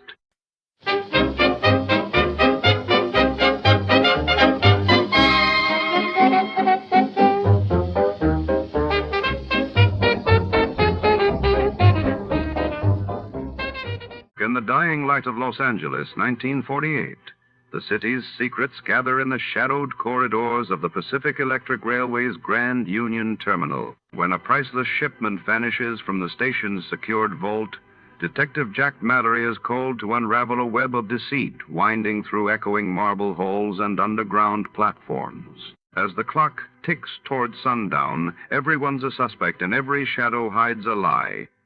Before to start, let's see what happened the day it was aired. It was March 15, 1950, and that day world headlines announced the Soviet Union's surprising call for peace talks in Korea, while in London the great smog's choking haze began to lift, offering a brief respite for the city's weary residents. Tired of the everyday routine? Ever dream of a life of romantic adventure? Want to get away from it all? We offer you Escape. Escape, designed to free you from the four walls of today for a half hour of high adventure. Escape, brought to you by your Richfield gasoline dealer and the Richfield Oil Corporation of New York, marketers of Richfield gasolines, motor oils, and other petroleum products. Look for the Richfield Eagle on the cream and blue pumps.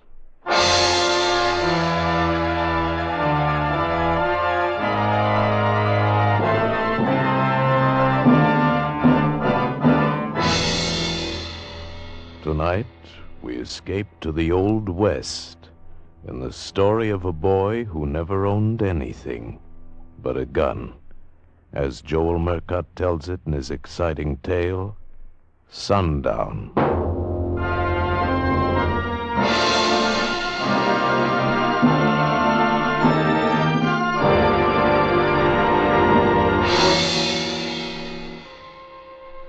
The sun is kissing the top of the mountains, and in a minute the shadows will start to sneak along the street. It's sundown, and you can't do nothing to stop it. Everybody knows that.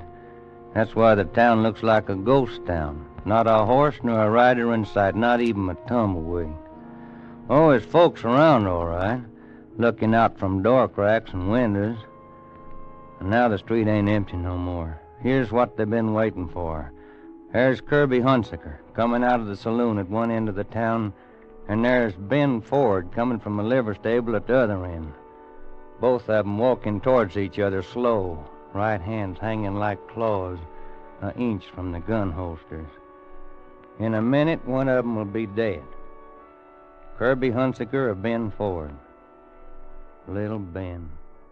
Nothing but a baby when I picked him up off of the desert 15 years ago.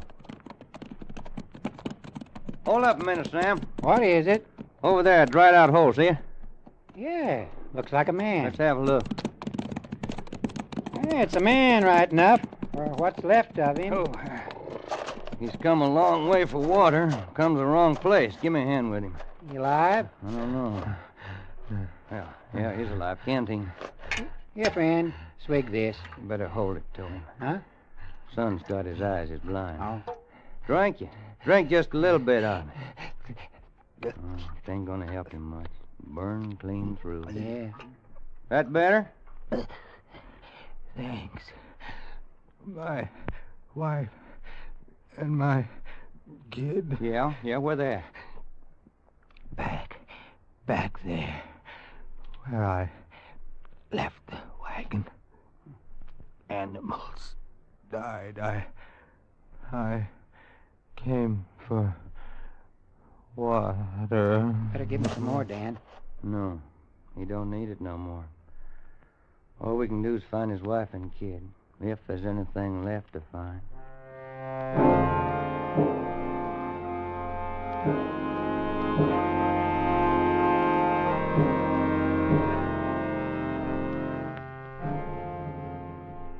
There was something left. A sun-baked wagon in the midst of that hellish inferno, a dead woman and a kid.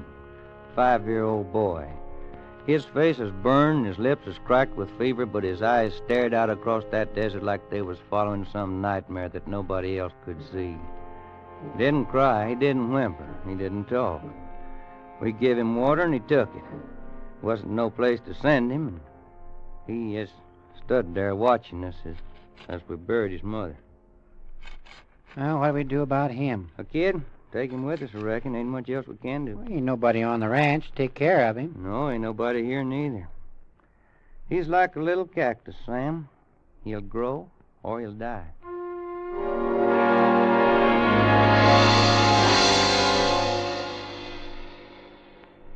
He grew. Big, raw-boned kid, and by the time he was 12, he could handle a man's work. And I had a feeling for him, a feeling like he was my own. A feeling that could make me hurt when I looked at him. Dan? Yeah, Ben? Do I have any money? Well, yeah, I reckon you have. You work for your keep. How much do I have, Dan? Well, now, I don't know. It takes some figuring. But this is your home, boy. Everything that's here is yours. Do I have enough to buy a horse? Why, I reckon so. Then I want my own horse. See.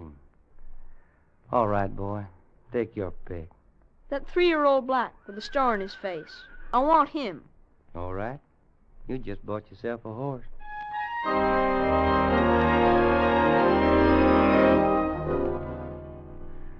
Yeah, he'd bought himself a horse, but it was more than that to him. It meant he had something that was his, come flood or thunder, something in the world that belonged to him and not to nobody else. It gave him a reason for being alive, and he started to build his life around that black horse. No horse ever got care like that.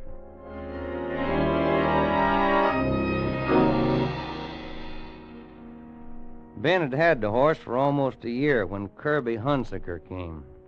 He rode in one afternoon while me and Sam was down at the corral. Ben was in town with a buckboard picking up supplies when Hunsaker rode in, just pounding leather.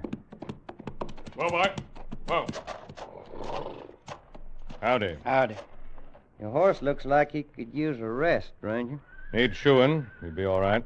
I'll trade him and cash for a fresh horse. Ain't nobody gonna ride a horse of mine that way. Maybe you didn't hear me. I said I'm going to trade him. That means I'm going to trade him. My name's Kirby Hunsaker. He said the name like it should mean something, and it did. Kirby Hunsaker, a name that was drifting all over the West with a trail of blood behind it. Stagecoach drivers and travelers carried it on their tongues, and he knew it. He had a face like a woman, and eyes like a steel trap, and there wasn't no glove on his right hand. It was brown and weathered from sun and wind, and it hung close to his right side like a claw, never more'n an inch from the butt of his gun. A gunfighter. If you're thinking it over, you're wasting my time. Better do it, Dan. All right, Hunsaker. I'll take the black with the star on his face. Put a rope on him. I said put a rope on him. Not that one. He ain't mine. I ain't asking whose he is. Put a rope on him. Any other horse, any one you want, even trade. Get that horse and keep your hand away from that gun. Dan, do what he says. You can give young Ben the Palomino. He's just a kid, and a horse is a horse. He'll forget about it. No, he won't, Sam. He won't never forget it. Pronto, friend. Put a rope on that black pronto. There wasn't nothing else to do. Hunsaker saddled Ben's horse and just lit out down the trail. Me and Sam just stood there. We was still standing there when Ben brought the buckboard back from town. I watched his eyes go to the corral like they always did, and then he turned and looked at me and Sam like we was a firing squad. Where's my horse, Dan? I told him. His face was like stone, but there was a change in his eyes. They got back that same look they had the day I picked him up half dead on the desert. Lost and robbed and helpless. You let him take my horse. Well, that Palomino's worth twice as much, boy. Not to me, Dan. The Palomino ain't mine. Yes, he is. 'Cause I'm giving him to you. I don't want him. I want my own horse. Here, simmer down, boy. You come back here. Let him go, Sam. Let him go. He'll cool off. We might as well unload this here buckboard. All right, I'll drive her on up the house. Get up there, boy. Hey, Ben! Ben, wait! That fool kid ain't even using a saddle. Crazy. He's going after Hunsaker. What? Hurry up, Sam. Saddle up. Hurry up.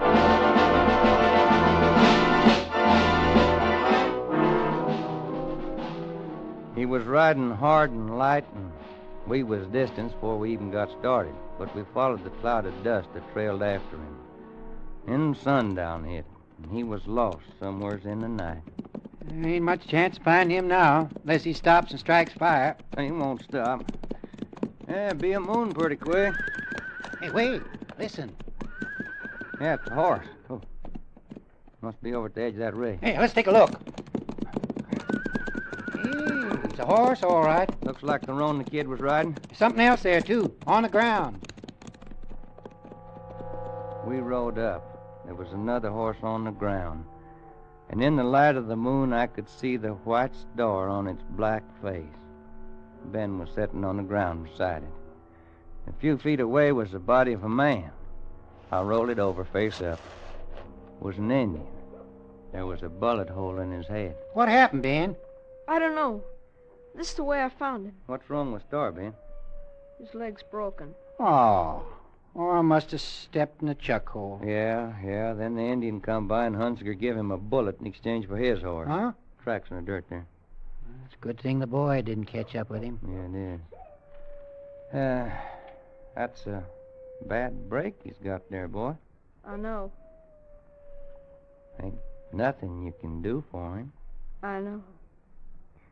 Well, now, why don't you just ride on back to the ranch of Sam? Yeah. I'll stay here for a while and catch up with you later. You don't have to do that. Lend me your gun. Oh, now, look, boy, let's ride off, you and me. No. He's my horse, Dan, and I've got the right to shoot him. Yeah, Ben, I reckon you have. Here's my gun.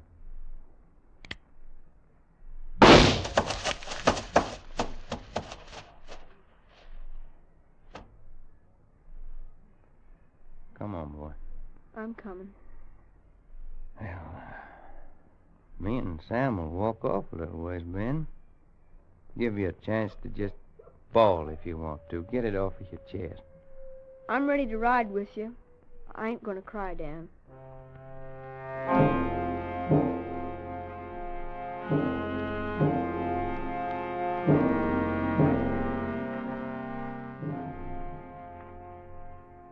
He didn't cry. He hadn't cried when I picked him up off of the desert, and he didn't cry then. But the tears was inside of him someplace, where they couldn't get out. Never showed in his eyes, though. Something else showed there instead. It was hate. A hate like a pure white flame. I could see it burning there when we got back to the ranch that night.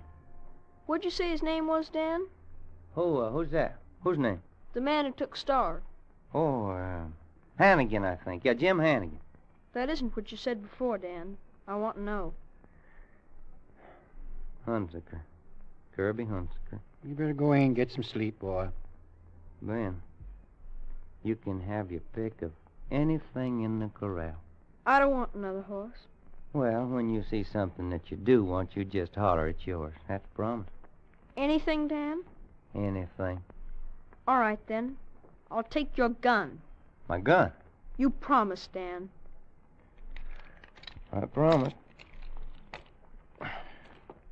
Here. It's yours. Good night, Dan. Good night, Ben.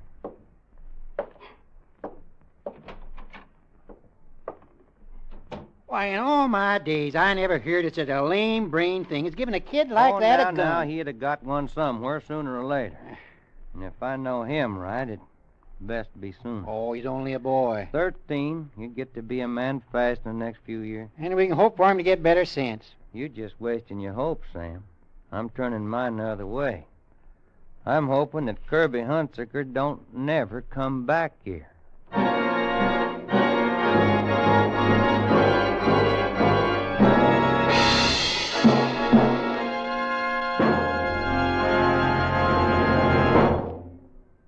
Sometimes, after years of scientific research, there comes a discovery that benefits everyone. Xylene is that kind of discovery. Xylene is a super gasoline component with one of the highest anti-knock ratings known to science. And today, Xylene benefits you whenever you use Richfield gasoline. Your car comes alive with new flashing power when you use Richfield gasoline with Xylene. For faster getaway in traffic, for new sustained power, for higher-than-ever anti-knock qualities, Richfield gasoline with Xylene is made to order. Get Richfield high octane at regular price for the average motor. Or Richfield ethyl. Ethyl at its best for finest results in the highest compression motors. Each Richfield gasoline contains Xylene. Each is a leader in its class. Tomorrow, get a tank full of Richfield gasoline with Xylene. Test it against the gasoline you're now using. Feel that Xylene zip. Stop where you see the Richfield Eagle and the cream and blue pumps for Richfield gasoline with Xylene. And now we return you to Escape.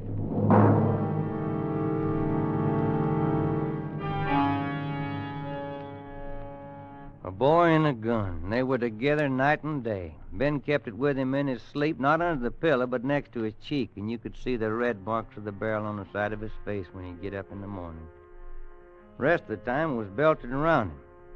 And when he wasn't working, he'd go off alone into the hills for target practice, and the target he used was an Express Company reward poster for Kirby Hunziker. After the shots were all hitting the target, hitting close and fast, he stopped firing and was off on something else, a draw. I'd catch him at it in the house or the barn, wherever he thought he was alone. He started to wear his belt different, too, with the gun holster tied low on his right hip and his right hand hung by his side like a claw. And it got more claw-like with the passing years. Rest of him had changed, too. He wasn't a boy no more. He was a man.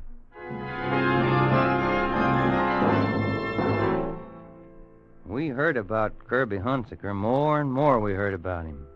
His name had gotten big since he took a kid's horse. Got to be one of the three names mentioned most when the talk in the saloons turned to gunslingers. Jim Dunn, Boaz Watson, and Kirby Hunziker. Killers for hire for any dirty job outside of the law, but all jealous of each other, all bound to meet someday and find out who'd be just a flick faster on the draw. And Ben had to be there the night a stray cowpuncher stopped in to rest his horse. More coffee, stranger? Yeah, thanks. Reckon I will. Watered your horse. Sure needed it. You must have come a long way. Yeah, from Goldfield. Been riding lucky, though. I come through Flagstaff just in time to see the fight. What fight? You mean you ain't heard about it? I must have been riding faster than I thought. You ought to seen it. Never was a gunfight like it. Who was in it? Two of the best. Big Jim Dunn and Kirby Hunziker. Ben grabbed the edge of the table and his face got as white as borax, like a lead bullet had hit him in the guts. Which one of them got it? I prayed for the right answer. The answer that would have been right for me, not the one that Ben wanted. Oh, Hunsaker beat him. Dunn never cleared his holster. Color come back into Ben's face, and that pure white flame I hate burned in his eyes again. Hunsiker got the draw on Big Jim Dunn. Oh, yeah. I wish I could have stayed in Flagstaff. Boaz Watson's someplace in the territory, too. And as soon as he gets wind of it, he'll be on Hunsaker's trail for a showdown. Well, if Dunn never cleared his holster, then the man ain't born that can outdraw Hunsiker. Boaz Watson thinks he can. He's been itching for the chance. It's a chance he ain't gonna get. Ben, where are you going to? Just thought I'd take a little ride, Dan. Flagstaff? Flagstaff, Dan. And don't try to stop me.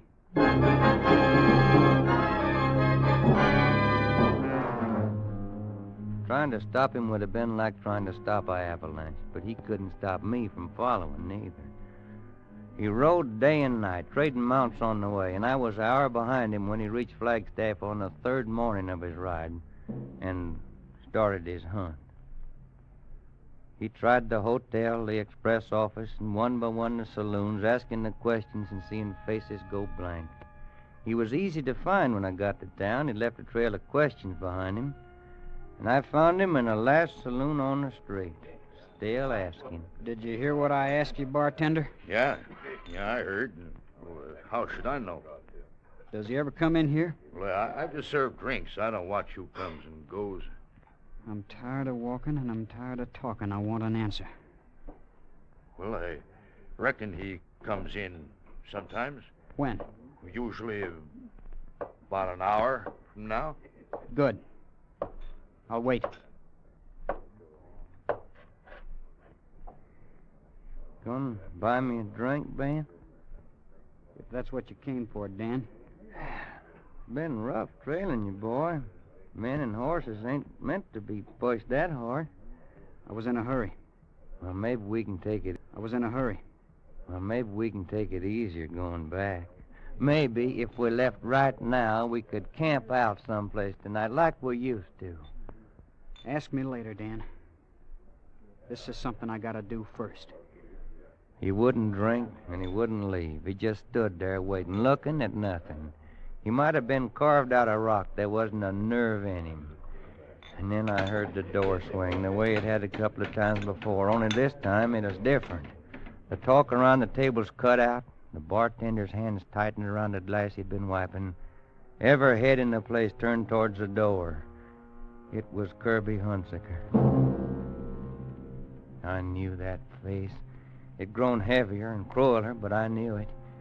He stood there in the doorway while them bear-trap eyes of his searched the room, moving first from gun belt to gun belt, flicking an extra beat on the ones that hung low, looking for the hands without gloves.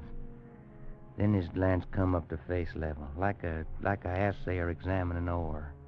Well, him and Ben hadn't never seen each other before, but somehow they knew each other. Their eyes caught and held, like two longhorns locked together. I hear somebody's looking for me. In case anybody don't know me, name's Kirby Hunsaker. I'm looking for you. Speak your piece. A long time ago, when I couldn't do anything about it, you stole a horse from me. You calling me a horse thief? You ran him into a chuck hole and you left him with a broken leg. I had to shoot him. You got nerve. Name your price. I might pay it. You'll pay it. My price is the life of the man who stole that horse. You got a gun. Dig for it. You move first, Hunsaker. I'm giving you an edge. Better take it. No. I want to give you a little time, Hunsaker. If I draw first, then you got to move without thinking. But I want you to think. I want you to think and decide and worry. You're talking big. A little too big. I want to give you time, like you gave it to a horse with a broken leg. Because you won't draw fast enough, Hunsaker. Not even if you move first. I'm going down to the livery stable to take a nap. At sundown, I'm coming back up the street, and I don't want anybody on it. You better shoot me in the back while I'm going out that door, because if you don't, I'm going to kill you, Hunsaker.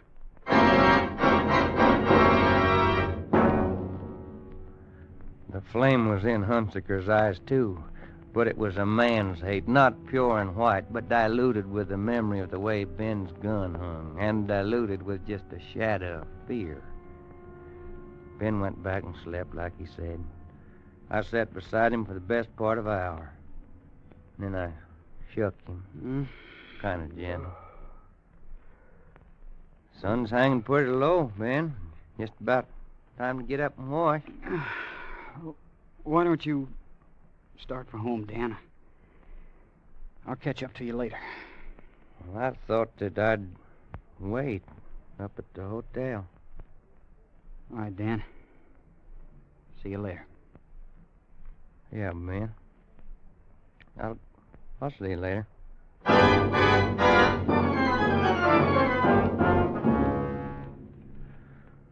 So here I am, in the window of the hotel, and yonder he is in the street, him and Kirby Hunsaker, walking towards each other. And the town is so quiet you can hear their steps on the boardwalk.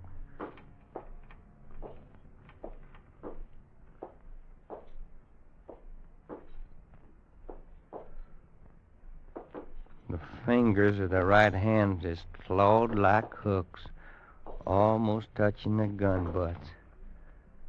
Don't even seem like the sun is moving anymore. Like even the shadows is glued there on the ground waiting for one of them hands to move. 'Cause when it comes, it'll come fast.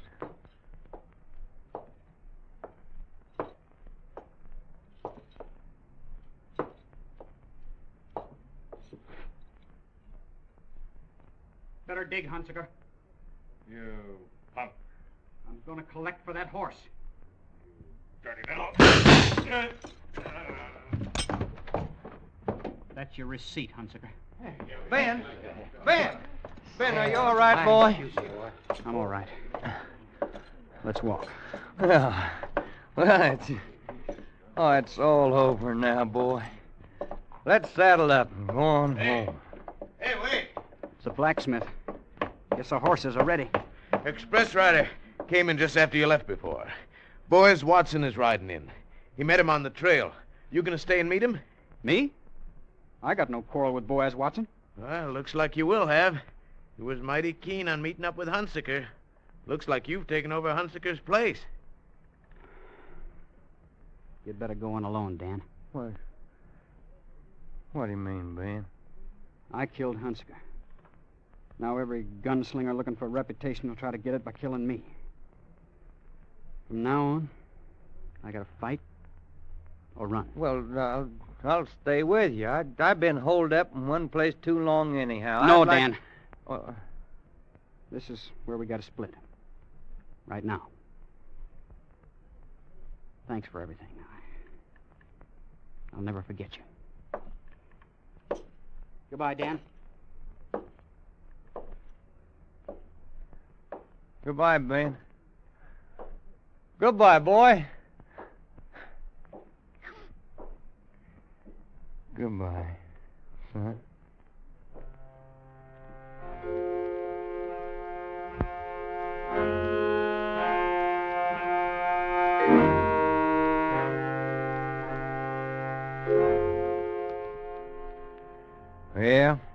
Yeah, he's a gunfighter now. The gunslinging madman will see to that. But he won't never be an outlaw like Kirby Hunsaker or Boaz Watson or Jim Dunn. He kill if they force him to it. But ain't nobody never gonna buy his gun for killing. 'Cause he's got to own something. Desert took his family. I couldn't make up for him. Kirby Hunsaker took his horse, and he'll never really own another one. But there's one thing he's got in this world. That gun. That gun is his. He owns it.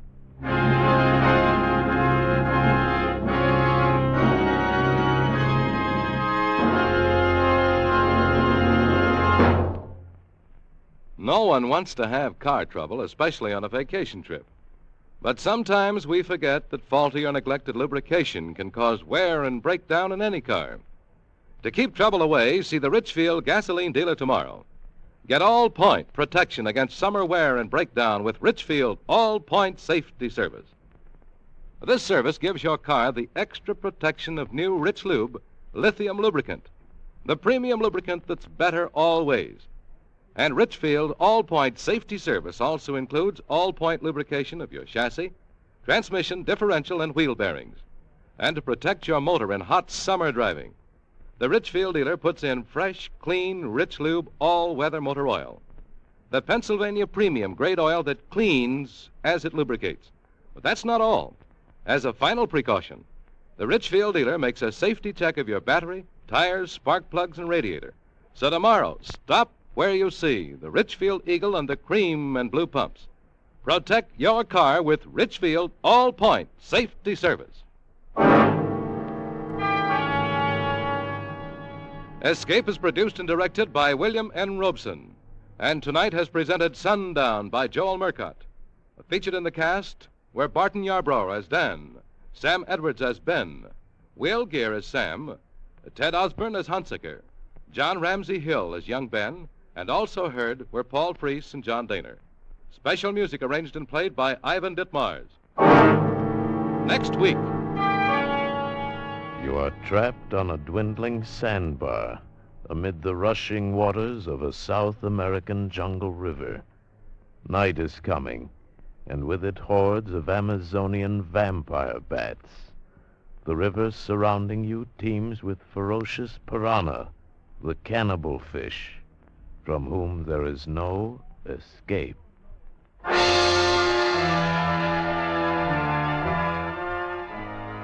Next week at this time, the Richfield Oil Corporation of New York invites you to escape to the jungles of South America with a seething tale of terror and violence, as James Poe tells it in Bloodbath, starring Vincent Price. Goodbye, then, until this same time next week, when once again we offer you Escape. Tom Hanlon speaking. This is CBS, the Columbia Broadcasting System.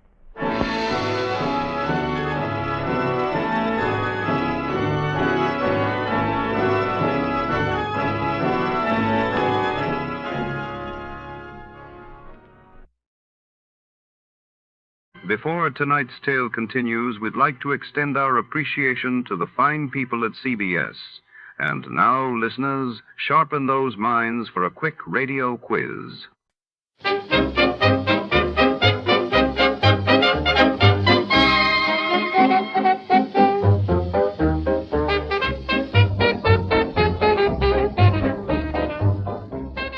Tonight, on the Quarter-Eagle Caper, when a rare gold coin vanishes from a locked display, all eyes turn to the city's shadowy underbelly.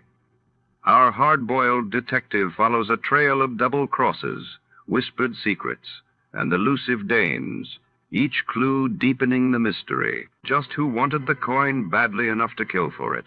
Stay tuned, because in this city, even the smallest treasure can hide the deadliest motives. Before we begin, let's see what happened on the day it aired. It was March 15, 1948.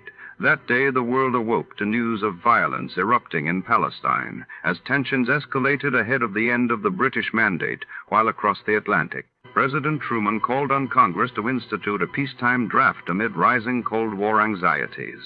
The Adventures of Sam Spade, Detective.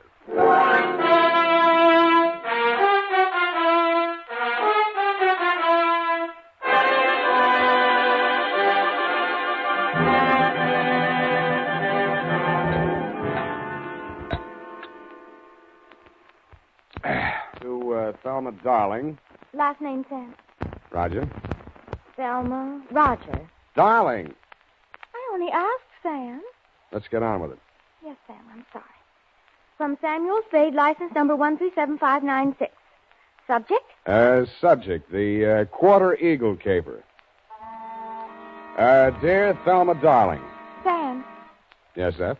Isn't that redundant? Again? The salutation, Sam.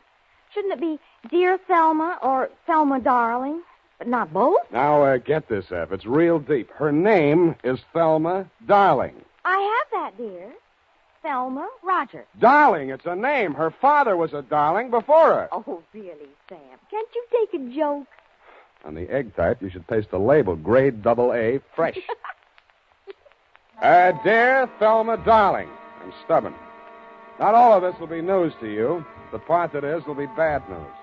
The start of it was not a quarter-eagle, but a bald eagle. He swooped in through the door of my office, landed in front of my desk, perched on the edge of a chair, and said... My name is Eagle, Mr. Spade. Junius J. Eagle. My card. Eagle Vending Machine Company. Huh? They call me the Gumball King. I'm proud of it. Care to join me in a ball, sir? Not while I'm on duty. Ah, that's very good. Our new avocado flavor. Yes, I've kept the Bay Area chewing for 20 years. And I will not be swerved from my purpose. Bully. I intend to fight them tooth and nail. Hammer and tongs. To the last ditch. Bravo. But I'll need help. That's why I've come to you. My competitors, Mr. Spade, are leaving no stone unturned in their contemptible campaign to drive me out of business. Now they've resorted to outright sabotage. In short, they have hired hoodlums to destroy my gumball machines. They've already smashed 11, and they won't be content until they've demolished my entire equipment. Sounds like a police case to me, Mr. Eagle. No, I've been to the police. No, they don't understand my problem. Gave me a lot of double talk about juvenile delinquents. Ha, my foot. Cutthroat competition. You're sure of that? Well, what would you think? If theft were their motive, they most certainly would steal the pennies from the machines, but what do they take? My gumballs. And why do they do that? I'll buy it. Oh, by all means. Oh, here, try this. It's our bestseller in Chinatown. We call it Subgum. Better not. I have to drive later. Now, I had the foresight to buy up a 3-year supply of chewing gum at non-inflation prices. So I see. Well, you can see with what thoroughness they encompass my ruination. They are not only smashing my machines, they're making off with my gum. And you want me to try and stop them? No, I do not. No. I want you to catch them in the act and find out who is paying them. Well, okay, Mr. Eagle. I'll see what I can do. Good. Now, in this envelope is a list of my machines and their exact locations, together with a check for your retainer. Thank you, Mr. Eagle. I'll keep in touch with you. Mr. Eagle, I meant to ask you, how many of these gum machines do you operate here in town? 300. And guard them well. 300? 300 nuts. 300 nuts, Sam? No, 300 gums. Gumball machines. Sam, isn't it wonderful you took this job? I mean, because of my penny card. I'm sorry if I wasn't listening. My penny card, Sam. My new one, that is. I've already completed my Lincoln series, and now I'm collecting Indian heads. Scalps? No, Sam, pennies. You see, this is the card, and these little slots you see right there, that's where you put the pennies. And they're classified according to the date and the mint where they're manufactured. Now, you see, Sam, where the little S is on these? Now, that's for the San Francisco mint. And the D, that's for Denver. Figures. And the ones with nothing, that's for Washington, D.C. Yeah, well, it's a very nice hobby. Pardon me. 300 gumball machines. You see, that's what I had in mind, Sam. All those pennies. Indian head pennies are scarce, Sam. You have to go through a lot of pennies to find even one. Honestly, sometimes when I go past one of those penny machines, that's all I can do. Oh. F, this is all right between you and me, but don't ever mention your hobby to Mr. Eagle. No, I won't. Riddle me this, sweetheart. How does one detective guard 300 gumball machines scattered all over the city? Well, if they're going to smash all of them, you could just pick out one in the middle and somewhere and wait. No good. If it's an organized plan of sabotage, there might be some pattern. You seem to have given us some thought, though, Effie. How would you pick them? In the busy places where they'd have more pennies. But they're not after the pennies. They take the gum. Well, then maybe the quiet sections where they don't sell much gum. Well, they've knocked over 11 so far, here, there, and everywhere. Busy spots, dead spots. No pattern at all. You know, Effie, maybe I've bitten off more than I can chew.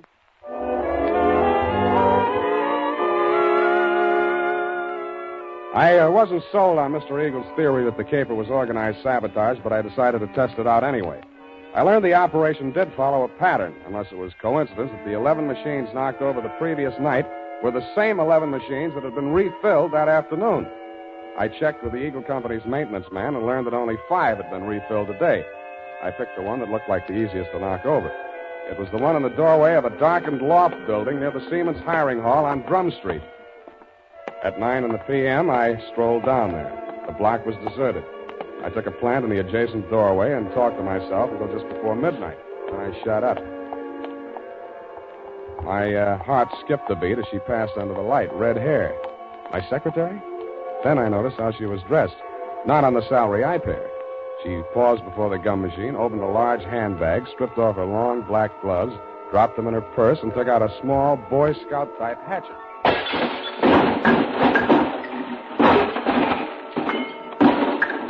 She went at it with the enthusiasm of Carrie Nation busting up a saloon. I edged around the doorway as she bent over the mess of pennies and gumballs at her feet. When she reached out her hand, I took one more step, and that was all. She was up on her feet facing me, and I saw that hatchet sailing through the air straight at me. Hey!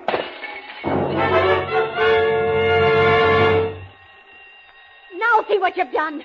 Yeah, I'm sorry. I won't let it happen again, I hope. Well, don't just stand there. Let's get out of here. That noise, it'll bring the police down on us. Yeah, you're right. No, not that way. The alley. And that's how I met you, Thelma, darling. Pausing only to pick up an Indian head penny for luck, I escorted you through the alley to Washington, up Washington to Salon, jogged through Front Street, and followed that to Market, where we entered the Happy Hour Bar and Grill by way of the kitchen. You proceeded unfalteringly to the darkest booth. We sat down and caught our breath. You ordered a pirate's dream. By the way, I did get that recipe. Lime juice, grenadine, passion fruit, a sprig of mint, and 6 jiggers of rum. After 2 swallows, I heard myself saying, now aren't you ashamed of yourself? But, Sam, why should I be? After what I've been through, I think I deserve a drink. I didn't mean that. I meant throwing that hatchet at me. I thought you were Merle. Who's Merle? Why, he works for Mr. Chiselhurst. Yeah, that figures. Now tell me who Mr. Chiselhurst is. Not who he works for, just who he is. He was acting as my agent for the sale of the pearl. Well, Natch. Look, please, don't make me say what pearl. It's called the Black Pearl of Galila Bay. My brother brought it back from the South Pacific when he was in the war. Oh, yes. When he went to prison, he gave it to me to keep for him. Uh-huh. So you decided to sell it? I had no choice. I needed the money desperately to finance his appeal. Finance it comes his up appeal. next week. Mm-hmm. If I don't get that pearl back, I don't know what I'll do. You've got to help me. What makes you think it's in a gumball machine? Mr. Chiselhurst took the pearl to show to a man named Junius Eagle, and that's when it disappeared. Mr. Eagle decided not to buy. And when Mr. Chiselhurst returned to the hotel... Eagle had found the pearl and substituted a ball of blackjack gum. Then what? Mr. Chiselhurst had Merle follow him. Nothing happened the first 2 days.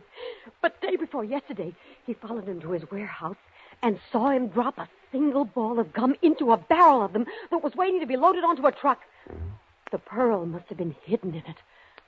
Why else would he do a thing like that? Uh-huh. He would put a valuable pearl in a machine where anybody could buy it for a penny. I suppose it'd be safe for a few days. I don't know how these machines work. Well, now you know why I had to break those machines. Nuh-uh. You don't believe me? Mm-mm. Well, what are you going to do? Check the psycho wards and find out which one you escaped from.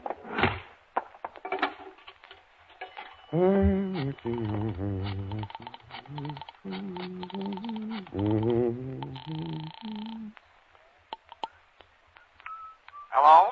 Mr. Eagle? Speaking. Spade. Oh, yeah, I just got in. I've been out making my monthly collection. Mm-hmm. Hey, I want to talk to you. You're falling down on my job. Another of my machines. Yeah, I know. Drum Street. I nailed the hoodlum. Ah. Who's he working for? Let me ask you one. Did a man named Chiselhurst ever try to sell you a black pearl? Hello, you still on the line? You stopped chewing. Yes. I think you better come over to my house. Right away. Hello. Nuts.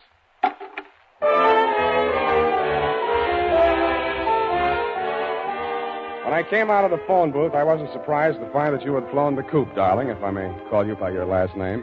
But I was surprised at what I found at my client's house.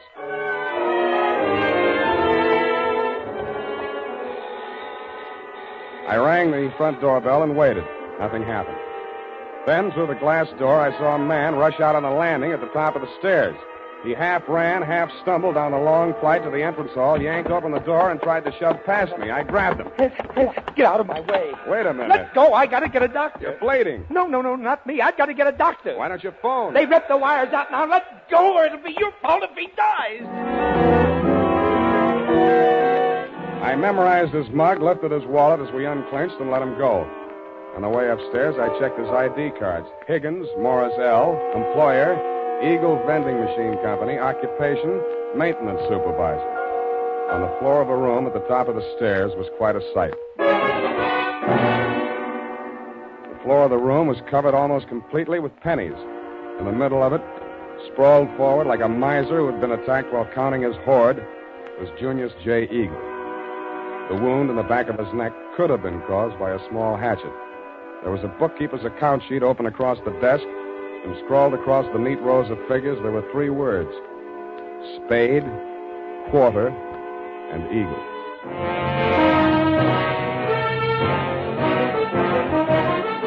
The United States Armed Forces Radio Service is presenting the weekly adventure of Dashiell Hammett's famous private detective, Sam Spade.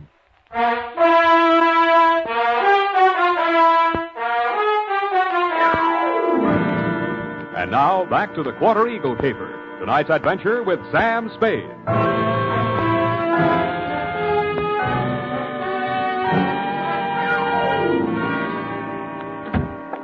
That you, Higgins? Yeah. Save yourself the trip upstairs. There's nothing you can do for him. Oh, dead, huh? Yeah.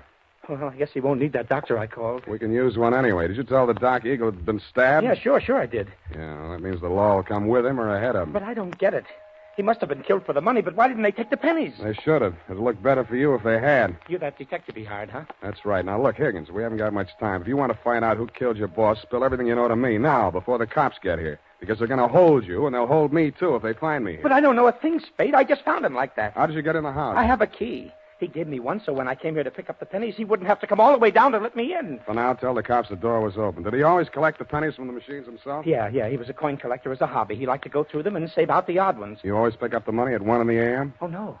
No, he called me tonight a little past midnight, and he asked me to come right over. Hey, look, you got to believe that. I do. He said the same thing to me. What do you know about a man named Chiselhurst? Hey, wait a minute.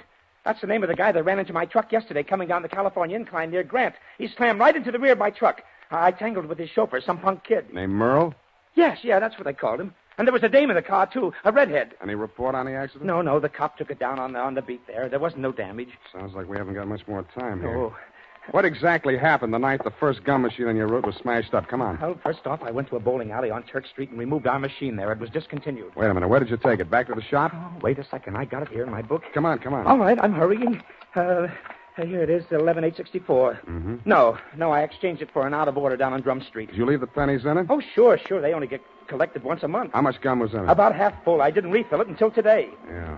What's your system on the refill operation? Well, I carry about 4 extra machines in the truck. When I go to fill a machine, I take one of the extras already filled out of the truck and trade for the empty. Yeah. Then I fill the empty one in the truck, and that saves me from carrying the bag around. Now, is there anything else I can tell you? Yeah. Huh? Does Quarter-Eagle mean anything to you? No. Okay, now where's the back door? Out here.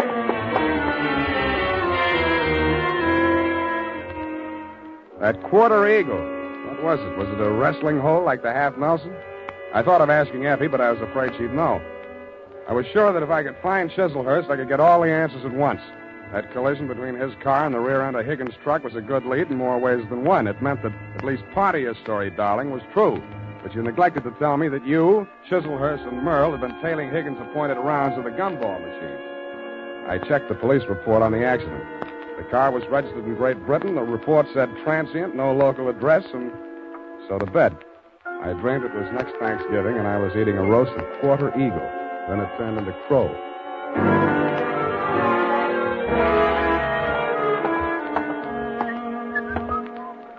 Good morning, sir. Do you wish to place a classified ad? Good morning to you, madam. Indeed, I do. Kindly write it on this blank. Kindly read it off this blank. Well, Quarter-Eagle. Interested parties apply Sam Spade. Sutter, 37596. That's right. 9 words, sir. I'll have to charge you for 3 lines anyway. Is there anything you'd like to add? Yes, but it's not fit to print.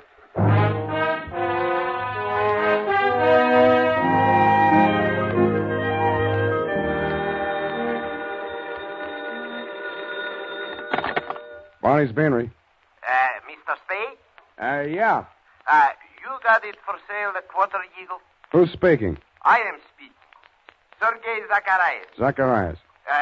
You are numismatist? No, this is Mr. Spade himself. Look, I'd like to talk to you personally. Where can I reach you? Oh, I am by my shop, 2 doors from Belvedere Coffee Shop on O'Farrell Street. Okay, Mr. Zacharias, I'll be right over.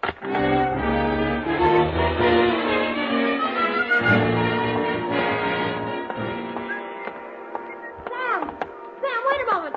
I got to talk to you. Why didn't you do more talking last night? My client might be alive if you had. Oh, it's terrible. But how could I have You known? knew about the Quarter-Eagle. Why did you spin that yarn about the pearl? How did you find out about it? Dead men sometimes do tell tales. Surely you don't think that I had anything to do with that. He was only hacked to death with a hatchet like the one you threw at me. That makes you look fine. All right, I killed him, if that'll make you listen to me. Sam, don't go into that shop. Please, it's it's a a new trap. suit. You don't know that man Zacharias. He's the cause of all our troubles. You mean he sold you that hatchet? Sam, please! Quit clawing me. Let go. I won't allow you to go in there. I won't. Wait a minute. What's going on here? What's the occasion of the squabble? Oh, well, no, it's Mr. Spade. Yeah, Clancy, this dame here just tried to pick my pocket. Pickpocket, is it? Glory be, and such a pretty one, too. Never mind that, Clancy. Just have it locked up. I'll be down later to prefer charges.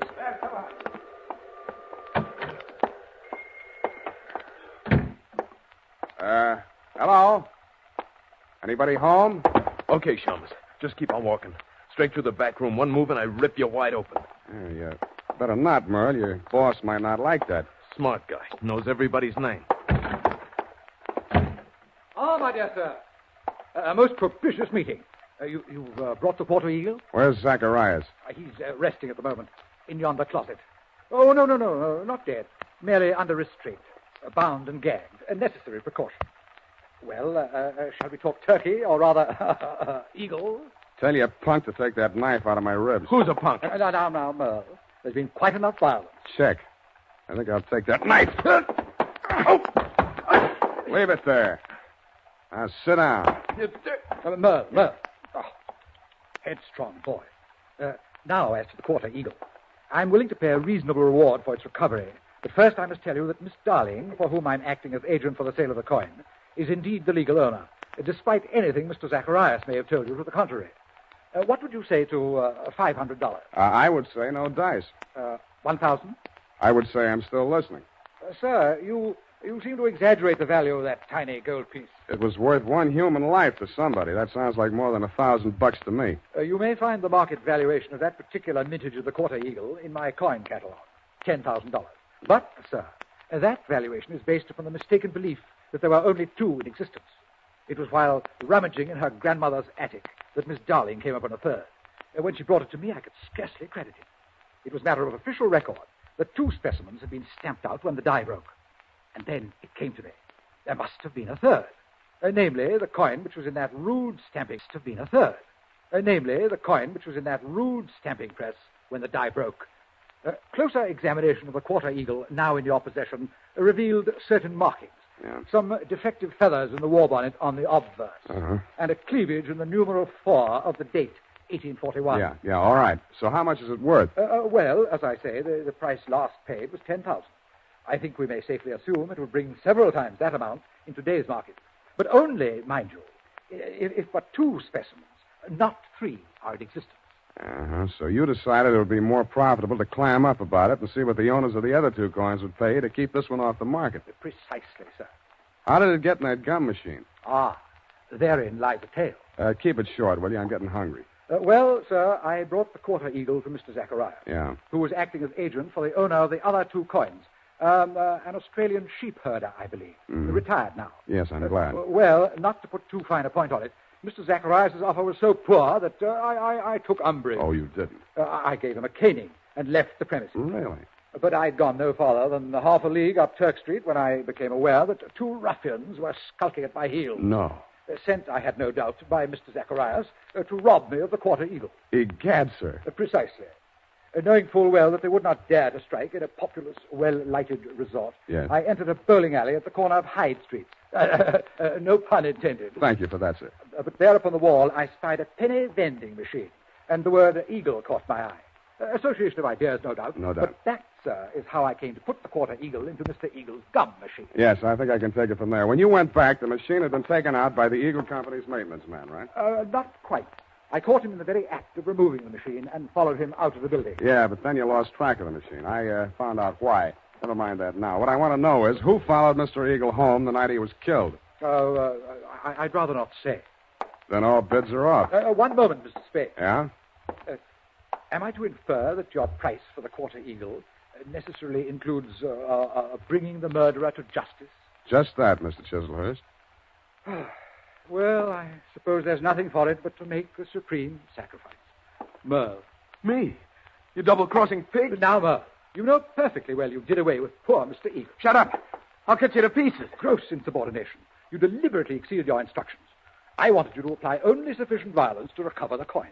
Instead, you seized the opportunity to satisfy your nauseating bloodlust.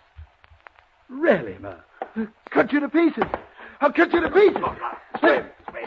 All right, drop. Ow! Drop the shiv, Merle. Nice happy punk. Egad, that was a near thing, sir. The base ingratitude of that boy. Oh, well, what's done is done.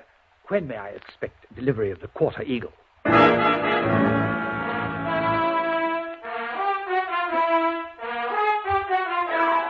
I didn't answer him.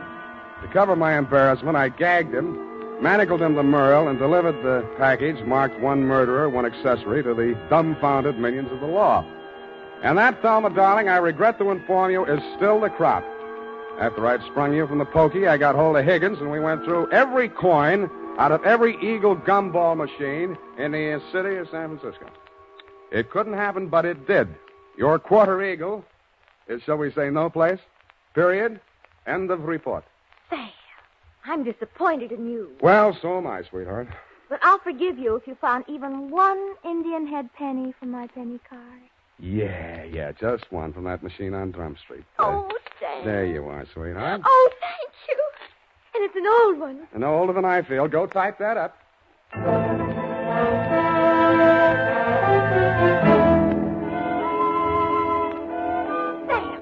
this money, it's counterfeit. Are you sure? It's joke money. It says $2.50. Hmm? You see where it should say 1 cent? $2.50. Let me see that. $2.50. If an eagle is a $10 gold piece, what is a $2.50 gold piece? Oh, now, let me see. $5 would be half. Sam. Right. A Quarter-Eagle. Yeah, that's just dirt on it, see? It's gold, really. Oh, look at it shine. Like the stars in your eyes, sweetheart. Oh, you darling. Hmm. Good night, Sam. Good night, sweetheart.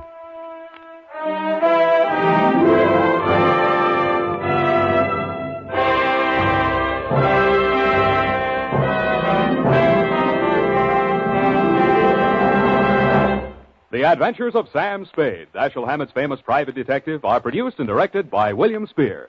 Sam Spade is played by Howard Duff. Lorene Tuttle is Effie. This is the United States Armed Forces Radio Service, the voice of information and education.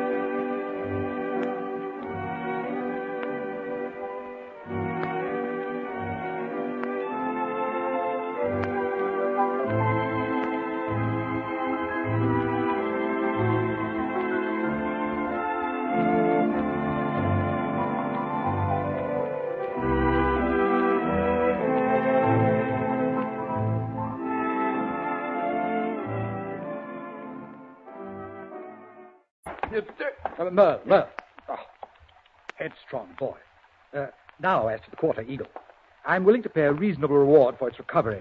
But first I must tell you that Miss Darling, for whom I'm acting as agent for the sale of the coin, is indeed the legal owner, despite anything Mr. Zacharias may have told you to the contrary. What would you say to $500? I would say no dice. 1,000? I would say I'm still listening. Sir, you seem to exaggerate the value of that tiny gold piece. It was worth one human life to somebody. That sounds like more than $1,000 to me. You may find the market valuation of that particular mintage of the Quarter-Eagle in my coin catalog, $10,000. But, sir, that valuation is based upon the mistaken belief that there were only two in existence. It was while rummaging in her grandmother's attic that Miss Darling came upon a third.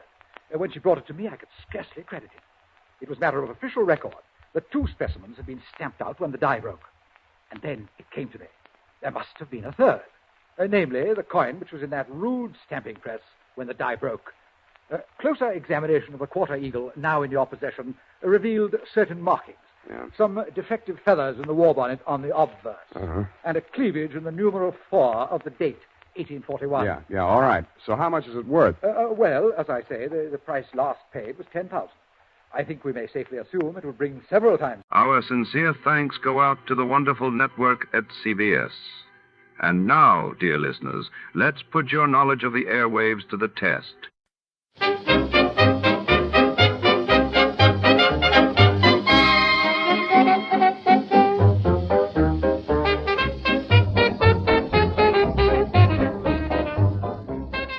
Tonight, under the unrelenting neon glare of the Los Angeles harbor, a city's secrets threaten to boil over.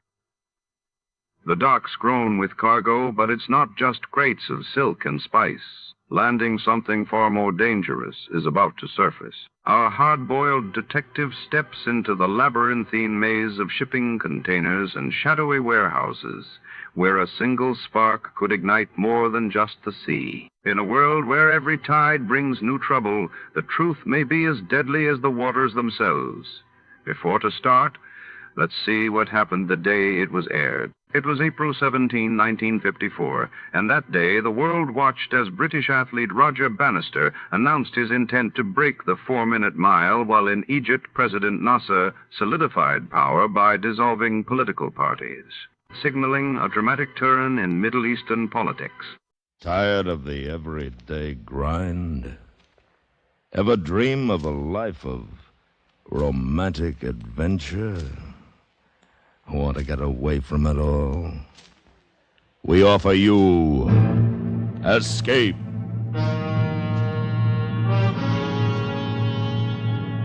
Escape, designed to free you from the 4 walls of today for a half hour of high adventure.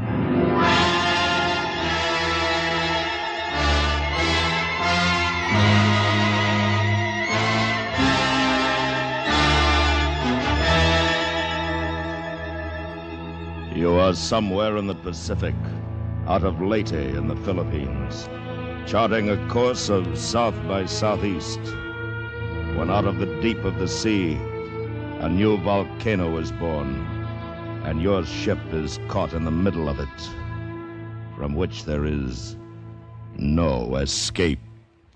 Listen now as Escape brings you Vincent McHugh's story, The Boiling Sea.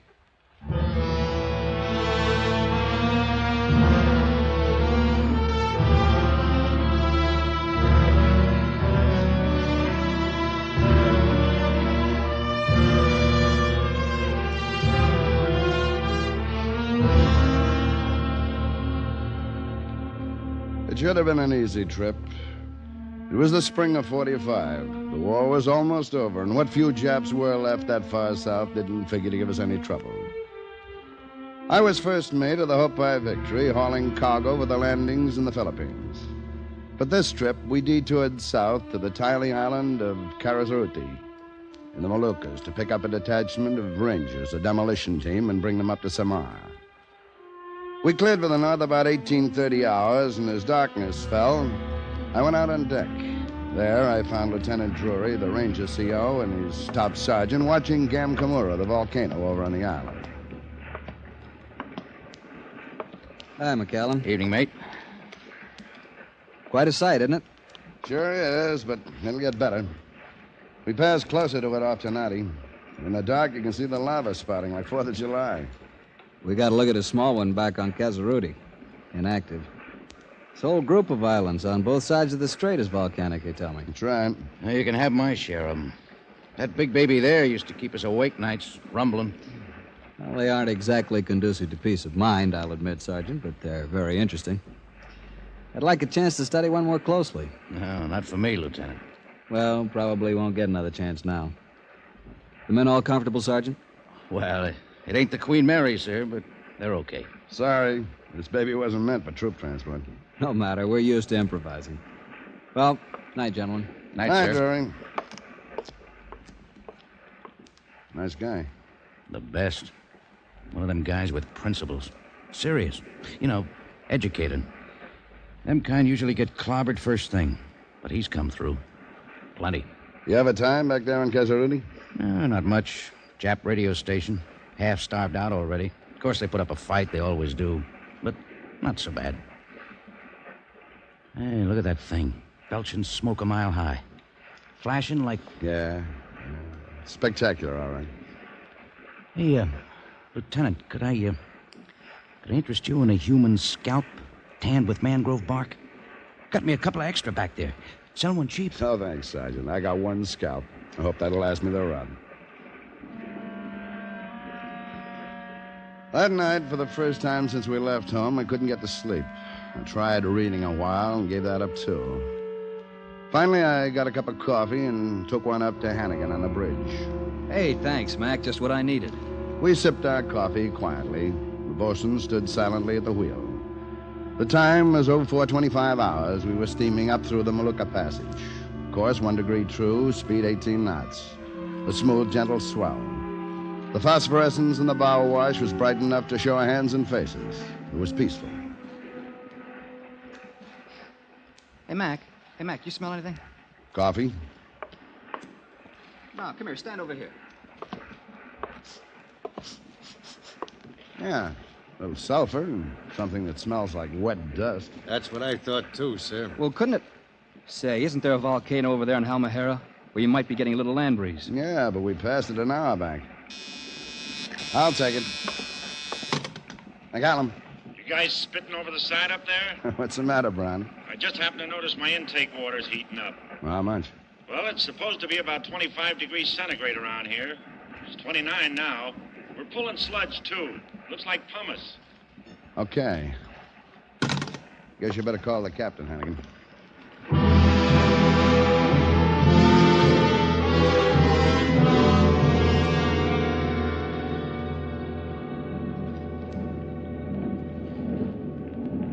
Smell that, Captain? Yes. You checked the ship, Mr. McCallum? Yes, sir. Boyd and Foreman went over it, too. Nothing wrong. Yes, well, stop the engines. Yes, sir.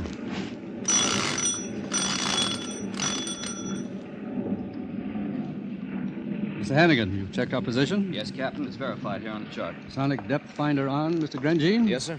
Turned it on right away. Reads 1143 fathoms. Now, see here.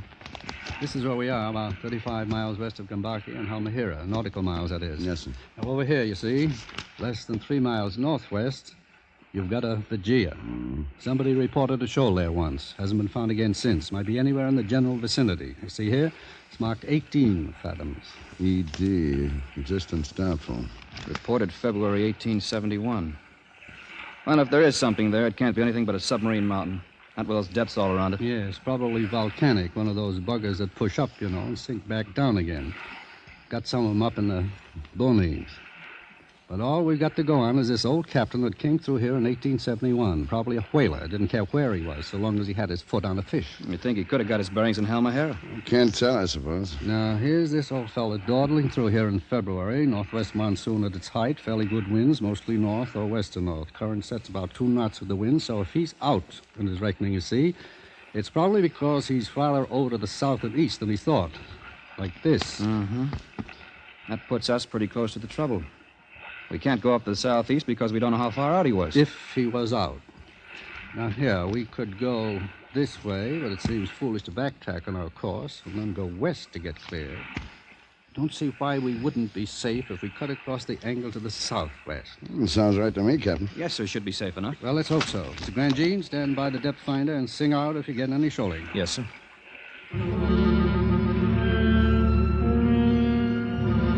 The ship was at dawn GQ, the engines stopped. An eerie ocean silence hung over everything. It was still dark, but a soft glimmer was beginning to show behind the peaks on Halmahera. Start the engines, half speed. Yes, sir, half speed.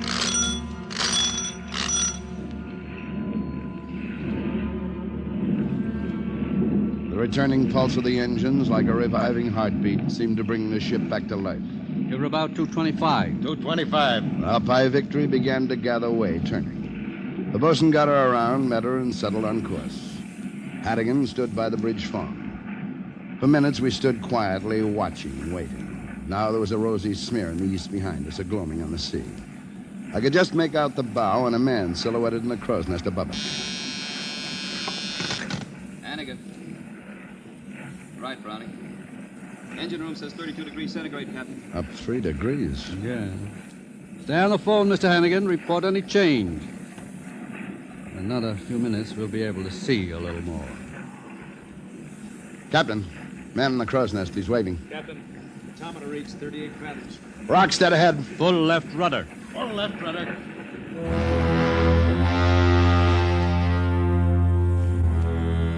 We could see it now, not 500 yards ahead. Nothing in a nightmare had ever been so awful as that jagged, rocky crest hunching and lifting like the back of a great dawn lizard in the yellow light. It came fuming out of the sea, slimy with the first mud of creation. The slow swell pitched up on it. We could feel its deep, grumbling roar through the noise of the engines.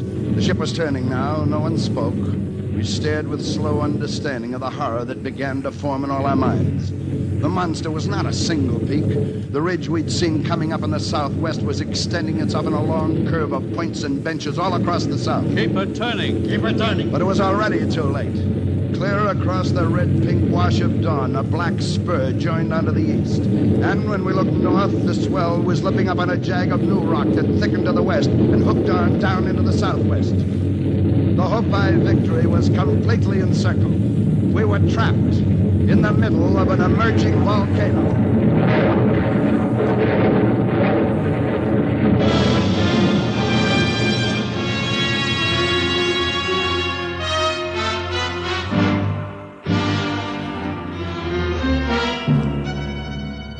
You are listening to The Boiling Sea, tonight's presentation of Escape. Keep the family intact this holiday weekend by driving safely. Observe speed laws, stay on your side of the road, and don't try to save time at the risk of losing a lifetime. Driving's more relaxed, more fun that way, and safer, too. And now back to Escape and the second act of The Boiling Sea.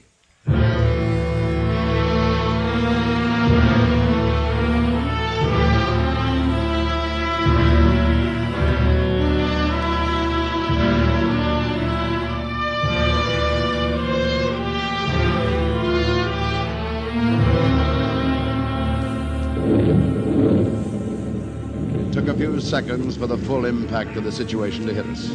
Encircled, trapped in a crater of jagged, rising peaks on every quarter of the compass. Still, nobody said anything until Captain Hazard spoke in a quiet voice. All right. Stop the engine. Then we all noted. The wash dropped away and the Hopi Victory settled, floating dead in a fuming black-brown lake that bubbled like mud coming to a boil. The terrible, stony rumbling jarred up through the soles of our shoes.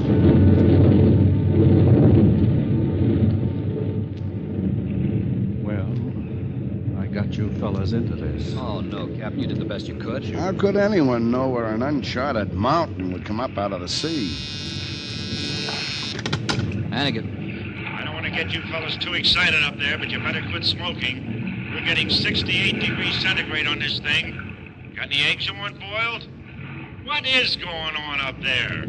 Brownie, we're in a volcano. Well, I always told you something like this would happen. You know, you gotta watch where you're going. 68 degrees centigrade, sir.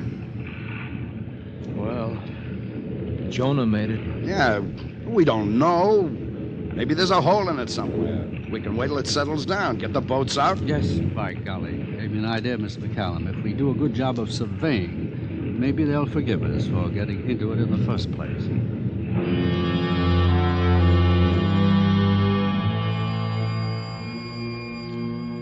No one mentioned the chance that we might never get out.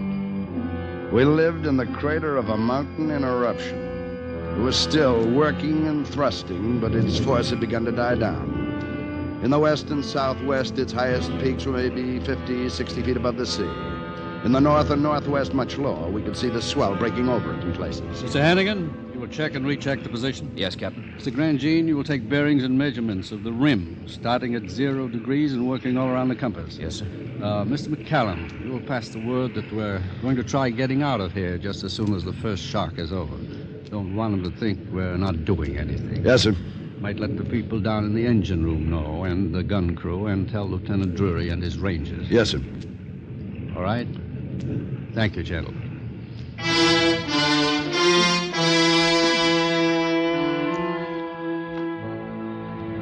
I carried the message to the other officers. Men were hanging over the rail looking at the dead fish in the putrid water.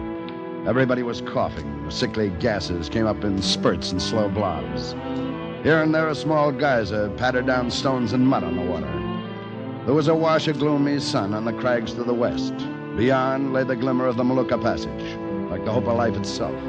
It seemed very distant now. At breakfast, the captain was still cheerful. All right, gentlemen, we may as well eat. May not have another chance for a while. What do you think, sir? Well, looks as if the first one is about over. We'll get the boats out after breakfast. See if we can't find a hole in it. Just a Western omelet for me, mess. What if we can't do that, sir? Maybe we can find a place to get the boats across. Isn't far to Halmahera, you know, about 36 miles, but I'd hate to... Wish I knew more about how these volcanoes behave. It might sink down again in an hour or two, or it might keep building up. Could I make a suggestion, Captain Hazard? Yes, go ahead, Lieutenant Drury. My boys are trained in demolition work. If we can find the right place, I think we might be able to blast a hole big enough for the ship to get through. Yes, thank you, Lieutenant. Guess we've been thinking the same thing. Only trouble is, a blast like that might set the whole business off. I suppose we'd better wait till we've tried everything else first. We take the boats out right after breakfast, sir? Yes, Mr. McCallum. You will take one and go north to the rim. Follow it to the east. Mr. Hannigan will take the other south and follow it west. Lieutenant Drury, a detail of your rangers can go in each boat. What about communication, sir? Yeah. Too bad we don't have radios in the boats. We'll have to use flare guns. One flare if you find a hole big enough for the ship. Confirm it with a handlet. Then 2 flares to command. The usual recall signal. Yes, sir. Well, gentlemen, we're in God's hands now.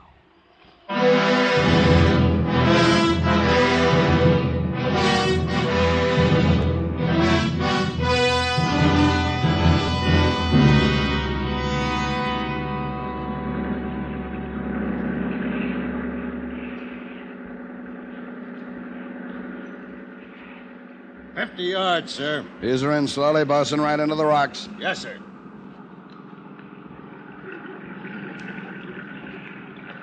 Take a look at that water, Mac. You ever see anything like it? Slimy, gas bubbling up. Not very inviting. Take a look at what's ahead, Lieutenant. Yeah. Doesn't look like any rock I've ever seen before. There's something monstrous, something tortured about it. Yeah. It's all yours, Lieutenant. Ready, Sergeant Votaw? Ready, sir. Easy, bosun. All right, hold him. Steady.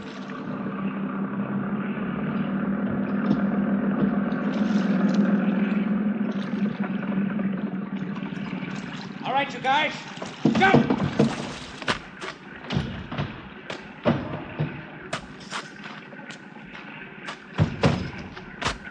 Okay. Good. Now hand over the pigs. Get specimens of the rock. Votaw, you going up the top and check. Yes, sir.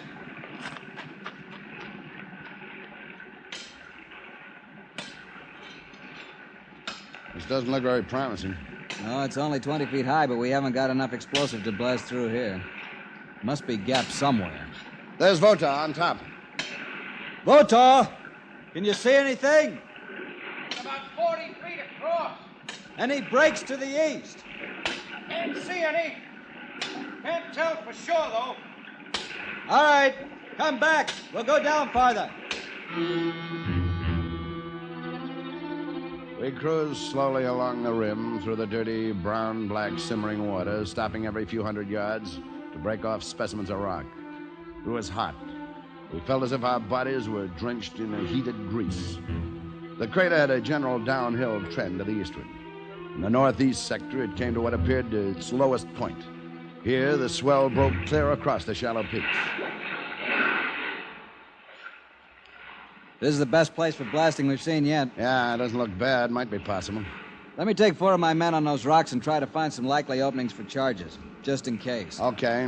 Move in close again, bosun. Listen, Drury. Those rocks are wet, and that swell has plenty of power. Watch yourselves. Don't worry about us, matey. We don't mind wet feet. Uh-huh. Set her easy, bosun. Okay, boys, over we go. Come on, get the lead out. All right, men. String out. Look for cracks.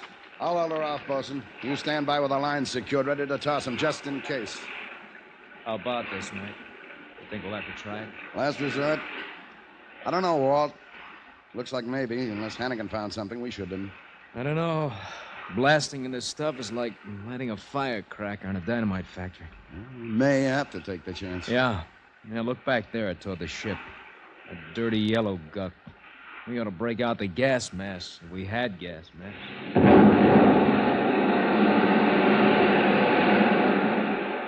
What was that?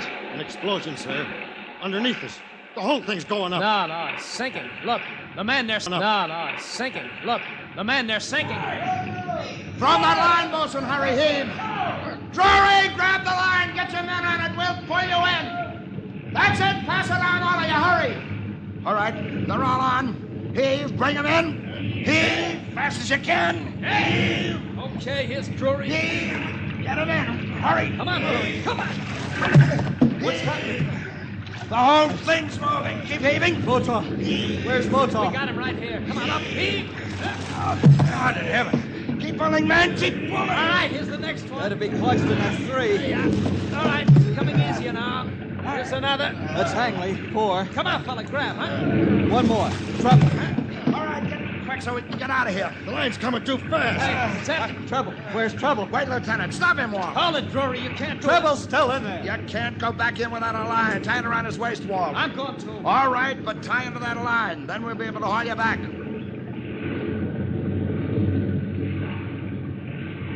They went over the side, disappearing into the murk on the sludgy water. The shocks were increasing in violence now. They jarred the teeth in our heads. We looked toward the ship and saw the western rim of the crater thrusting up in a great wall behind her. Then Walt's head appeared close to the boat, his face black, and he shook a hopeless no. He dived again 2 or 3 times and then let us pull him in. But Drury wouldn't give up. Come on, pull him in. He's fighting us. Well, fight him back and get him into this boat. Yes, sir. Here, I'll give you a hand. He. Let me go. We gotta get Trouble. Let me go. You can't waste any more time. Get in. It's no use, Drury. But he's in there somewhere. We can't just let him stay there. Man. No. Come on. All right, bosun, take her out. McCullum. I'm sorry about trouble, Lieutenant, but he is one man. There are 100 men back there in the hope by victory. Yeah. Sorry. It's getting worse every minute. If we're going to do anything, we got to do it fast. Hey, look. Over there where the rock sank. That gap's big enough for the ship? Yeah, maybe. But is it deep enough? It's got to be. The whole thing may go up any minute like a Roman camp. All right. Bosun, fire one flare.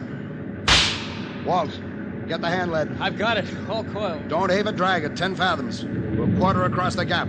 Sing out if you feel anything.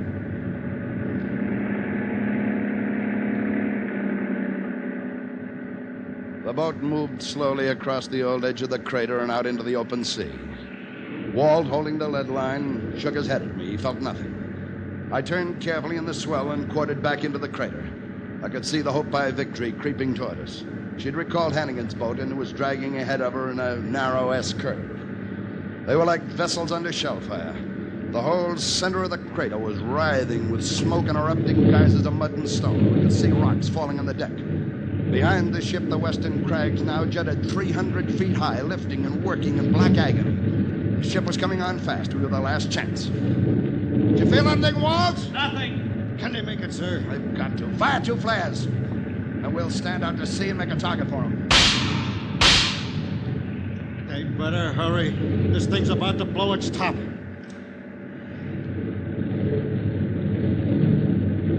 All right, here too, bosun. We'll stand here. You'll never make it. That gap's too small. Be a tight squeeze. The captain's got it perfectly centered. Yeah, well, he'd better. It's coming full speed if he misses.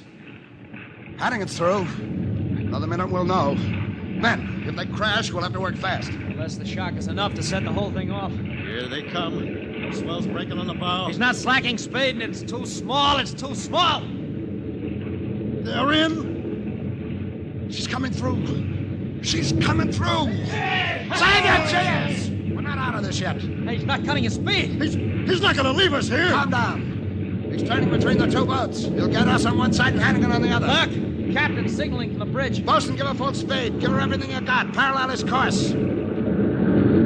Press the gear swab and hang on. We'll pick you up later. You heard him. Boat our jury wall.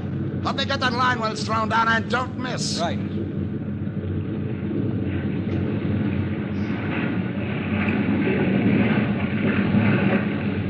Here they are. Hold steady against the bow wash, Bosun. Hold her in alongside. All right, here comes the line. Got it. Make fast. Hurry before we lose the slack. And make it good and fast. Give her the works, Bosun. Hold her in. We're fast! Brother, just in time.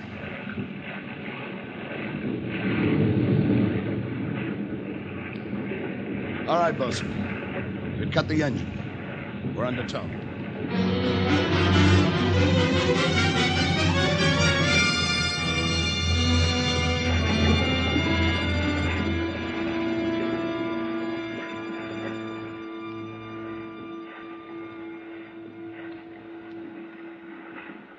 Man. So we ain't gonna sleep on a bed of coals tonight. Brother, I ain't never felt anything so good as the pull on that line. 20 knots, full speed. Pulling us away fast. Maybe 2 miles already. It can't be too fast for me. Just look at that thing, will you? It's an inferno. Yeah, it's sure. Look! Look!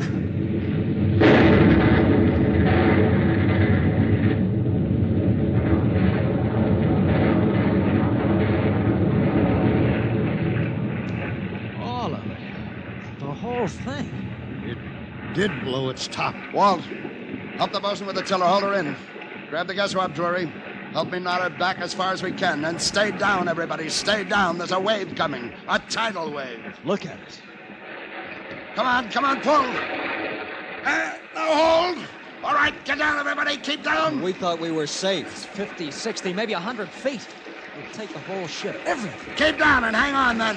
Here it comes. Here it comes. Look out!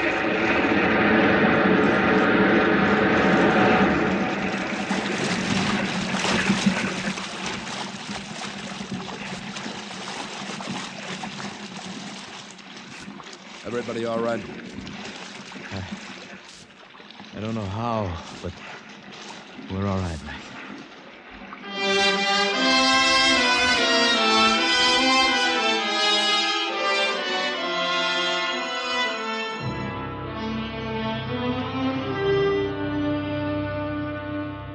That wave had lifted us to the level of the rail of the Hopi Victory.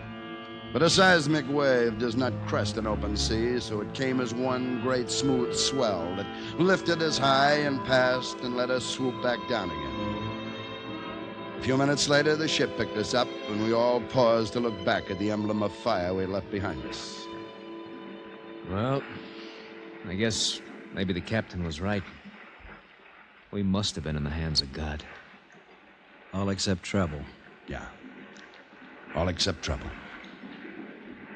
Well, Lieutenant, you wanted to study a volcano close to? Did I? Well, remind me, Votor, to cross that study off my list.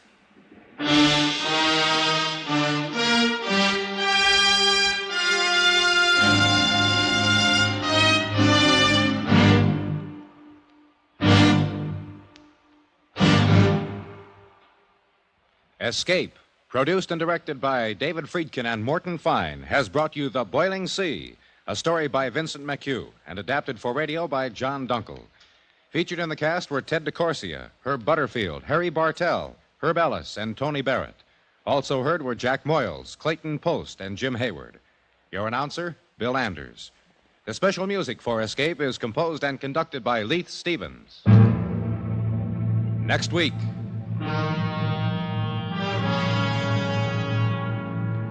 You are stranded with a carnival just this side of the Iron Curtain, when out of nowhere a fortune is within your grasp. Riding a number on a roulette wheel hundreds of feet high.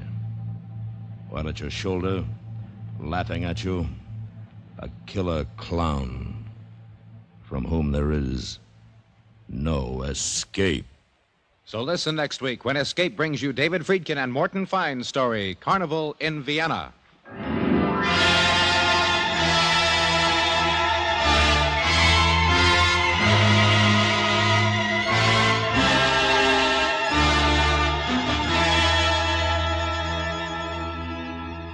Stay tuned now for Night Watch, which follows immediately over most of these stations.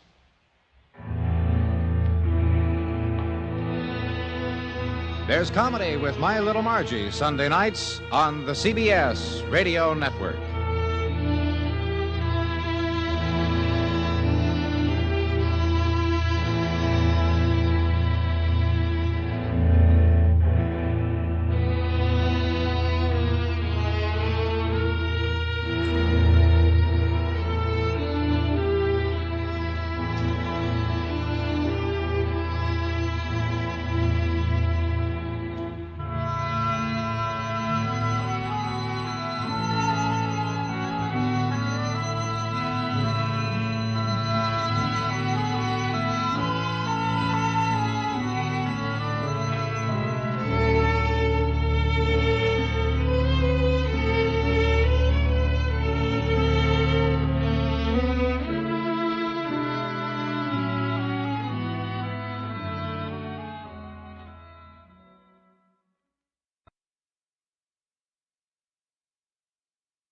America's airwaves shine a little brighter thanks to our friends at CBS.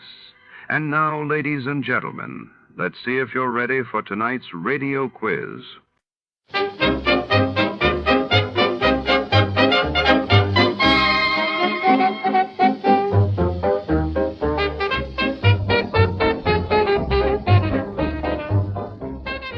Beneath the neon haze of the city, a boxing champion vanishes on the eve of the biggest match of his career. Our hard-boiled detective prowls rain-slicked alleys and smoke-filled bars, piecing together a puzzle where every clue leads deeper into the shadows. Who wanted the champ out of the ring and why? Stay tuned for a case where every suspect packs a punch and nothing is what it seems. Before we begin, let's see what happened on the day it aired. It was March 10, 1948, and that day the world reeled as John Masaryk, the Czech foreign minister, was found dead under mysterious circumstances in Prague while in New York. The United Nations Security Council grappled with rising tensions over the Palestine question.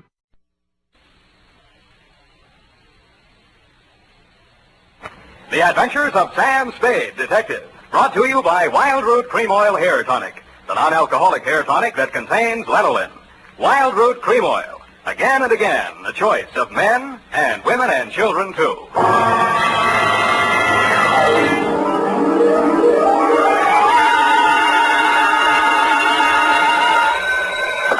Sam Spade, Detective Agency? Me, sweetheart. Oh, Sam, I'm so glad you called. Why? I don't know. I always am. Was it a good case, Sam? I didn't like it.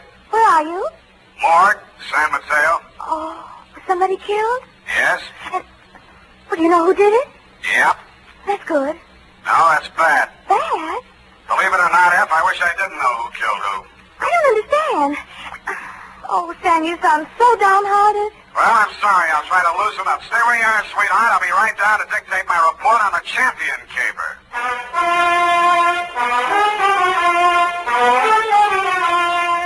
Dashiell Hammett, America's leading detective fiction writer and creator of Sam Spade, the hard-boiled private eye, and William Spear, radio's outstanding producer-director of mystery and crime drama, join their talents to make your hair stand on end with the adventures of Sam Spade. Presented by the makers of Wild Root Cream Oil for the hair. Before bringing you tonight's mystery, I'm going to take 28 seconds to tell you something that isn't a mystery. It's no mystery why so many millions of men, women, and children have well-groomed hair these days when America's favorite hair tonic, Wild Root Cream Oil, costs so little. Just 25 cents will buy you a get-acquainted bottle and show you how neatly and naturally Wild Root Cream Oil grooms your hair, how it relieves annoying dryness and removes loose, ugly dandruff. Get Wild Root Cream Oil Hair Tonic. Again and again, the choice of men and women and children, too. And now, with Howard Duff starring as Spade, Wild Root brings to the air the greatest private detective of them all in the adventures of Sam Spade.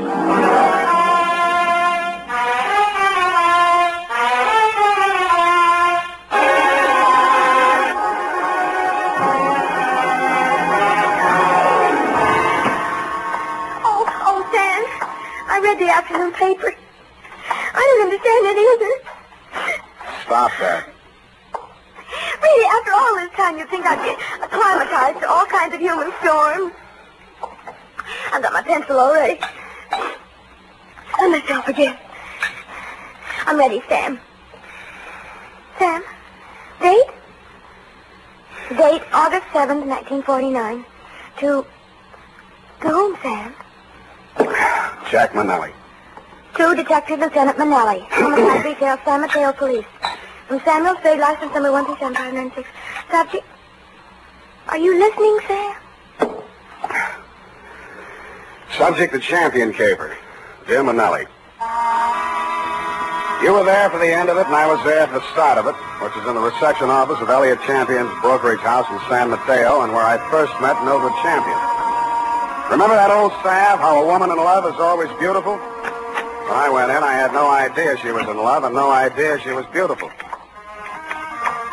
Not because she had lately been crying, but her sallow face without makeup, framed in a wisp of blonde hair, wasn't flattered by the shapeless black dress, cotton stockings, and low-heeled shoes she was wearing.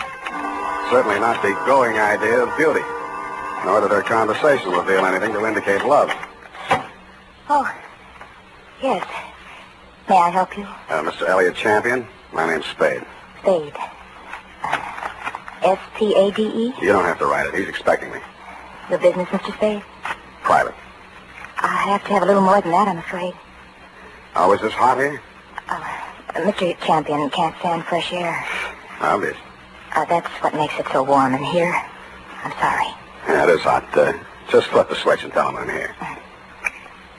Well, what is it, Mildred? I was just going out. Mr. Spade is here.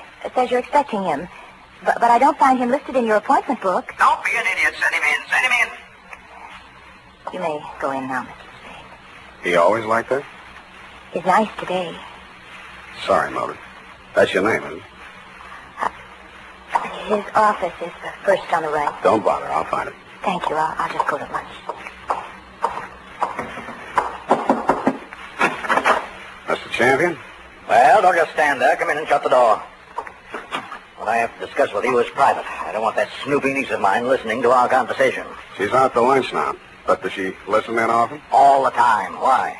She didn't know who I was. I outsmarted her there. I called you from the drugstore on the corner. I don't want anyone to know who you are while you're here. Oh, now, where did I put that lighter? Behind the inkwell. Oh, yeah. I'm a dangerous man to play games with. Joseph's found that out once, and if he keeps this business up, he's going to find it out again. No games? You're dangerous. Say, are you mocking me, Spade? Just wondering what you're talking about. I just told you, you got ears, haven't you? Joe Josephs is back in town, and I'm not going to fool around with him. Mildred told me you were nice today. Oh, she did she? Well, Mildred talks too much. That's what's the matter with her. She talks too much. And you'd fire her, only she's your niece, and you'd have to pay somebody else 3 times what you pay her to take everything she has to take. Get out of my office. Oh, no. Wait a minute, Spade. It's just hot, I guess. Who has turned on the heat? It's Joe Josephs. He was released from San Quentin this week. And I've been receiving telephone calls from him telling me to beware and to watch out and a lot of other nonsense. What was he doing at San Quentin? 2 to 5 on an embezzling count. He's an ungrateful scoundrel, that's what he is. I took him into my office as a junior executive, and 6 months later... He got tired of the $20 a week you were probably paying him and decided to dip into the bin. Only he did a bad job, got caught, you testified against him, now he's out and he's sore and he's threatening. And every time you yell cop around this town, there's always some snoopy reporter hanging around the sergeant's desk. Ain't that the truth? Listen, Spade, I've got $500,000 tied up in this business, and I don't want anybody thinking I might get knocked over by some loony with a grudge. And that's why you didn't tell the police? Don't you believe me? It'll do for now. You'll think of something better. Now, see here, impertinence is one thing... 25 a day and... No. That'll be 45 a day in expenses. I want you to find Joe Josephs and bring him to me. Nuisance warrant? More than that. I've got enough stuff in that desk drawer to send him back to Quentin if I have to. Oh, what kind of stuff? Left over from his trial. It'll be grand larceny this time, and they don't stop at 5 years for that kind of thing. You withheld evidence? I withheld...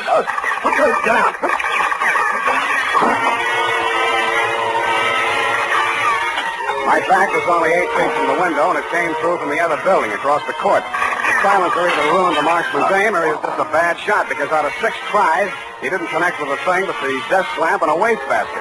By that time, Champion and I were both on the floor, Champion on top of me. I kicked out to get loose, and he kicked me back. I gave that up and twisted around for my gun. The across the court, a window was open about 6 inches, one corner of which was full of a dark-sleeved hand and a gun arm. I fired at it from what is known as number 6 position. It's him! It's him! Get him, Spade! Get him, Spade! What do you think I hired you for? I didn't bother to answer him. I went through the window, onto the fire escape, and over to the next building. I did more. I went in that building, which was apparently vacant, down the stairs, and started out the back entrance. Hey, Billy, watch it, will you? What's the big hurry? Hey, he came out of this building. Which way did he go? Who came out of what building? This building, right here, just a second ago. Here? Yes. Who? Him. Who? The guy who just ran down What'd these he look stairs. like? Well, he... Oh, what'd he look like? I say, what'd he look like? Huh? Who? What? Where? Thanks. Don't mention it, Curly, anytime. I couldn't tell her what he looked like because I hadn't seen him. After a careful search of the building, which revealed nothing, I decided my suspect had eluded me for good, and I returned to the office of Elliot Champion. He was sitting on his green leather chair, wearing an expression to match. Missed him, huh, Spade? What does Joseph look like? Oh, I've got a couple of snapshots here somewhere. Oh, yes, here. Let's have a look. I was later to regret having those snapshots of my person. They showed a tall, thin-faced, haunted-looking guy, an old-looking 28, good face, shock of black hair, and dark eyes. I've seen plenty of cons, embezzler type, and he wouldn't have been cast in a part in my movie. There was nothing about him to indicate that he'd embezzled $2,000 or used a silencer on a gun. I dug 238 slugs out of Champion's wall and went down to the street. Spade! Oh, Spade! He was a heavy-set man in a dirty white Panama hat and seersucker suit that didn't fit him around the middle. Just a minute, Spade, just a minute. He crawled out of a black sedan, jammed a cigar in his mouth, and began sweating. He needed a shave. He'd always need a shave. Hot afternoon, ain't it? Yes, it sure is hot. Sure is a hot afternoon. Here, my card. Lemuel Drigger, Confidential Investigations. Guess I should ought to have some new ones printed up, huh? I guess you should order, Lem, and change the name while you're at it. Huh? Didn't the commissioner bounce you 9 years ago for rolling a pack before you did the booking? Oh, let bygones be bygones, Spade. I'm in business for myself now. How's business, Lem? Punk. Try another racket, Lem. Spade, you been in to see old man Champion, maybe? Maybe. I was just going to go in to see him myself when I spot you pull up. I recognize you from the pictures in the paper last week. I figure maybe you and me ought to talk. What did you figure you and me maybe ought to talk about, Lem? Oh, you make it tough for a guy, Spade. We're in the same business, you know. What you going to see him about? So long, Lem. Hey, wait a minute. I'm an old gumboot, huh? A fat old gumboot who couldn't get a trick as a housekeeper or tail in a punk. Is that it? Okay, Spade, okay. You're full of vinegar now, but just you keep my cards. You'll want to see Lem Drigger before it's all tied up. You'll want to see me. Screw, Lem. But he was right. I did want to see him because when I got down to the Chronicle office and looked up a morgue on the Joe Joseph trial, the first thing that jumped out at me was the name Lemuel Drigger. Lemuel Drigger, private detective who had been employed when Mr. Champion had become suspicious of Joseph's account irregularities, and who, together with Mr. Champion, caught Joseph's red-handed, and who willingly offered his testimony the same at the trial which convicted Joe Joseph to San Quentin for 5 years. The file also gave the name of Joseph's lawyer, a man named Anthony Speezer. The phone book showed an apartment address on Geary. That's you, Aggie? Hold on a minute. I was just trying to get dinner over before you showed up, but I guess I'm late tonight. Who are you? Mr. Speezer? That's right. My name's Spade. I'm a private investigator. I'm trying to locate a former client of yours, a man named Joseph. Come in. I was expecting Aggie, but come in. Thanks. I always fix my own dinner, poached eggs and half and half. Ulcers. Name Spade? Yeah. Want an egg? No thanks. I'm on duty. Mind if I finish? It's up to you. Who's your client, Spade? Elliot Champion. Joe Josephs is back in town, and he's been making telephone threats and throwing 38s around. 38, huh? Mm-hmm. You know where he is? Joe was a nice kid, but a calendar job. Born with one war going on, a depression on deck, and another war in the hole. Makes a difference. The calendar got him. Everything was against him at the trial, too. I couldn't do anything. He thought I let him down and told me so. He got real sore when they read the book at him. Curtin Champion and that private dick, Lem Drigger. Drigger and everybody else said he was railroaded. You were his attorney? I know, but he didn't have a chance in a million of beating that rap. He thought I ratted when I took the guilty plea in court's mercy, all for a lousy $2,000. Well, he's done his time and he's out now. He hasn't gotten in touch with you? Nope. No threats? Nope. Have a right to you from prison? Nope. Any idea where he'd be in town? Nope. Is it possible he has a mother? Nope. Then I guess I leave you to Aggie. We play records. Aggie used to be a violinist. Well, it's up to her. Spade. Spade. Yeah? If you find Joe, tell him where I live. I'd like to see him. Why? I don't know. Maybe I just want to see what 5 years in the pen does to a kid like that. Yeah. I'll bet you do.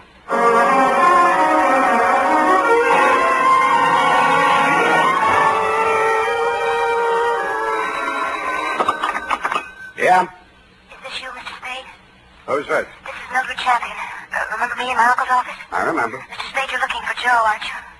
Oh, I know you are. You don't have to answer me. I think I can help you find him. I must talk to you right away before something terrible happens. Please come out to the house before something terrible happens. It's right in the corner.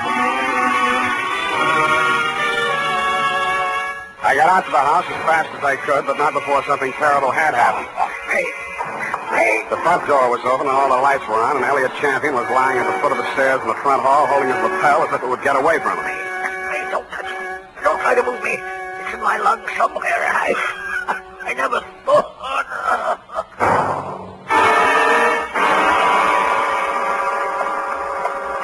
It didn't look like there'd be much use, but I beat it up the stairs to the hall phone to call emergency ambulance. Hello? Hello? What the? This is Joe. So you hired a private eye to look me up, huh? Well, you'll never find me, but I'll find you. Yeah, Mr. Champion, I'll be seeing you real soon. I didn't get it then, but I got it a second later. I grabbed for the banister, missed, and hit the top railing. A pair of hands held me up long enough to go through my pockets and then let me go, and that's the last thing I remember.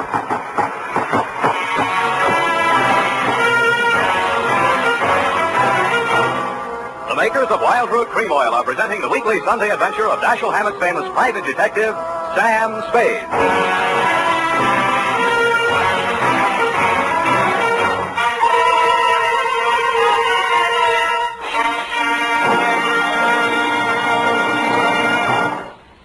Now, here's important news on good grooming. If you want the well-groomed look that helps you get ahead, socially and on the job, listen. Recently, thousands of people from coast to coast who bought Wild Root Cream Oil for the first time were asked, how does Wild Root Cream Oil compare with the hair tonic you previously used? The results were amazing. Better than 4 out of 5 who replied said they preferred Wild Root Cream Oil. Remember, non-alcoholic Wild Root Cream Oil contains lanolin. It grooms the hair naturally, relieves dryness, and removes loose, ugly dandruff. So if you want your hair to be more attractive than ever before, get the generous new 25-cent size of Wild Root Cream Oil, America's leading hair tonic, on sale at all drug and toilet goods counters. It's also available in larger economy bottles and the handy new tube.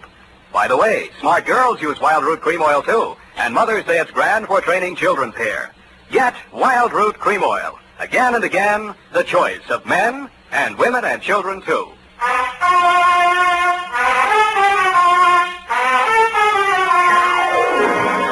And now, back to the Champion Caper. Tonight's adventure with Sam Spade.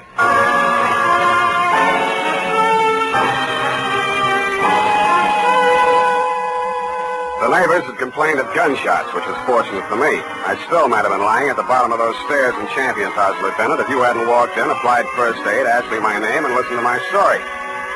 You considered the threatening phone call after my client's death as a cover-up and promptly sent out a general alarm on Joe Josephs. I took an aspirin and a taxicab for home. Halfway uptown, I discovered the pictures of Joe Josephs were missing from my wallet. And that is why I was absent at the medical examiner's inquest this morning. Instead of going home, I went out to San Mateo, jimmied the lock of Champion's office, and violated City Ordinance number 352B. My dead client's desk revealed one important item. An income tax voucher dated August 17, 1944, noting him delinquent.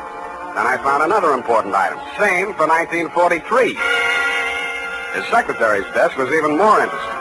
What I found there led me to 1, call her home. Result, no answer. And 2, to revisit Attorney Speezer. I found him poaching another egg. All right, I'm here. It's late, Aggie. What's the idea? Unless it's Beethoven, I don't... Oh, Spade. Aggie ever show? Yeah, left early. Has to work tomorrow. Oh, it's too bad. What's with you? Still looking for Joe? Yep. Any leads? Wish I could help you, Spade. Elliot Champion was shot and killed, and he's home tonight. No. That all you have to say? Joe do it? Maybe. Well, You don't seem scared for a mouthpiece Joe didn't like. if you mean should I be next, no. I'm not scared, Spade. The kid should realize by this time I liked him and did all I could. You've been here all evening? Aggie? Could you prove it? Yep. You may have to. Did you know Mildred Champion was married to Joe Josephs? Yeah. How'd you know? It's a secret. I found his marriage license in a desk drawer. Nosy, huh? I found something else. Champion didn't pay his income taxes all the time. A lot of people are like that, Spade. Me, Lem Trigger testified against Joe at the trial, so did Champion. Mildred worked in the office, but she didn't testify. Wife can't testify against husband. Real good story, Spade. But what about Joe? Champion had something on Lem Trigger, and Trigger had something on Champion. Joe's in between. You tell me, huh? Huh? All right, I'll tell you. It's all about a green kid hired into a brokerage firm to be framed on a phony embezzling charge to cover up a tax delinquency. You want to finish it? I can't. I don't know it. You've got ideas, though. Yeah, Spade, you're right. I've got ideas. And all of them make me sick inside. That kid stood there and told me he was innocent. He said it 1,000,000 times if he said it once. And he told me he thought Champion was short with the income tax people. And if Champion was short, he could phony up a book and get a worn-out private detective like Drigger to testify that there'd been a fraud, and Joe takes the rap. If that's what happened, they did it pretty good. Did you mention anything like this at the trial? Surmise is not admissible. There was no way to investigate it and no way to prove it. Joe was a nice kid, Spade, and he told a good story. Not a nice kid, Spade, and he told a good story. I've been fooled a lot of times. And what do you think? I haven't met him yet. All right, he's done his 5 years. He came out, and now they want him for killing the man who sent him up. His whole life's gone. And for what? Spade, I hope you don't find him. I hope nobody ever finds him. But we did find Joe Josephs, Lieutenant. He was right under our noses all the time. When I called you, you told me to come on down to the morgue at the county hospital.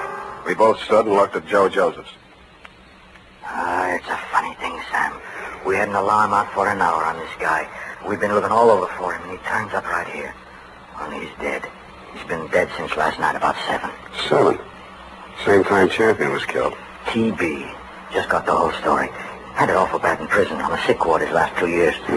Wanted out awful bad. When his time was up last week, he made him release him.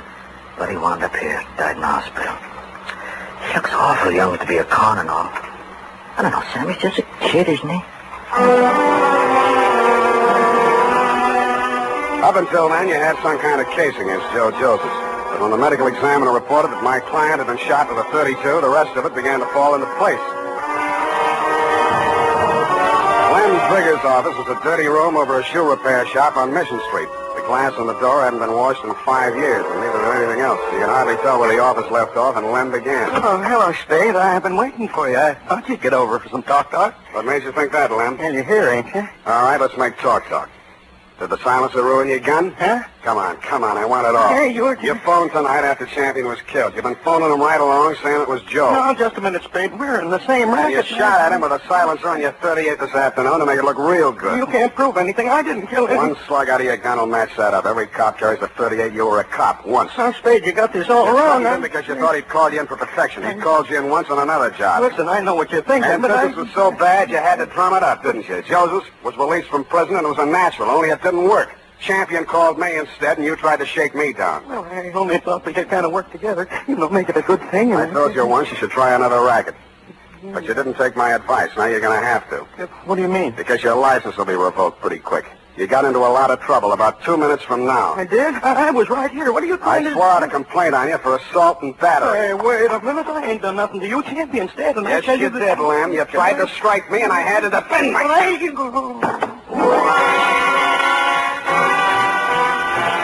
And I did make out a complaint, Lieutenant. I phoned your office, and 2 of your men were on the way out to pick him up when I heard a footstep outside the door. I knew who was there and what she was there for, and I did the only thing I could think of at the moment. And it was lucky I did it.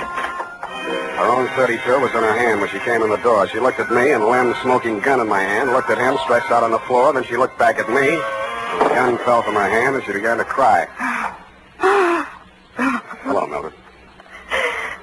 I wanted to do it. I came here to do it. I know. Why? Why did you? To stop you. Why? My bullets went over the ceiling. He's just knocked out. No, he ought to be dead. Dead. No. Not anymore, Mildred. You tricked me. You knew I was coming here. And you know he should die. You know it. That won't bring Joe back.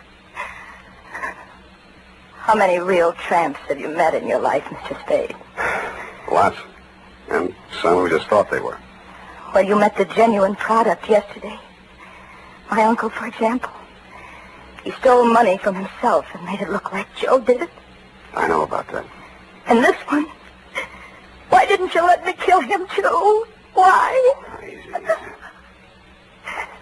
When I went over to see him in the hospital the first time, I knew he was dying. He had that look in his eyes, helpless. And he knew what they'd done to him, and he couldn't do anything about it. But you figured that you could. So you killed your uncle when you found out Joe died, and you came here to kill them. They killed him. They killed Joe and they sent him to prison. 5 years I waited for him to get out of that awful place. I waited to hold him in my arms and tell him it was all over. 5 years I waited to help him forget his hate, my hate. 5 years I loved him so much every day. Oh, easy. And then he came back to me the way he did. Those pictures were all I had left of him after 5 years of waiting, loving him. Now he's dead. What can you or I or anybody do about what they've done to him? Look at me, Mr. Spade. Go ahead, look at me. I'm not what you'd call beautiful. I'm not even very pretty. Nobody would ever look at me twice. Well, Joe looked at me. And he loved me. Now he's dead. And I'm dead inside. I'm dead inside, and I'll be glad when I'm dead outside.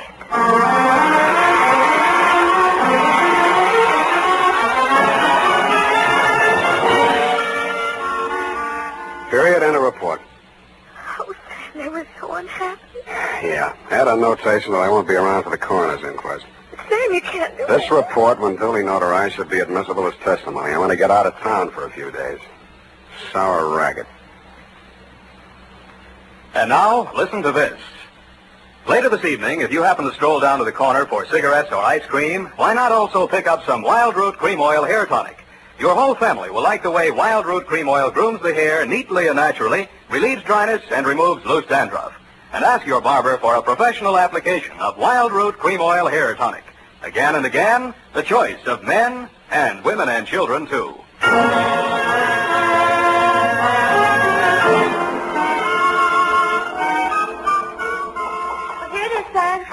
Didn't make any mistakes. Of course you didn't. Are you really serious about getting out of town for a few days? I am? The world's too much with you, huh, Sam? Effie. I know it's poetry, Sam, but it seems kind of appropriate right now. I don't care if she did kill those two men. I feel sorry for her. What's that got to do with poetry? Well, it's kind of poetic justice. Oh. Why did she dress the way she did in a black dress and low heels? A form of penance, I guess. Mourning, absence of her missing lover. Lover? Yeah, no. Look, you'll have to type it all over if you keep that up. But, Sam, it's all so beautiful and tragic. Yeah. And you watched it all happen with such understanding. I'm so proud of you. Oh, Sam. Come on now, come on. Dry up and go home. Good night, Sam. Good night, sweetheart.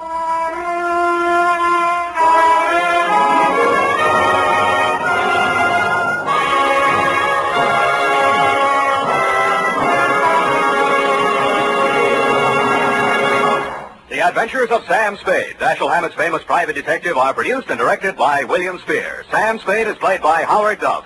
Lorene Tuttle is Effie.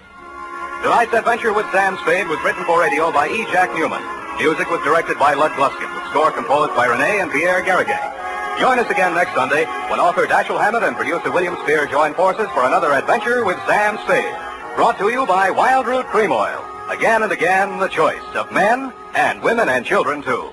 This is Dick Joy reminding you to Get Wild Root Cream Oil, Charlie. It keeps your hair in trim. You see, it's non-alcoholic, Charlie. It's made with soothing lanolin. You better get Wild Root Cream Oil, Charlie. Start using it today. You'll find that you will have a tough time, Charlie, keeping all the gals away. Hiya, Charlie. Get Wild Root right away. This is CBS, the Columbia Broadcasting System. America's airwaves shine a little brighter thanks to our friends at CBS. And now, ladies and gentlemen, let's see if you're ready for tonight's radio quiz.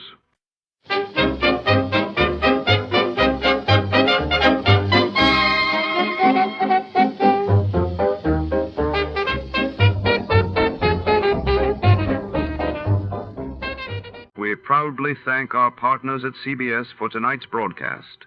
And now, before our next mystery comes alive over the airwaves, here's a touch of music to set the mood.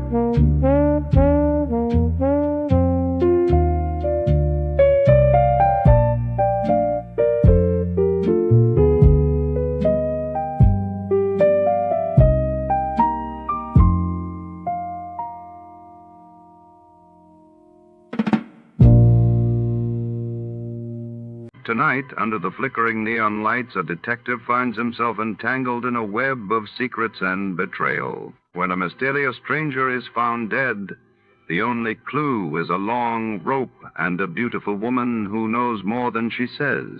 In the shadows of the city, trust is dangerous, and every step closer to the truth only tightens the noose. Who will escape the long rope before it's too late? Before we begin, let's see what happened on the day it aired.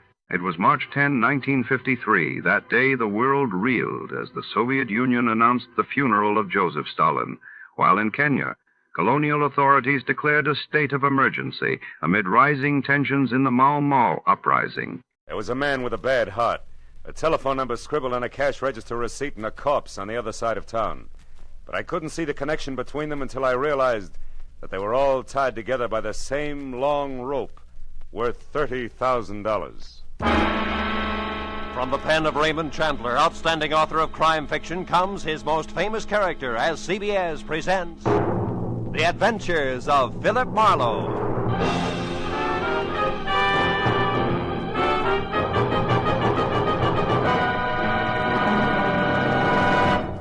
And now, with Gerald Moore, starred as Philip Marlowe, we bring you tonight's exciting story, The Long Rope.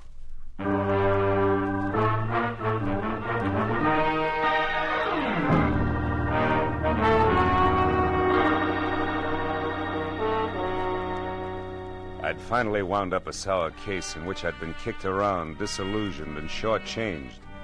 And in my book, a routine like that calls for relaxation. So I'd spent the morning sleeping and the afternoon in a Turkish bath, being worked over on the table by Nick Takalakis, a non-talking masseur who untied knots in more muscles than I thought I had. He was trying to tear loose my Achilles tendon when the phone rang. It was for me. Nick wouldn't let me up, so I took it lying down. Yeah? Marlowe speaking? My name is Sidney Vanetta, Mr. Marlowe. I've tried all afternoon to reach you. Oh? Nick, what can I do for you, Mr. Vanetta? I've already made your reservation with American Airlines. You're leaving on the 10 o'clock plane tonight, and you're taking with you a set of pearls for a certain buyer in Chicago. Now, wait a minute, Mr. Vanetta. Maybe I can... No, maybe, Marlowe. I've checked thoroughly on you and find you entirely qualified, which is important because the pearls are a perfectly matched set in a rope valued at about $30,000. The buyer wants them, and I made up my mind just this morning to sell. The proceeds will go to my niece. Lucky girl. Indeed she is, particularly since I have no respect for her as a woman. She presumes to be a sculptress of all things, but she's my only heir. I'm selling the pearls simply because I know she would, and I can get more for them. Yeah, Hey, Nick, wait a minute, will you? Why all the hurry, Mr. Vanetta? First, the buyer is leaving Chicago tomorrow. Second, my heart may fail me at any moment. That's the hurry, Mr. Marlowe. I see. Well, I'll take the job, conditionally. But suppose I come out and talk with you. Telephones are deceptive. Very well. Come to 7241 Adams, just below Western. I'll expect you in an hour, at 6, sharp. Side door will be open, so let yourself in. Sounds like you're alone out there. I am. I just fired my nurse, a Miss Drew, and as stupid a woman as the earth was ever cursed. But I shouldn't get excited about it. I've engaged a new one due here at 5:30, but who will no doubt be late. So as I say, Marlowe, when you get here, just let yourself in. Goodbye. Goodbye. Well, Nick, you better hurry it up. I gotta see a man about a rope worth 30 grand. Yeah, that's right. A rope worth $30,000.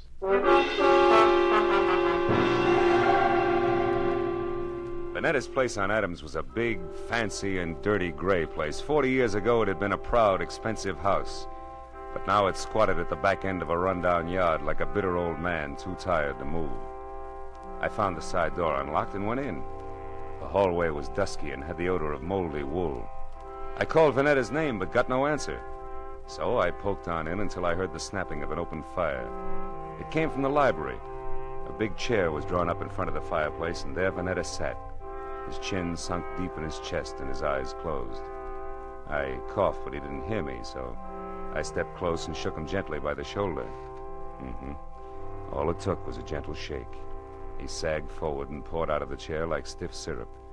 Mr. Vanetta was dead. I started for the phone to report the body, but then I heard gravel crunch in the driveway. Someone else was coming in that side door, so I stepped out into the hall and waited. Mr. Vanetta, it's... Oh. Who are you? Philip Marlowe. Who are you? Steve Temple. I'm Mr. Vanetta's business agent. Here on business now? Yes, I am. It's all the same to you. I came to see Mr. Vanetta regarding some pearls. So if you'll excuse... Oh. Yeah, the pearls can wait. Their owner's dead. So it finally happened, huh? You're taking the news very well, Temple. I've been expecting it every day for 5 years. You found him, I suppose? Mm-hmm. We had an appointment at 6. He wanted me to fly his pearls to Chicago. What are you staring at, Temple? What? Why, this bottle of medicine here. What about it? Well, for years, he's kept this stuff beside him in case of an attack. Yet, when he actually needed it, it was over here on the sideboard out of his reach. Ironic, isn't it? Very. He fired Miss Drew, his old nurse, today, and didn't expect a new one until 5:30. Say, do you happen to know her name? No one. You mean he's engaged a new nurse? That's right. She's an hour late already. Yeah. Well, for once, that doesn't matter to Mr. Vanetta. Say, Temple, are you acquainted with his niece? Vivian Russell? Mm-hmm. Of course. She's a sculptress. There's a studio out on Fountain, near Bronson, I believe. She was to get the proceeds from the pearls. Well, I assumed that, although nothing was ever said. She's his only heir. Where would those pearls be now? I kept them in a wall safe behind that picture there. Consistently against my advice. Yeah, sure. Opens with a key. Where would that be? He carried it with him on his watch chain. Why? What are you going to do? I'm going to take a look at the pearls and then have them impounded. Yeah, this must be the key. Now, let's open it up. He's there, that velvet case. As big as an overnight bag. Must be some string of beads. It is, Marlowe. Here, let me open it. There. Right. It's nothing but tissue paper. Yeah. It's not too surprising. While Temple called the police and tried to keep the details straight on a natural death and an unnatural theft, I went over the room again with a new viewpoint. All that turned up without an easy explanation was, 1, a cash register receipt for $1.34 with the phone number Republic 2809 penciled on the back, and 2, the peculiar position of Mr. Vanetta's medicine bottle, which Temple had already noticed. I dropped the receipt in my pocket and told Temple to wait for the law. He gave me his home address and phone number, and I promised to check in with him later and left.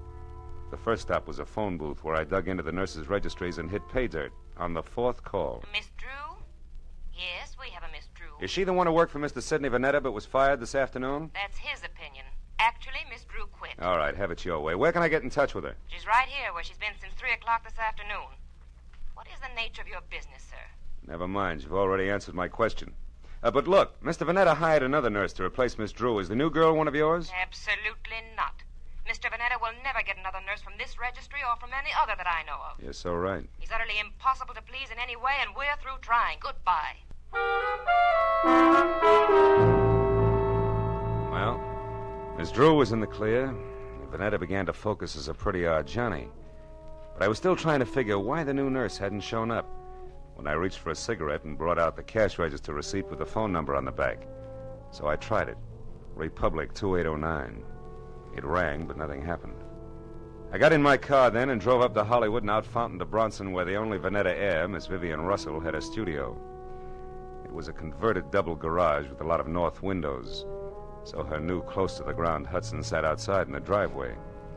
The adjoining 4-room apartment looked cozy enough, if you liked wading through chunks of marble and eating off of last week's newspaper. Yeah, I was braced for a dowdy Amazon with broken fingernails as I rang the bell. That's why the dainty 118 pounds of taboo-scented blonde, who was clad in 10 chartreuse yards of whispering silk cut like lounging pajamas, caught me as flat-footed as a duck when she opened the door. Hi. Did you want something? Yes. Yeah. My name is Marlowe. I'd like to speak to Miss Vivian Russell. You are. So go ahead and enjoy yourself, Marlowe. May I come inside? I have some bad news, Miss Russell. Oh, sure. Come on in. Now, shall I sit down or just hang on to something? Suit yourself. Your uncle, Mr. Vanetta, died this afternoon. Oh, his heart finally gave up, did it, huh? Yeah, but you shouldn't go all to pieces like that, Vivian. Now, wait. He meant nothing to me, but I'm glad his suffering is over. The pearls are missing, too. Well, really? What happened to them? They were stolen. And don't tell me that means nothing to you, because you're getting the money, $30,000 worth. What? Uncle Sidney intended to give me the money from those pearls? How do you know that? I'm a private detective. He told me he was my client. Oh, then you're out of a job. Say, how would you like to work for me, Marlowe? I'm serious. Now I want those pearls back, you know. Now, for $25 a day in expenses, it's a deal. Now, you tell me something. Who did your uncle hire today to replace Miss Drew? The nurse? Hmm. Why, I didn't even know Miss Drew had been fired. How did you know she didn't quit? With Uncle Sidney? Try me again. Republic, 2809. That doesn't mean a thing. Hmm. You know, Marlowe, you've got an awfully good head. Are you speaking as a sculptress or just an ordinary chiseler? And what is that crack supposed to mean? You didn't know you were getting the money legally. You might have taken the pearls yourself. Oh, stop it, Marlowe. Okay, client. Well, I'll run along. I've got work to do. All right, but don't forget that all work and no play makes for a dull companion. Yes, and it also makes $25 a day. I'll be seeing you. All the way down Sunset Divine Street, I kept telling myself $1's a buck regardless. But the idea that I'd been grabbed at stayed with me. Vivian Russell had plenty of motive as a dry land pearl diver, and if that's true, she'd need a patsy just to keep her abreast of the situation. I turned north on Vine and twisted up Beechwood Drive to 2000, the number Steve Temple had given me. He had had 2 hours of playing 20 questions policeman style, and I figured it was time to check his score. Also, Temple was the man to fill in a few blanks on my new client for me. His place was dark, but I got out anyway and started up the walk to his door. I'd gone about a dozen steps into a tunnel of overhanging shrubs when I heard it. Psst. Hey, you. I turned as a man stepped out onto the walk and came toward me slowly. He was tall, wiry, with a thin, arrogant face that sneered out from under an expansive forehead big enough for 3 sets of eyebrows. All shaggy. We're gonna have a talk, Mr. Temple. Hey, you're not Temple. Now we both know that. I'm a friend of his. What do you want with Temple? I've got a message for him, but it's personal. Who from? Like I say, it's personal, mister. I'll be back later. Come here. I said I'm a friend of Temple's. If you got a message for him, I'll see that he gets it. Well, okay, then. Tell him that some of his friends are too blasted nosy. Go! The guy with the forehead had a great left jab and a pair of hurdler's legs, and by the time I untangled myself from the brush and got out on the walk again, he was gone. Well, I knew it was a waste of time, but I tried Temple's doorbell twice before I went back to my car. Nothing made sense, except that somebody who knew his way around had stolen a long rope of pearls, and somewhere in the city was a nurse who hadn't shown up on a new job. Beyond that, it was all question marks. I drove down to the filling station on the corner and went inside to the phone. I started to call police headquarters, but instead dropped the nickel in and dialed Republic 2809 again, just on a hunch.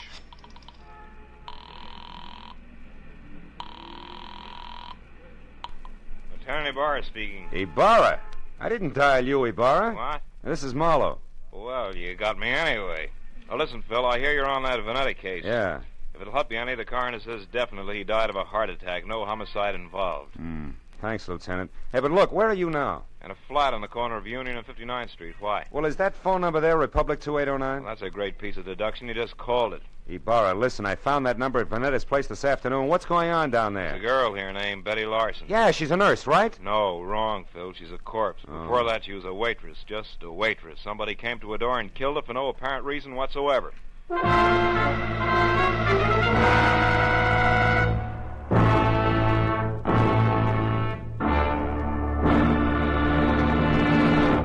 In just a moment, we will return to the second act of The Adventures of Philip Marlowe. But first, Jack Benny will be along on CBS tomorrow night with one of his funniest shows ever. In addition to his regular hecklers, Dennis, Don, Phil, Mary, and Rochester, Claudette Colbert and Vincent Price will pay a call on Jack. And with Don Wilson still wanting a raise in pay, and with Jack still trying to starve him into talking terms, you're sure to find the situations full of the hilarity and fast-moving fun that have made CBS's Jack Benny Show the top-rating comedy of all.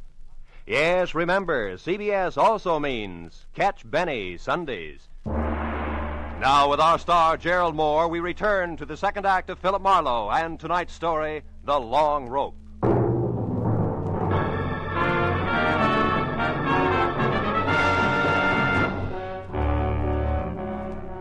was 40 minutes of thick stop-and-go traffic from the time I quit talking to Ibarra until I pulled up near the 4 stories of faded, sagging tenement on the corner of Union and 59th. But even then, the crazy question that had been weaving in and out of my mind like a 2 a.m. drunk looking for the way to go home was still with me. Why was the telephone number Republic 2809 bracketed by a couple of dead people who, as far as I could see, should have had nothing to do with each other in the first place? And right there, for the 10th time running, I drew a complete and unabridged blank. But a minute later, when I climbed out of my coupe and over the bumpers of the half-dozen squad cars that were jammed into the narrow street like so many toy autos that a kid had forgotten about, I quit asking myself riddles and started looking for Detective Lieutenant Ibarra, a quiet man who always preferred fact to fancy. I found him in a cheap but clean uniform crowded room on the 2nd floor, standing a few feet away from the body of Betty Lawson, a girl in a bathrobe who had once been something pretty in her early 20s. Well, Phil, the coroner says she was shot twice in the chest at close range, died instantly. Is that where she fell, Lieutenant, there near the door? Yeah, looks like she'd just gotten home and into her robe when someone she didn't know knocked on the door. The safety chain was still on when we got here. The windows lead no place. Those chains let a door open just wide enough for the barrel of a gun, is that it? Yeah, but how does all this add with those missing pearls and the rest of that business over on Adams, Marlowe? Not like 2 and 2, believe me. So far, Ibarra, the only question is the telephone number. Tell me, where did this Betty Lawson work? Well, we haven't gotten that far yet. So long, Lieutenant. Yeah, so long. Right now, we only know that she was a waitress who stayed here with her brother, who was some kind of a student. They got along pretty well together. She was single, too. Lived here since... Oh, wait a minute. Lieutenant Ibarra. Oh, yeah, Mooney. Ryan's Cafe, huh? Ryan himself runs it. Okay. I'll check it personally, right? Hey, is that where she worked, Ibarra, Ryan's Cafe? Yeah, but it's funny, Phil. She lived here since early 1947. And Mooney tells me she worked that 24-hour hash house just as long, yet it's way over on the other side of town in Western. Western and where, Ibarra? The 2300 block. Should be near Washington. Washington, which is only 1 block from Adams, and that starts to close the big circle. What do you mean, Marlowe? Well, that the Veneta place is on Adams near Western. Look, Ibarra, how about letting me huddle over a cup of Ryan's coffee before the law steps in, huh? Oh, you got a hunch you want to check, Phil? Yeah, that and a cash register receipt. What do you say? All right, but play it close, fellow. Ryan probably doesn't know about this yet. No? Unless, of course, he squeezed the trigger. Goodbye, Ibarra.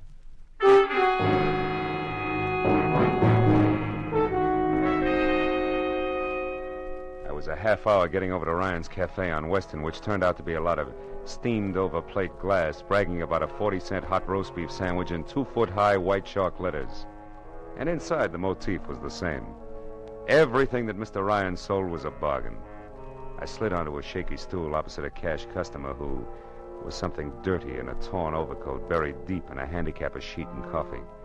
He looked up once, grinned no teeth at me, then hollered for Ryan in the kitchen, who said that he only had 2 hands and would be out in a minute. But before those 60 seconds ran out, I looked around, and over in a corner, in a collection of trash piled next to a broom, I saw a very welcome piece of paper.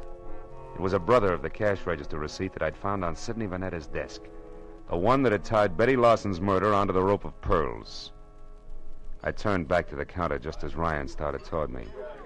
He was a little bigger and a little better looking than the average ape, and on his right arm, under thick, coarse black hair that was long enough to braid, there was a tattoo of a dancing girl who, if Ryan ever shaved about his wrist, would freeze to death. What'll it be, mister? Coffee? Yeah, and a little information. You know Sidney Vanetta, Ryan? That screwball with a bump ticker over on Adams? Yeah, I know him. Why? What's up? His time on Earth, for one thing, he's dead. Too bad. Should have taken it easier. Cream? No. Pearls. What'd you say? Nothing. Ryan, who brought that tray up to the Vanetta place this afternoon? I did. Sure it wasn't Betty Lawson? I'm positive. None of the girls would go near that place. Vanetta was hard to get along with. Now you tell me something. What are you, mister? Newshound, collection man, or cop? Getting warm, Ryan. I'm a private detective named Marlowe. I'm thrilled. Good night. Before I finish my coffee? Before I throw you out. I don't like too many questions. Not even easy ones, huh? Like who murdered Betty Lawson? Betty's dead? Yeah. Over in her flat on 59th Street, shot twice with a .32. When'd you last see her, Ryan? Why, a couple of hours ago when she quit for the night. Marlowe, have the cops got any idea who did it? I don't know. Right now, they're looking for a boyfriend. You're crazy. Betty didn't have a boyfriend. Outside of you? Outside of you? Outside of me. So I'm going over to straighten them out now. Mitzi! Mitzi! Yeah? Get out here and take over. Okay. I gotta move fast. No, you don't, Ryan. Betty's dead, remember? Yeah, but whoever did it ain't. Now, don't try to stop me, Marlowe. You'll get hurt. Look, Ryan, why don't you play smart and... what's the use? Go on, start running. You won't get very far.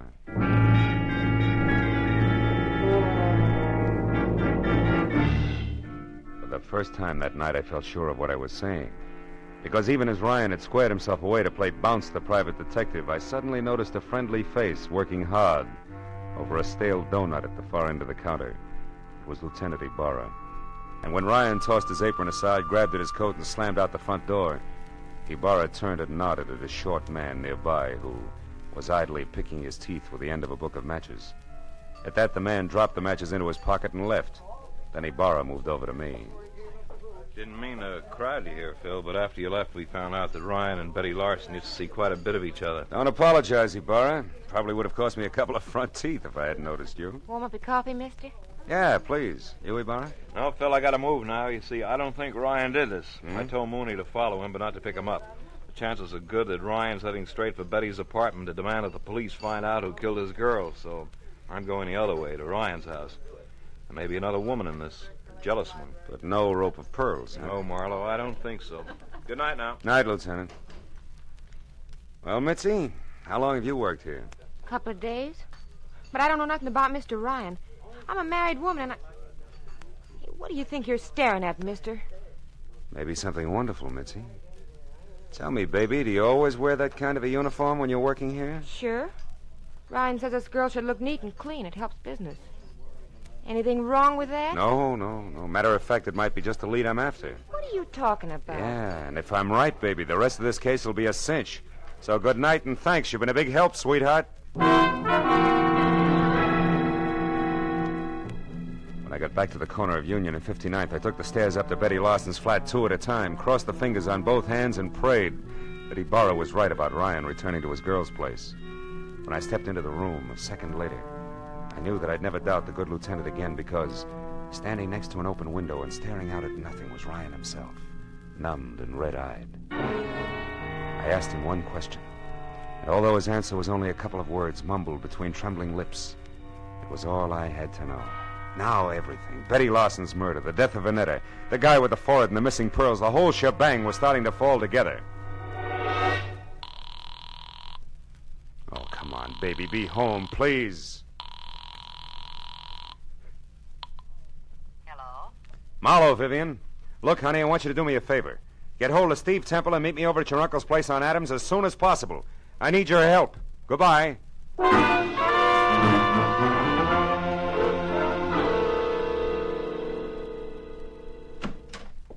Marlowe, what took you so long? I understood you needed our help and in a hurry at that. I had quite a way to come, Temple. Is Vivian here? Yes, Marlowe, Vivian's here, and that means that we can stop counting noses. Now, why do you need our help? Catch someone who stole once and murdered twice? Murdered twice? That's right. You know, it's my guess that whoever stole that rope of pearls also moved Vanetta's medicine out of reach when his heart started skipping beats. Can you prove that? No, I can't. But it doesn't matter, really, because the guilty one also killed a party named Larson. And when you pay for one, Vivian, you paid for them all. I don't follow you, Marlowe. Who are you talking about? I'm not sure, but this much is certain. Vanetta called me at 5. When I got here at 6, he was already dead and the pearls were gone. Now, I figure that whoever took them argued with him first, which makes that person, 1, somebody who knew Vanetta, and 2, responsible for the old man's death. Then the new nurse couldn't possibly have been the one who stole the pearls. No, but the new nurse could have been the one who overheard everything while standing right here. Haven't you been able to find this nurse? No, not yet. But sooner or later, honey, I'm sure we'll catch up to him. Him? Yes, Temple, I said him. Nurse Larson is a male with a lot of forehead and few ethics. The person you killed was a Sister Betty, a waitress. And don't move, Temple, or I'll be glad that I was forced to put holes in you. Temple's the one? He stole the rope of pearls? Yeah. But this Nurse Larson who saw him do it got in touch with him, right, Temple? It was filthy blackmail. Which you were going to stop by a filthier murder, and you almost did. Because somehow or other you got the right room in the right house on Union and 59th, but the wrong party. Isn't that about it, Temple? Yes, Marlowe. That's about it. Oh, leave me alone, Temple. Now, Marlowe, you don't shoot me without going through Vivian first. dear Vivian, Sidney's precious niece, was going to have the pearls all to herself. Don't move, Marlowe. It'll cost Vivian her life if you do. I doubt that very much, Temple. Larson. That's right. Joe Larson, forehead and all. Now, you, Temple, step away from that girl or I'll tear you to pieces. No, Larson, no. Now, we can still do business like you said in that note you sent me. I'll split with you. Shut up. You forget two things, Temple. First, you tried to kill me. And second, you did kill my sister. Now, why don't you run for it? Or are you afraid? Which is it? Come on, Temple, talk. I am afraid. Well,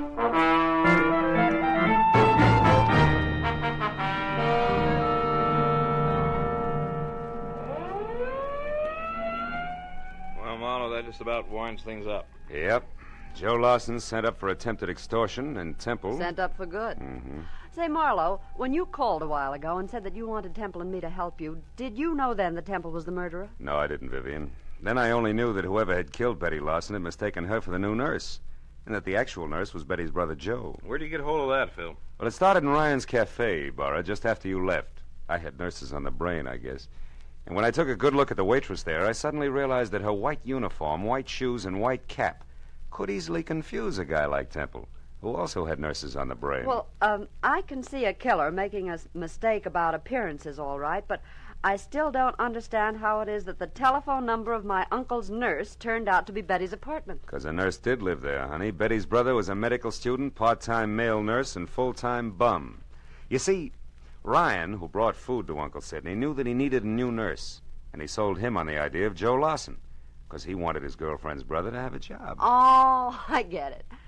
Say, I know what I'm going to do with those pearls. Sell them? To the highest bidder. Oh, no, I'm going to break up that set. Break up the set? Yeah, I'd like very much to get a pair of earrings out of them. Oh, and for each of you, a set of cufflinks. Good night, gentlemen.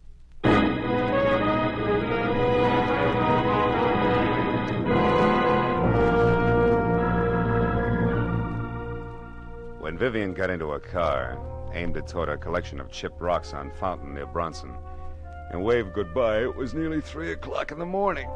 No. After I said so long to Ibarra and started back to my apartment on Franklin, an idea hit me for the first time. A pearl is the result of the irritation of an oyster, a disease. And when you string a lot of diseases together, the result is frequently a plague. But it's from plagues like that I make a living. That's what I get for reading books. I wonder if I'll ever go any place where I can wear pearl cufflinks.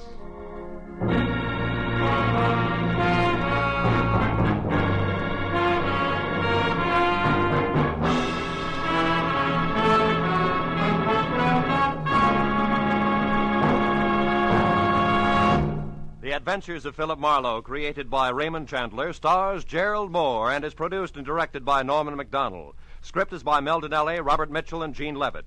Featured in the cast were Junius Matthews, Louis Van Ruten, Fay Baker, David Ellis, Lillian Baeff, and Ed Begley. Lieutenant Detective Ibarra is played by Jeff Corey. The special music is by Richard Orant. Be sure and be with us again next week when Philip Marlowe says... A corpse that wouldn't stay dead, a pistol with a silencer on it, and a fortune in a black satchel spelled death for the big city boys when they finally got together in lonesome Arizona. Population 802.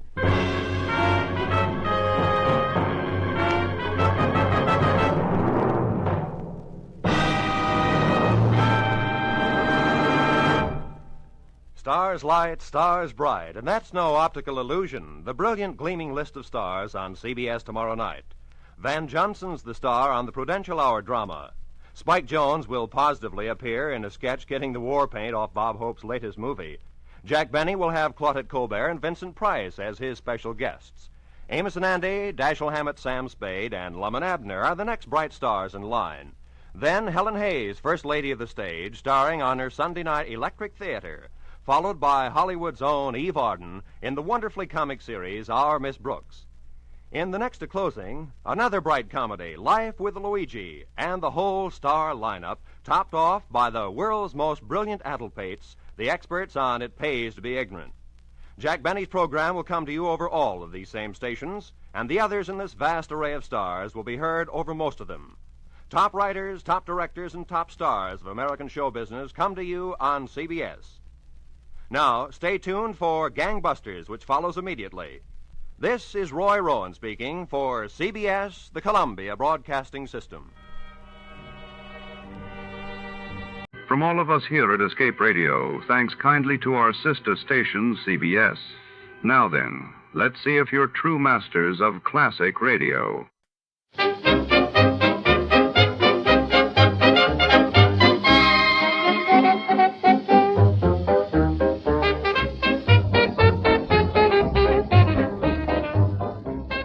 Tonight's tale takes us deep into the heart of the Bellamy Chemical Laboratory, where secrets burn just as fiercely as the chemicals stored within its steel walls. A mysterious fire erupts in the dead of night, leaving behind only ashes, suspicion, and a trail of passion-fueled motives. As Detective Archer prowls the lab's shadowy corridors, the scent of betrayal lingers in the air. Was it accident or arson driven by a burning desire?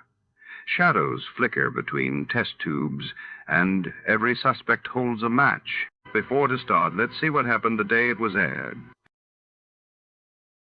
It was February 26, 1952, and that day the world reeled as British Prime Minister Winston Churchill announced Britain had developed its own atomic bomb, while in New Delhi, India mourned the sudden passing of its first president, Dr. Rajendra Prasad, prompting national tributes. Johnny Dollar. Yeah. What? I said, yeah. Oh, what's that supposed to mean, and who are you? Oh, Johnny, this is Pat McCracken at Universal Adjustment Bureau. Well, hi, Pat, but what's with the crazy dialogue? Oh, that word, that yeah, was most of the conversation I got from some crazy character who just called in. I'm afraid I don't dig you. Oh, he called about 5 minutes ago. Said he'd been trying to reach you, but he got no answer. I was out picking up a morning paper. Who was he, Pat? He wouldn't say. He just gave his phone number. Wait a minute. There's only one man in the world talks like that. Yeah. Yeah.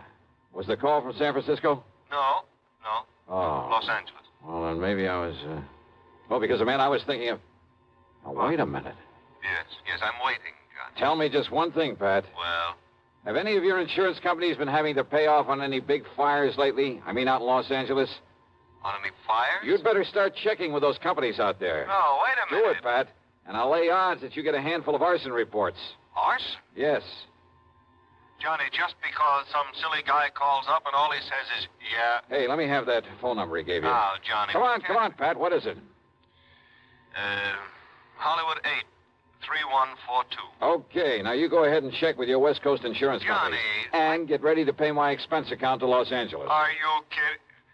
Are you trying to tell me that the way some jerk says yeah means arson on the West Coast? Now, don't be silly. You, want to bet? Oh, Johnny. Pat, I'll call you back.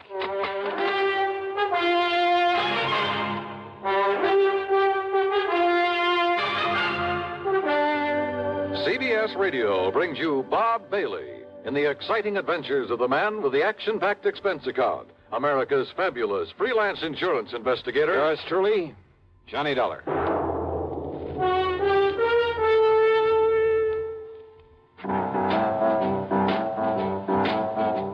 Talk about best-selling records.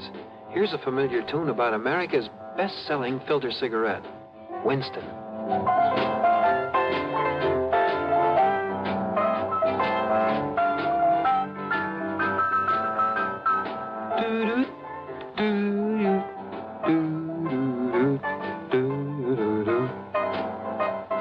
Winston gives you real flavor, full, rich tobacco flavor. And you know, that's because only Winston has filter blend up front. Choice, flavorful tobaccos, specially selected and specially processed for filter smoking.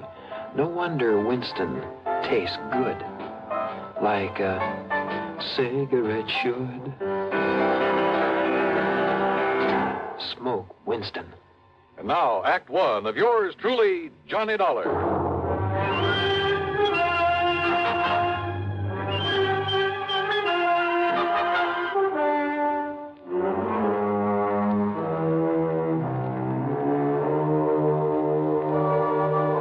Expense account submitted by Special Investigator Johnny Dollar to the Universal Adjustment Bureau, Home Office, Hartford, Connecticut. Following is an account of expenses incurred during my investigation of the Burning Desire matter.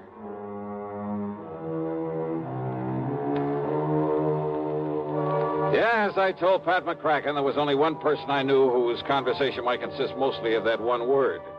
So, expense account item 1, $250 for a phone call to Hollywood 8, 3142.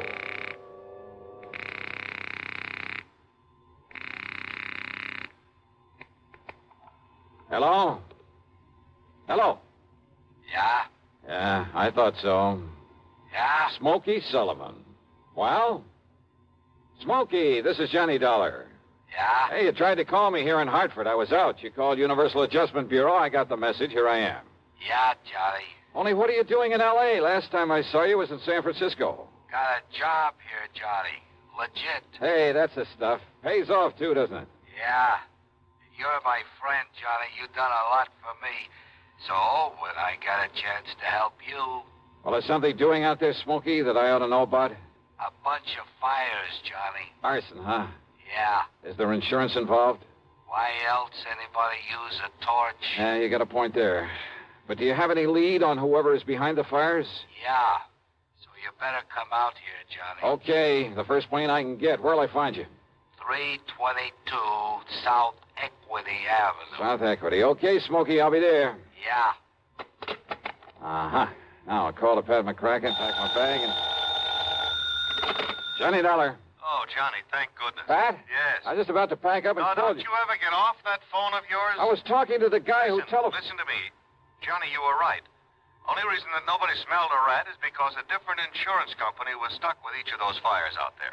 So until I called them to give me a report. Oh, and listen. I'm listening, Pat. According to the L.A. police, every one of them could have been arson.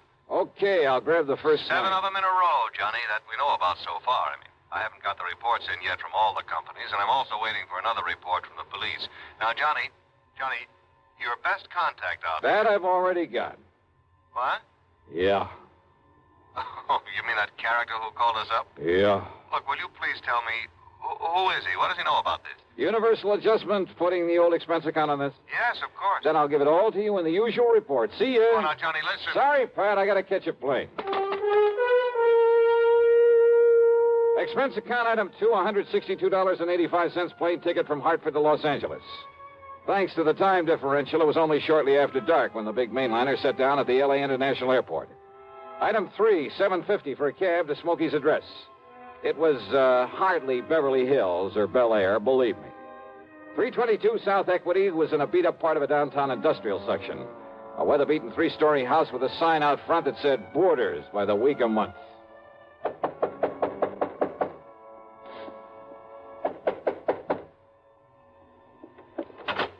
Yeah, who are you? Well, my name is... Just what's a fancy dresser like you want around a place like this, huh?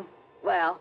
I'm looking for a man by the name of Smokey Sullivan. I understand he lives here. That's right. Are you the man he said he was expecting? That's right. My name is Johnny Dollar. Well, he didn't tell me what the name was, but if you're sure he was expecting... I'm sure. Now, where is his room? And I don't know. Where is his room, please? Well, it's up on the second floor. It's just to the right after you get up the stairs. Okay, But now, thank look, you very much. Well, now maybe you'd better... It's all right, I'll find it. Thanks a lot. No, what I mean is, I thought you'd already come. I mean, what I mean is...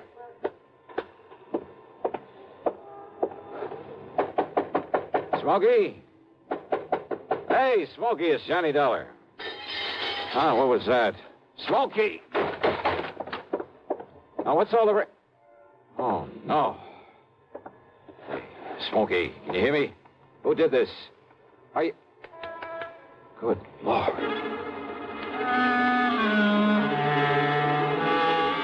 Smokey had really had it. Whoever'd beaten him up probably would have killed him if I hadn't come along and scared him away. I looked out of the broken window, but of course it was too late to see who'd done this. Meantime, the landlady appeared, and I had to get me some towels and a basin of cold water. Here you are, Mr. Oh, good. Thanks a lot. Oh, somebody sure laid into him, I'll say that. You ask me, it's a wonder if he stays alive. He'll be all right. He'd Better be. You're lucky you come along to see him, is all I got to say. Yeah, you better get me a couple more towels and maybe another basin of water. No, wait. What? You won't need him, mister. I got a much better idea. If I can find it. Hey, Smokey. You give me a minute to find that bottle. Well, here it is. Yes, sir. This here'll fix him up. Smokey, can you hear me? Fix him up quicker than a wink. It's Johnny Dollar. Here now, mister. You just pour a slug of this down his gullet and see if it don't bring him to. Huh? Oh, yeah, good idea. Let me have that. Oh, sure. It's real genuine California cognac, it is. And soak up another towel for me, will you, I please? sure will, mister. All right, here now, Smokey, here. See if you can get down some of this. Easy now, huh? That's it. Attaboy. Really? Yeah. A little more of this. Here. You know, before you come up here, mister, I tried to tell you. Easy now, Smokey. Yeah, I tried to tell you. I thought that other man that come up here to see him was the one he was expecting. Here, now, here's his fresh towel. Thanks. Did you say other man? That's right. Come in just before you did. You know him, who he was? The chimp. What? What's Smokey? The chimp, Johnny. That's who it was. The chimp? Yeah. Strong arm for Mickey Fortina. Who's Mickey Fortina? He's the one that... Oh, now, look, Smokey, maybe you'd better wait until you feel better. You and I should get a doctor. No. Now, listen, Johnny. Yeah? Unless you stop him, there's going to be a lot more fires around here. Fires? That's what he said. Just don't worry about it, Mrs. Miss Fletcher. Bertha Fletcher. That's my name. Johnny, listen. Oh, okay, Mrs. Fletcher. You go along. I'll take care of him. Oh, well, now, I don't know. You sure I hadn't better get a doctor? No. I'll take him to a hotel. In his condition, I'll look after him. Now, you go downstairs and give me a cab. Well, I don't know. Here's a 10 spot for your trouble and this bottle of brandy. Oh, well, thanks. You're a gent. Go ahead, please. Oh, yes, sir. Anything you say. Johnny. Yeah? You gotta listen to me. Yeah, go ahead. You had come up the stairs, scared him off. The chimp might have killed me. Well, he won't get to you again. I'm going to take you out of this place. Somebody must have tipped off Mickey Fortina. Must have known I'd put in that call to you. So listen, Johnny. Later, Smokey, after I get you out of here.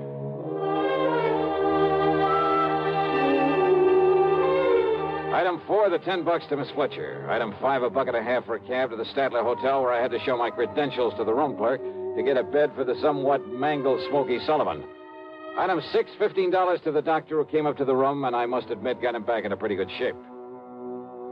Then, when the doctor had left us... Yeah, Johnny, all those fires, big insurance, all of them set. 7 of them in a row. So that means by one firebug, this Mickey Fortina you mentioned, huh? No, Johnny, Mickey's too smart for that. What? All set by different guys. I don't know who they are, but I see no remains. And the police ain't sure, but I know there was arson. Who's Mickey Fortina? He's a go-between. I seen this happen before. Yeah? Frisco, Seattle, and Denver, a lot of places. He brings in a lot of boys of his own. Everyone got a different way of setting a blaze. So the cops can't tie it up with any local boy whose methods they know? Yeah. Fortina's a go-between? He makes the deal with whoever wants a fire. And the police aren't onto him? What for? He never set a fire himself. Well, I know, but he's the guy that... By the time the arson squad is in, the guy who done it is far away. So there's no witness can prove Fortina set up the deal. And the police have never been able to put the squeeze on whoever made the deal for a fire? And get sent up for it? For being accessory or whatever you call it? Oh, yeah, I see what you mean. Yeah. Fortina sent for me when he found out I was here in L.A. I used to know him, Johnny. Wanted you to be a torch for him, huh? He just asked if I wanted to work for him. And he knew that I knew what he meant. But if you knew that Fortina was operating here... Smokey... How could I prove it? How can I prove it now? Well, maybe I can. But if he finds out I sent for you, Johnny... It looks to me like he already has. Oh, yeah. All right, then. If somebody who wants a fire can get to Mickey Fortina, there must be some way I can. At his office. His what? At his office every night. 1025 South Spring. He has an office for a racket like this? Why, you'd never know it. You'll see. Yeah, I think I'd better see. Hey, Smokey, you... Who's that? You got a gun, Johnny? Right here and ready. Open up in there. This is the police. Police, huh?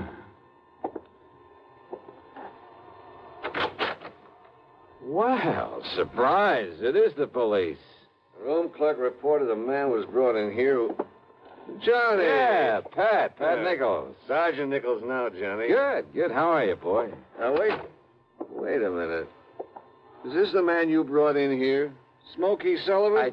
Listen, officer, Johnny, you think maybe Smokey is tied in with this string of fires out here? No, tell him, Johnny. No. You tell him, Smokey, anything you want. Well, no. Look, you know I'm no good at talking to a cop. Yeah, well, Johnny. give it a try. And, Pat, be sure you stick around to keep an eye on him. What? Smokey may need a bodyguard. You. Huh? Yeah.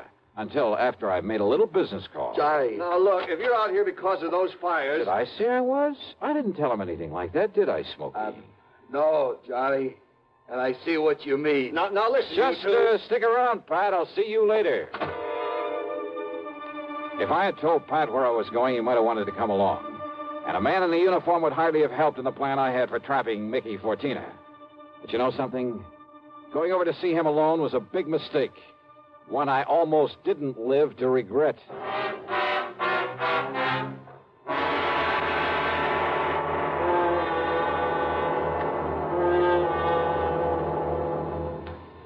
We'll bring you Act Two of yours truly, Johnny Dollar, in exactly 1 minute.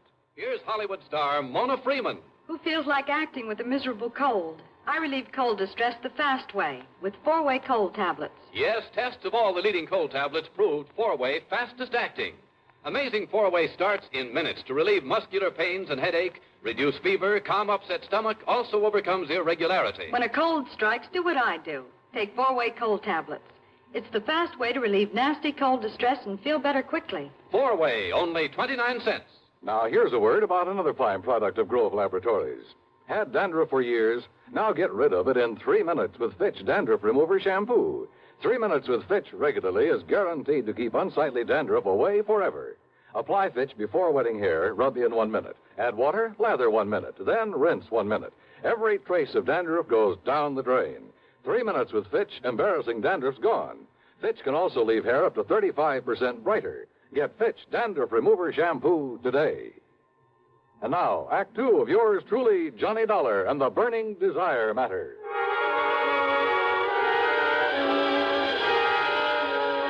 My plan for trapping Mickey Fortina was a very simple one. I'd make like a property owner who was anxious to collect some fire insurance, who was willing to pay in advance to make sure my property went up in flames. Easy, or so I thought. Item 7, 85 cents per cab to the office building at 1025 South Spring. The only lights on were in Suite B on the second floor. According to the directory in the lobby, that was the office of the Fortina Friendly Loan Company. Loan office, huh? Yes, sir. Can I help you? Yeah, I'd like to see Mr. Fortina. You got an appointment? No, but I'd like to make a little deal with him. Well, can I have your name, mister? It's Morris, Theodore Morris. Just a minute, huh? Excuse me. Yeah, sure. Man says his name is Morris. Wants to see you, Mick. Oh? Hey, listen, has the chimp come back yet? No. And he said he was going to send Husky over there. Husky? Why? Well, Chimp said he was afraid if he showed up at that hotel... Careful what you say. Close the door. Sure. The chimp. And somebody was going over to the hotel. That could mean only for one thing, to get Smokey Sullivan. I carefully edged over closer to the door of Mickey's office, hoping I could hear more. But it was too thick. And it suddenly dawned on me. If they knew I was the one who put Smokey in that hotel, they probably also knew why I'd come here. There was only one way to make sure. I'd have to go through, or at least try to go through, with a bluff I planned.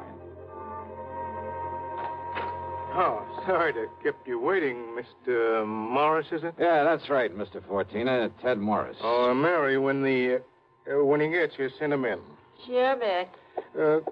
Come in, please. Sit down. Yeah, surely. Thanks a lot. All right, I'll get right to the point, Mr. Fortina. Oh, by all means do, Mr. Morris. Well, I own a big shoe store over on North La Brea. Yes? Well, business has been pretty bad lately. I've been losing a lot of money. Too much stock on hand, big inventory, and how it is. Well, if it's good merchandise, I see no reason why we can't arrange a loan for you. Yeah, a loan? Of course. What else? Well, listen, I carry a lot of insurance on not only the stock, but the building, too. Oh? How much, Mr. Morris? Well, it adds up to over $185,000. I see. It's very commendable. But why do you tell me about this insurance? Well, I said I'd get to the point. Now, listen. If that place was to burn up some night, the whole works. If that place was to burn up some night, the whole works. I'd collect a lot of money on it, all the insurance. And, of course, be in a position to repay whatever loan I advance to you.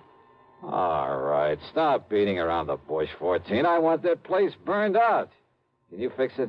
Mr. Morris, if you want a loan, possibly even a sizable... Well, you know what I want. Come on, how about it? As I said, possibly we can advance it to you. Now, look, I didn't come up here to... However, as evidence of your good faith, your, shall we say, good intentions, are you prepared to make a down payment on such a loan, say, $10,000 cash in advance? What are you talking about? Set the fire, burn the place up so I can collect the insurance, and I'll give you $15,000.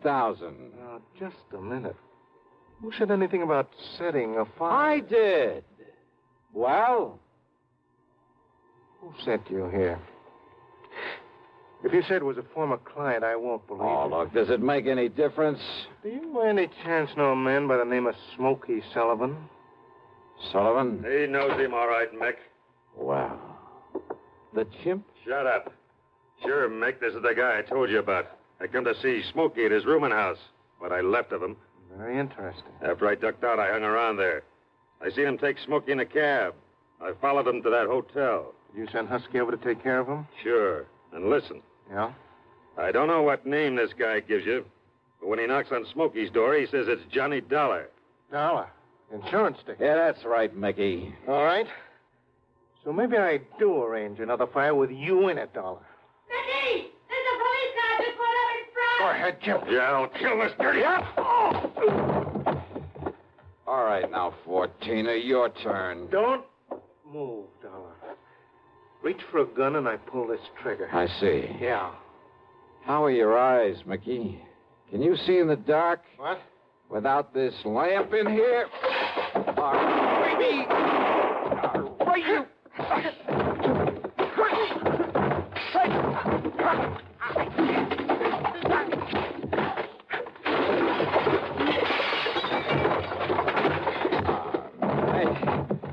Yeah.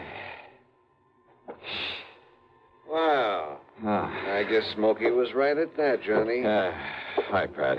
You seem to think you wouldn't need any help around here. You all right, Johnny? Yeah. When that strong arm, that husky Castellini, came up to the hotel room after him, well... I had to tell him, Johnny. I had to tell him what it was all about. Yeah, it's okay, Smokey. It's okay. So we threw Husky in the clink and came over here. Well, I got an admission out of him, Pat, but unless you can get these goons of his to talk, I don't know what you're going to hold them on. After what just happened in here, Johnny, we'll hold him and his goons just as long as we need to. And unless they want to take the whole rap for him, I think they'll talk. Yeah, they talked all right. And as a result, the police in a couple of nearby states should have no trouble at all in picking up some of the other of Fortina's boys, his hired torches. Funny, isn't it? These stupid jerks just never seem to learn. Expense account total, including hotel bill, plane ticket back to Hartford, and the sizable bit of folding money for Smokey Sullivan. $874.20. Yours truly, Johnny Dollar.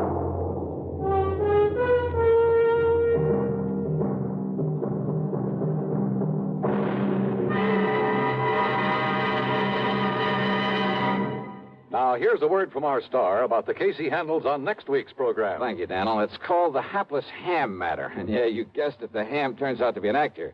A really bad one with one of the cleverest methods of committing murder I've ever known. There's a lot of action, suspense in the story, and I think you'll like it. Who knows? Maybe if you listen closely, you'll be able to figure out his method even before I do. So join us, won't you? Yours truly, Johnny Dollar.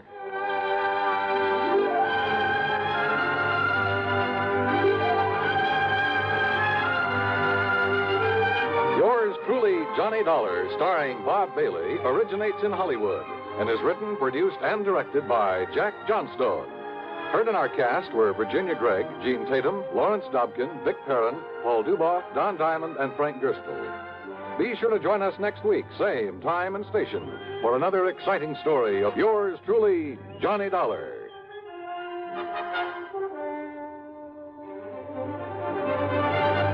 This is Dan Cubberly speaking. Intrigue breeds terror as Suspense brings a shady moonlight sail next on the CBS radio network.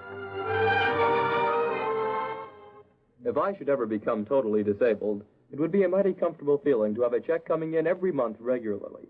Yes, it's a good feeling to know you have a financial cushion against trouble like that. Well, if you're a veteran with World War II or Korean GI insurance, you can protect yourself. You do it by adding a disability income rider to your present policy. The cost of the extra premium is just a few cents a day. For example, a 40-year-old veteran with a $10,000 term policy would pay only $1.60 a month for the added protection. If you sign up for the disability income provision, it works this way. After you have been totally disabled for 6 consecutive months, VA will pay you every month as long as this condition persists. $10 for each $1,000 of your GI insurance policy. That adds up to $100 a month if you hold a $10,000 policy. Full details about total disability income at any VA office. Radio 59 WROW, first on the dial in Albany, Schenectady, and Troy. America's airwaves shine a little brighter thanks to our friends at CBS. And now, ladies and gentlemen, let's see if you're ready for tonight's radio quiz.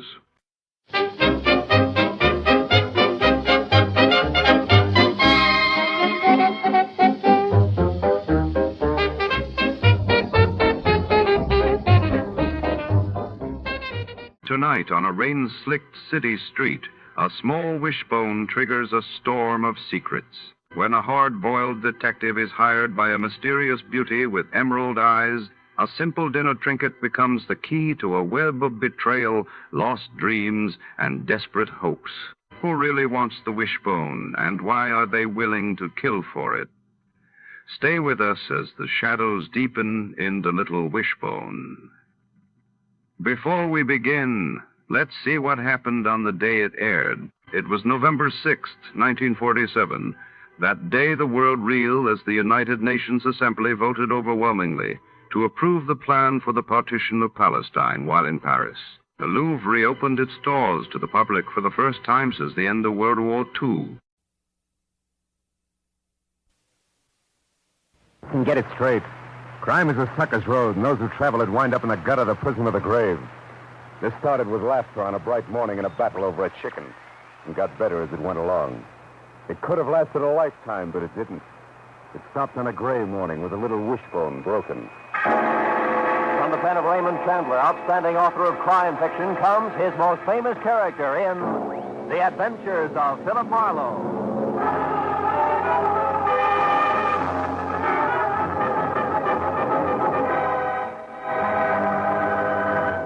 Now, with Gerald Moore starred as Philip Marlowe, we bring you tonight's exciting story, The Little Wishbone.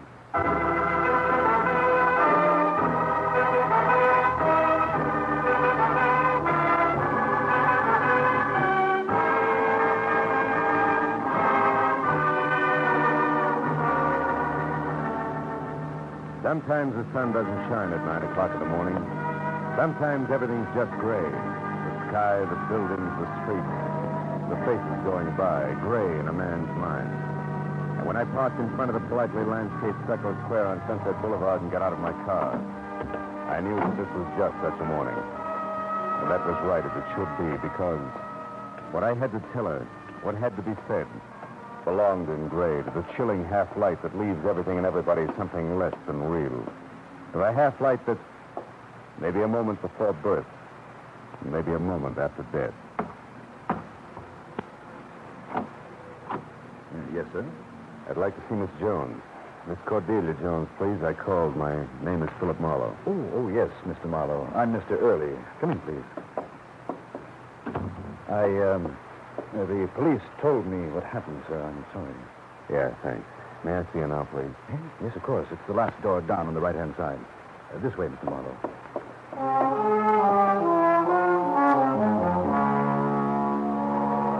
The plush carpet that ran the length of the corridor was also gray. And that fit, too, with the morning and with what I had to tell Miss Cordelia Jones. But, well, it didn't fit with another morning. 3 weeks ago. A morning that was bright inside and out. And it didn't fit with Jonesy. Oh, not Jonesy. The stranger in the butcher shop, the customer with the enchanting green-gray eyes. The girl who wanted the same sewing chicken I did. And in no uncertain terms. Oh, no, you don't. Oh, yes, I do. Oh, no, you don't. Possession, my friend. It's 9 tenths of the law. And that young lady is just what I'm holding. Namely, one wing, one neck, both legs. Give me that. No, I got here first. No, you didn't, Mr. Marlowe. There. But neither did you, Miss Jones. It was a tie, a photograph finish. Now, who really needs this scrawny little bird the most? Me. I do. I am the one who needs... Not all talking together. Now, you first, Miss Jones. I'll be the judge. No, Fair enough, Mr. Schwartz. Your Honor, early this morning I was inspired. Yeah. I woke up thinking about chicken cacciatore. Chicken cacciatore? What do you think I was thinking about? I was thinking about... Oh, no interruptions now. Now, young lady, you woke up thinking about chicken cacciatore. Well, go ahead, Mikey. Well, that's it. For chicken cacciatore, you need chicken, and since I cook for one, I need a small chicken. End of testimony. Uh-huh. And you, Mr. Marlowe? The same, Judge. Honest to goodness. For inspiration, do I also cook for one? No, ma'am? Not even spoken for. You? Well, good. Then that does it. What does what? Solves the problem. Tonight, you have dinner together. Oh, no, we couldn't. We don't even know each other. Why, this Mr... What's your name again? Marlowe, Phil Marlowe. What's yours? Jones, Cordelia Jones. But don't dare use the first part I answered to Jones. Oh, there. There, now you know each other. Well? Suits me. Jonesy? Oh, no, 6100 North Carolina. 8 o'clock. Don't be late, and send the bird out, please, Mr. Forth. Yeah. Goodbye. Goodbye. Mr. Marlowe. Yes, Mr. Schwartz. You can put the chicken down now. We are the only ones in the shop.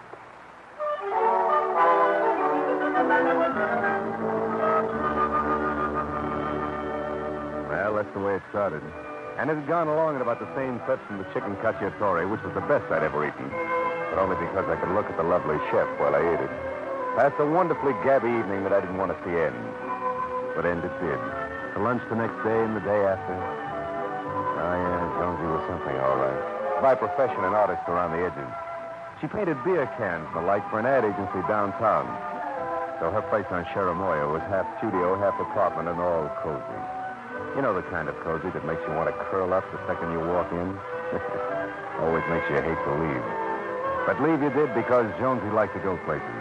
And Jonesy liked to do things. Liked to play miniature golf and badminton and, of course, bowling every Wednesday night. Okay. Marlowe out in front it is, but the lady still has one try left. All right, let's see it. Here we go. Hey! Try. Bill, boy, you lose. Honey, you're whipped. Now, tell me, am I great or no? Whip.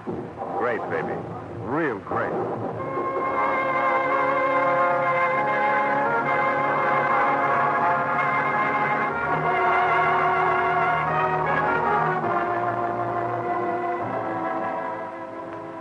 Now, ladies and gentlemen, before we start through the observatory proper, and tonight's exciting trip to the moon...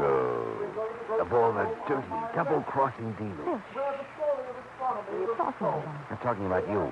You call my office. Few beer tonight, you say. Let's just look at the moon. Are you silly?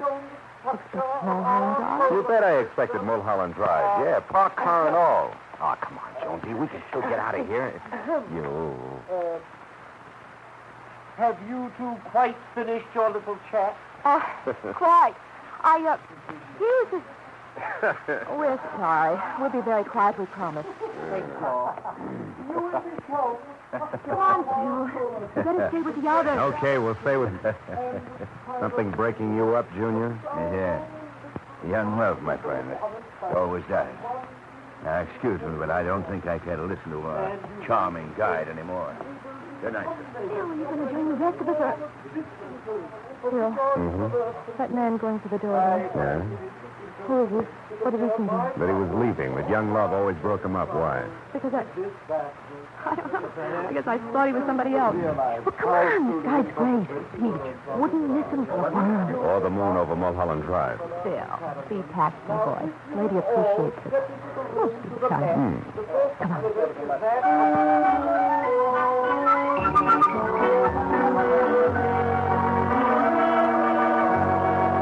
In her own most inimitable style, Jonesy was crazy. But there, too, I went right along with her. Because in those 3 weeks, I passed up a half a dozen jobs for every one I could. Never stuck my chin out very far when I did go to work, and all in all, tried my best not to behave like the high school sophomore who suddenly realized that spring can mean something more important than baseball. We were at her place one night. The evening's plans had called for me to sit as a model, from the wrist down exclusively. All I had to do was hold a bottle of Johnny Walker in the pouring position while she sketched it. But I just couldn't get with things. Bill, you're fidgeting again. Yeah, and I'm not going to get any steadier. How much longer, Jonesy? A minute. Don't think about it. What about tomorrow? Sunday. What do we plan? Loads of them. Give. What happens first? I come over here. It's breakfast, no doubt. Mm-hmm. And after hot cakes, bacon and eggs, coffee, and lots of cigarettes, we can, Skipped anything. Huh? Oh, yeah. Well, come to think of it, I have. Grapefruit broiled. We'll start with that. Then the eggs basted, and then... It's impossible. I'm helpless. What next? After you've gorged yourself, I mean. Yeah, well, after I've gorged, we'll get in my car and take a ride. Say, Laguna Beach? Oh, no, not that, Phil. Not Laguna. You what? What is it, Jonesy? What's wrong with Laguna? Nothing, Phil. Oh, it's just that I don't like it there. It's an artist colony, you know. Go ahead. And it's where I couldn't make a go of it once. I'd rather not go back. I'd rather go someplace else. Anytime. All right? Sure. Yeah, I thought it was something more serious, Jonesy. I mean, not that your work doesn't count, You're but... a detective without office hours, huh? Yeah, I guess so. Do I go back to the bottle, boss? Uh-uh. You don't move an inch down. Unless it's close. Phil? Hey, give me that stuff. Pencils, board, paper, all of it. We'll put it over here, and I... Oh, you caught my arm face. Oh, I'm sorry. Nervous, huh? Yeah. Oh, no damage done. I don't think. Glad it wasn't your watch. Cat's broken. Mm-hmm. Hey, baby, it's kind of cute. Miniature ice skates, huh? For my kid brother. Oh. I think we were going to be a great skating team when we grew up. Really? And the four-leaf clover? A well-wisher. Way back at college. A girl. Mm-hmm. Hey, kid. Pair of hearts entwined. How about that? Also back at college and none of your business. Okay. And this thing? Here, where the piece is broken off near the chain. What was that? Well... It was a wishbone. Gold when I lost it. You'll put the bracelet on my wrist, please. I just remembered I got to finish this sketch. It's due first thing Monday morning. You mind? You mean I got to pose some more? No, thanks, Phil. I can finish it alone. I'll look for you tomorrow morning at 10. All right? All right. Good night, Jonesy.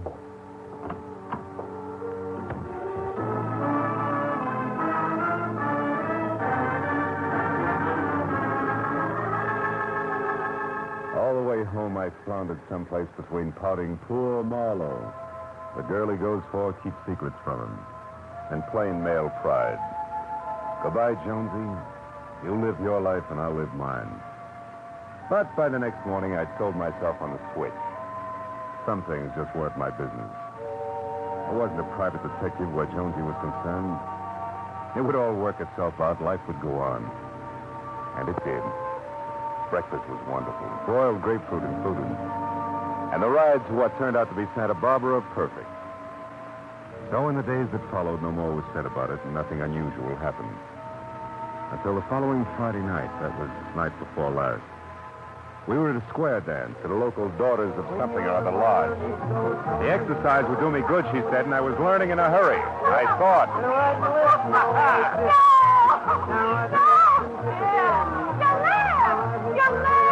turn right to her. Oh, you big heart. Pick up your feet. Forget your part, Pop, just for tonight. That laughter died in her throat when we swung into a grand right and left, which abruptly brought her up against a tall, fat man with a circle of sweating face that offered cold black buttons for eyes. Almost no nose and thin, pale lips that were twisted as far away from a smile as possible. Without saying a word to me, she ran from the floor toward the check room. And I started after her until suddenly I remembered the face that had just frightened me. The man who had laughed at young love that night at the observatory. The man Jonesy had thought she'd known. I turned back just in time to see him walk off the other side of the dance floor, calmly leave the building by a side entrance, which was all the cue I needed.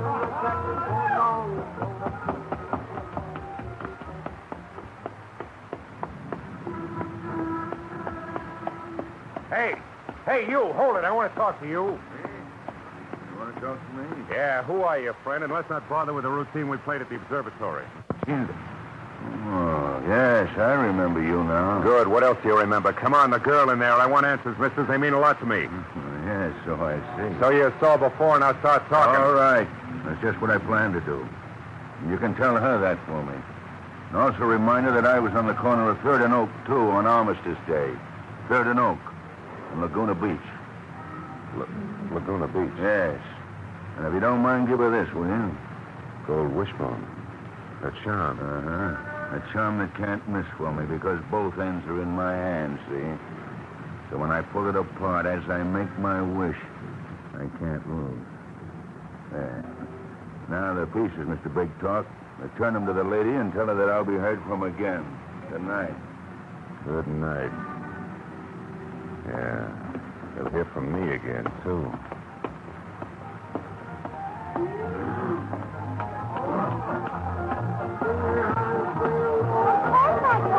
Now listen, Beth, if us hat check people don't stick together, we haven't got a chance against them others. Well, we'll be sitting... Oh, wait a minute, a customer. Call you back. Yes, sir. Your check? Yeah. But first, miss, there was a girl. About your height, dark hair, pretty green eyes, green dress, cut like... Wait a minute. Are you Mr. Marlowe, maybe? That's right. She leave a message? Yeah, she said to tell you she was going, but not home, just going. Just going? Yeah. Just going. For good. Oh, want your hat and coat now, mister? Yeah. My hat and coat.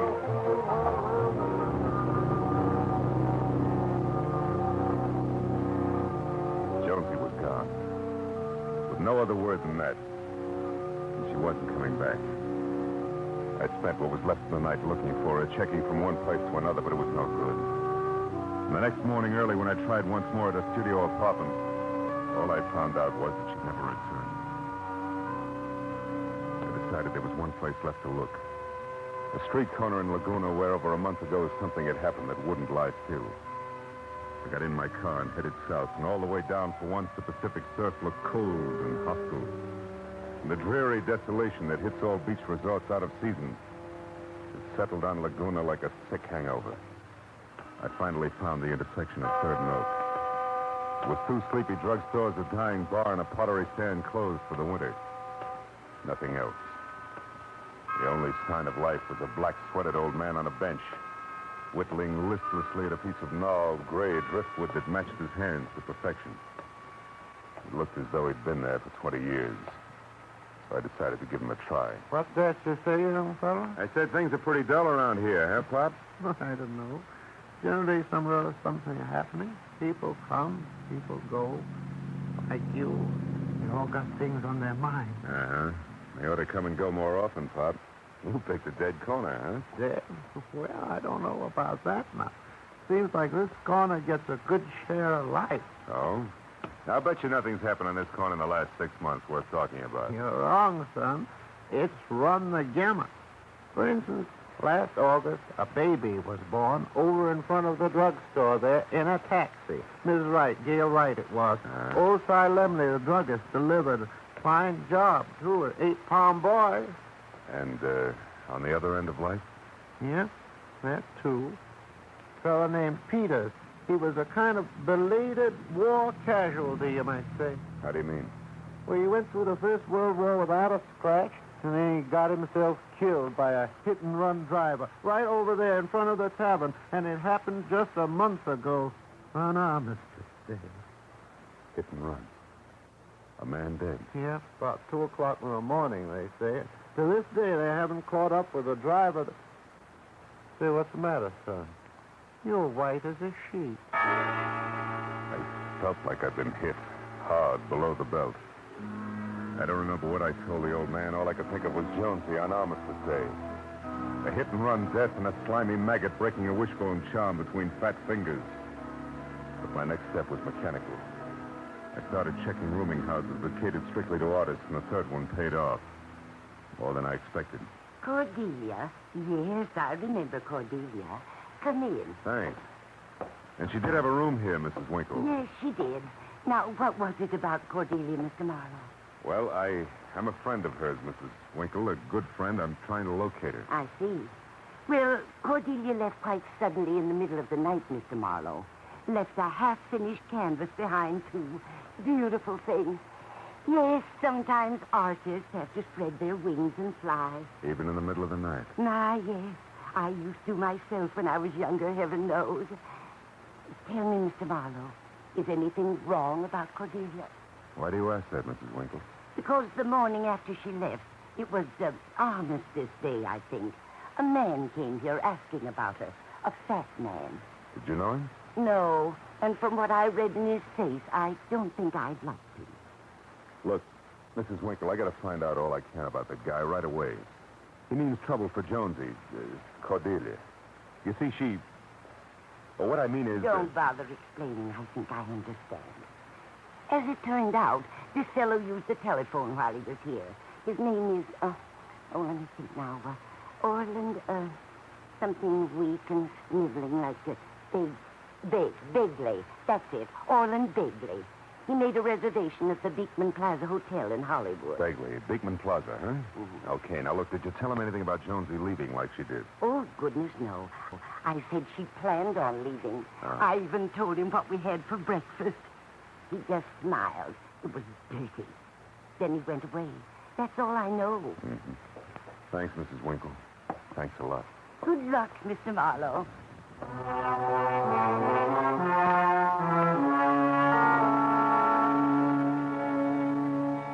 Good luck, she said. Sure.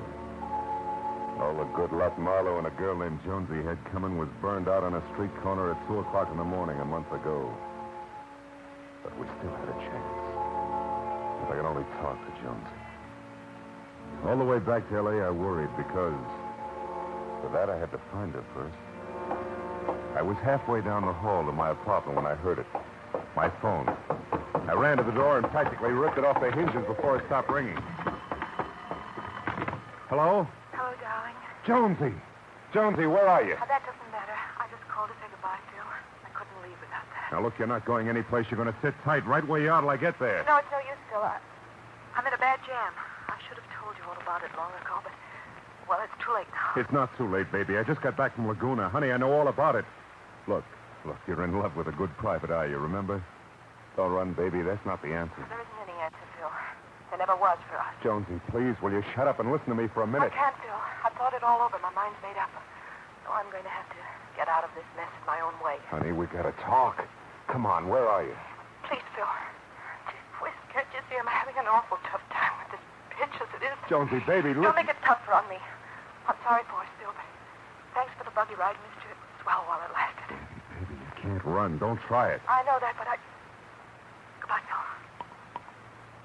Okay, Jonesy. We'll make it the hard way.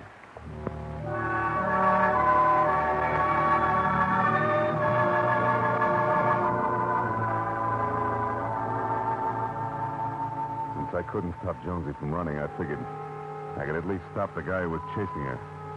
So I called the Beekman Plaza and found out that Orland Begley was still registered. I got in my car and started for the hotel, but then I got another idea.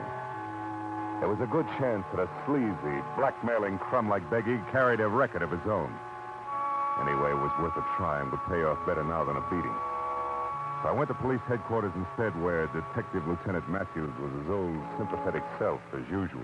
So, you got some citizen all staked out, and now you want to find out if he's a crook, huh, Marlowe? What is this, something new in crime detection? Now, look, Matthews, I'll come down some quiet Tuesday and we'll make all the jokes all afternoon. But right now... Wait a minute. If you're going to dip into police files, I would like to know a little bit more about it, huh? No joke. All right, the guy goes by the name of Orlin Begley. Fat, dark, 6'1", about 40. Could be anything from a badger to a bum check artist. Right now, he's shooting an angle that includes me. So I find him in the files. I want an exclusive on him for 10 minutes, then he's all yours. Yeah? And what's the hooker? Why are you included? Because of a brunette named Jones. Oh. Jones, huh? Yes, Jones. I'd like to make it Marlowe someday. Don't fool, Matthews. This time I'm serious. Okay, Phil, okay. Help yourself.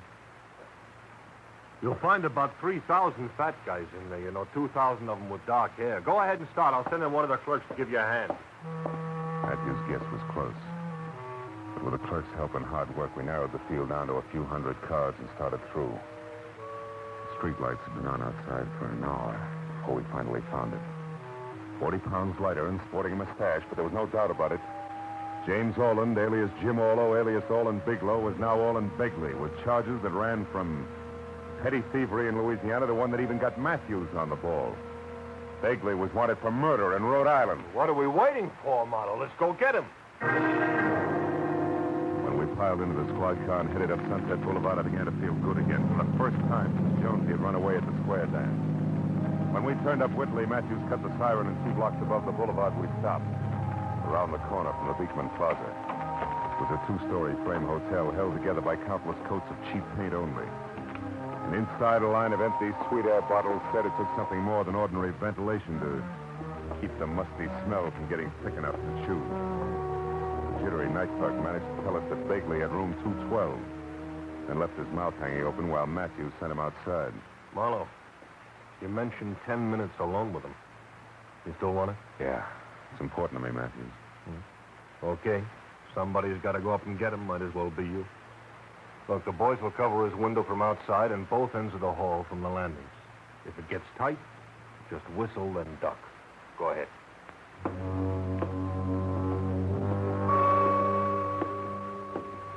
I went upstairs to the second floor where the only light was a red bulb at the far end of the hall marked fire exit. Just then, midway down, I saw a figure backing out of a door. A fat figure who was having trouble with a lock. He turned, took 3 fast steps toward me before he realized I was there. It was Orlin Begley. When he saw me, he stopped and began slowly backing up. You, what do you want? What are you doing here? Where is she, Begley? I don't know. She went out, I guess. I saw her off anyway. I'm not going through with it. I changed my mind. Sure you did. Come here, you! You lousy murdering pig, Begley. Get up! How did you know that? How'd you find out? Police files, bulletin from Rhode Island. You mean you... Yeah. Yeah, that's right.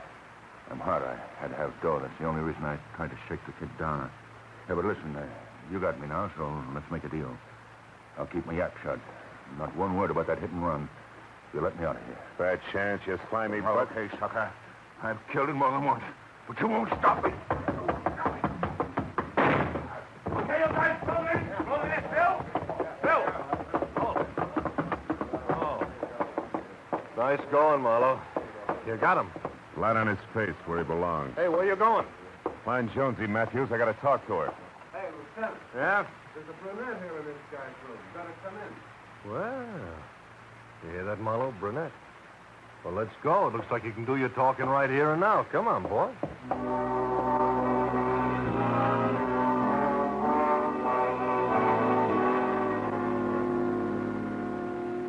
I went along with Matthews, all right. But it didn't work out like he expected because what I had to say to Jonesy then just couldn't be said. Not in a cheap hotel with a bunch of tough cops standing around it. I had to wait. Wait for the hours of a long night to pass. A night I spent pounding the sidewalks through miles of back streets while I tried to get hold of myself. But all that had been 12 hours ago. Now it was morning. Now I could look at her again. Yeah, now as I followed Mr. Early down the gray carpeted hall to a door, I figured I could tell Jonesy all I wanted to say. She's here, Mr. Marlowe. In here. Thanks.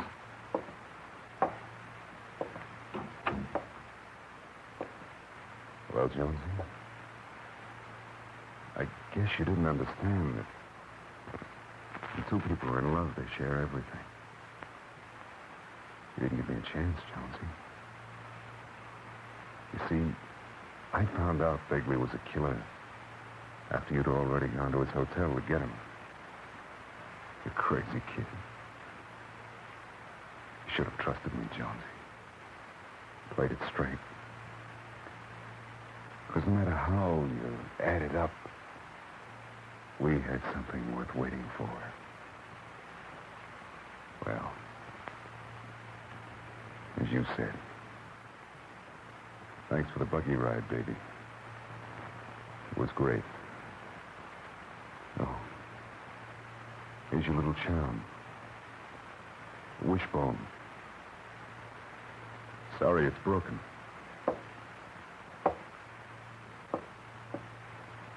Goodbye, Jonesy.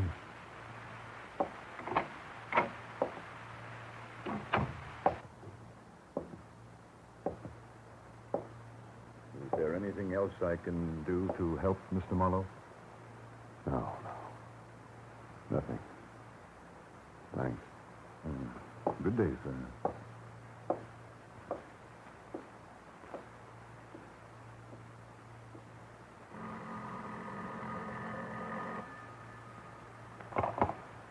Hillcrest Mortuary. Mr. Early is speaking.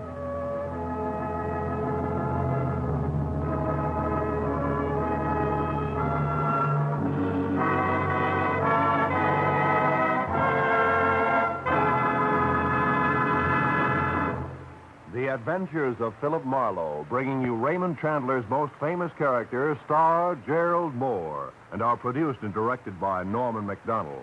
Script is by Robert Mitchell and Gene Levitt. Featured in the cast were Gene Bates, Bill Johnstone, Jane Morgan, John Daner, Edgar Barrier, and Ann Morrison. The square dance was called by Paul Pierce. Detective Lieutenant Matthews is played by Larry Dobkin. The special music is composed and conducted by Richard O'Rourke. Be sure and be with us again next week when Philip Marlowe says... This time a tobacco-chewing engineer, a redhead running a bulldozer, and a leprechaun on a drag line, all added up to death at an unfinished trestle. And there could have been more. But then I found out which one had actually submitted the lowest bid.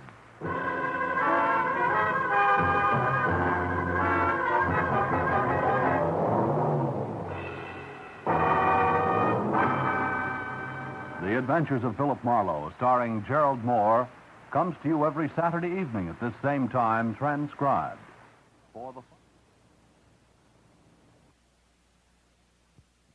Ladies and gentlemen, we begin tonight by thanking our good neighbors at CBS. And now, before the next adventure reaches your radio set, a quick listener challenge.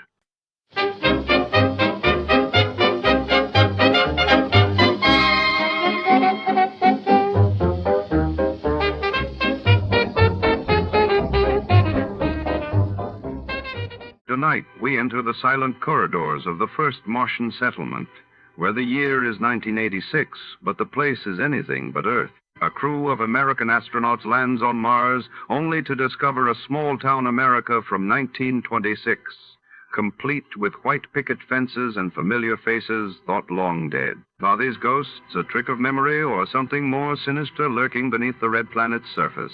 Secrets and illusions converge in a surreal, labyrinthine colonial outpost where every door hides a riddle, and every smile could be the last thing you see before, to start Let's See What Happened the day it was broadcasted. It was May 17, 1950, and that day Britain's Parliament approved sweeping new measures for post-war economic recovery, while in Calcutta, India, violent clashes erupted between rival political factions, leaving dozens injured. Tired of the everyday routine? Ever dream of a life of romantic adventure? Want to get away from it all? We offer you Escape. Escape, designed to free you from the four walls of today for a half hour of high adventure. Escape, brought to you by your Richfield gasoline dealer and the Richfield Oil Corporation of New York, marketers of Richfield gasolines, motor oils, and other petroleum products. Look for the Richfield Eagle on the cream and blue pumps.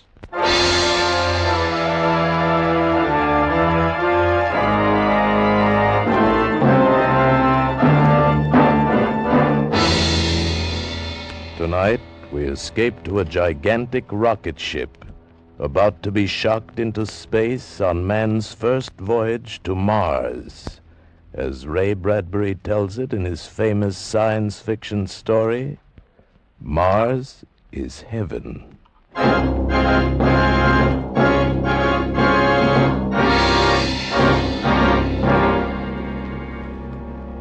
project is magnificent, overwhelming, and tremendous. We return you now to the scene of the takeoff in the desert of New Mexico. Go ahead, New Mexico. Thank you, London. This is Stuart Novins back in New Mexico. I'm standing here on the great steel observation platform overlooking the takeoff stand. As the moment for departure draws nearer, the whole area has been flooded with artificial light. It bathes the spaceship in a kind of silver luminescence, and surrounding it, engulfing it, this subdued hysteria of hundreds of thousands of people come to see the start of this incredible voyage of 18 men in the rocket ship The Venture. It's standing there pointing upward, pointing toward the heavens, and in a few minutes it will bloom out into great flowers of heat and color, shocked into space on man's first voyage to Mars. As you know, ladies and gentlemen, prayers are being said for these 18 men and their ship, the first men, the first ship to dare the voyage to another planet. Prayers are being said by every creed in mosques and churches and synagogues the world over. We take you now to the Basilica of St. Paul's in Rome.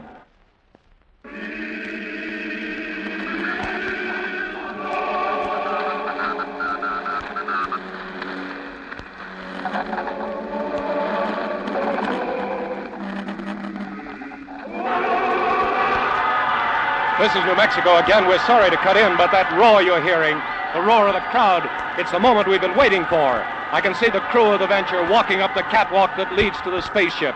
The men are entering, and now the escape hatch is closed. Now the men are in the ship. This silence, this great, awful silence of the crowd, it's the voiceless prayer that's in every heart. They're about ready now. Some lights from the ship just blinked on and off. It's a signal. In just a few seconds, a few more. Stand by. Stand by.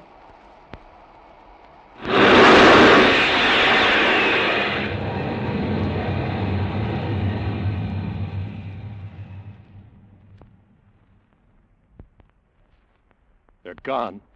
The Venture. It's out of sight.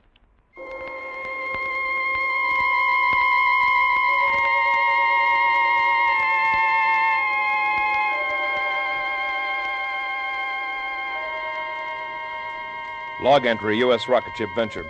1 hour out from Earth, destination Mars. Past Keneally heaviside layer without incident.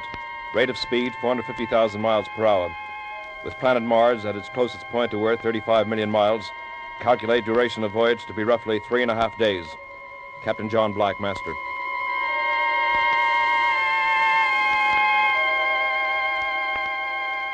Log entry, U.S. rocket ship The Venture. 12 hours out from Earth. While navigating super-tensioned atmospheric forces, port shield generator broke down. Replaced by booster. Yes? Lieutenant Lustig reporting, sir. Come in, Pete. Have the report on the trajectory, sir? I'll put it on my desk. Pete? Yes, sir. How do you feel? Feel? Why, just wonderful, sir. Sitting up there in the observation turret, I don't know just how to say it. The sights, I mean. Moon so close and Earth looking like... and Mars, sir. Sir? Do you really think we'll make it?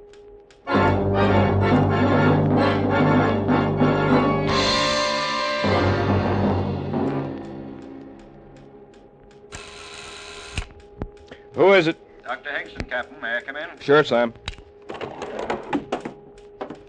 You weren't asleep, were you, John? No, Sam. Just sitting here thinking. Well, don't think about it too much. Sleep instead. You need all the sleep you can get. Who sleeps? Who sleeps and has no way of knowing what's waiting for him? Look at it through the porthole, Sam. Mars. How would you describe it, that glittering blob of red? That's good enough. Will it consume us? Spew out dust out into space? Maybe it's the Elysian fields, all charm and sweetness and moonlight shining on the restless dead. Which will it be, Sam? I don't know. All I know is that they told me I was an expert in space medicine. At Randolph Field on a plot of ground called Texas, they told me that. That's all I know. What are you doing up? You're supposed to be in the sack. Well, I'll tell you, Captain. Sometimes a man can't sleep. That happens to me sometimes. So I just wander through the ship, check on the boys, see that they're tucked in properly. That's what you were doing with me, huh? No. I just... What made them do it, Sam? What made them volunteer? Man keeps looking for something.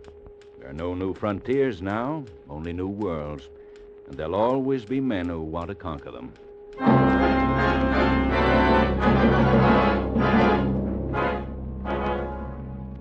Log entry, U.S. rocket ship Venture. 78 hours out from Earth. Approaching gravitational field of Mars. Atmospheric conditions similar to Earth's.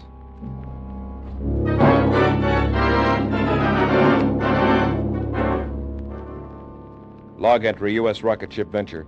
79 hours out from Earth. Have this moment landed on Mars at 1700 hours. We made it. Chemical analysis indicated on ship's instruments shows air to be breathable and will sustain human life. Gravity comparable with that of Earth's. Ready, John? Yes. How are the men in sickbay, Sam? Happy? They're all right, John. You ready? First one thing. Captain to crew, your attention. We have landed on Mars. No man is to leave this ship under penalty of court-martial. Dr. Hingston and I will make a brief reconnaissance. Crew will proceed with repair of ship's hull.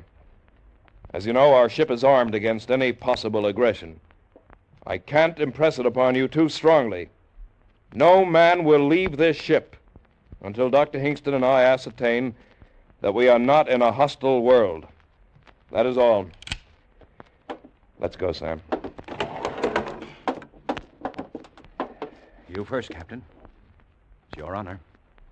You, the first man from Earth to walk on Mars.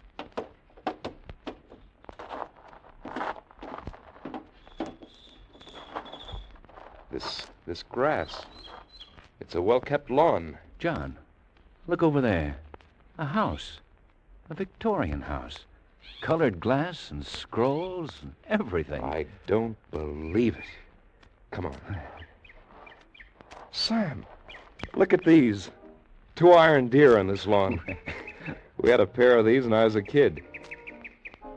Sam, you hear that? That piano from that house. Sam, this isn't Mars. It can't be. It just can't be. It can't be, John, but it is. Welcome to Mars.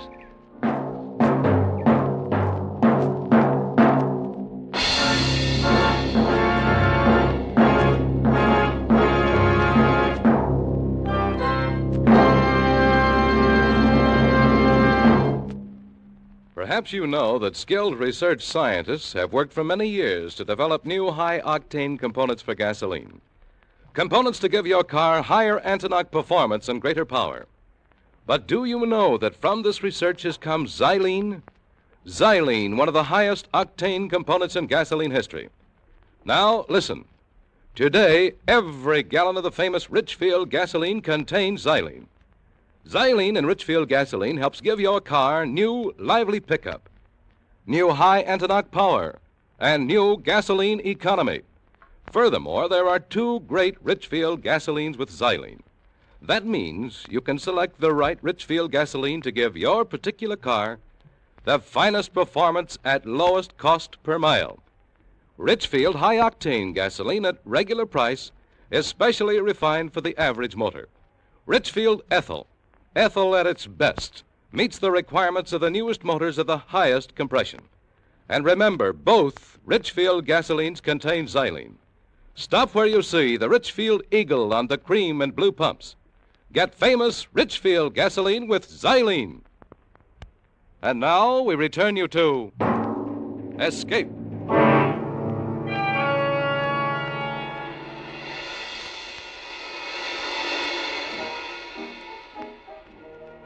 What did I say, Sam? Somewhere back there in space? That Mars was the Elysian fields, all sweetness and charm. No, John, it isn't that. It's what you see. A world like ours on Earth. And this? A small town with good air in it. A small town like the one I was born in. Same smell of flowers, the same sounds. You think that the civilizations of two planets can progress at the same rate, develop in the same way? I do now. Well, I don't. Oh, look at that house. A Victorian house on Mars? You expect me to believe that? A house with lace-curtained windows, with port swings, with something that sounds like a piano and probably is a piano, playing beautiful Ohio. You believe all that? I believe it. I admit it's strange, but I believe it. Strange nuts. It's impossible. We're going back to the ship. Wait, John. It could be. It could be that there are similar patterns of thought, movement, civilization on every planet in our system.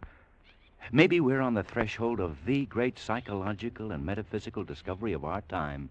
Maybe we... Well, go on, Sam. Maybe this proves the existence of God. Not everyone needs proof. I don't. But how else can you explain all this? John, it fills me with terror and joy. I don't know whether to laugh or cry.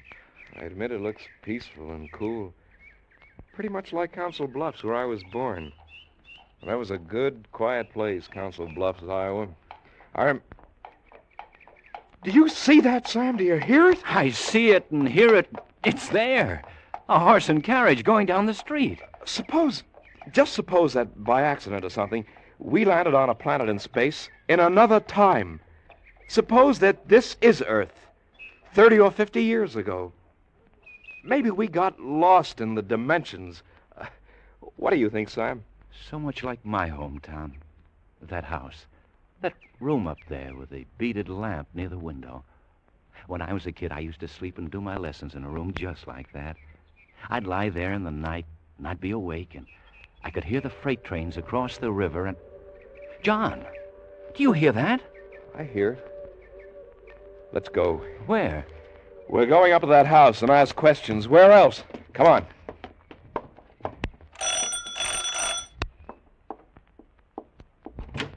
Yes, can I help you? I beg your pardon, but we want... If you're selling something, I'm much too busy and I haven't time. We're all at supper. Oh, wait, don't go. What town is this? What do you mean, what town is this? How could you be in a town and not know what town it was? Oh, I beg your pardon, but we're strangers here. We're from Earth. And we want to know how this town got here, how you got here. Are you census takers? No. What do you want, then? How long has this town been here? It was built in 1868. Is this a game? Oh, no, not a game. Look, try to understand. We're from Earth. From where? From Earth. Where's that? The Earth? What? Out of the ground, do you mean? Oh, no, from the planet Earth. Come out on the porch, please, and I'll show you. No, I won't come out there. You're evidently quite mad from the sun. Let me try, John. Lady, we came in a flying ship across space among the stars. We came from the third planet from the sun, Earth, to this planet, which is Mars. Now, do you understand? You're touched from the sun, too. Go away now before I call my husband from his supper. He'll beat you up. That's what he'll do. But this is Mars, isn't it? This is Green Lake, Ohio, on the continent of America, surrounded by the Pacific and Atlantic Oceans on a place called the world, or sometimes the Earth. Go away now. Go away. Let's take a walk, Sam. Yeah. Sam? Yeah? There's something going on here. Something we don't understand. I want you to go back to the ship. If anything out of the way happens, lift the ship and get out. But, John... That's an order, Sam. All right, if it's an order. John, look. Look at that woman walking toward us. Oh, what about her? Well, she looks like... Sam! Oh, Sam, you look fine, so grown up. Sam, don't you know me? It's your grandma, your old grandma. Grandmother? What's wrong, Sam? This is a happy meeting. And who is this friend of yours? This is Captain John Black. John, this is my grandmother. Grandmother? So help me. So help me, John. This is my grandmother. She's dead. Died 30 years ago. But this is my grandmother. Well, there's no sense standing here on the street. You just come along to my house. We've so much to talk about. You too, Captain. And a friend of my grandson's is mine, too. Now, don't stand there with your mouths open. Come on.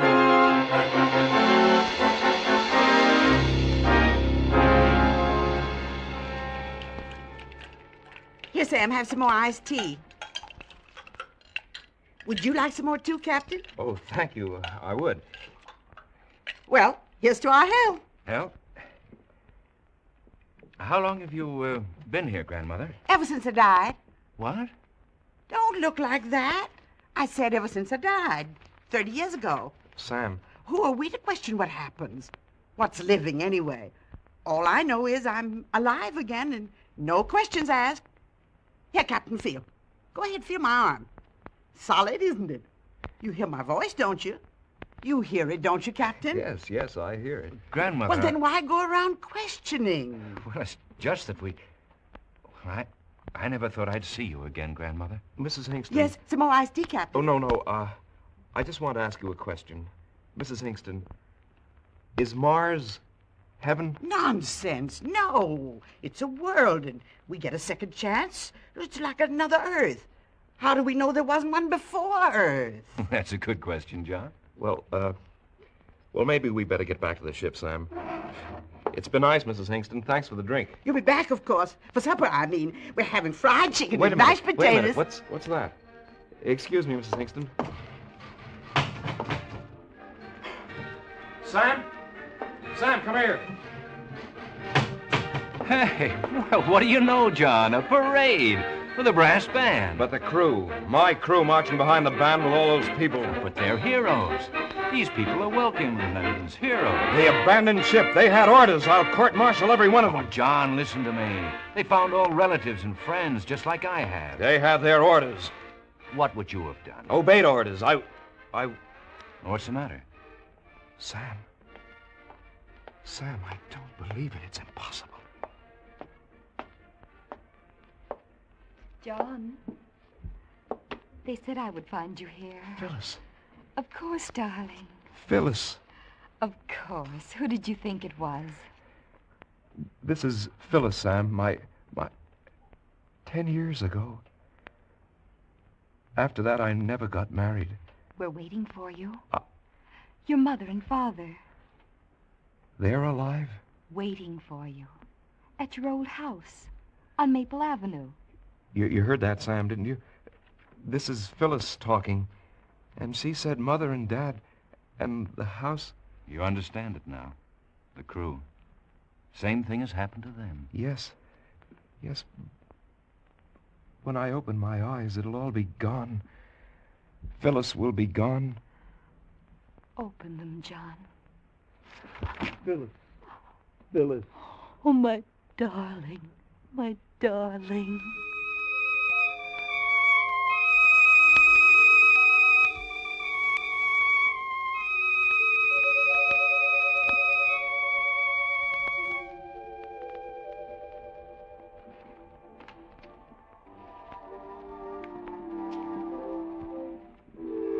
It's good to see you children dancing together again. Your mother would have enjoyed it so much, John. I must have worn her out with all my questions. Don't worry about it, son. She'll get a good rest tonight. Then in the morning, the days after... We have so much time now, son. We'll all be together. You and Phyllis, your mother and I. So much time. Yes. Oh, don't go away from me, John. Hold me closer. Oh, I've dreamed so long.